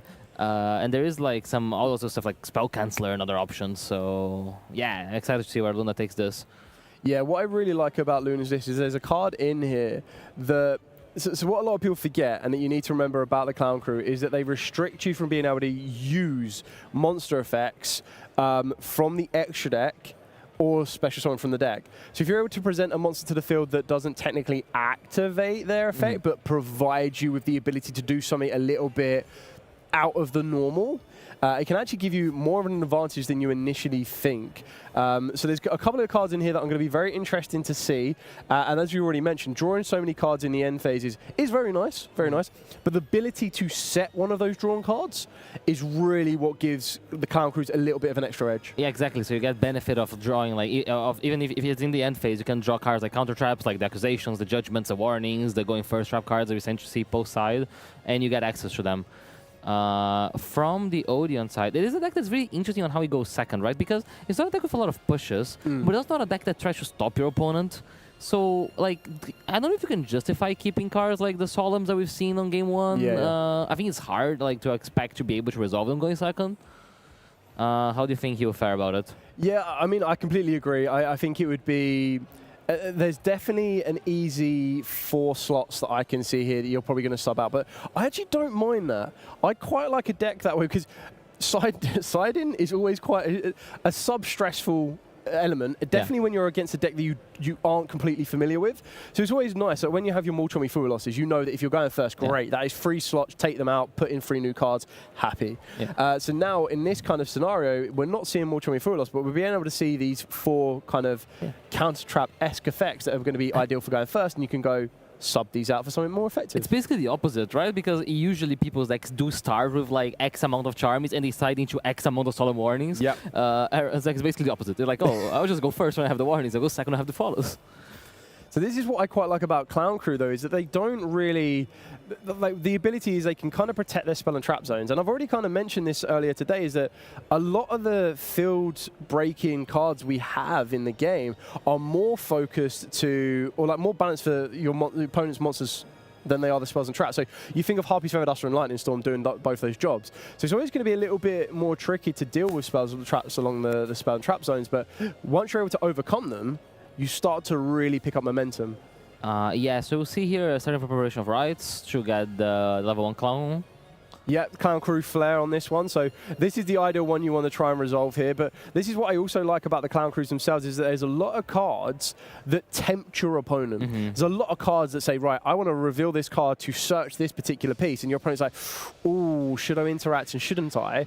And then if they choose to interact, there's another card that takes its place and goes, absolutely fine. I actually wanted to search with this card anyway. And it kind of takes a bit of pressure off of the Clown Crew side as well. They're like, right, I feel a little bit more freely to not need to worry about a particular interaction coming my way. It does make it really hard for the opponent as well, because there's so many layers of attack. There are the rituals, the fusions, the rituals, the synchros, and you don't really know where it's going on if you're not familiar with the strategy. So we see here the Rehearsal, which is a really good card, right? Because you're able to tribute the level 1 clown. Yeah. So Rehearsal is really, really good, because what the Matinee... So we're going to be able to see the Malabrisme get hit with the Ash Blossom, which is the right call. If you are facing against Clown Crew, Ash Blossom on the Malabrisme is you're trading one hand interaction for the potential of giving your opponent 2 tribute materials. But it's very important here that Luna searched out the Matinee, because the Matinee allows you to summon out one of your tribute materials, and as previously mentioned with Bianca Viso, you can tribute off one Fusion Synchro or XZs, even including the Link, which will be coming shortly in Chaos Origins, to summon it to the field, so you don't lose out completely. And the best thing about the Rehearsal is the Rehearsal tributes the monster as well. So straight away, Luna has tributed 2 cards this turn. So as we move to the end phase, that Matinee is going to be allowing Luna to draw 2 cards. And still set a card. Correct. So in case we draw one of the post-side trap cards. So we get to draw 1 card off the Bianca Viso, just because it draws cards equal to the number of monsters you tribute for it, and obviously you can tribute 2. And now it looks like we're going to set 2 more cards, and we're going to give Aaron a bit of taste of his own medicine, setting a lot of spells and traps here. So we're now just explaining the Matinee. And are we resolving this one here? So we're just confirming that it's Flare and yes, Diabolo. So it should be 2, right? Correct, yeah, it should be 2. So one of the set cards is the... Oh no, Soiree is face up. So we're going to have 2 unknowns, plus 3 maybe if we draw something. So Soiree should be face down, because it's just a normal trap card. Oh. Yeah, yeah, fair enough. The other one, New Face, is a continuous trap card. Oh, yes. Yeah. So the New Face is actually really good as well during the standby phase, gives you a bit more resource and lets you recycle some of your materials as well. Ooh, this is an even match and Judgment. So that's how the Odin deck plans to go second. It plans to do it. But you know what's not once per turn? Evenly matched. Yeah. This is where Solemn Accusation comes into play. That card. Yeah, we've seen it in a couple rounds before, and it's a pretty popular choice. But here's the good old Solemn Judgment. Yeah.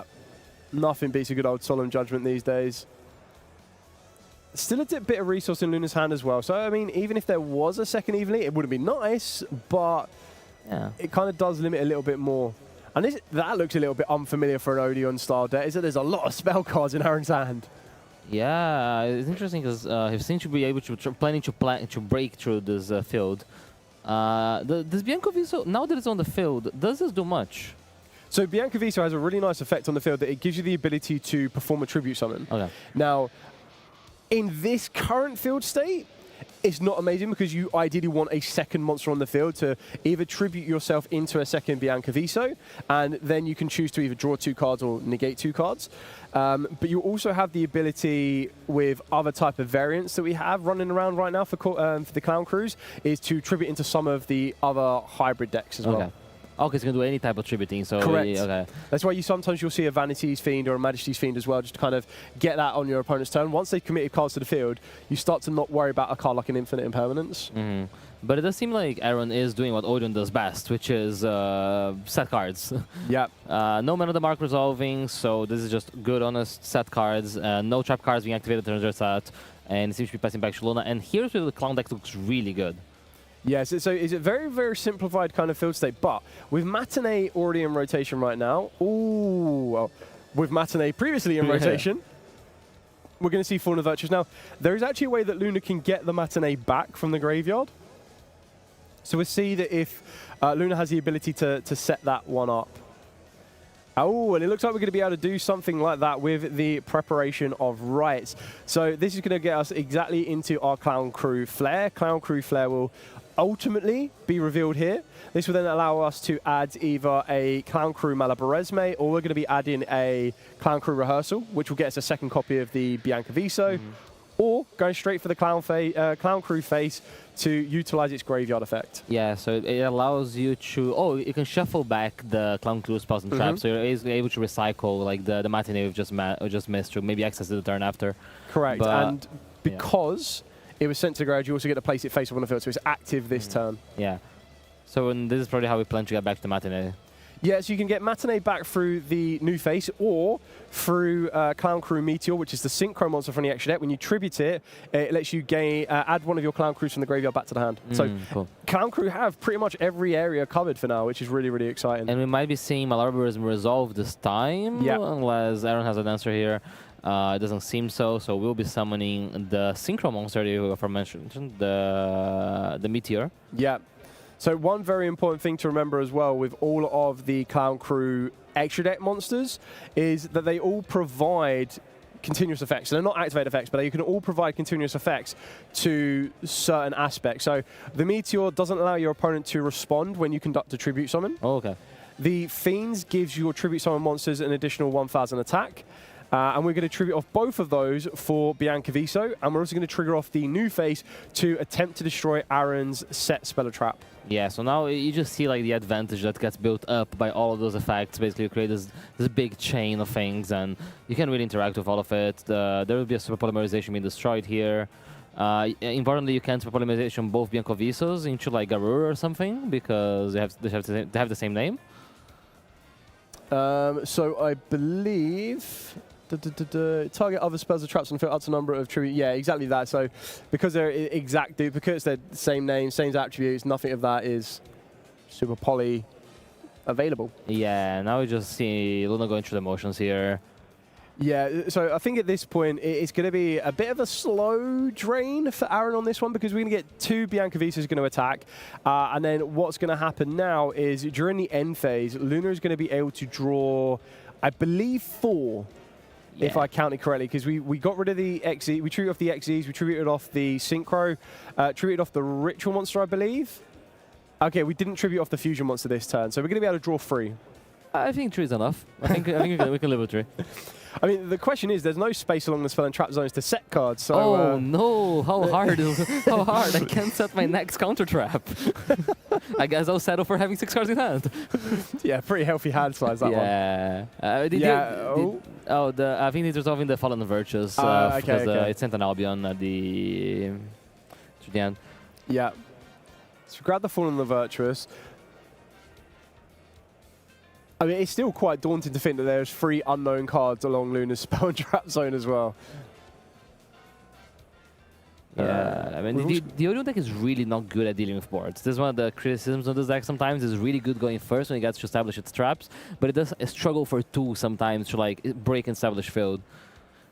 Yeah, I don't think Aaron was too pleased with his top deck on that one there, so kind of saw the writing on the wall and started to go into the 3rd game of round number 7 already. So this is going to be quite interesting now, because Aaron's in his element, he gets to go first, but it also then falls onto Luna, who you would expect to be quite prepared for field-breaking cards.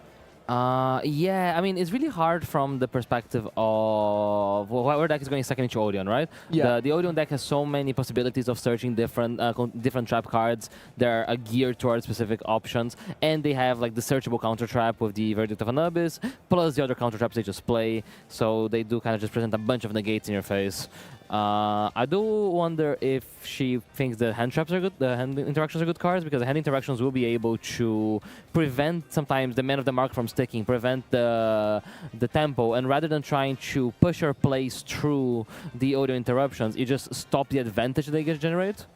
Yeah, so I think one benefit for Luna's build in comparison to the Odeon build on that one is exactly that, is the amount of space you can open yourself up to. So just having a quick look here from what we kind of know is that particular, like Nibiru the Primal Being is probably not going to be your ideal card in this particular matchup. Yeah. So there are other kind of hand interactions you might want to try and consider. But there's also the consideration of the amount of spells and traps that don't rely on the monsters you have. Yes. So I think it's going to be very, very interesting. But I do feel that there is quite a bit of space in Luna's deck where she can freely kind of remove them. Yeah. And open up for a bit more. Because a lot of the monster interactions are not amazing to Odeon. Like anything to do with monsters on the field. Like even Domino Spark, which did get some value during game 1. Realistically, I think if you're sparking a Gallant Granite, it's already too late. Yeah. Like Odeon did too much if you're getting to that point. So cards like that, Nibiru the Primal Being, Super Polymerization, are all cards that don't Mucha Follows. Like it doesn't really get value, so you kind of have to convert into other things that will allow you to either prevent Men of the Mark from resolving or pushing. So the Psyframe package is actually pretty good here, I believe, because you're able to have more ways of stopping Men of the Mark. Yeah. I think that's probably the most important thing, is stopping that access, because once that happens, it starts to steamroll, which is why you start to turn your attention to the Ash Blossoms. Even Ghost Ogres can be quite effective against the Temple of the Kings. And then you've got your Deltas and your Gammas. More so your Delta than your Gamma on that one. And I feel we're probably going to see Drawn Lockbird be utilized here as well. Yeah, Drawn Lockbird can be a weird card into the Odeon deck, because sometimes it's really good, sometimes it's really mediocre, but I believe you might just have to go for the angle and try to hope it's a hand with multiple pots and search cards. But we do see a set 1. Set 2. Is there no starter here for Aaron? It doesn't look like. I mean, the traps are starters. Very true, yes. Eventually. Eventually. Do we see a set 5 into Harvest Feather Duster? We've seen a couple of those on live streams. We have. We've had some pretty famous ones of those. Oh, I guess not, because you have the Lord of the Heavenly Prisons. That's a way of countering a possible Storm Dust. Yeah. Ooh, I thought Luna was contemplating a Gamma there. I was like, the only thing that could react to Lord of the Heavenly Prison would be a Gamma. So there's an interesting decision here from Luna. Maybe you don't Gamma it, and you Gamma it during your own turn. Yes. Because then you're able to make use of the materials of the Gamma as tribute fodder, right, for your Conqueror cards. Yeah, very, very true. Or like to make like a second, like a Lambda that we mentioned. Yeah, I suppose if you open up Gamma and you also open up Delta as well, that could be a little bit risky, because you'd only be able to use one of them at that point, unless you're playing 2 driver, which would be crazy. That would be crazy, but unless you're playing pure Psyframes. But we do see here, and do you see that Delta being discarded from the Conqueror? There's a cool thing, because Flyer requires a discard. You can play cards that can be more potentially not resolvable, like the Delta, and you can use them as discard fodder. Malabaresme. Is this one going to resolve? This card is really scary. I feel like if you're Aaron, you have to respect it. And yeah there's a solemn warning. Yeah, I completely agree. Malabaresme is the most effective card. Now, in, he is revealing the Lord of Heavenly Prison. Do we see a Gamma? Because this Gamma is also 3,500 damage, right? Like the warning pay 2,000, the Gamma is 3,500 on the field. True. That plus Bianco Viso, that's 6,000. Ooh, are we trying to summon it? We are. Yeah, Ooh. we do seem they're going to be activating the Gamma on the activation of the Lord of Heavenly Prison. Ooh, okay. So very, very heads up play by Luna that she wouldn't be able of using it on the Odeon turn, but chose to actually hold on until their turn. Very, very well heads up there. And you see, they're in attack. They're ready to punch. I mean, I suppose if you're able to get another monster to the field, you just leave the driver on the field, right? Yeah. Just going for the punch. So the other thing that's actually pretty interesting is attacking first here plays around cards like multiple solemn warnings and solemn accusations. True. Because if you do that, they don't have the life points to pay for it, and it allows you to resolve those cards.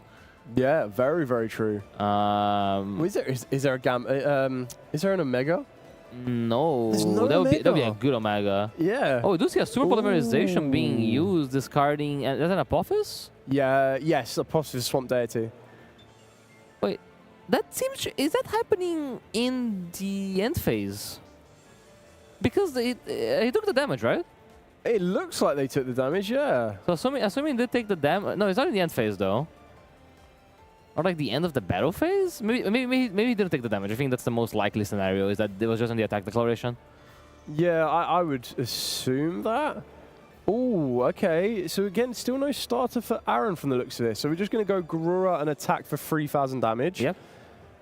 We know that there is still a Flare in Luna's hands, so that can get everything processing a little bit more. Yeah. So I guess the answer is if there's going to be another disruption against a Malabaresme.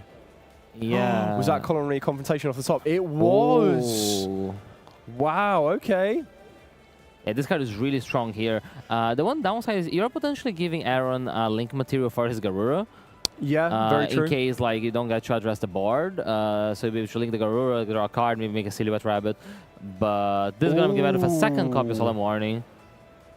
So if life points are correct, we're at 500 here. This is very big though, because if Luna can get that Bianca Viso to the field, yeah. So there's the flare. We knew the flare was coming.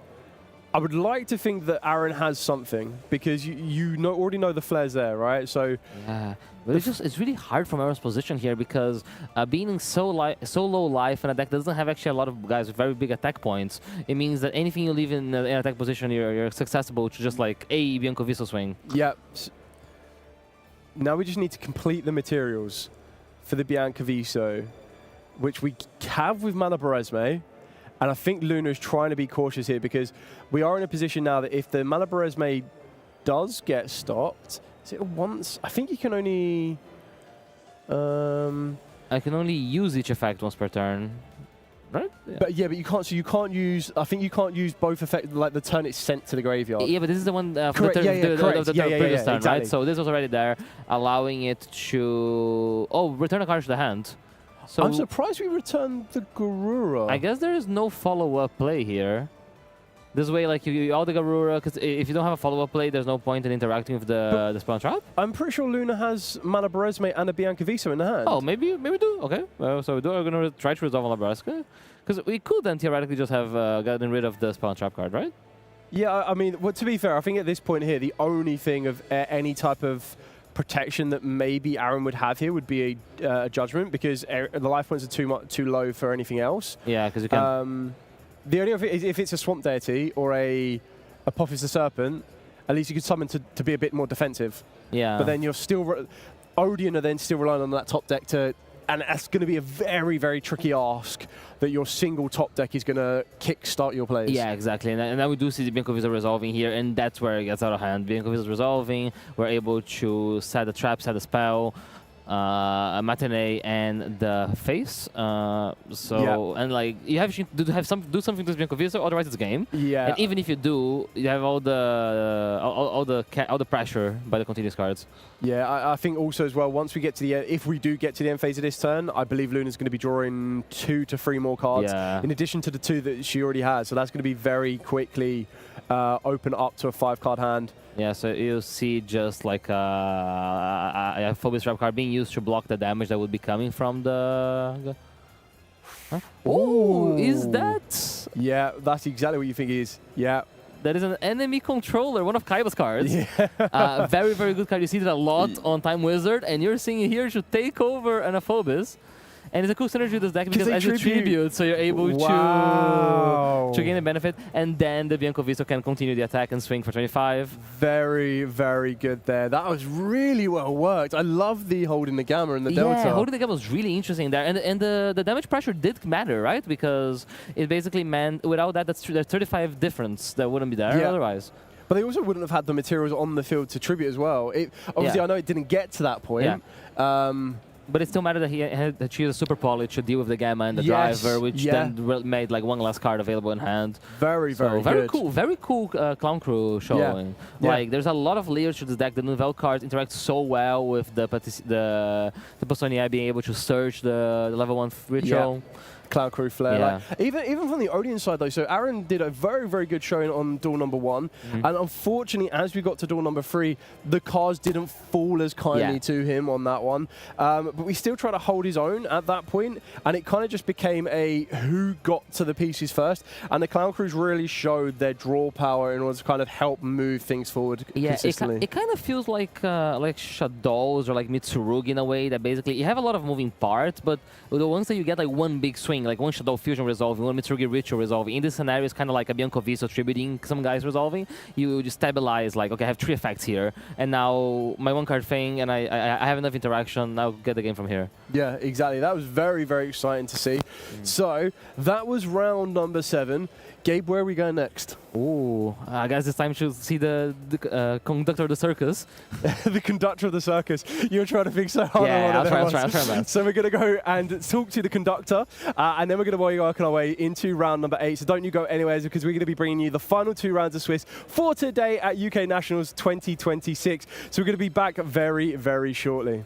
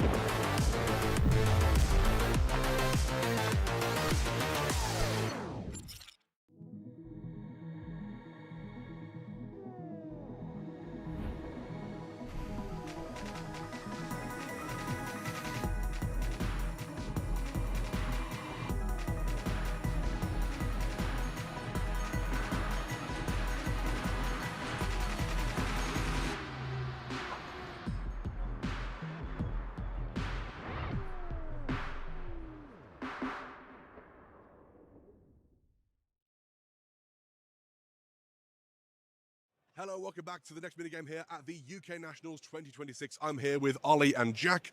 I'm going to give you guys a card category. First person who can't name a card in that category loses the game. Are you ready? Yes. Wonderful. The category I'm going to pick today is Synchro Dragon Monsters. Rock, paper, scissors. Let's see who's going to go first. Start with Jack. Here we go. I'll go Crystal Wing Clear Synchro Dragon. More or less. Stardust Dragon. Wonderful. Red Dragon Archfiend. Amazing. Black Rose Dragon. That is one of them. Black Rose Moonlight Dragon. Ooh. Black Winged Dragon. Heavens. We'll go Stardust Assault Synchro. Stardust what, sorry? Stardust... Oh, what's it called? Stardust Rising Dragon. Is that one? Is that the new Prime one? I thought it was Stardust Riser Dragon. We'll give it to you. We'll give it to you. I was not sure. We'll give it to you. Trident Dragion. Sure. Sangenpai Bident Dragon. There we go. There's literally one more of those. Yeah, I just always go by the nicknames. Ancient Fairy Dragon. Wonderful. Sangenpai Transcendent Dragon. There we go. Of course you knew all the names. I don't know any of them. I'm just bubbling. 10. That's it. 9. 8. 7. Regular Crystal Wing. You didn't. Regular Crystal Wing. There we go. Crimson Dragon. Ultimius Zolkin. Cosmic Blazar Dragon. Cosmic Quasar Dragon. Yeah. I'll go... Oh, no. I'll go Centurion... Which one's the dragon? Is it Legatia or is it not Legatia? I think they're machines. One of them is machine, one of them is dragon. Right. And Legatia, I think, is the machine, and I can't remember the name of the other one. No, it's on the tip of my tongue. 10. 9. You can just pick a different one. 8. I know, but now I'm lost. 7. 6. 5. 4. Oh, I can't think of anything 3. 2. No, I'm gonna... 1. Oh! Well done to our winner. Thank you for watching. We'll see you very shortly. Welcome back, Dollars. We're here with round 7's winner, Clown Crew. What a choice. What made you decide to bring Clown Crew to the event? Well, it's definitely a budget deck. When the cards got revealed, I realized that the deck would be very accessible. I saw it was the new deck of choice for me. I've previously been playing Hacker Hands, which was a lovely experience, but not the most powerful. I wanted to try my hand at something new. Clowns offer the chance to really play with a control deck in the form of 5,000 hand traps. So speaking of control deck, was Odeon on one of your preparation lists? No, but I knew it was one of my bad matchups. It didn't look like they are there. That was actually... So sitting down in game number 1, your opponent sets 5 spells and traps. Yeah, pretty bad. And then has the monster in front of them. You tried to play through it. Mm-hmm. But you did gather quite a bit of information on your opponent's playstyle. Mm-hmm. Did you kind of feel that how confident were you with the knowledge of Clown Crew to other duelists? I think I understood it very well, and I feel like it's been across the board with my opponents today as to whether they've never read a single one of these cards before, or they have a close friend who plays this deck, and so they know every single one of them. And it's been all over the place. So you were able to kind of come back in duel number 2, and then in duel number 3, there was something that both of us back here and probably everyone at home was very, very surprised by, but also very, very, like, it seemed to be such a big game-defining moment. So we see you kind of attempt to use something from the hand, which is obviously, my assumption would be the Gamma. What made you decide, I'm not going to use the Gamma, I'm actually going to hold this back? So at the point of looking at my hand, I had no back row destruction-based effects. I could have drawn a Harpy's Feather Duster for turn, but I decided that I'd rather bank on not having drawn that, and knowing that he will want to use Lord during my turn to perform the search, at which point I get the materials of the Gamma and the Driver onto my field that I can then use to push with a Tribute Summon to continue my own plays while surprising him with the Gamma on my turn. So I was dealing with the Lord either way. The question was whether I removed the protection for a potential top deck or ended up with extra materials for my own turn. The added materials on my turn also mean that they wouldn't be banished in the end phase because I have uses for them, meaning the delta still remaining in my hand could be used on a future turn. Yeah, so it was very expertly piloted on that one. Absolutely very interesting duel to see. So massive congratulations. 2 more rounds of Swiss today. So don't worry, take a breather. We're going to let you go back out onto the show floor, and then we're going to be back with round number 8. So we hope to see you back here tomorrow as well. Keep on clowning around, and we're going to be back here very shortly with round number 8. So see you all in a bit. Hello duelists and welcome to the UK National Championship 2026. Even though a lot of people will be here for the main event, we also will be running public events across all weekend. And public events are some of the most fun I have playing Yu-Gi-Oh! As you get to play for different prizes in the usual main event. What caught my eye was this very cool copy of Brain Control, which is the prize for the Genesis Challenge. However, if you're interested in Advanced Constructed, you can play for the oversized Hydraulis Harmonia, or if you're still here on Sunday, you'll be able to compete in the Attack of the Giant card for the Crimson King Jet Atlas Ace card in a giant copy. However, that's not all. There are plenty of other events happening over the weekend, such as Time Wizard and Trivia Trees, and all of these grant you prize wall tickets. And to tell you more about those, straight to Charles. Thank you, Gabe, and welcome to the UK Nationals 2026 prize wall. Here, you can exchange your prizes from the public events for the ever-popular playmats, including the Forbidden Crown playmat, a personal favourite of mine. These adorable yummy stickers, I wouldn't recommend eating them though. And of course, over here we have this stupendous slew of card sleeves and these wonderful regional deck boxes you can get your hands on over here. You can also exchange your Bliss Bonus Series points here for more goodies. That is the prize wall here at the UK Nationals 2026. Hopefully come on over, we'll see you here. Hello duelists! We're here at UK Nationals for more trivia, and because we're at UK Nationals, we'll be asking about previous national champion winners. So, do you remember which deck won the UK National Championship in 2025? Fire King? No. Oh. So 2025 plays level 4s, plays Rituals. Mitsurugi. Yeah. How about in Ireland in 2024? Snake Eye? Yeah, that's a safe answer. And at last, the French Nationals in 2025.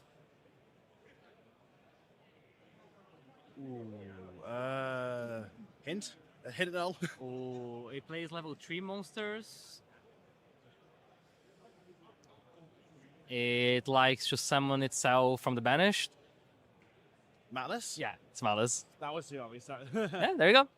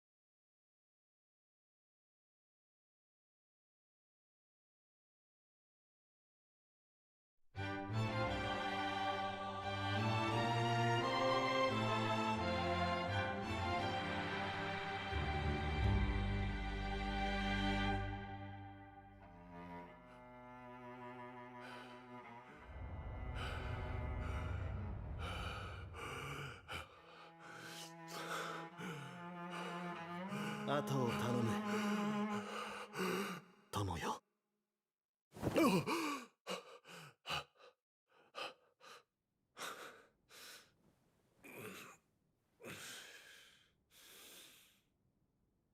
またあの夢か。防衛線を形成しろ。町を守るんだ。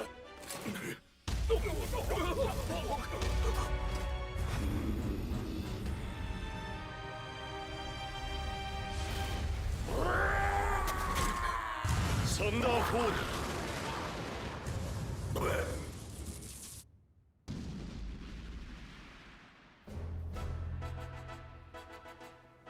エンディミオン様。魔法都市エンディミオン。魔物であふれた世界において屈指の安全を保障する場所。治めるのは偉大な賢者の一人、神聖魔導王エンディミオンである。しかし長い平和は間もなく終わろうとしていた。古に封印されし炎の魔人が復活しようとしていたからだ。魔人の名はゾロア。兵士長、兵たちに出征の準備をさせてくれ。戦いの時は近い。お仕事は終わりましたか、エンディミオン。アルテミス、あいにくまだ。ではお茶にしましょう。夫婦の時間も世界と同じくらい大切でしょ。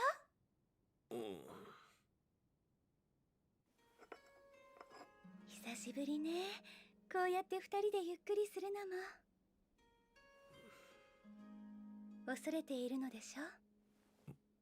禁じられた谷へ、あなたがかつて封印したゾロアに再び立ち向かうことを。当然だ。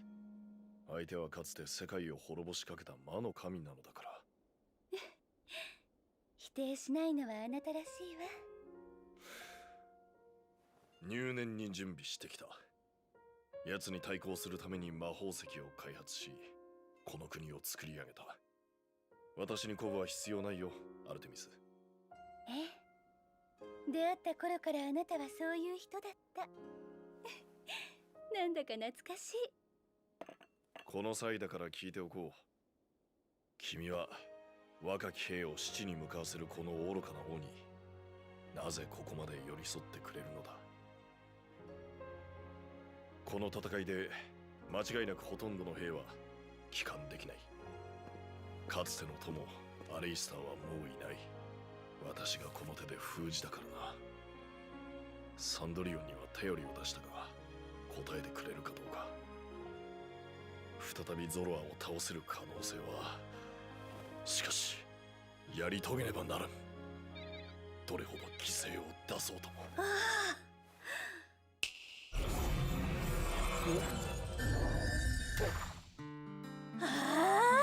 まったくあなたって本当に不器用なんだから。すぐにそうやって自分を悪者みたいに言って有罪です。本当に昔から変わらない。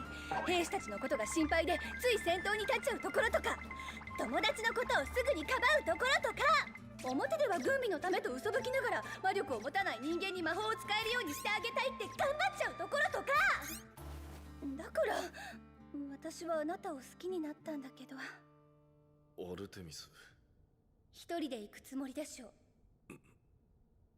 ゾロはかつての友のもとに兵たちに戦いの準備をさせているのも自身が不在の間に国を守らせるためなのでしょ。女神に隠し事はできないな。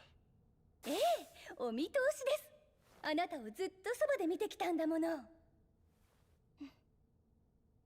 私に心配させたくなかったの？いや、軽蔑されたくなかったのだ。あまりに非効率なただのわがままを通そうとしている。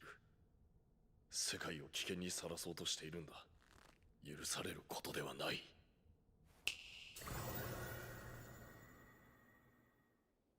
かつてあなたたちは異界の扉を開いて世界を魔力で満たした。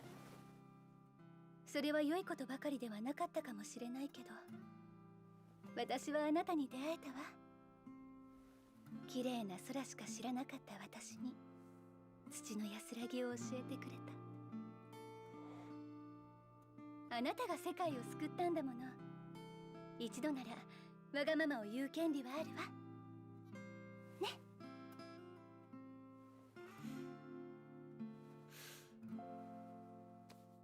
ありがとう、アルテミス。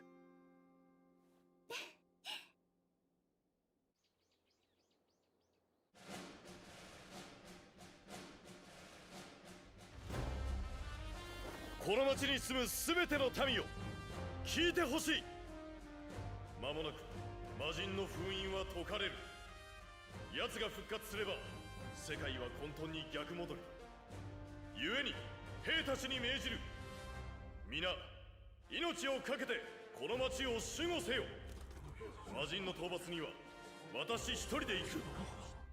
これは賢者としての責務であり、私のわがままだ。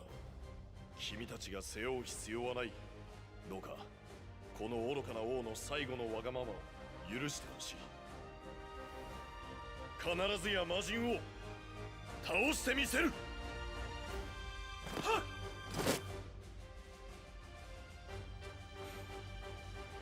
ありがと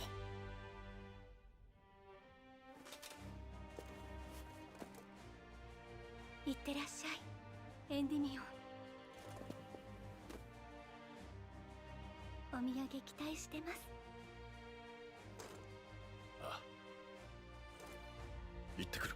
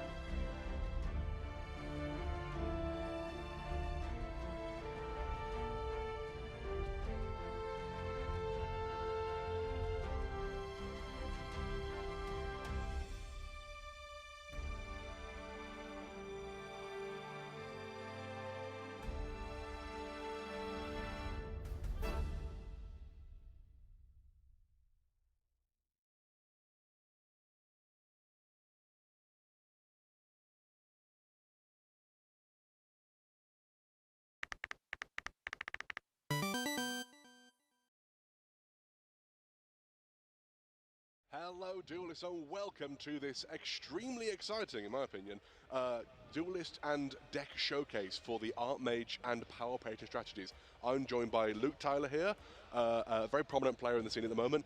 Luke, please talk us through the deck that you were playing during this weekend. Yeah, so this is a really wide format. You can play a lot of different decks.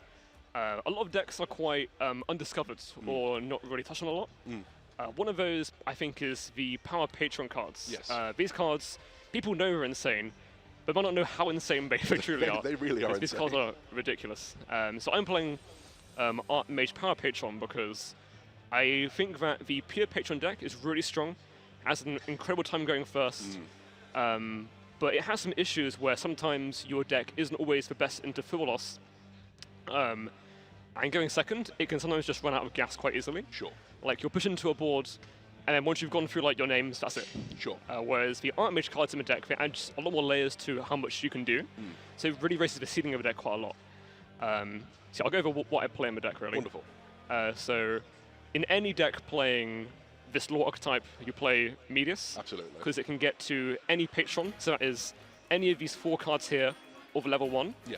And one reason why I like this deck a lot more than pure Patron is because this card is amazing. I don't want to be biased, but I think that it is the best level 1 Patron of the 3 lore archetypes.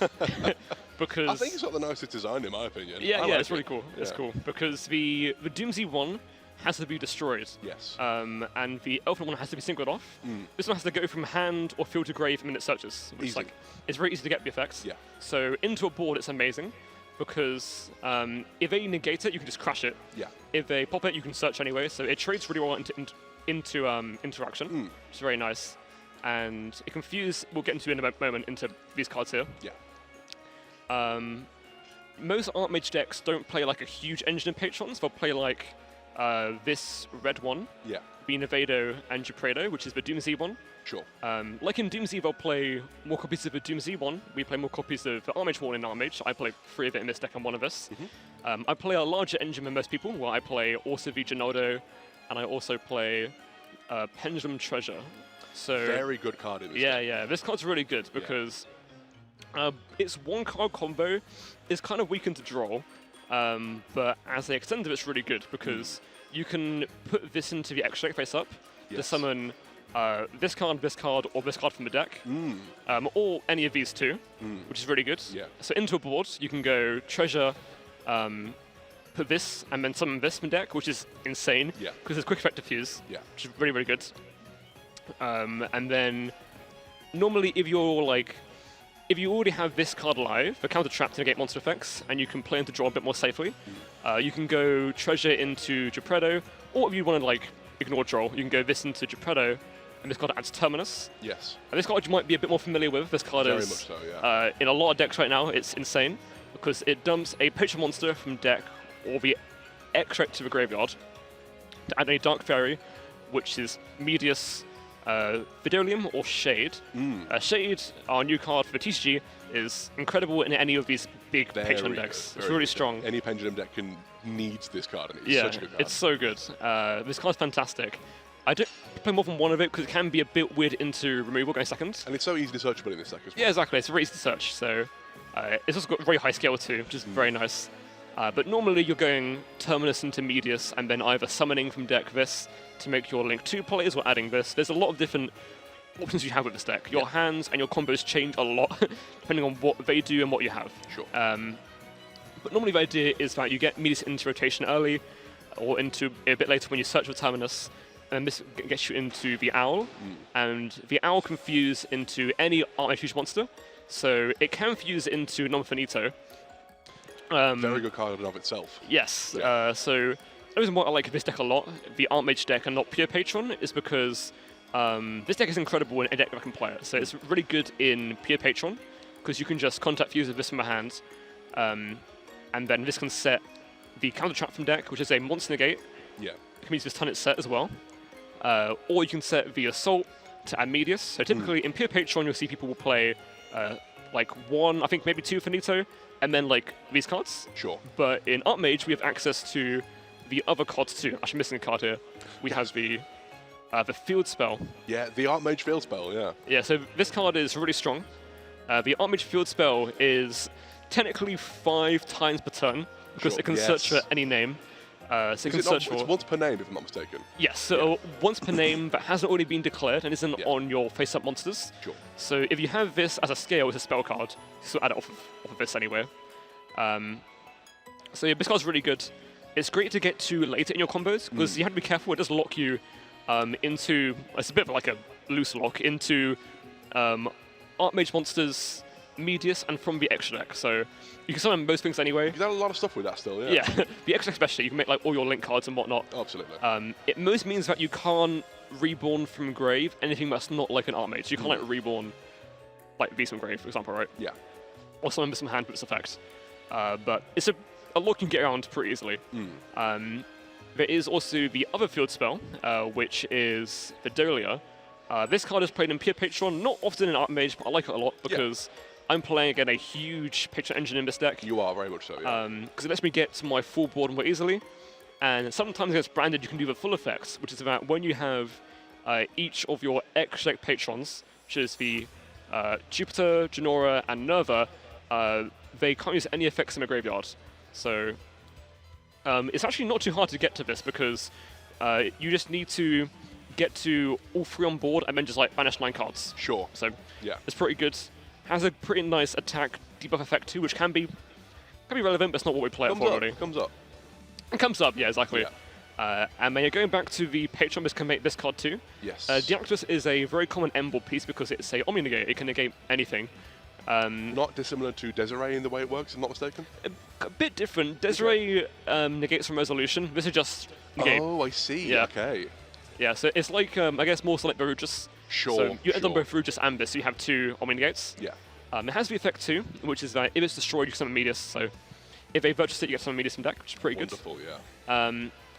What is cool with this is that in the end board, it's good to like use this card, try to hold it for later on, because if a negate it like Droplet or whatever, you can fuse it off with Non-Finito and then bring it back from graveyard with Litera. Sure. So it's very easy to have a more layered end board with Litera and this card. I always find Litera is actually, in this deck, a rather impactful Ghost spell. For Yeah. Not to give too many hints against this deck, obviously. Yeah, of course.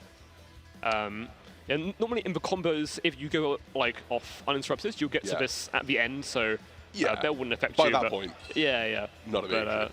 Yeah, but Litera is probably like one of the only bricks in the deck. Sure. Because like these are all fine to draw. Litera by itself doesn't really do much. It has to add back from grave, but it's still fine. It's okay. I guess to add more to like the layers of the end board, of course we have the counter trap cards. Mentioned before, you can use it with turn it set non-finito. So even if you cannot end on this, in their turn you can go non-finito to fuse into a second one to set it from deck, because finito is a soft once per turn. Right. But the summon's once per turn. Yeah. So you can go like in their turn, fuse into another one, and then set from deck, and then the second one can fuse again. Sure. Into Stapelia or into whatever you play, Sylvia, etc. Goodness me. And yeah, the extra layer on the end board, apart from your huge field, is this card here, which is the Archmage normal trap card. This card's crazy. It's so insane because it's best effective in the graveyard, but on the field, it summons Medius with Archmage monster, and then it applies like a branded lost effect, I guess. Yes. So they can't use things in the fusion response window. So it's really strong, but it's also mostly in here for the effects of the graveyard. Wonderful, yeah. What can be banished to bounce one back and pop a card on the field. So you can recur your advantage and destroy cards too. Yeah. So even if they like drop your entire board, you still have these 2 cards, so it's pretty good. Yeah. And yeah, there are some crazy things you can do post-siding too, but generally the end board that you'll see, at least what I go for, I don't play the Charmer Link 4 because I play other cards in the extra deck, but I end on SP, I'm going to start my extra deck, I end on like... Plenty of interaction, I imagine, yeah. Yeah, there's a lot. You have SP, typically this will be just chilling over here. Sure. You have this counter trap set, this one in the graveyard. You'll have Non-Finito, Varudris, Deactorus. Varudris in and of itself is a fantastic card as well. It's really strong, yeah. Especially when paired with Deactorus, you have like 2 of them, so it's very nice. Insane.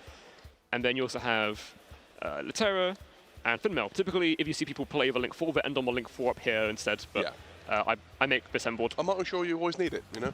Yeah, but Link 4 is an incredible card. It's amazing, but is it always... That's my point. It's like, not always. Yeah, exactly, It's very good, though. Very good. It's a very good card. I find that I want to dedicate my...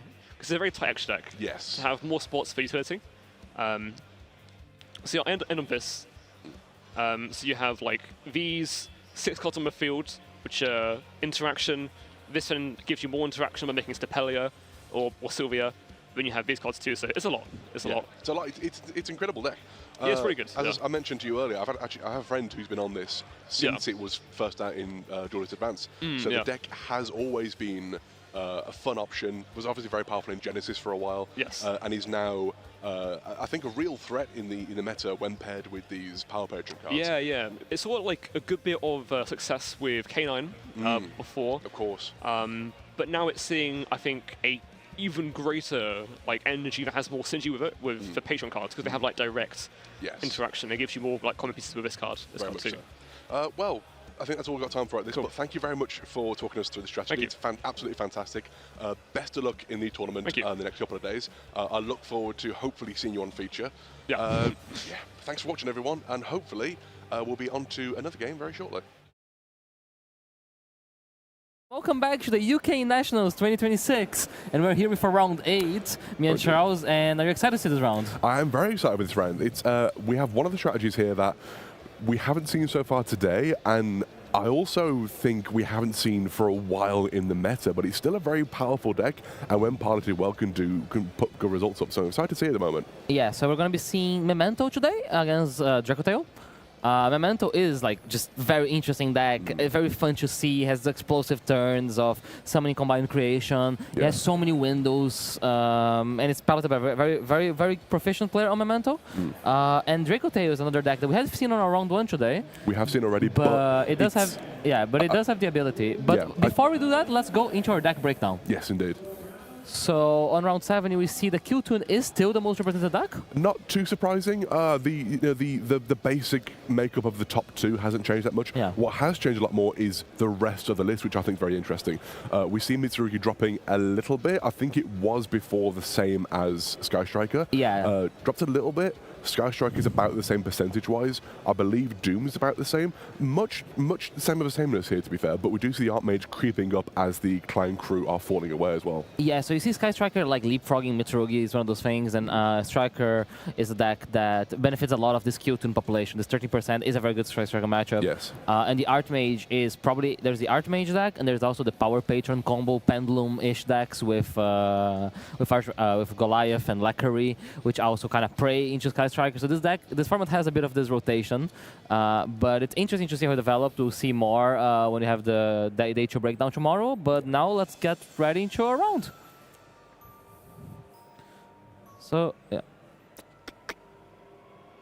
So I think your players might not be ready yet. So how do you feel like the Memento deck like interacts with this? I think it's very interesting. Now, I played Dracotel a lot by the time in the time it was more meta relevant than it is now. Not that it's not meta relevant now; it's just less so.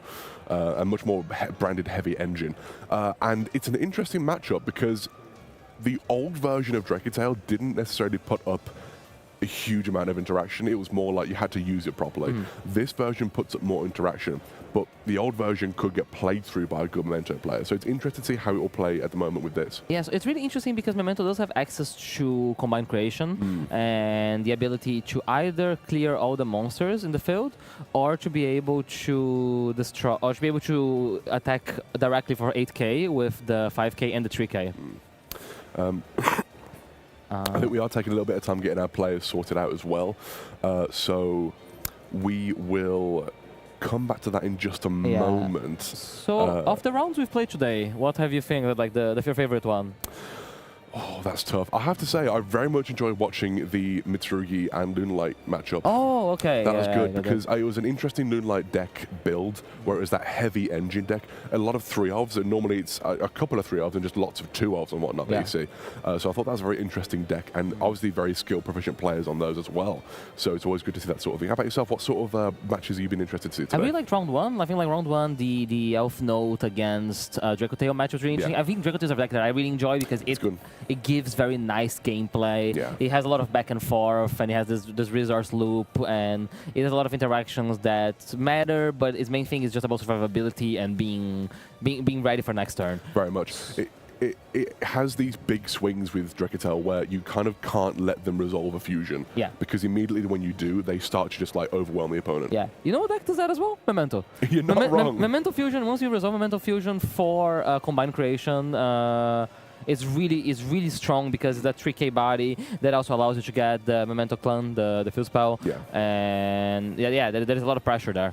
Very much so, very much so. I think we do see our players setting up now. Yes, should be getting ready to go. I'm excited to see which of them's going first because it's not necessarily that important, but I know they can, both decks and strategies do very well playing into an established field. Exactly, and one of the things that is interesting is a lot of the Memento interrupts are known to be destructions and removal, and that's the thing Dracotail doesn't matter that much about. Not necessarily. The spell and traps a bit more so. Yeah. However, the monsters, no, you're completely right, because they don't even mind if something goes to graveyard. They can probably resummon it quickly enough. Yeah. A very interesting card in this matchup is Memento Darkblade. Yes. So Darkblade has the fact that when it's summoned, it's able to destroy spell and trap. So you can set up things from Memento Clan or from the 5k to summon back the Darkblade, discard a card, be able to destroy a spell and trap that gets set by Dracotail. Yeah, very much so. It does kind of force out those interactions if they need to be done. Yeah. If I'm not much mistaken, I need to double check because I think it is. I want to see something in the Dracotail deck and double check what we've gone with it. Interesting. I won't say it just yet, which I know is annoying, but yeah, something quite interesting. I've noticed there's something in the side deck not in the main deck, which I'm quite surprised by. Yeah. Because I think in this format, it seems quite strong at the moment. But yeah, maybe would force out some interactions if at all possible. But we do move on to game 1 of round 8. I didn't quite notice who won the die roll, but let's have a quick look and see who's going to go first here. So yeah, we see here on the blue side, Jack playing Dracotale Branded, and on the red side, Khaled playing Mamentolon.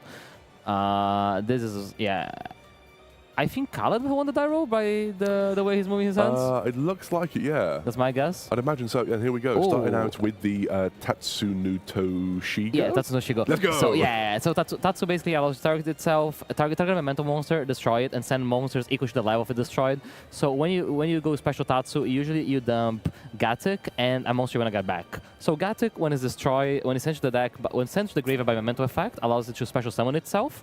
And when it's summoned, it gets the Memento card back from the graveyard. Yes, indeed. So it is a one-card starter here. Very much so. Sometimes what you do is you would add the Anguish, and then Anguish would add the Sheep. But here he chose to dump Gatic and Sheep, which kind of shows to me that he might already have a normal summon in hand.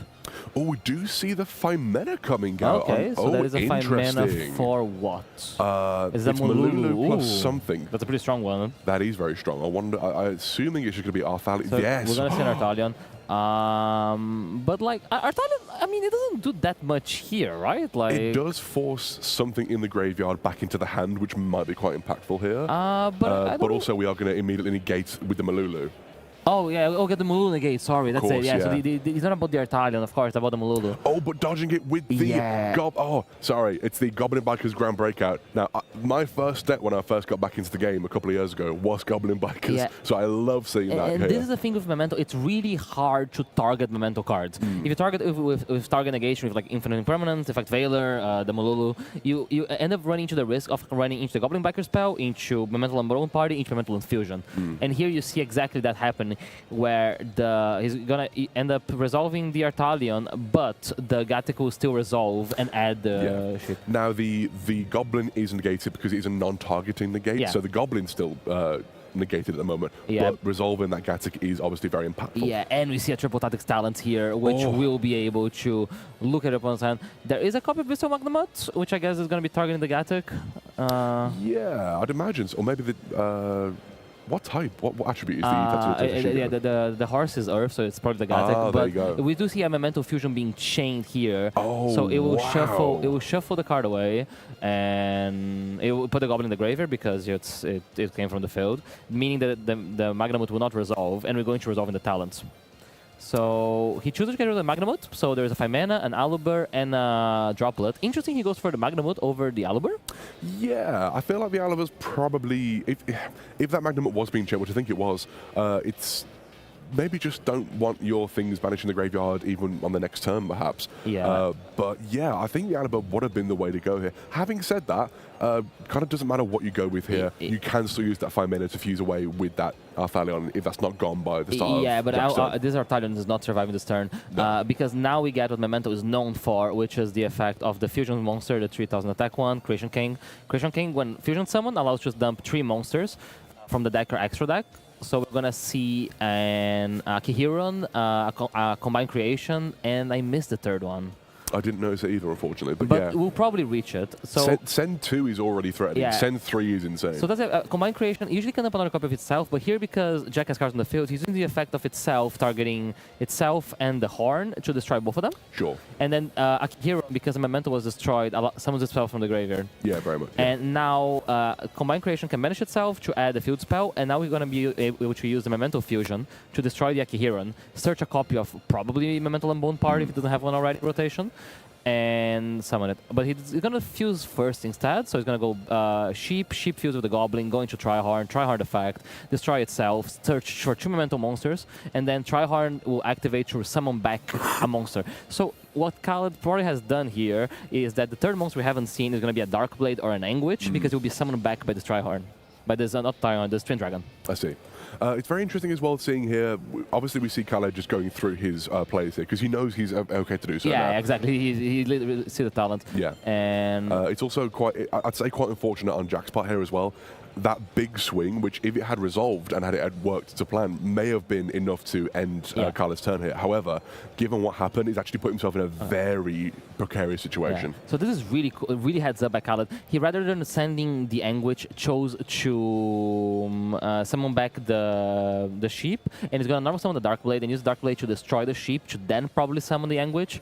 This allows the sheep effect when destroyed to trigger, which will send a memento card from the deck to the graveyard. Indeed. So basically, you want to fill as many mementos as possible, so when you summon your combined creation, you have all the options available during Jack's turn to reborn. Yeah.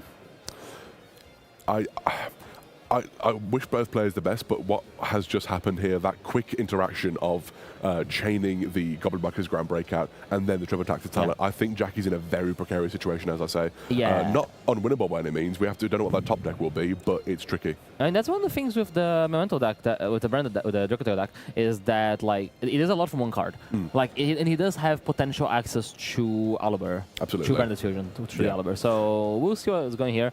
But we're going to be seeing the fusion destroy the Akihiron, and then the Akihiron is going to be in the chain with the field spell. The Akihiron will add the banished fusion spell. So that's how you end up on fusion and Bone Party, because you get the fusion from Akihiron and you get the Bone Party set by the field spell. And he's going to summon back the sheep from the effect of the field spell. And then we're getting a Gatic by destroying something. See. And especially on the Twin Heart, because we have 3 more mementos in the graveyard.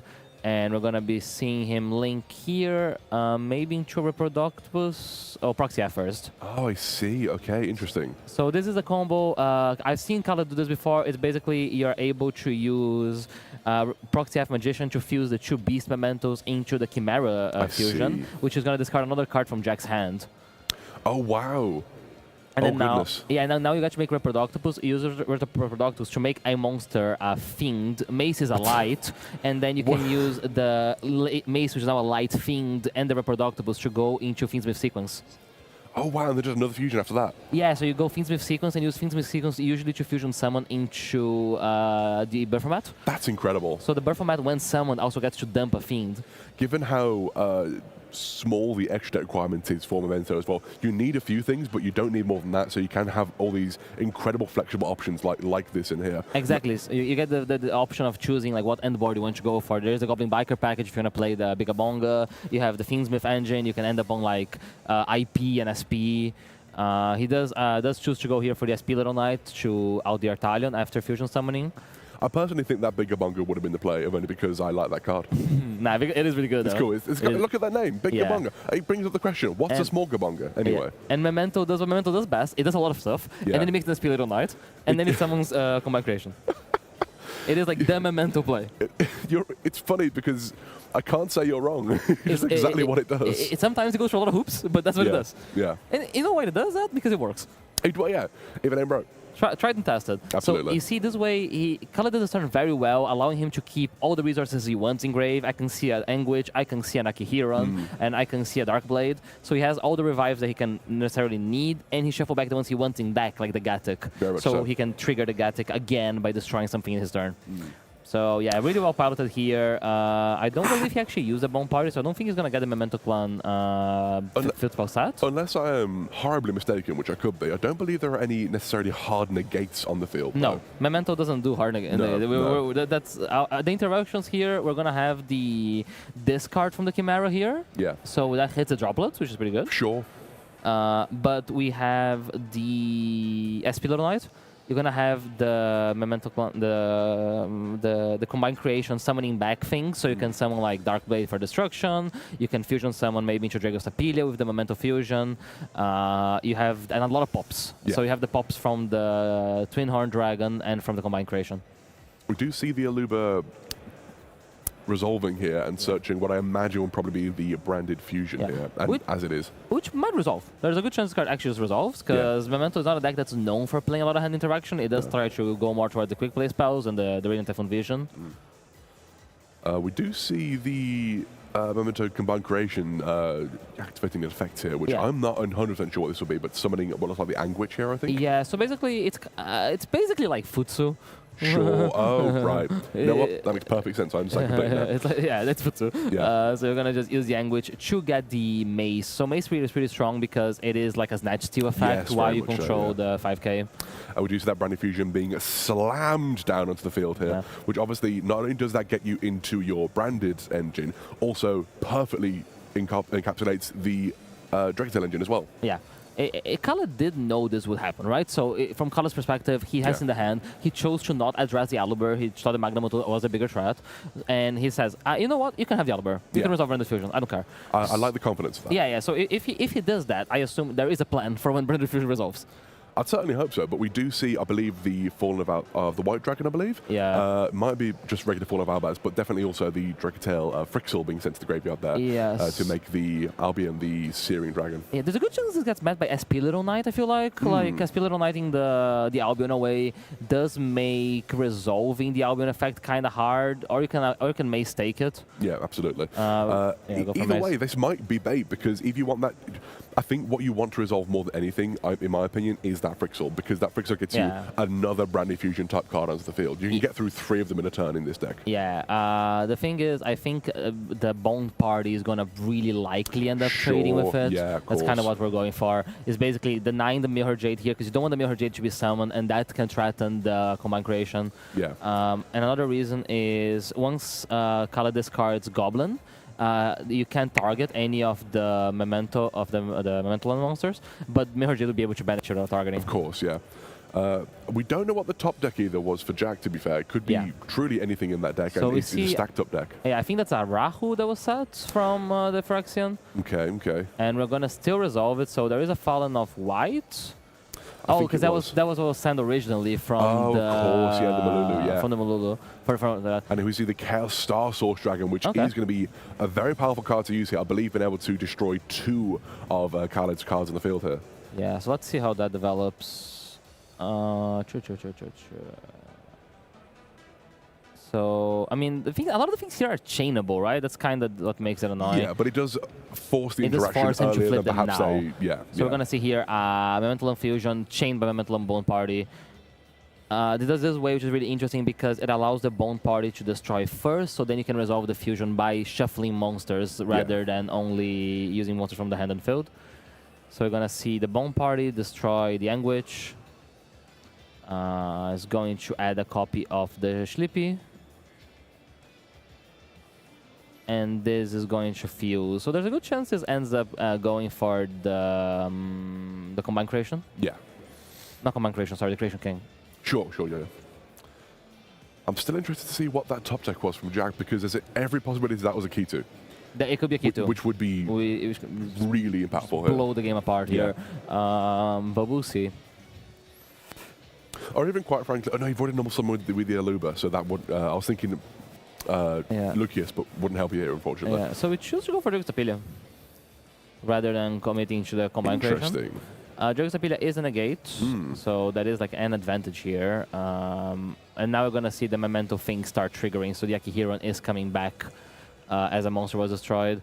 And he's banishing... Oh, yes, of course. So because he made the Berfomat, the Berfomat can banish to summon a Memento monster from a Beast illusion from the banish, which is the Creation King here. So banishing the Berfomat allows him to access the Creation King this way, and now it's probably going to be used to answer that set, Harahu.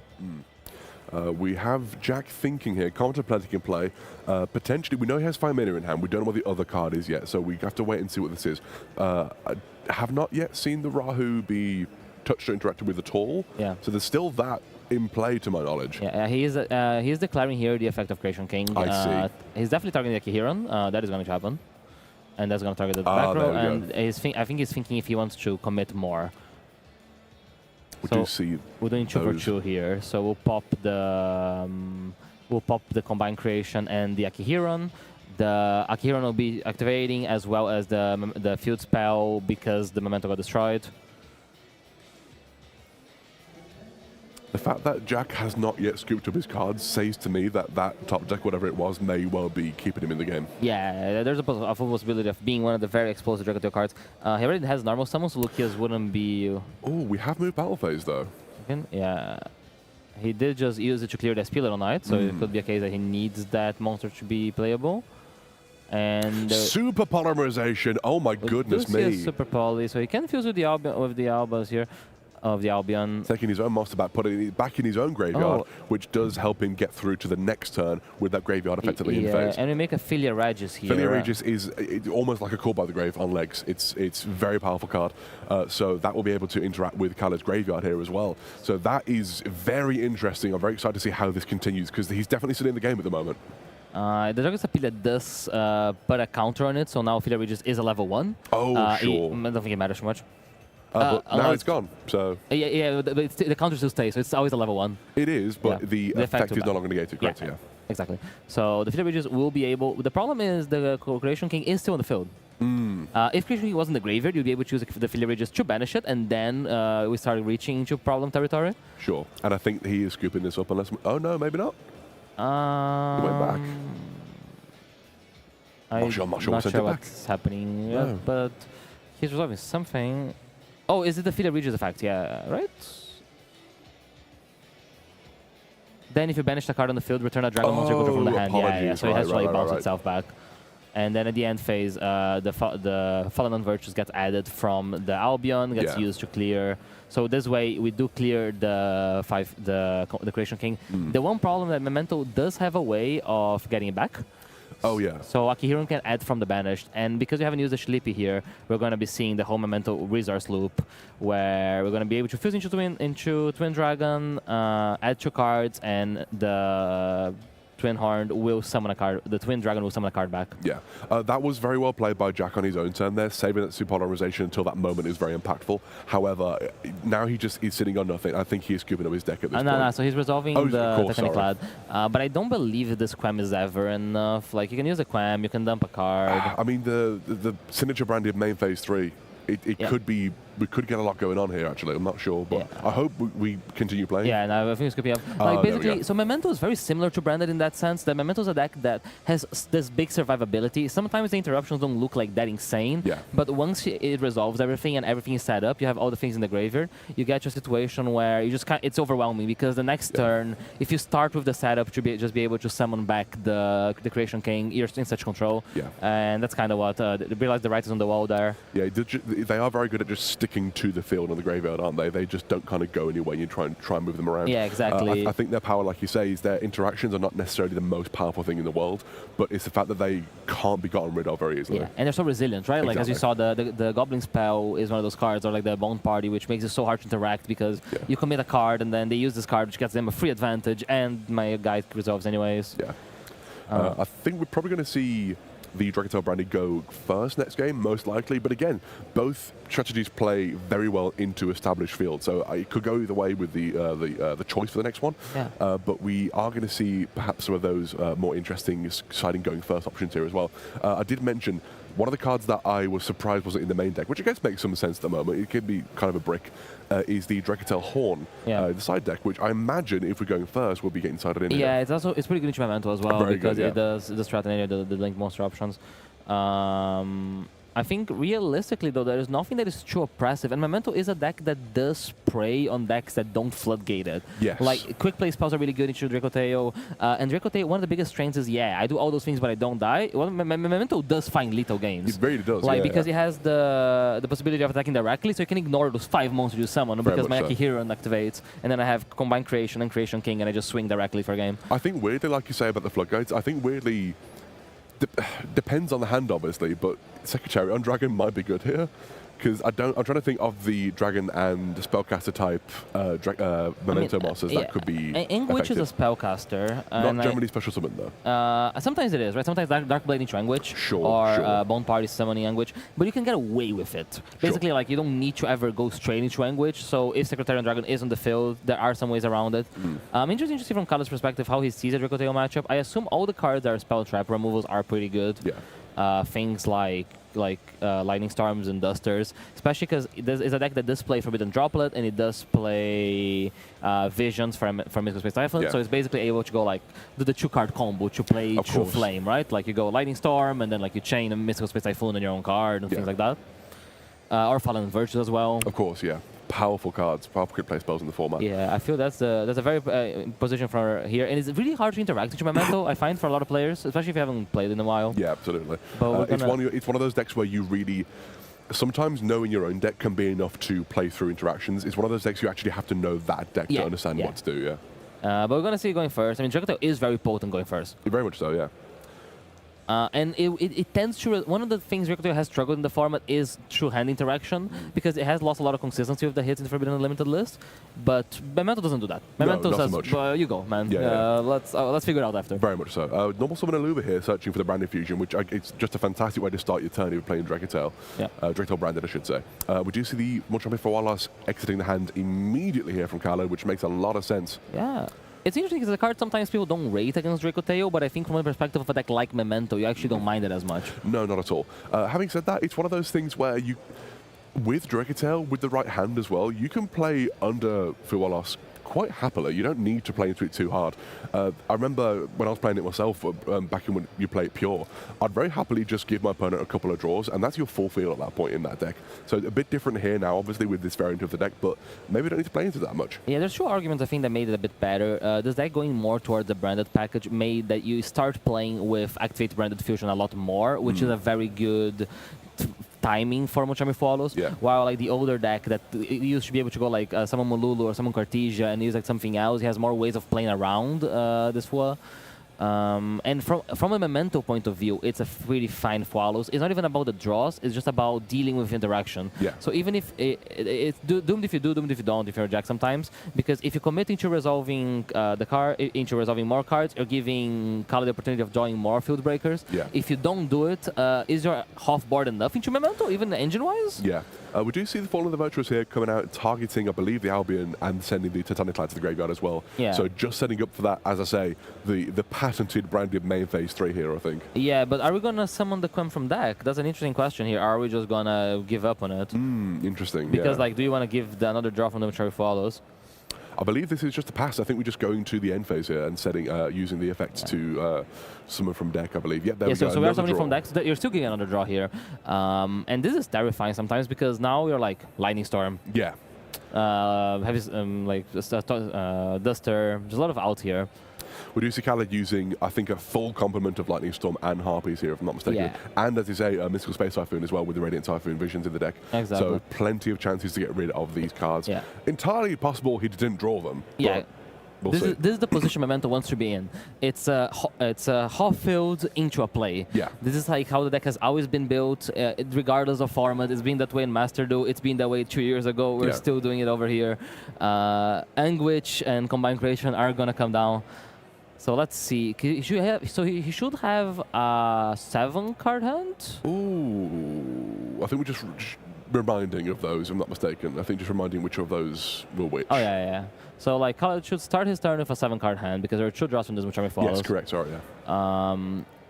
And let's see how it goes about it. One other thing of Memento that makes the branded matchup, it is really like the pure branded, but this is a pure branded scenario here. Yeah. Is that Quem is not really good in Memento, and we do see the Oh Duster. no, the Harp. Oh, it does get matched forcing by the flame. The flame. Now, Which do we have an out? Flame targets is the thing. So if you can somehow destroy, Yeah, and we see, so yes, there we go, droplet. sending that Harpy's Feather Duster, dodging the flame targeting, and now it will resolve, meaning that also Jack is not going to get the draw and send back to deck from the flame even. Yeah, and the Guiding Quem will be negated by the Forbidden Droplet. This is a very good, like this is what the Field Breakers decks are trying to do. It's been a strategy into Dragoteo. Like, yes, sure, you do get your one spell negate, but doesn't matter if you can get away from it. Oh, Super Poly was there as well. I think we did see Jack trying to activate the Fallen Virtuous there, but obviously seeing the spell was sent, you can't respond with that. Oh yeah, that makes sense. He would like to at least get the send, but it doesn't happen here.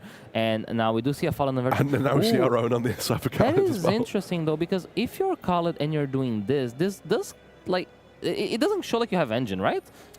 Because otherwise Maybe. you just have played. So I think he might just not have engine I here. think you're right. I think it might be just a set 2 pass by the looks of things. Yeah, but it is like a strong set to pass in the sense that you're a good card advantage and you have a Fallen and Virtues. But yeah, very conservative turn at the end here. No Memento starter. Unfortunate. Very unfortunate. This is one of the things Memento does do as well. Like sometimes like you have Fusion, you have Bone Party, you have cards that like work in combinations. See the special summon, I believe, of the Cartesia, and I think the normal summon of the Lucius there as well. Yeah, that Lucas is really strong here, right? Very because much so. even if you try to interact with it, Cartesia will just fuse it away, so it's not even going to get touched. Yeah, damned if you do, damned if you don't. Yeah. So Jack must be so happy to see that statue because everything that happened in this game so far like looked like panic. Very much so, very much so. I'm interested to see how Khaled will interact here. Oh, Forbidden Crown! That's actually very tough for Jack because he cannot respond with Monster Effect here. Yeah, yeah, that does put a wrinkle in the plans theoretically here. That's a good Forbidden Crown. I wonder if he has any level of response. I don't think he does. I think it's resolving and stopping that Lucas from activating it. Now, oh no, we can't even use its fusion material now, can we? Yeah, so we actually kind of stuck with Lucas on the field, so we're not going to be able, if we want to fuse this turn, we could fuse with the Cartesia and the Alobar, right? That genuinely might be the only one card that could have done that, that could have stopped that play. I could be wrong. That was a very good Forbidden Crown. It shows the flexibility of Forbidden Crown being a card that's able to use both going first and going second. And we see the Synchro Summon of course, here. we can just Synchro Summon. Of course, we're not done yet. But So- we see Synchro Summon into Ecclesia and the Dark Dragon here. A very powerful card in and of itself, but it does have a similar effect. I say similar. It needs to remain on the field. And with all the droplets sending a Perulia. Yeah, oh, it's interesting. A choice of putting Mushroom Perulia in against the Dracotail strategy. I think this new variant summons from the hand a bit more often than the old variant would. I feel, No, that is fair. And it is a discard here for the Forbidden Droplet. But now you are put in the position of you got to hit engine, right? Because really do, if you don't have engine, there's Ecclesia. That Ecclesia is still doing stuff. I think, if anything, the Fallen and the Virtuous might have been the better play there because you can destroy it when it tries to activate the effect and it won't resolve. Yeah, I guess he might be wanting to save the Fallen and the Virtuous for different reasons. Using it here, I think just on the end phase, maybe? I could be wrong. I think he's drawn already. Is Ecclesia main phase only? I forgot. I don't believe it is. It's main phase only. Oh, it is, right. It's main phase only. So he just draws the turn there and you then go. chooses. It's interesting because he could have done it, but I guess he now gets to use the Ecclesia to shuffle back his Albion and get rid of Lucas. So, yes, he might not have a play, but maybe neither can his opponent still. Yeah, sort of a 2-for-1 interruption there with that one Yeah, card. and it was sort of part of the power of Fallen the Virtuous. Jack has played his deck. Khaled has played Fallen the Virtuous. Yeah, very true, very true. And you know what? It's doing enough. It's working well for him, to be fair. There's a lot going on here. Fallen the Virtuous is such a powerful card as well, because obviously it's incredible in the branded strategy because it is searchable and does more for you. More often you'll be able to see the reborn effect of it, but it's just so good to be used in anything. Yeah, so you see Abyssal Magnamut coming here from Jack, which might not be doing play this turn, but maybe getting a play for the following turn, as his ability to search a dragon does get you back into engine. Banishing his own Titanic Lad here to summon it, attacking for 25, and then I imagine passing. But again, this is going to be a battle of the top decks, I think. Yeah, you might be able to search a Mululu here as a way of getting to engine, right? Like you search a Mululu with this. I would imagine so. Yeah, it's you could search one of the other dragons, but I think Mululu's your safest option is just guaranteed. Yeah, it's an interesting decision. I can search Fallen White as well. Sure. It's an interesting decision here if you're Jack, because you could theoretically try to save this Magnamut as an interrupt, but then you run into the risk of Khaled not drawing a monster and you're not able to activate the Magnamut during his turn. I think I do see a Memento Fusion in Khaled's hand. I don't know what the top deck was, but I think it was already in hand. Yes. Oh, we do see an Anguish though. Oh, heavens. And Memento is a bit of a ticking time bomb. Yeah. Sometimes all you need is one card. No, again, it's a battle of the top deck. Sometimes you're just grind game, simplified game set, and it's just whoever draws that card off the top deck first is going to win the game at that point. So we're going to see the Anguish here. Does it resolve? Not sure what that... It gets met with a droplet. It's the droplet! Oh my goodness me. Now, does he... Because you have a Memento Fusion. Does he have something to fuse the Anguish with? I think it's... I could be wrong. I think there's only one card in hand at this point. Oh, the Bone Party. He has a Bone Party, yeah. So this Bone Party is really strong here. I think that's him scooping it up. Well done. He does see that coming. The Bone Party would have destroyed the Anguish. Yeah. He would have just added like a Tatsujinigo to the hand. You still resolve the Anguish through all of it. Yeah. And you see how Memento is. It was all attrition, until we got to this one point, and we were like, one card. Yeah, I think both players, again, they're played spectacularly well as well, because that especially in that game, I know that might not seem as flashy game to most people, but I love those games where it is simplified game state and it is just two players playing their hearts out, back and forth in these small one-for-one interactions to try and eke out a little bit of an advantage. And it's really well navigated by Kala there, because you have to be smart when you have those fallen versus grind games, which is something that does happen in this format a lot, which is I've been able to stop my opponent and now I only have fallen virtues and I gotta try to get as many draws as possible so I can get into my engine, especially for a deck like Memento, where you see he already had the fusion, he already had the Bone Party. He was like any Memento monster away from basically winning this game. So you have to like, how do I survive this long? It's not about like trying to win this turn. Maybe the higher percentage play is to use the Fallen Virtues, trying to find a way to survive, so then you can have more draws and more opportunities to actually commit your push next. Yeah, very much so. Well, that was our game. Was that game 7? Game 8? That was round 8. Congrats to Khaled. We'll be having him for a winner's interview in a bit. See you guys in a second. Welcome, duelists, to UK Nationals 2026 live here in Birmingham. Now, we have some very exclusive goodies that you can pick up if you are here. And if you are not here, you'll still be able to get some amazing designs online at shopyugio.com. So what amazing designs have we got? Well, of course, we have the almighty Black Rose Dragon, one of my favorite cards in the entire game. Now, speaking of favorite cards in the entire game, another one of my personal favorites, and even Yugi's favorites, that's going to be making an upgraded appearance in the brand new core boost set of Chaos Origin coming out later on this month, is of course Black Luster Soldier. Now, these are all officially merchandised by Konami themselves, so you can see how good these will look on your back. Now, they have designs on the front and designs on the back, being the full arts here. If that wasn't enough, just for this event, one of the first exclusive designs is this official UK Nationals NEC Birmingham 2026 designed t-shirt. You can also get all of these designs as hoodies as well to keep you warm in the winter months. And speaking of keeping yourselves warm, you can also pick yourself up a good old cap to keep your bonnet nice and warm too.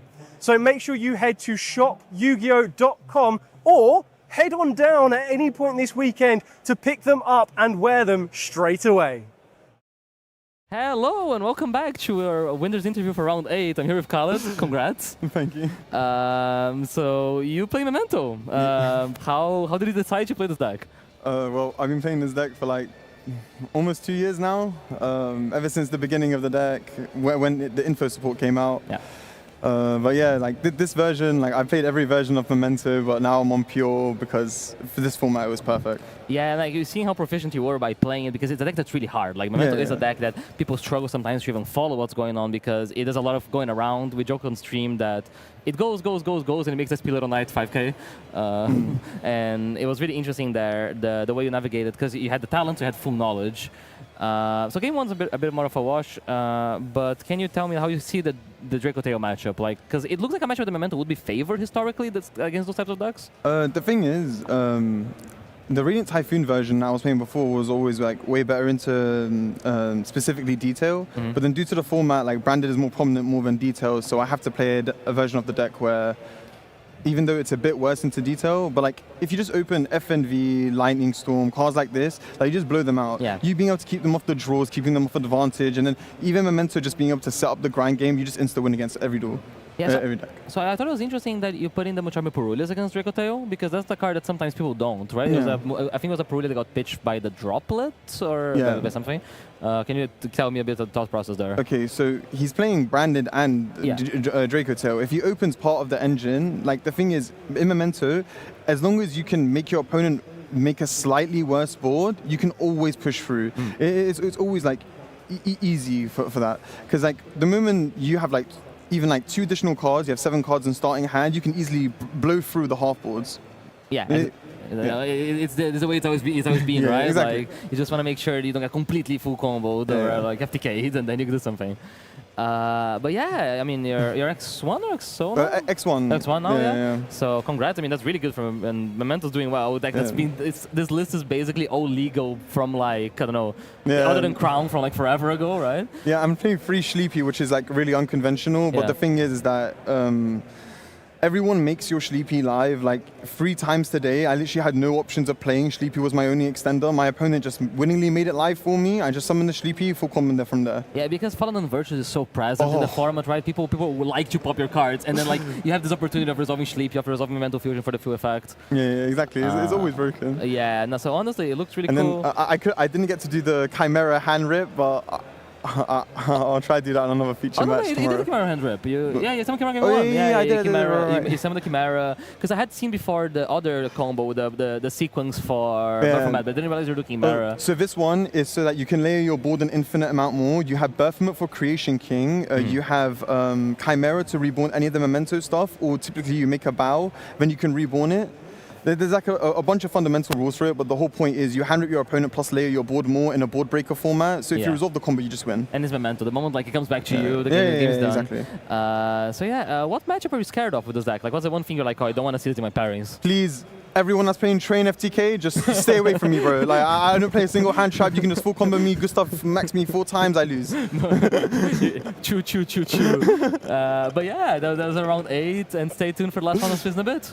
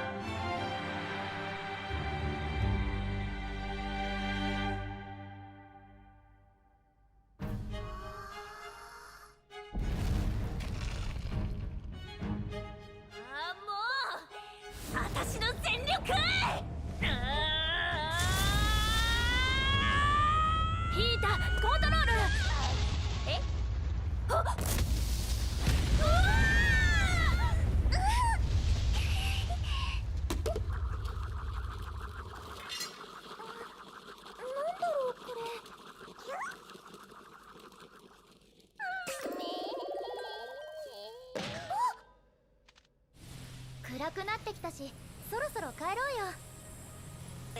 まだまだ。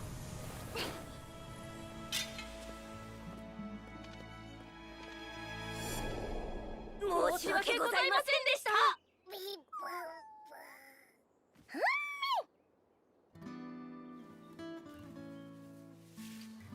これでみんな友達だね。よかったね、2人とも。でもどうしてあんなところにいたのかな。迷子になっちゃったのかな。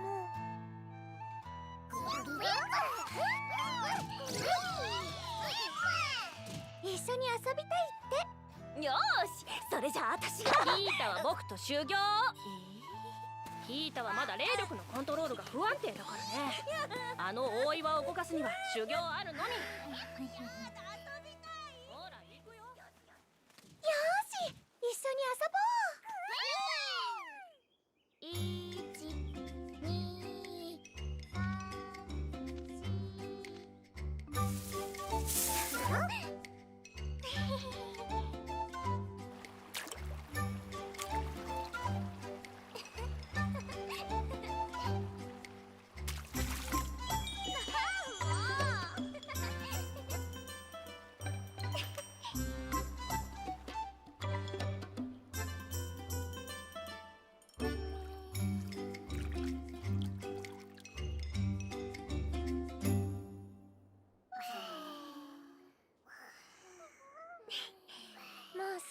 仲良しさんだね。でもこの子これからどうしよっか。私が育てるよ。そうは言ってもこの子だけであんなところにいるのは変だと思う。家族とか仲間が近くにいるんじゃないかな。家族。明日大岩に行くついでに探してやろうぜ。いい？ウィン？もちろん。よし、そうと決まれば明日に向けてとっとと飯食って寝ようぜ。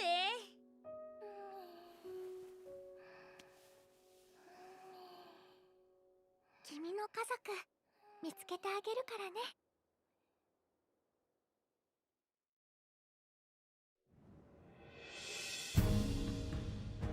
よーし、昨日の特訓の成果を見せてやろうぜ。任せて。ペパッ。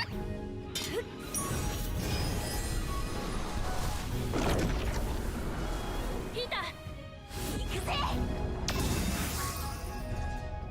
いっけー。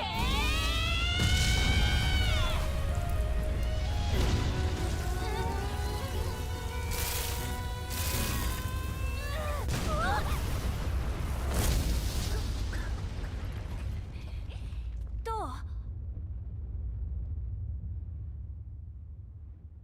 ダメか。どうだった？こっちも全然。こうも動かないと何か仕掛けがあるのかも。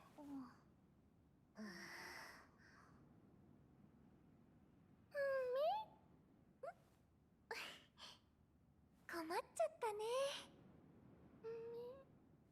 どうしたの？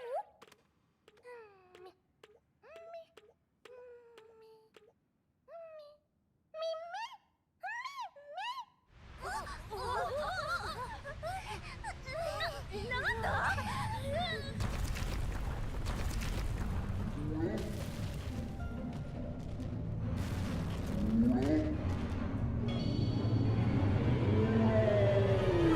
マジかよ。もしかしてお母さん？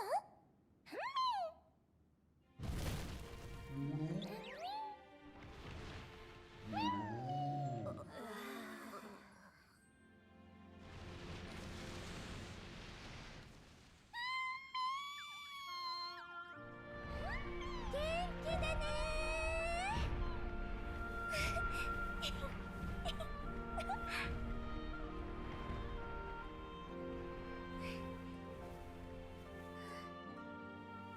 ウィン。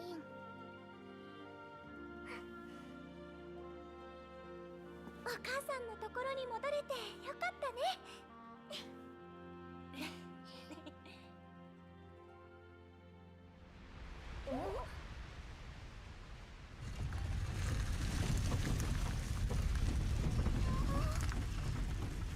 試練クリアってことでいいのかな。あの苦労は何だったんだ？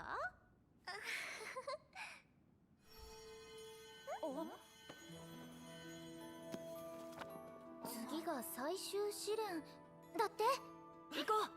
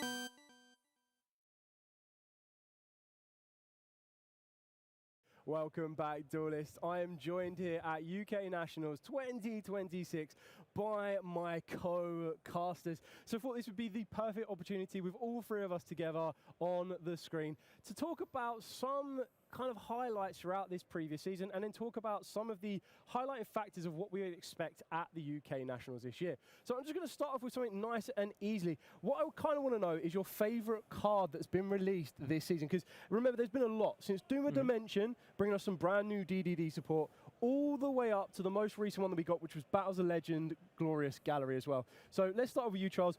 Of this season, is there any particular card or your favourite thing that has stood out to you? Well, you know that I'm a big fan of the Fairy Tale strategy, and I love the field spell Fairy Tale Ball. I think it's so impactful in that strategy. It's a starter, it is interruption during your opponent's turn, and the name change comes up a lot more than people realize. I love using that card against Branded when people think they have Fallen of Albaz on the field. They don't.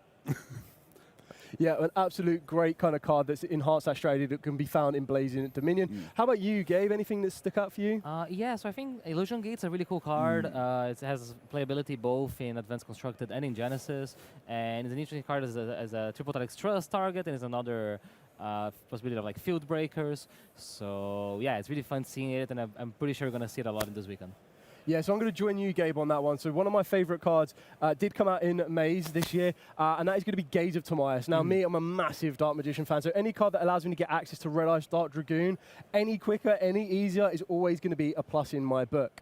So let's not forget that there has also been a plethora of cards that have also come out this year. This is also going to be, or just this season in general, this is the first year that we have seen extended art cards for the game, which is massively exciting.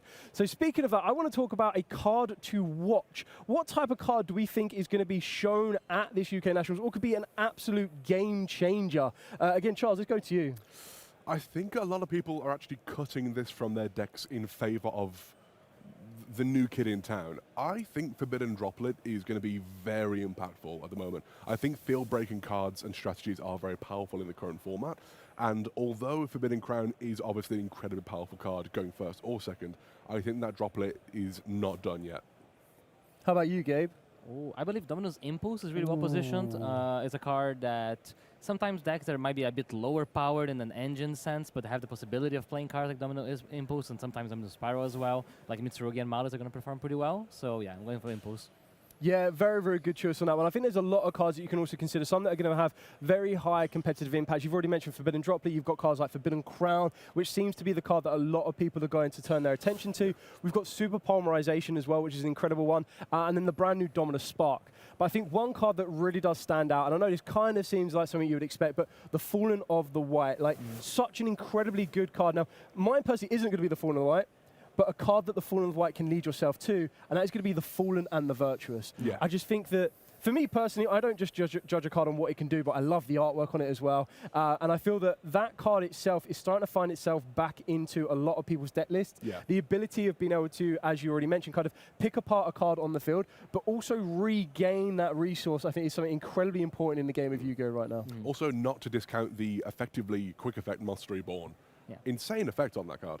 Yeah, I think that's a fact that a lot of people overlook, but that definitely can be a massive, massive game changer. So definitely got to be watching out for those cards on the stream. Now what I want to get to is there's two kind of topics that I want to touch on. So the first of all I want to do is ask you, what is your underdog deck right now? A deck that not a lot of people are seeing in the current top cuts around, but something at UK Nationals could really, really kind of not come out as a surprise, but kind of put in a very good battle. So let's go with you, Charles.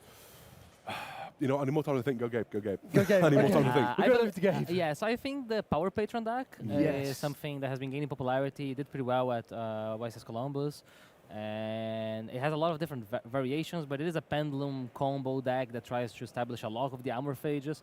So because of the way Keotun works, it's a really hard deck to hand trap. People kind of gravitate towards more field breakers, and setting up something like Sloth and Lacquery can basically shut off your opponents. So I'm going with that. Yeah, very, very good choice. Now, Charles, have you? I have thought more now. I didn't want to say this because I do go on about this deck a lot, but I think it is Fairy Tail. I love the deck. It's fantastic. And I think it has a lot more gas in the tank than some people would perhaps think, even without the Magistas cards necessarily being a huge part of it. I also do think that unless you are building specifically to deal with that strategy, it's quite hard to deal with. It's not very weak to breakers. It can play quite well into hand interactions. It can do a lot, and often it plays very heavy on the engine and less on the non-engine. So unless you're well prepared for it, it can actually take you by surprise. Is there any particular route of the Fairy Tales that you think is going to be? So you already mentioned the Magisters. Do you think that's going to be the best variant, or do you think there's going to be different ones? That I think Fairy Tail Magisters is the best variant. My question is, how much of the Magistas engine do we really need? Now, again, I've spoken about this before, but I think that some people would play a very heavy Magistas engine and a slightly lesser Fairy Tail engine. I think maybe 50-50, or maybe pull it back a bit on the Magistas, more Fairy Tail, because I think that's where the real power of the deck is actually. Yeah, I completely agree on that one. For my one, I think it's a deck that It's always up there, and I think it kind of comes into the format. A lot of people think about it, but they never really provide some action to it, and that's going to be Lunar Lights. Now, I know that sounds like a deck that a lot of people should be expecting, which I would personally think so. Yeah. But it's always a deck that I haven't really been seeing recently towards this tail end of the season, kind of being featured around. But I know the deck can still put in a lot, and I feel that as an underpick of a deck that I haven't seen break into that top 8, I feel definitely here at UK Nationals we could see that kind of creeping into some plays. Every time you put in a deck list together, you have to think, how do I out-align it? You really do. You actually do. It's interesting as well because although that deck, for example, I think has a poor matchup into, for example, Cool Tune, because it's weak to hand interactions. However, pretty much every other deck is playing field-breaking cards, which it doesn't care about.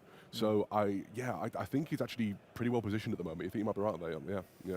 Okay, so to wrap this segment up, what we want is I want the caster's pick of what deck is going to be crowned the UK National Champion of 2026. So, as always, let's go back into you, Charles. Which deck do you think is going to be lifting that trophy? I'd like to see, and I think we really could see, Mitsurugi.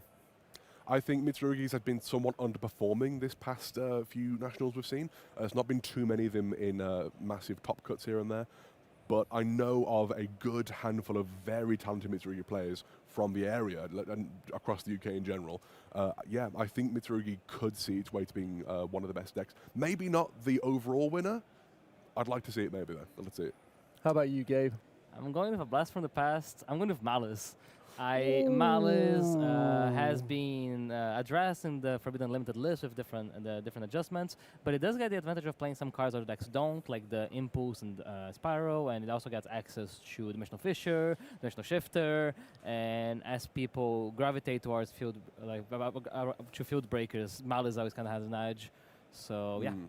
Very, very interesting choice on that one. As already mentioned, there's just a plethora of decks that the format right now is so varied that anyone could walk home with this. We've already seen previously that more national champions have been using this deck. We've seen previously, before even this current format, in years gone by, that this deck has also been able to walk away as a champion. I feel that we are going to be seeing either a branded strategy or a Sky Striker strategy lift up. Sky Striker was my second pick. Yeah. So I think one of those two could definitely be walking home champion. I just feel that the UK seems to be drawn towards those decks a lot more. And I've definitely seen an uprising in Sky Strikers right now. So if I had to choose between the two of them, I think I'm going to have to go for Sky Strikers. I think just engage into engage is going to be coming up quite a lot this weekend. And that's going to be a great live stream moment. So you're going to be able to check out. Always good. Always good. Absolutely amazing. So thank you very much there to my co-casters on this one. Let us know which deck you think is going to be lifting that trophy, and of course the accompanied duel list along with it. So we're going to be going back over to the live action and back to the stream for the UK Nationals 2026 here in UK Birmingham. So we'll catch you all in a second. I'm here with Henry here today, and we're going to be talking about trivia and naming cards from different archetypes. Sounds like fun. So, to start off, can you name 5 different TCG cards with pot in their name? Pot, I want to say Pot of Greed, Pot of Generosity, Pot of Avarice, Pot of Duality, and Pot of Extravagance. Ooh, okay, yeah, those are 5. And how about 3 different cards with Rika? Rika, I'm going to say, Rika. I should know this. I know this deck pretty well. I'm going to say Rika Petal, Rika Princess is that a card, and Rika. What's the field spell called? I forgot the field spell. Starts with a G. Glamour. Yeah. That's the one. All right, so now for the hardest one. Okay. Can you name me 10 Ritual Beast monsters? 10 Ritual Beast monsters. Okay, we got Ritual Beast Tamer Lara. Ritual Beast Tamer Elder, Spiritual Beast Rampengu, Spiritual Beast Canohawk, Spiritual Beast Apelio, with Spiritual Beast Tamer Winder. We have, I forget the full names of the fusions. You don't need to give me the full names, it's fine. I'll go Spiritual Beast Pedalfin, and then for the extra deck, there's Spiritual Beast Ultigar Apelio, Spiritual Beast Canohawk, and the Spiritual Beast Apelio as well. There you go, congrats. Thanks for playing. Thank you very much.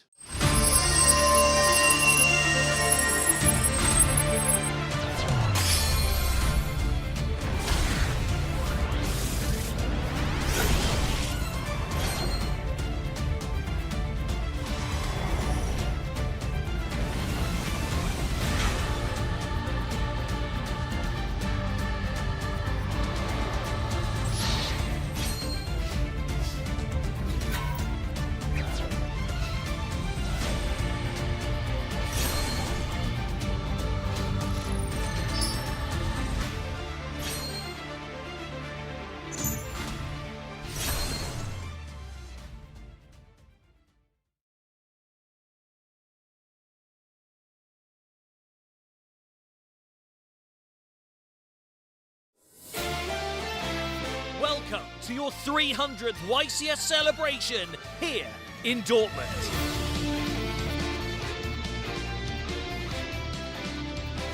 Whether it's the main event or public events, every single one of our participants will be sat at these tables duking it out to become the best of the best.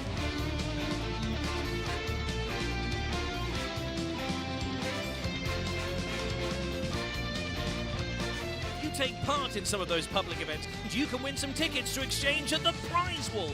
For this YCS, we have some special stuff at the prize wall. This is the 300 YCS. And right now, the magic is happening over here in the analysis zone. This is our coverage area, as well as the feature match zone. This is where all of our deals that you'll be seeing here as coverage will be decided.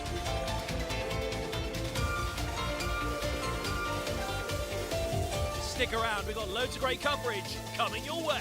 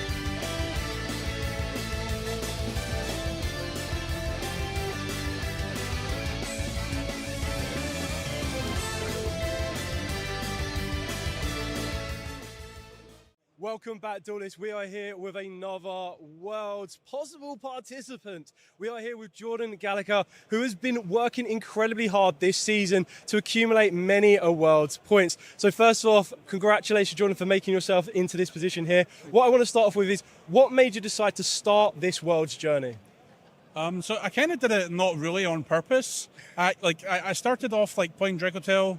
I played it at regional, got second, and then I went to ICS Lille and I got 10th place, which was a good amount of points. But I still hadn't really committed to it at that point because I know you have to travel to quite a lot of big regionals if you want to do it in Europe this season. And then one weekend there's the French Open, and 3 or 4 days before it, I decided to book a ticket, and I went to the French Open and I won it. So then at that point, and it was the biggest European regional ever, so it was the most points you could ever get from an event. I was just at that point, I have to commit. Exactly that. So you've been working incredibly hard. You've travelled around loads of different venues, not just UK and basically everywhere else in Europe, just to kind of accumulate these points. And during that journey, you decided to stick with Dracotel. What made you stick with that deck as long as you did? So there's one event this entire season I didn't play Dracotel. My first regional of the season, I played Yummy. But then after the Forbidden Limited list, where they hit the Vanquish Soul deck, and that was the Dracotel deck's worst matchup, I played it at a regional the week before Frixel came out, and I got second place, and I felt really good. And I took it to the YCS the next week, and the deck just felt so fun to me, so rewarding. I felt like my gameplay mattered a lot, and just throughout the entire season, with all the support that I got, and how the deck just kind of panned out. I entered every event with it in the future, and it just felt good every time. It felt worth it. Exactly that, and as you've already mentioned, Forbidden Limited List and just general formats, new products, kind of shake it up, change up the decks. When you're preparing for stuff like this, how important is a dedicated testing circle? It is quite important. I've generally I've been a bit inconsistent with the testing circle the past few years, unfortunately. A bunch of my friends that I used to test with a lot stopped playing every once in a while, but recently, before YCS Dortmund, I joined the new testing circle, and then YCS Dortmund went pretty well for me, so I think it is quite important to have people who are like-minded, who want to get better at Yu-Gi-Oh!, who want to improve, who want to discuss the game, and it helps a lot, definitely. So this being the last UK Nationals for the season, or the last Nationals for the season in general, how has it kind of felt for you? Because you kind of got yourself solidified in that Worlds playoff position at Euros next month quite early. Has that been like a burden off your shoulders? Yeah, ever since like maybe earlier on in the year, I'd say maybe after Dortmund, it kind of felt like I was solidified a little bit. I was still a little bit nervous that I wasn't sure, so I did play like another UK Open, another French Open, and generated more points. But yeah, it has been like since the French Open, I've been a lot more relaxed. I don't have to worry about traveling every weekend or like worrying about points all so much. Amazing. So there's an incredible journey, a very, very good story behind that as well. We wish Jordan the best of luck at the playoffs at Brussels coming up very, very shortly next month. Hopefully you will be at home as well cheering in on, and hopefully both Josh and Jordan can make their way to Worlds with those positions. So congratulations, Jordan. Thank you so much for all the hard work you've been putting in this season. I wish you the best of luck here at UK Nationals, but also the best of luck in the playoffs as well. Is there anyone else you want to give a final shout out to before we leave you? I just want to say thank you to all my friends for helping me this past year with testing and just talking about Yu-Gi-Oh! Thank you very much. And that is everything from Jordan. We're going to be taking it back to the stream. And welcome back to the final round of the day here at the UK Nationals 2026. Final round of day one. Dale, how are you feeling? I'm actually really excited. We've had a lot of amazing duels to be showing you, and this is only the first half. Like, can you imagine? We've got even more coming tomorrow. I'm so excited. To finish it off, we've got quite an exciting one for us as well. So what do we have lined up? We have these decks I'm really excited about. So one of them, fairly standard, not in a bad way, but fairly standard. It's a Cool Toon deck. And that's not a bad thing because at the very least we know how this other deck will interact with it. The other deck is Radiant Typhoon Dragoonity. And how cool is that? Yeah, I mean, I'm really excited about this one as well because what I really like the Radiant Typhoon strategy, and it kind of, I don't want to say it disappeared, but its popularity did drop quite a bit recently. One of the first things that I was talking to players at locals, they did kind of fear that Solemn Accusation could provide a bit of a difficulty because getting rid of that Mystical Space Typhoon can be quite important. But then the brand new cards for the Dragoonities in Battles of Legend Glorious Gallery have kind of given them a new angle to go with it, and it looks like we're going to be diving straight into this round. So both duelists currently with a 6-2 record. This is all going to kind of come down to if they could qualify for day two, and then we're going to be seeing who's going to be coming back on this one. So it looks like we're going to be starting off with Radiant Dragoonity. I believe that is the Dragoonity name. Oh, what's it called? Yeah, so it's the brand new Dragoonity monster. Where's it gone? So this is the brand new Dragoonity level 4 that you can get inside. The Q. Quirinus, thank you. I imagine, seeing as that's the normal summon there, that's the start of the strategy as well. Again, I'm very new to this. That's why I'm so excited to learn this deck as I watch. I believe that is sending one of the Dragoonity monsters to the graveyard as well. So this is sending Romulus. So what this really does is it means you don't need to, with Radiant Typhoons, you don't really need to rely on a normal summon that heavily. And the Dragoonities give you a kind of sub-support that becomes your normal summon. And in leading to do so, what it can kind of work its way into is it can, at the very least, work its way into the brand new Dragoonity Link 4. And as you've made your way there, you would have gone through a couple of different Dragoonity Synchro monsters that provide them as the equipped monsters that they need in order to set them up with negations. And you do all of that from, on average, one Dragoonity monster. And then what you're trying to add to that is all of your Radiants can start to special summon themselves. Absolutely. It's actually a very interesting build because it is only a 42-card deck, and you see a good amount of both engines represented in this deck. And of course, that ever-popular Dragon Ravine field spell, which you usually just use in kind of a dragon deck in general, but obviously it is a Dragoonity card. Yeah, it actually works out really, really nice here. So what we're seeing here is we've swapped out the Ravine once we've kind of already interacted with an Ash Blossom, already interacted with a Ghost Spell. And what I also feel that the Dragoonity package is going to give the duelists right now is it's also going to give them the fear of the unknown. Like, instantly, you've got to kind of think you're sitting down round 9 against your opponent and they start using Dragoonities, you're going to go, what? What's going on? What's happening? I think even if the Cool Toon player were going first here, it's such a situation of if you see that handful of Dragoonity cards, you're not going to know what to do with that. I think you need to be a truly expert player to navigate a hand that you don't understand like that. Yeah, exactly that. And we've already seen 2 interactions be utilized from the Cool Tunes on this side. So there's still only 3 cards to deal with. Marvin on the Dragoonity or Radiant Dragoonity kind of side as well is traded off. I believe he still has 3 cards in hand. So at the moment, Resource has 2 cards in hand. So at the moment, the Resource isn't that despaired. It's still going as well, which is just showing the versatility and the resilience of the Dragonities as well. Yeah, very much. We have seen, like you just said, the couple of hand interactions coming down there trying to stop, but it just keeps playing, which is, sorry, just repeating you here, but I'm just very impressed by how a rogue strategy like this can do so well. I believe that is that's not a Cypher, is it? No. So that's the level 6. So this is the equipped, the kind of Dragonity that works itself as an equipped monster, which is actually really, really important because it lets you target a Dragonian monster you control and you equipped it to that target. So that's quite important once we do get to, Fredrolis Harmonia as well. Oh, that could cause issues here. Any strategy that needs to just stick monsters to the field, this is so powerful against here at the moment. Yeah, so we're definitely going to see Harmonia enter the field of play. I would assume Malong. Sending the Malong Malong thing. Yeah. It's a classic, and it does work. Going to be destroying the... send back to hand? I think they were confirming that we've got a step ahead of ourselves on that one, but it's destroy first, and then the Malong is going to attempt to return the Synchro monster. There we go. Sheena! Goodness me. Now, I guess it sticks the body to the field, which is not necessarily a bad thing. However, it does put the Fredrolis back into the opponent's hand, and then they're just passing turn. So I don't... Was that a great move? I don't know. It's all going to come down to if there is a starter, because if we're able to get, and not just a single starter as well, so most of the cool tunes are really good, so Duelist Genesis is a great way to get started. And it depends on what that last card is in Marvin's hand. If it's a form of interaction to kind of stop the plays developing a little bit more, then it could be quite useful here. So Cool Tune Synchro being added to hand, of course, so even if it is something like a Droll and Lockbird, doesn't matter that much with the Cool Tune Synchro, as you can just chain it to the Droll. Correct.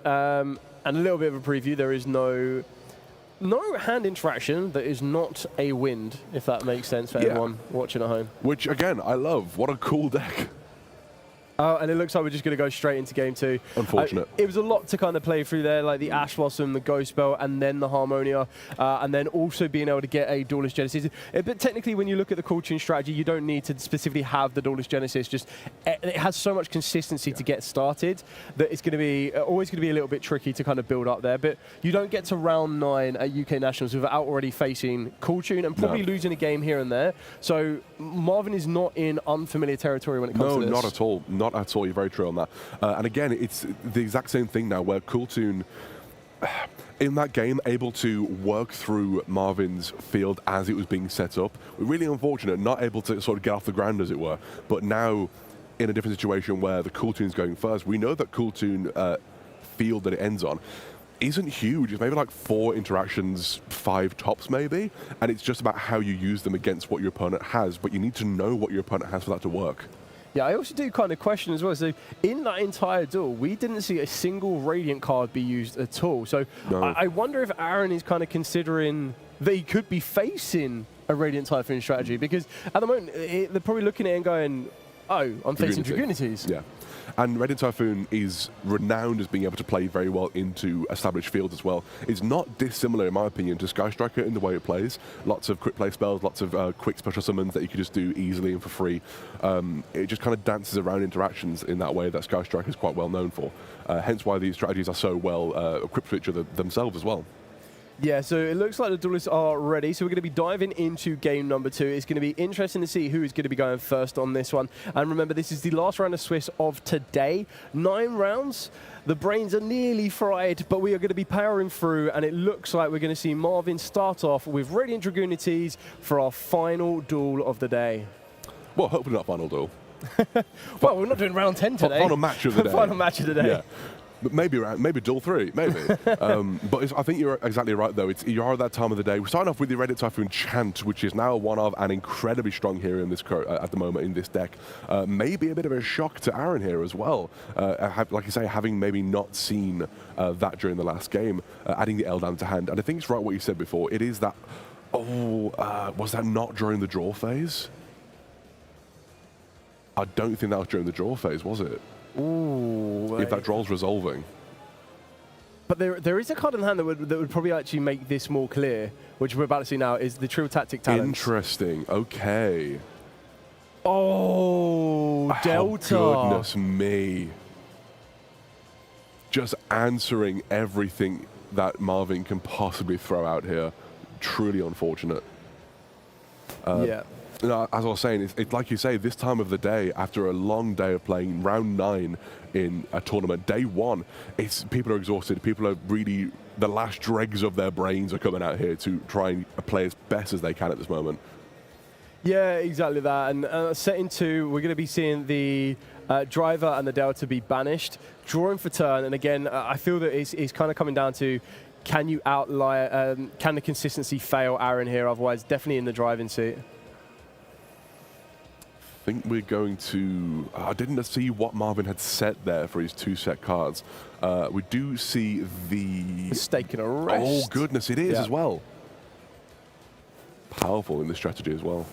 Yeah, so quite interesting on this one. I suppose it kind of shows if there is going to be a cool tune synchro in the hand, so it kind of forces that to be utilized now, but it looks like it's probably resolved here, or... Yeah, set 1 and goodness, passing now, across. This is the thing, that mistaken arrest is still going to be affecting Marvin here as well, which is the issue that we might come against. And we're passing straight back, I think. Oh, unfortunate. Yeah. I have to wonder how Aaron's going to start playing here. Start with the normal summon of the... Cool tune Q, a very, very good one to be starting here. Arguably their best starter. Getting you right into many different plays here. Special summoning from either, is it hand grave or deck, or just grave and deck? I believe it does involve hand. It's definitely, I believe it's 3 locations. I think it is all 3. Off the top of my head. I'm not mistaken. I could be wrong. I'm probably wrong. I mean, it's definitely the best starter, and I'm glad that it does say when it is normal summon specifically. Yes, very much so. Otherwise, that could be very, very tricky. Oh no, it's just deck and grave. Oh no, hand deck and grave. There you go. Yeah. So just from anywhere but banishment, basically. Oh, and the drawn lockbird gets hit with Call by the Grave. Oh, everything that Marvin throws at Aaron has an answer to here. It's truly unfortunate. He's not out of the game yet. We don't know what the rest of his hand is. We don't know the set card in the field is. We're not done yet, but it is going to be tricky to see how he plays through this. The Radiant Typhoon, and there we go. There. Very unfortunate there for that last game. I think it looks like oh no, that was looking at, sorry, that was the hand show. The look of Rotary. Oh, correct. I thought he was scooping up. That's on me. No, I mean, it's not looking good here. Unfortunately not. Reveal that. I mean, they're good Radiant Typhoon monsters to have in the hand. They're it's just great. unfortunate. You just have to make it to the next turn. Yeah. If you can make it to the next turn, game's not over. But if you can't make it there, it's tricky. Yeah, I feel...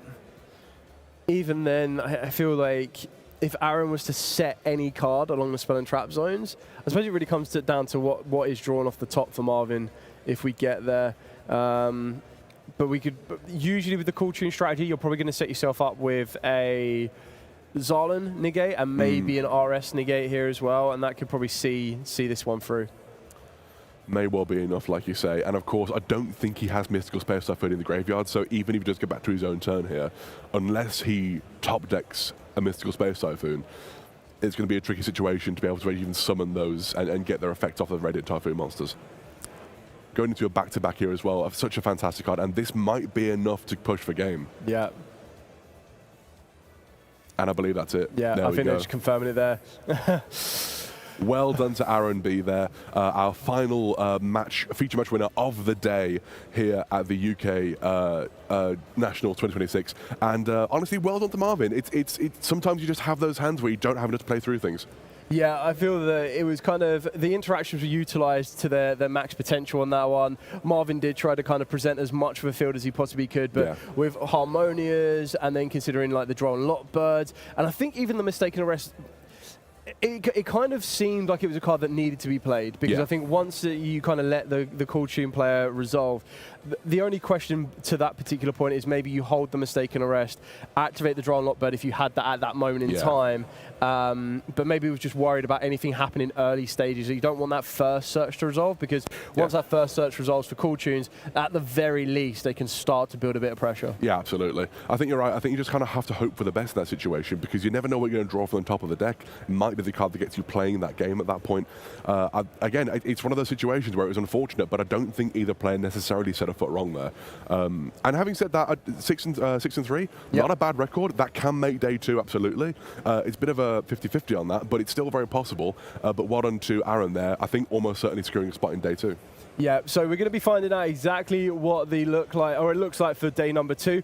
We're going to double check, but that is going to be absolutely amazing. We're going to be back with a winner interview very shortly. Don't you go anywhere. And then once we're done with that, we're going to be playing ourselves out, because then we're going to go into the all-important day 2, where we will be crowning the brand new UK national champion of 2026.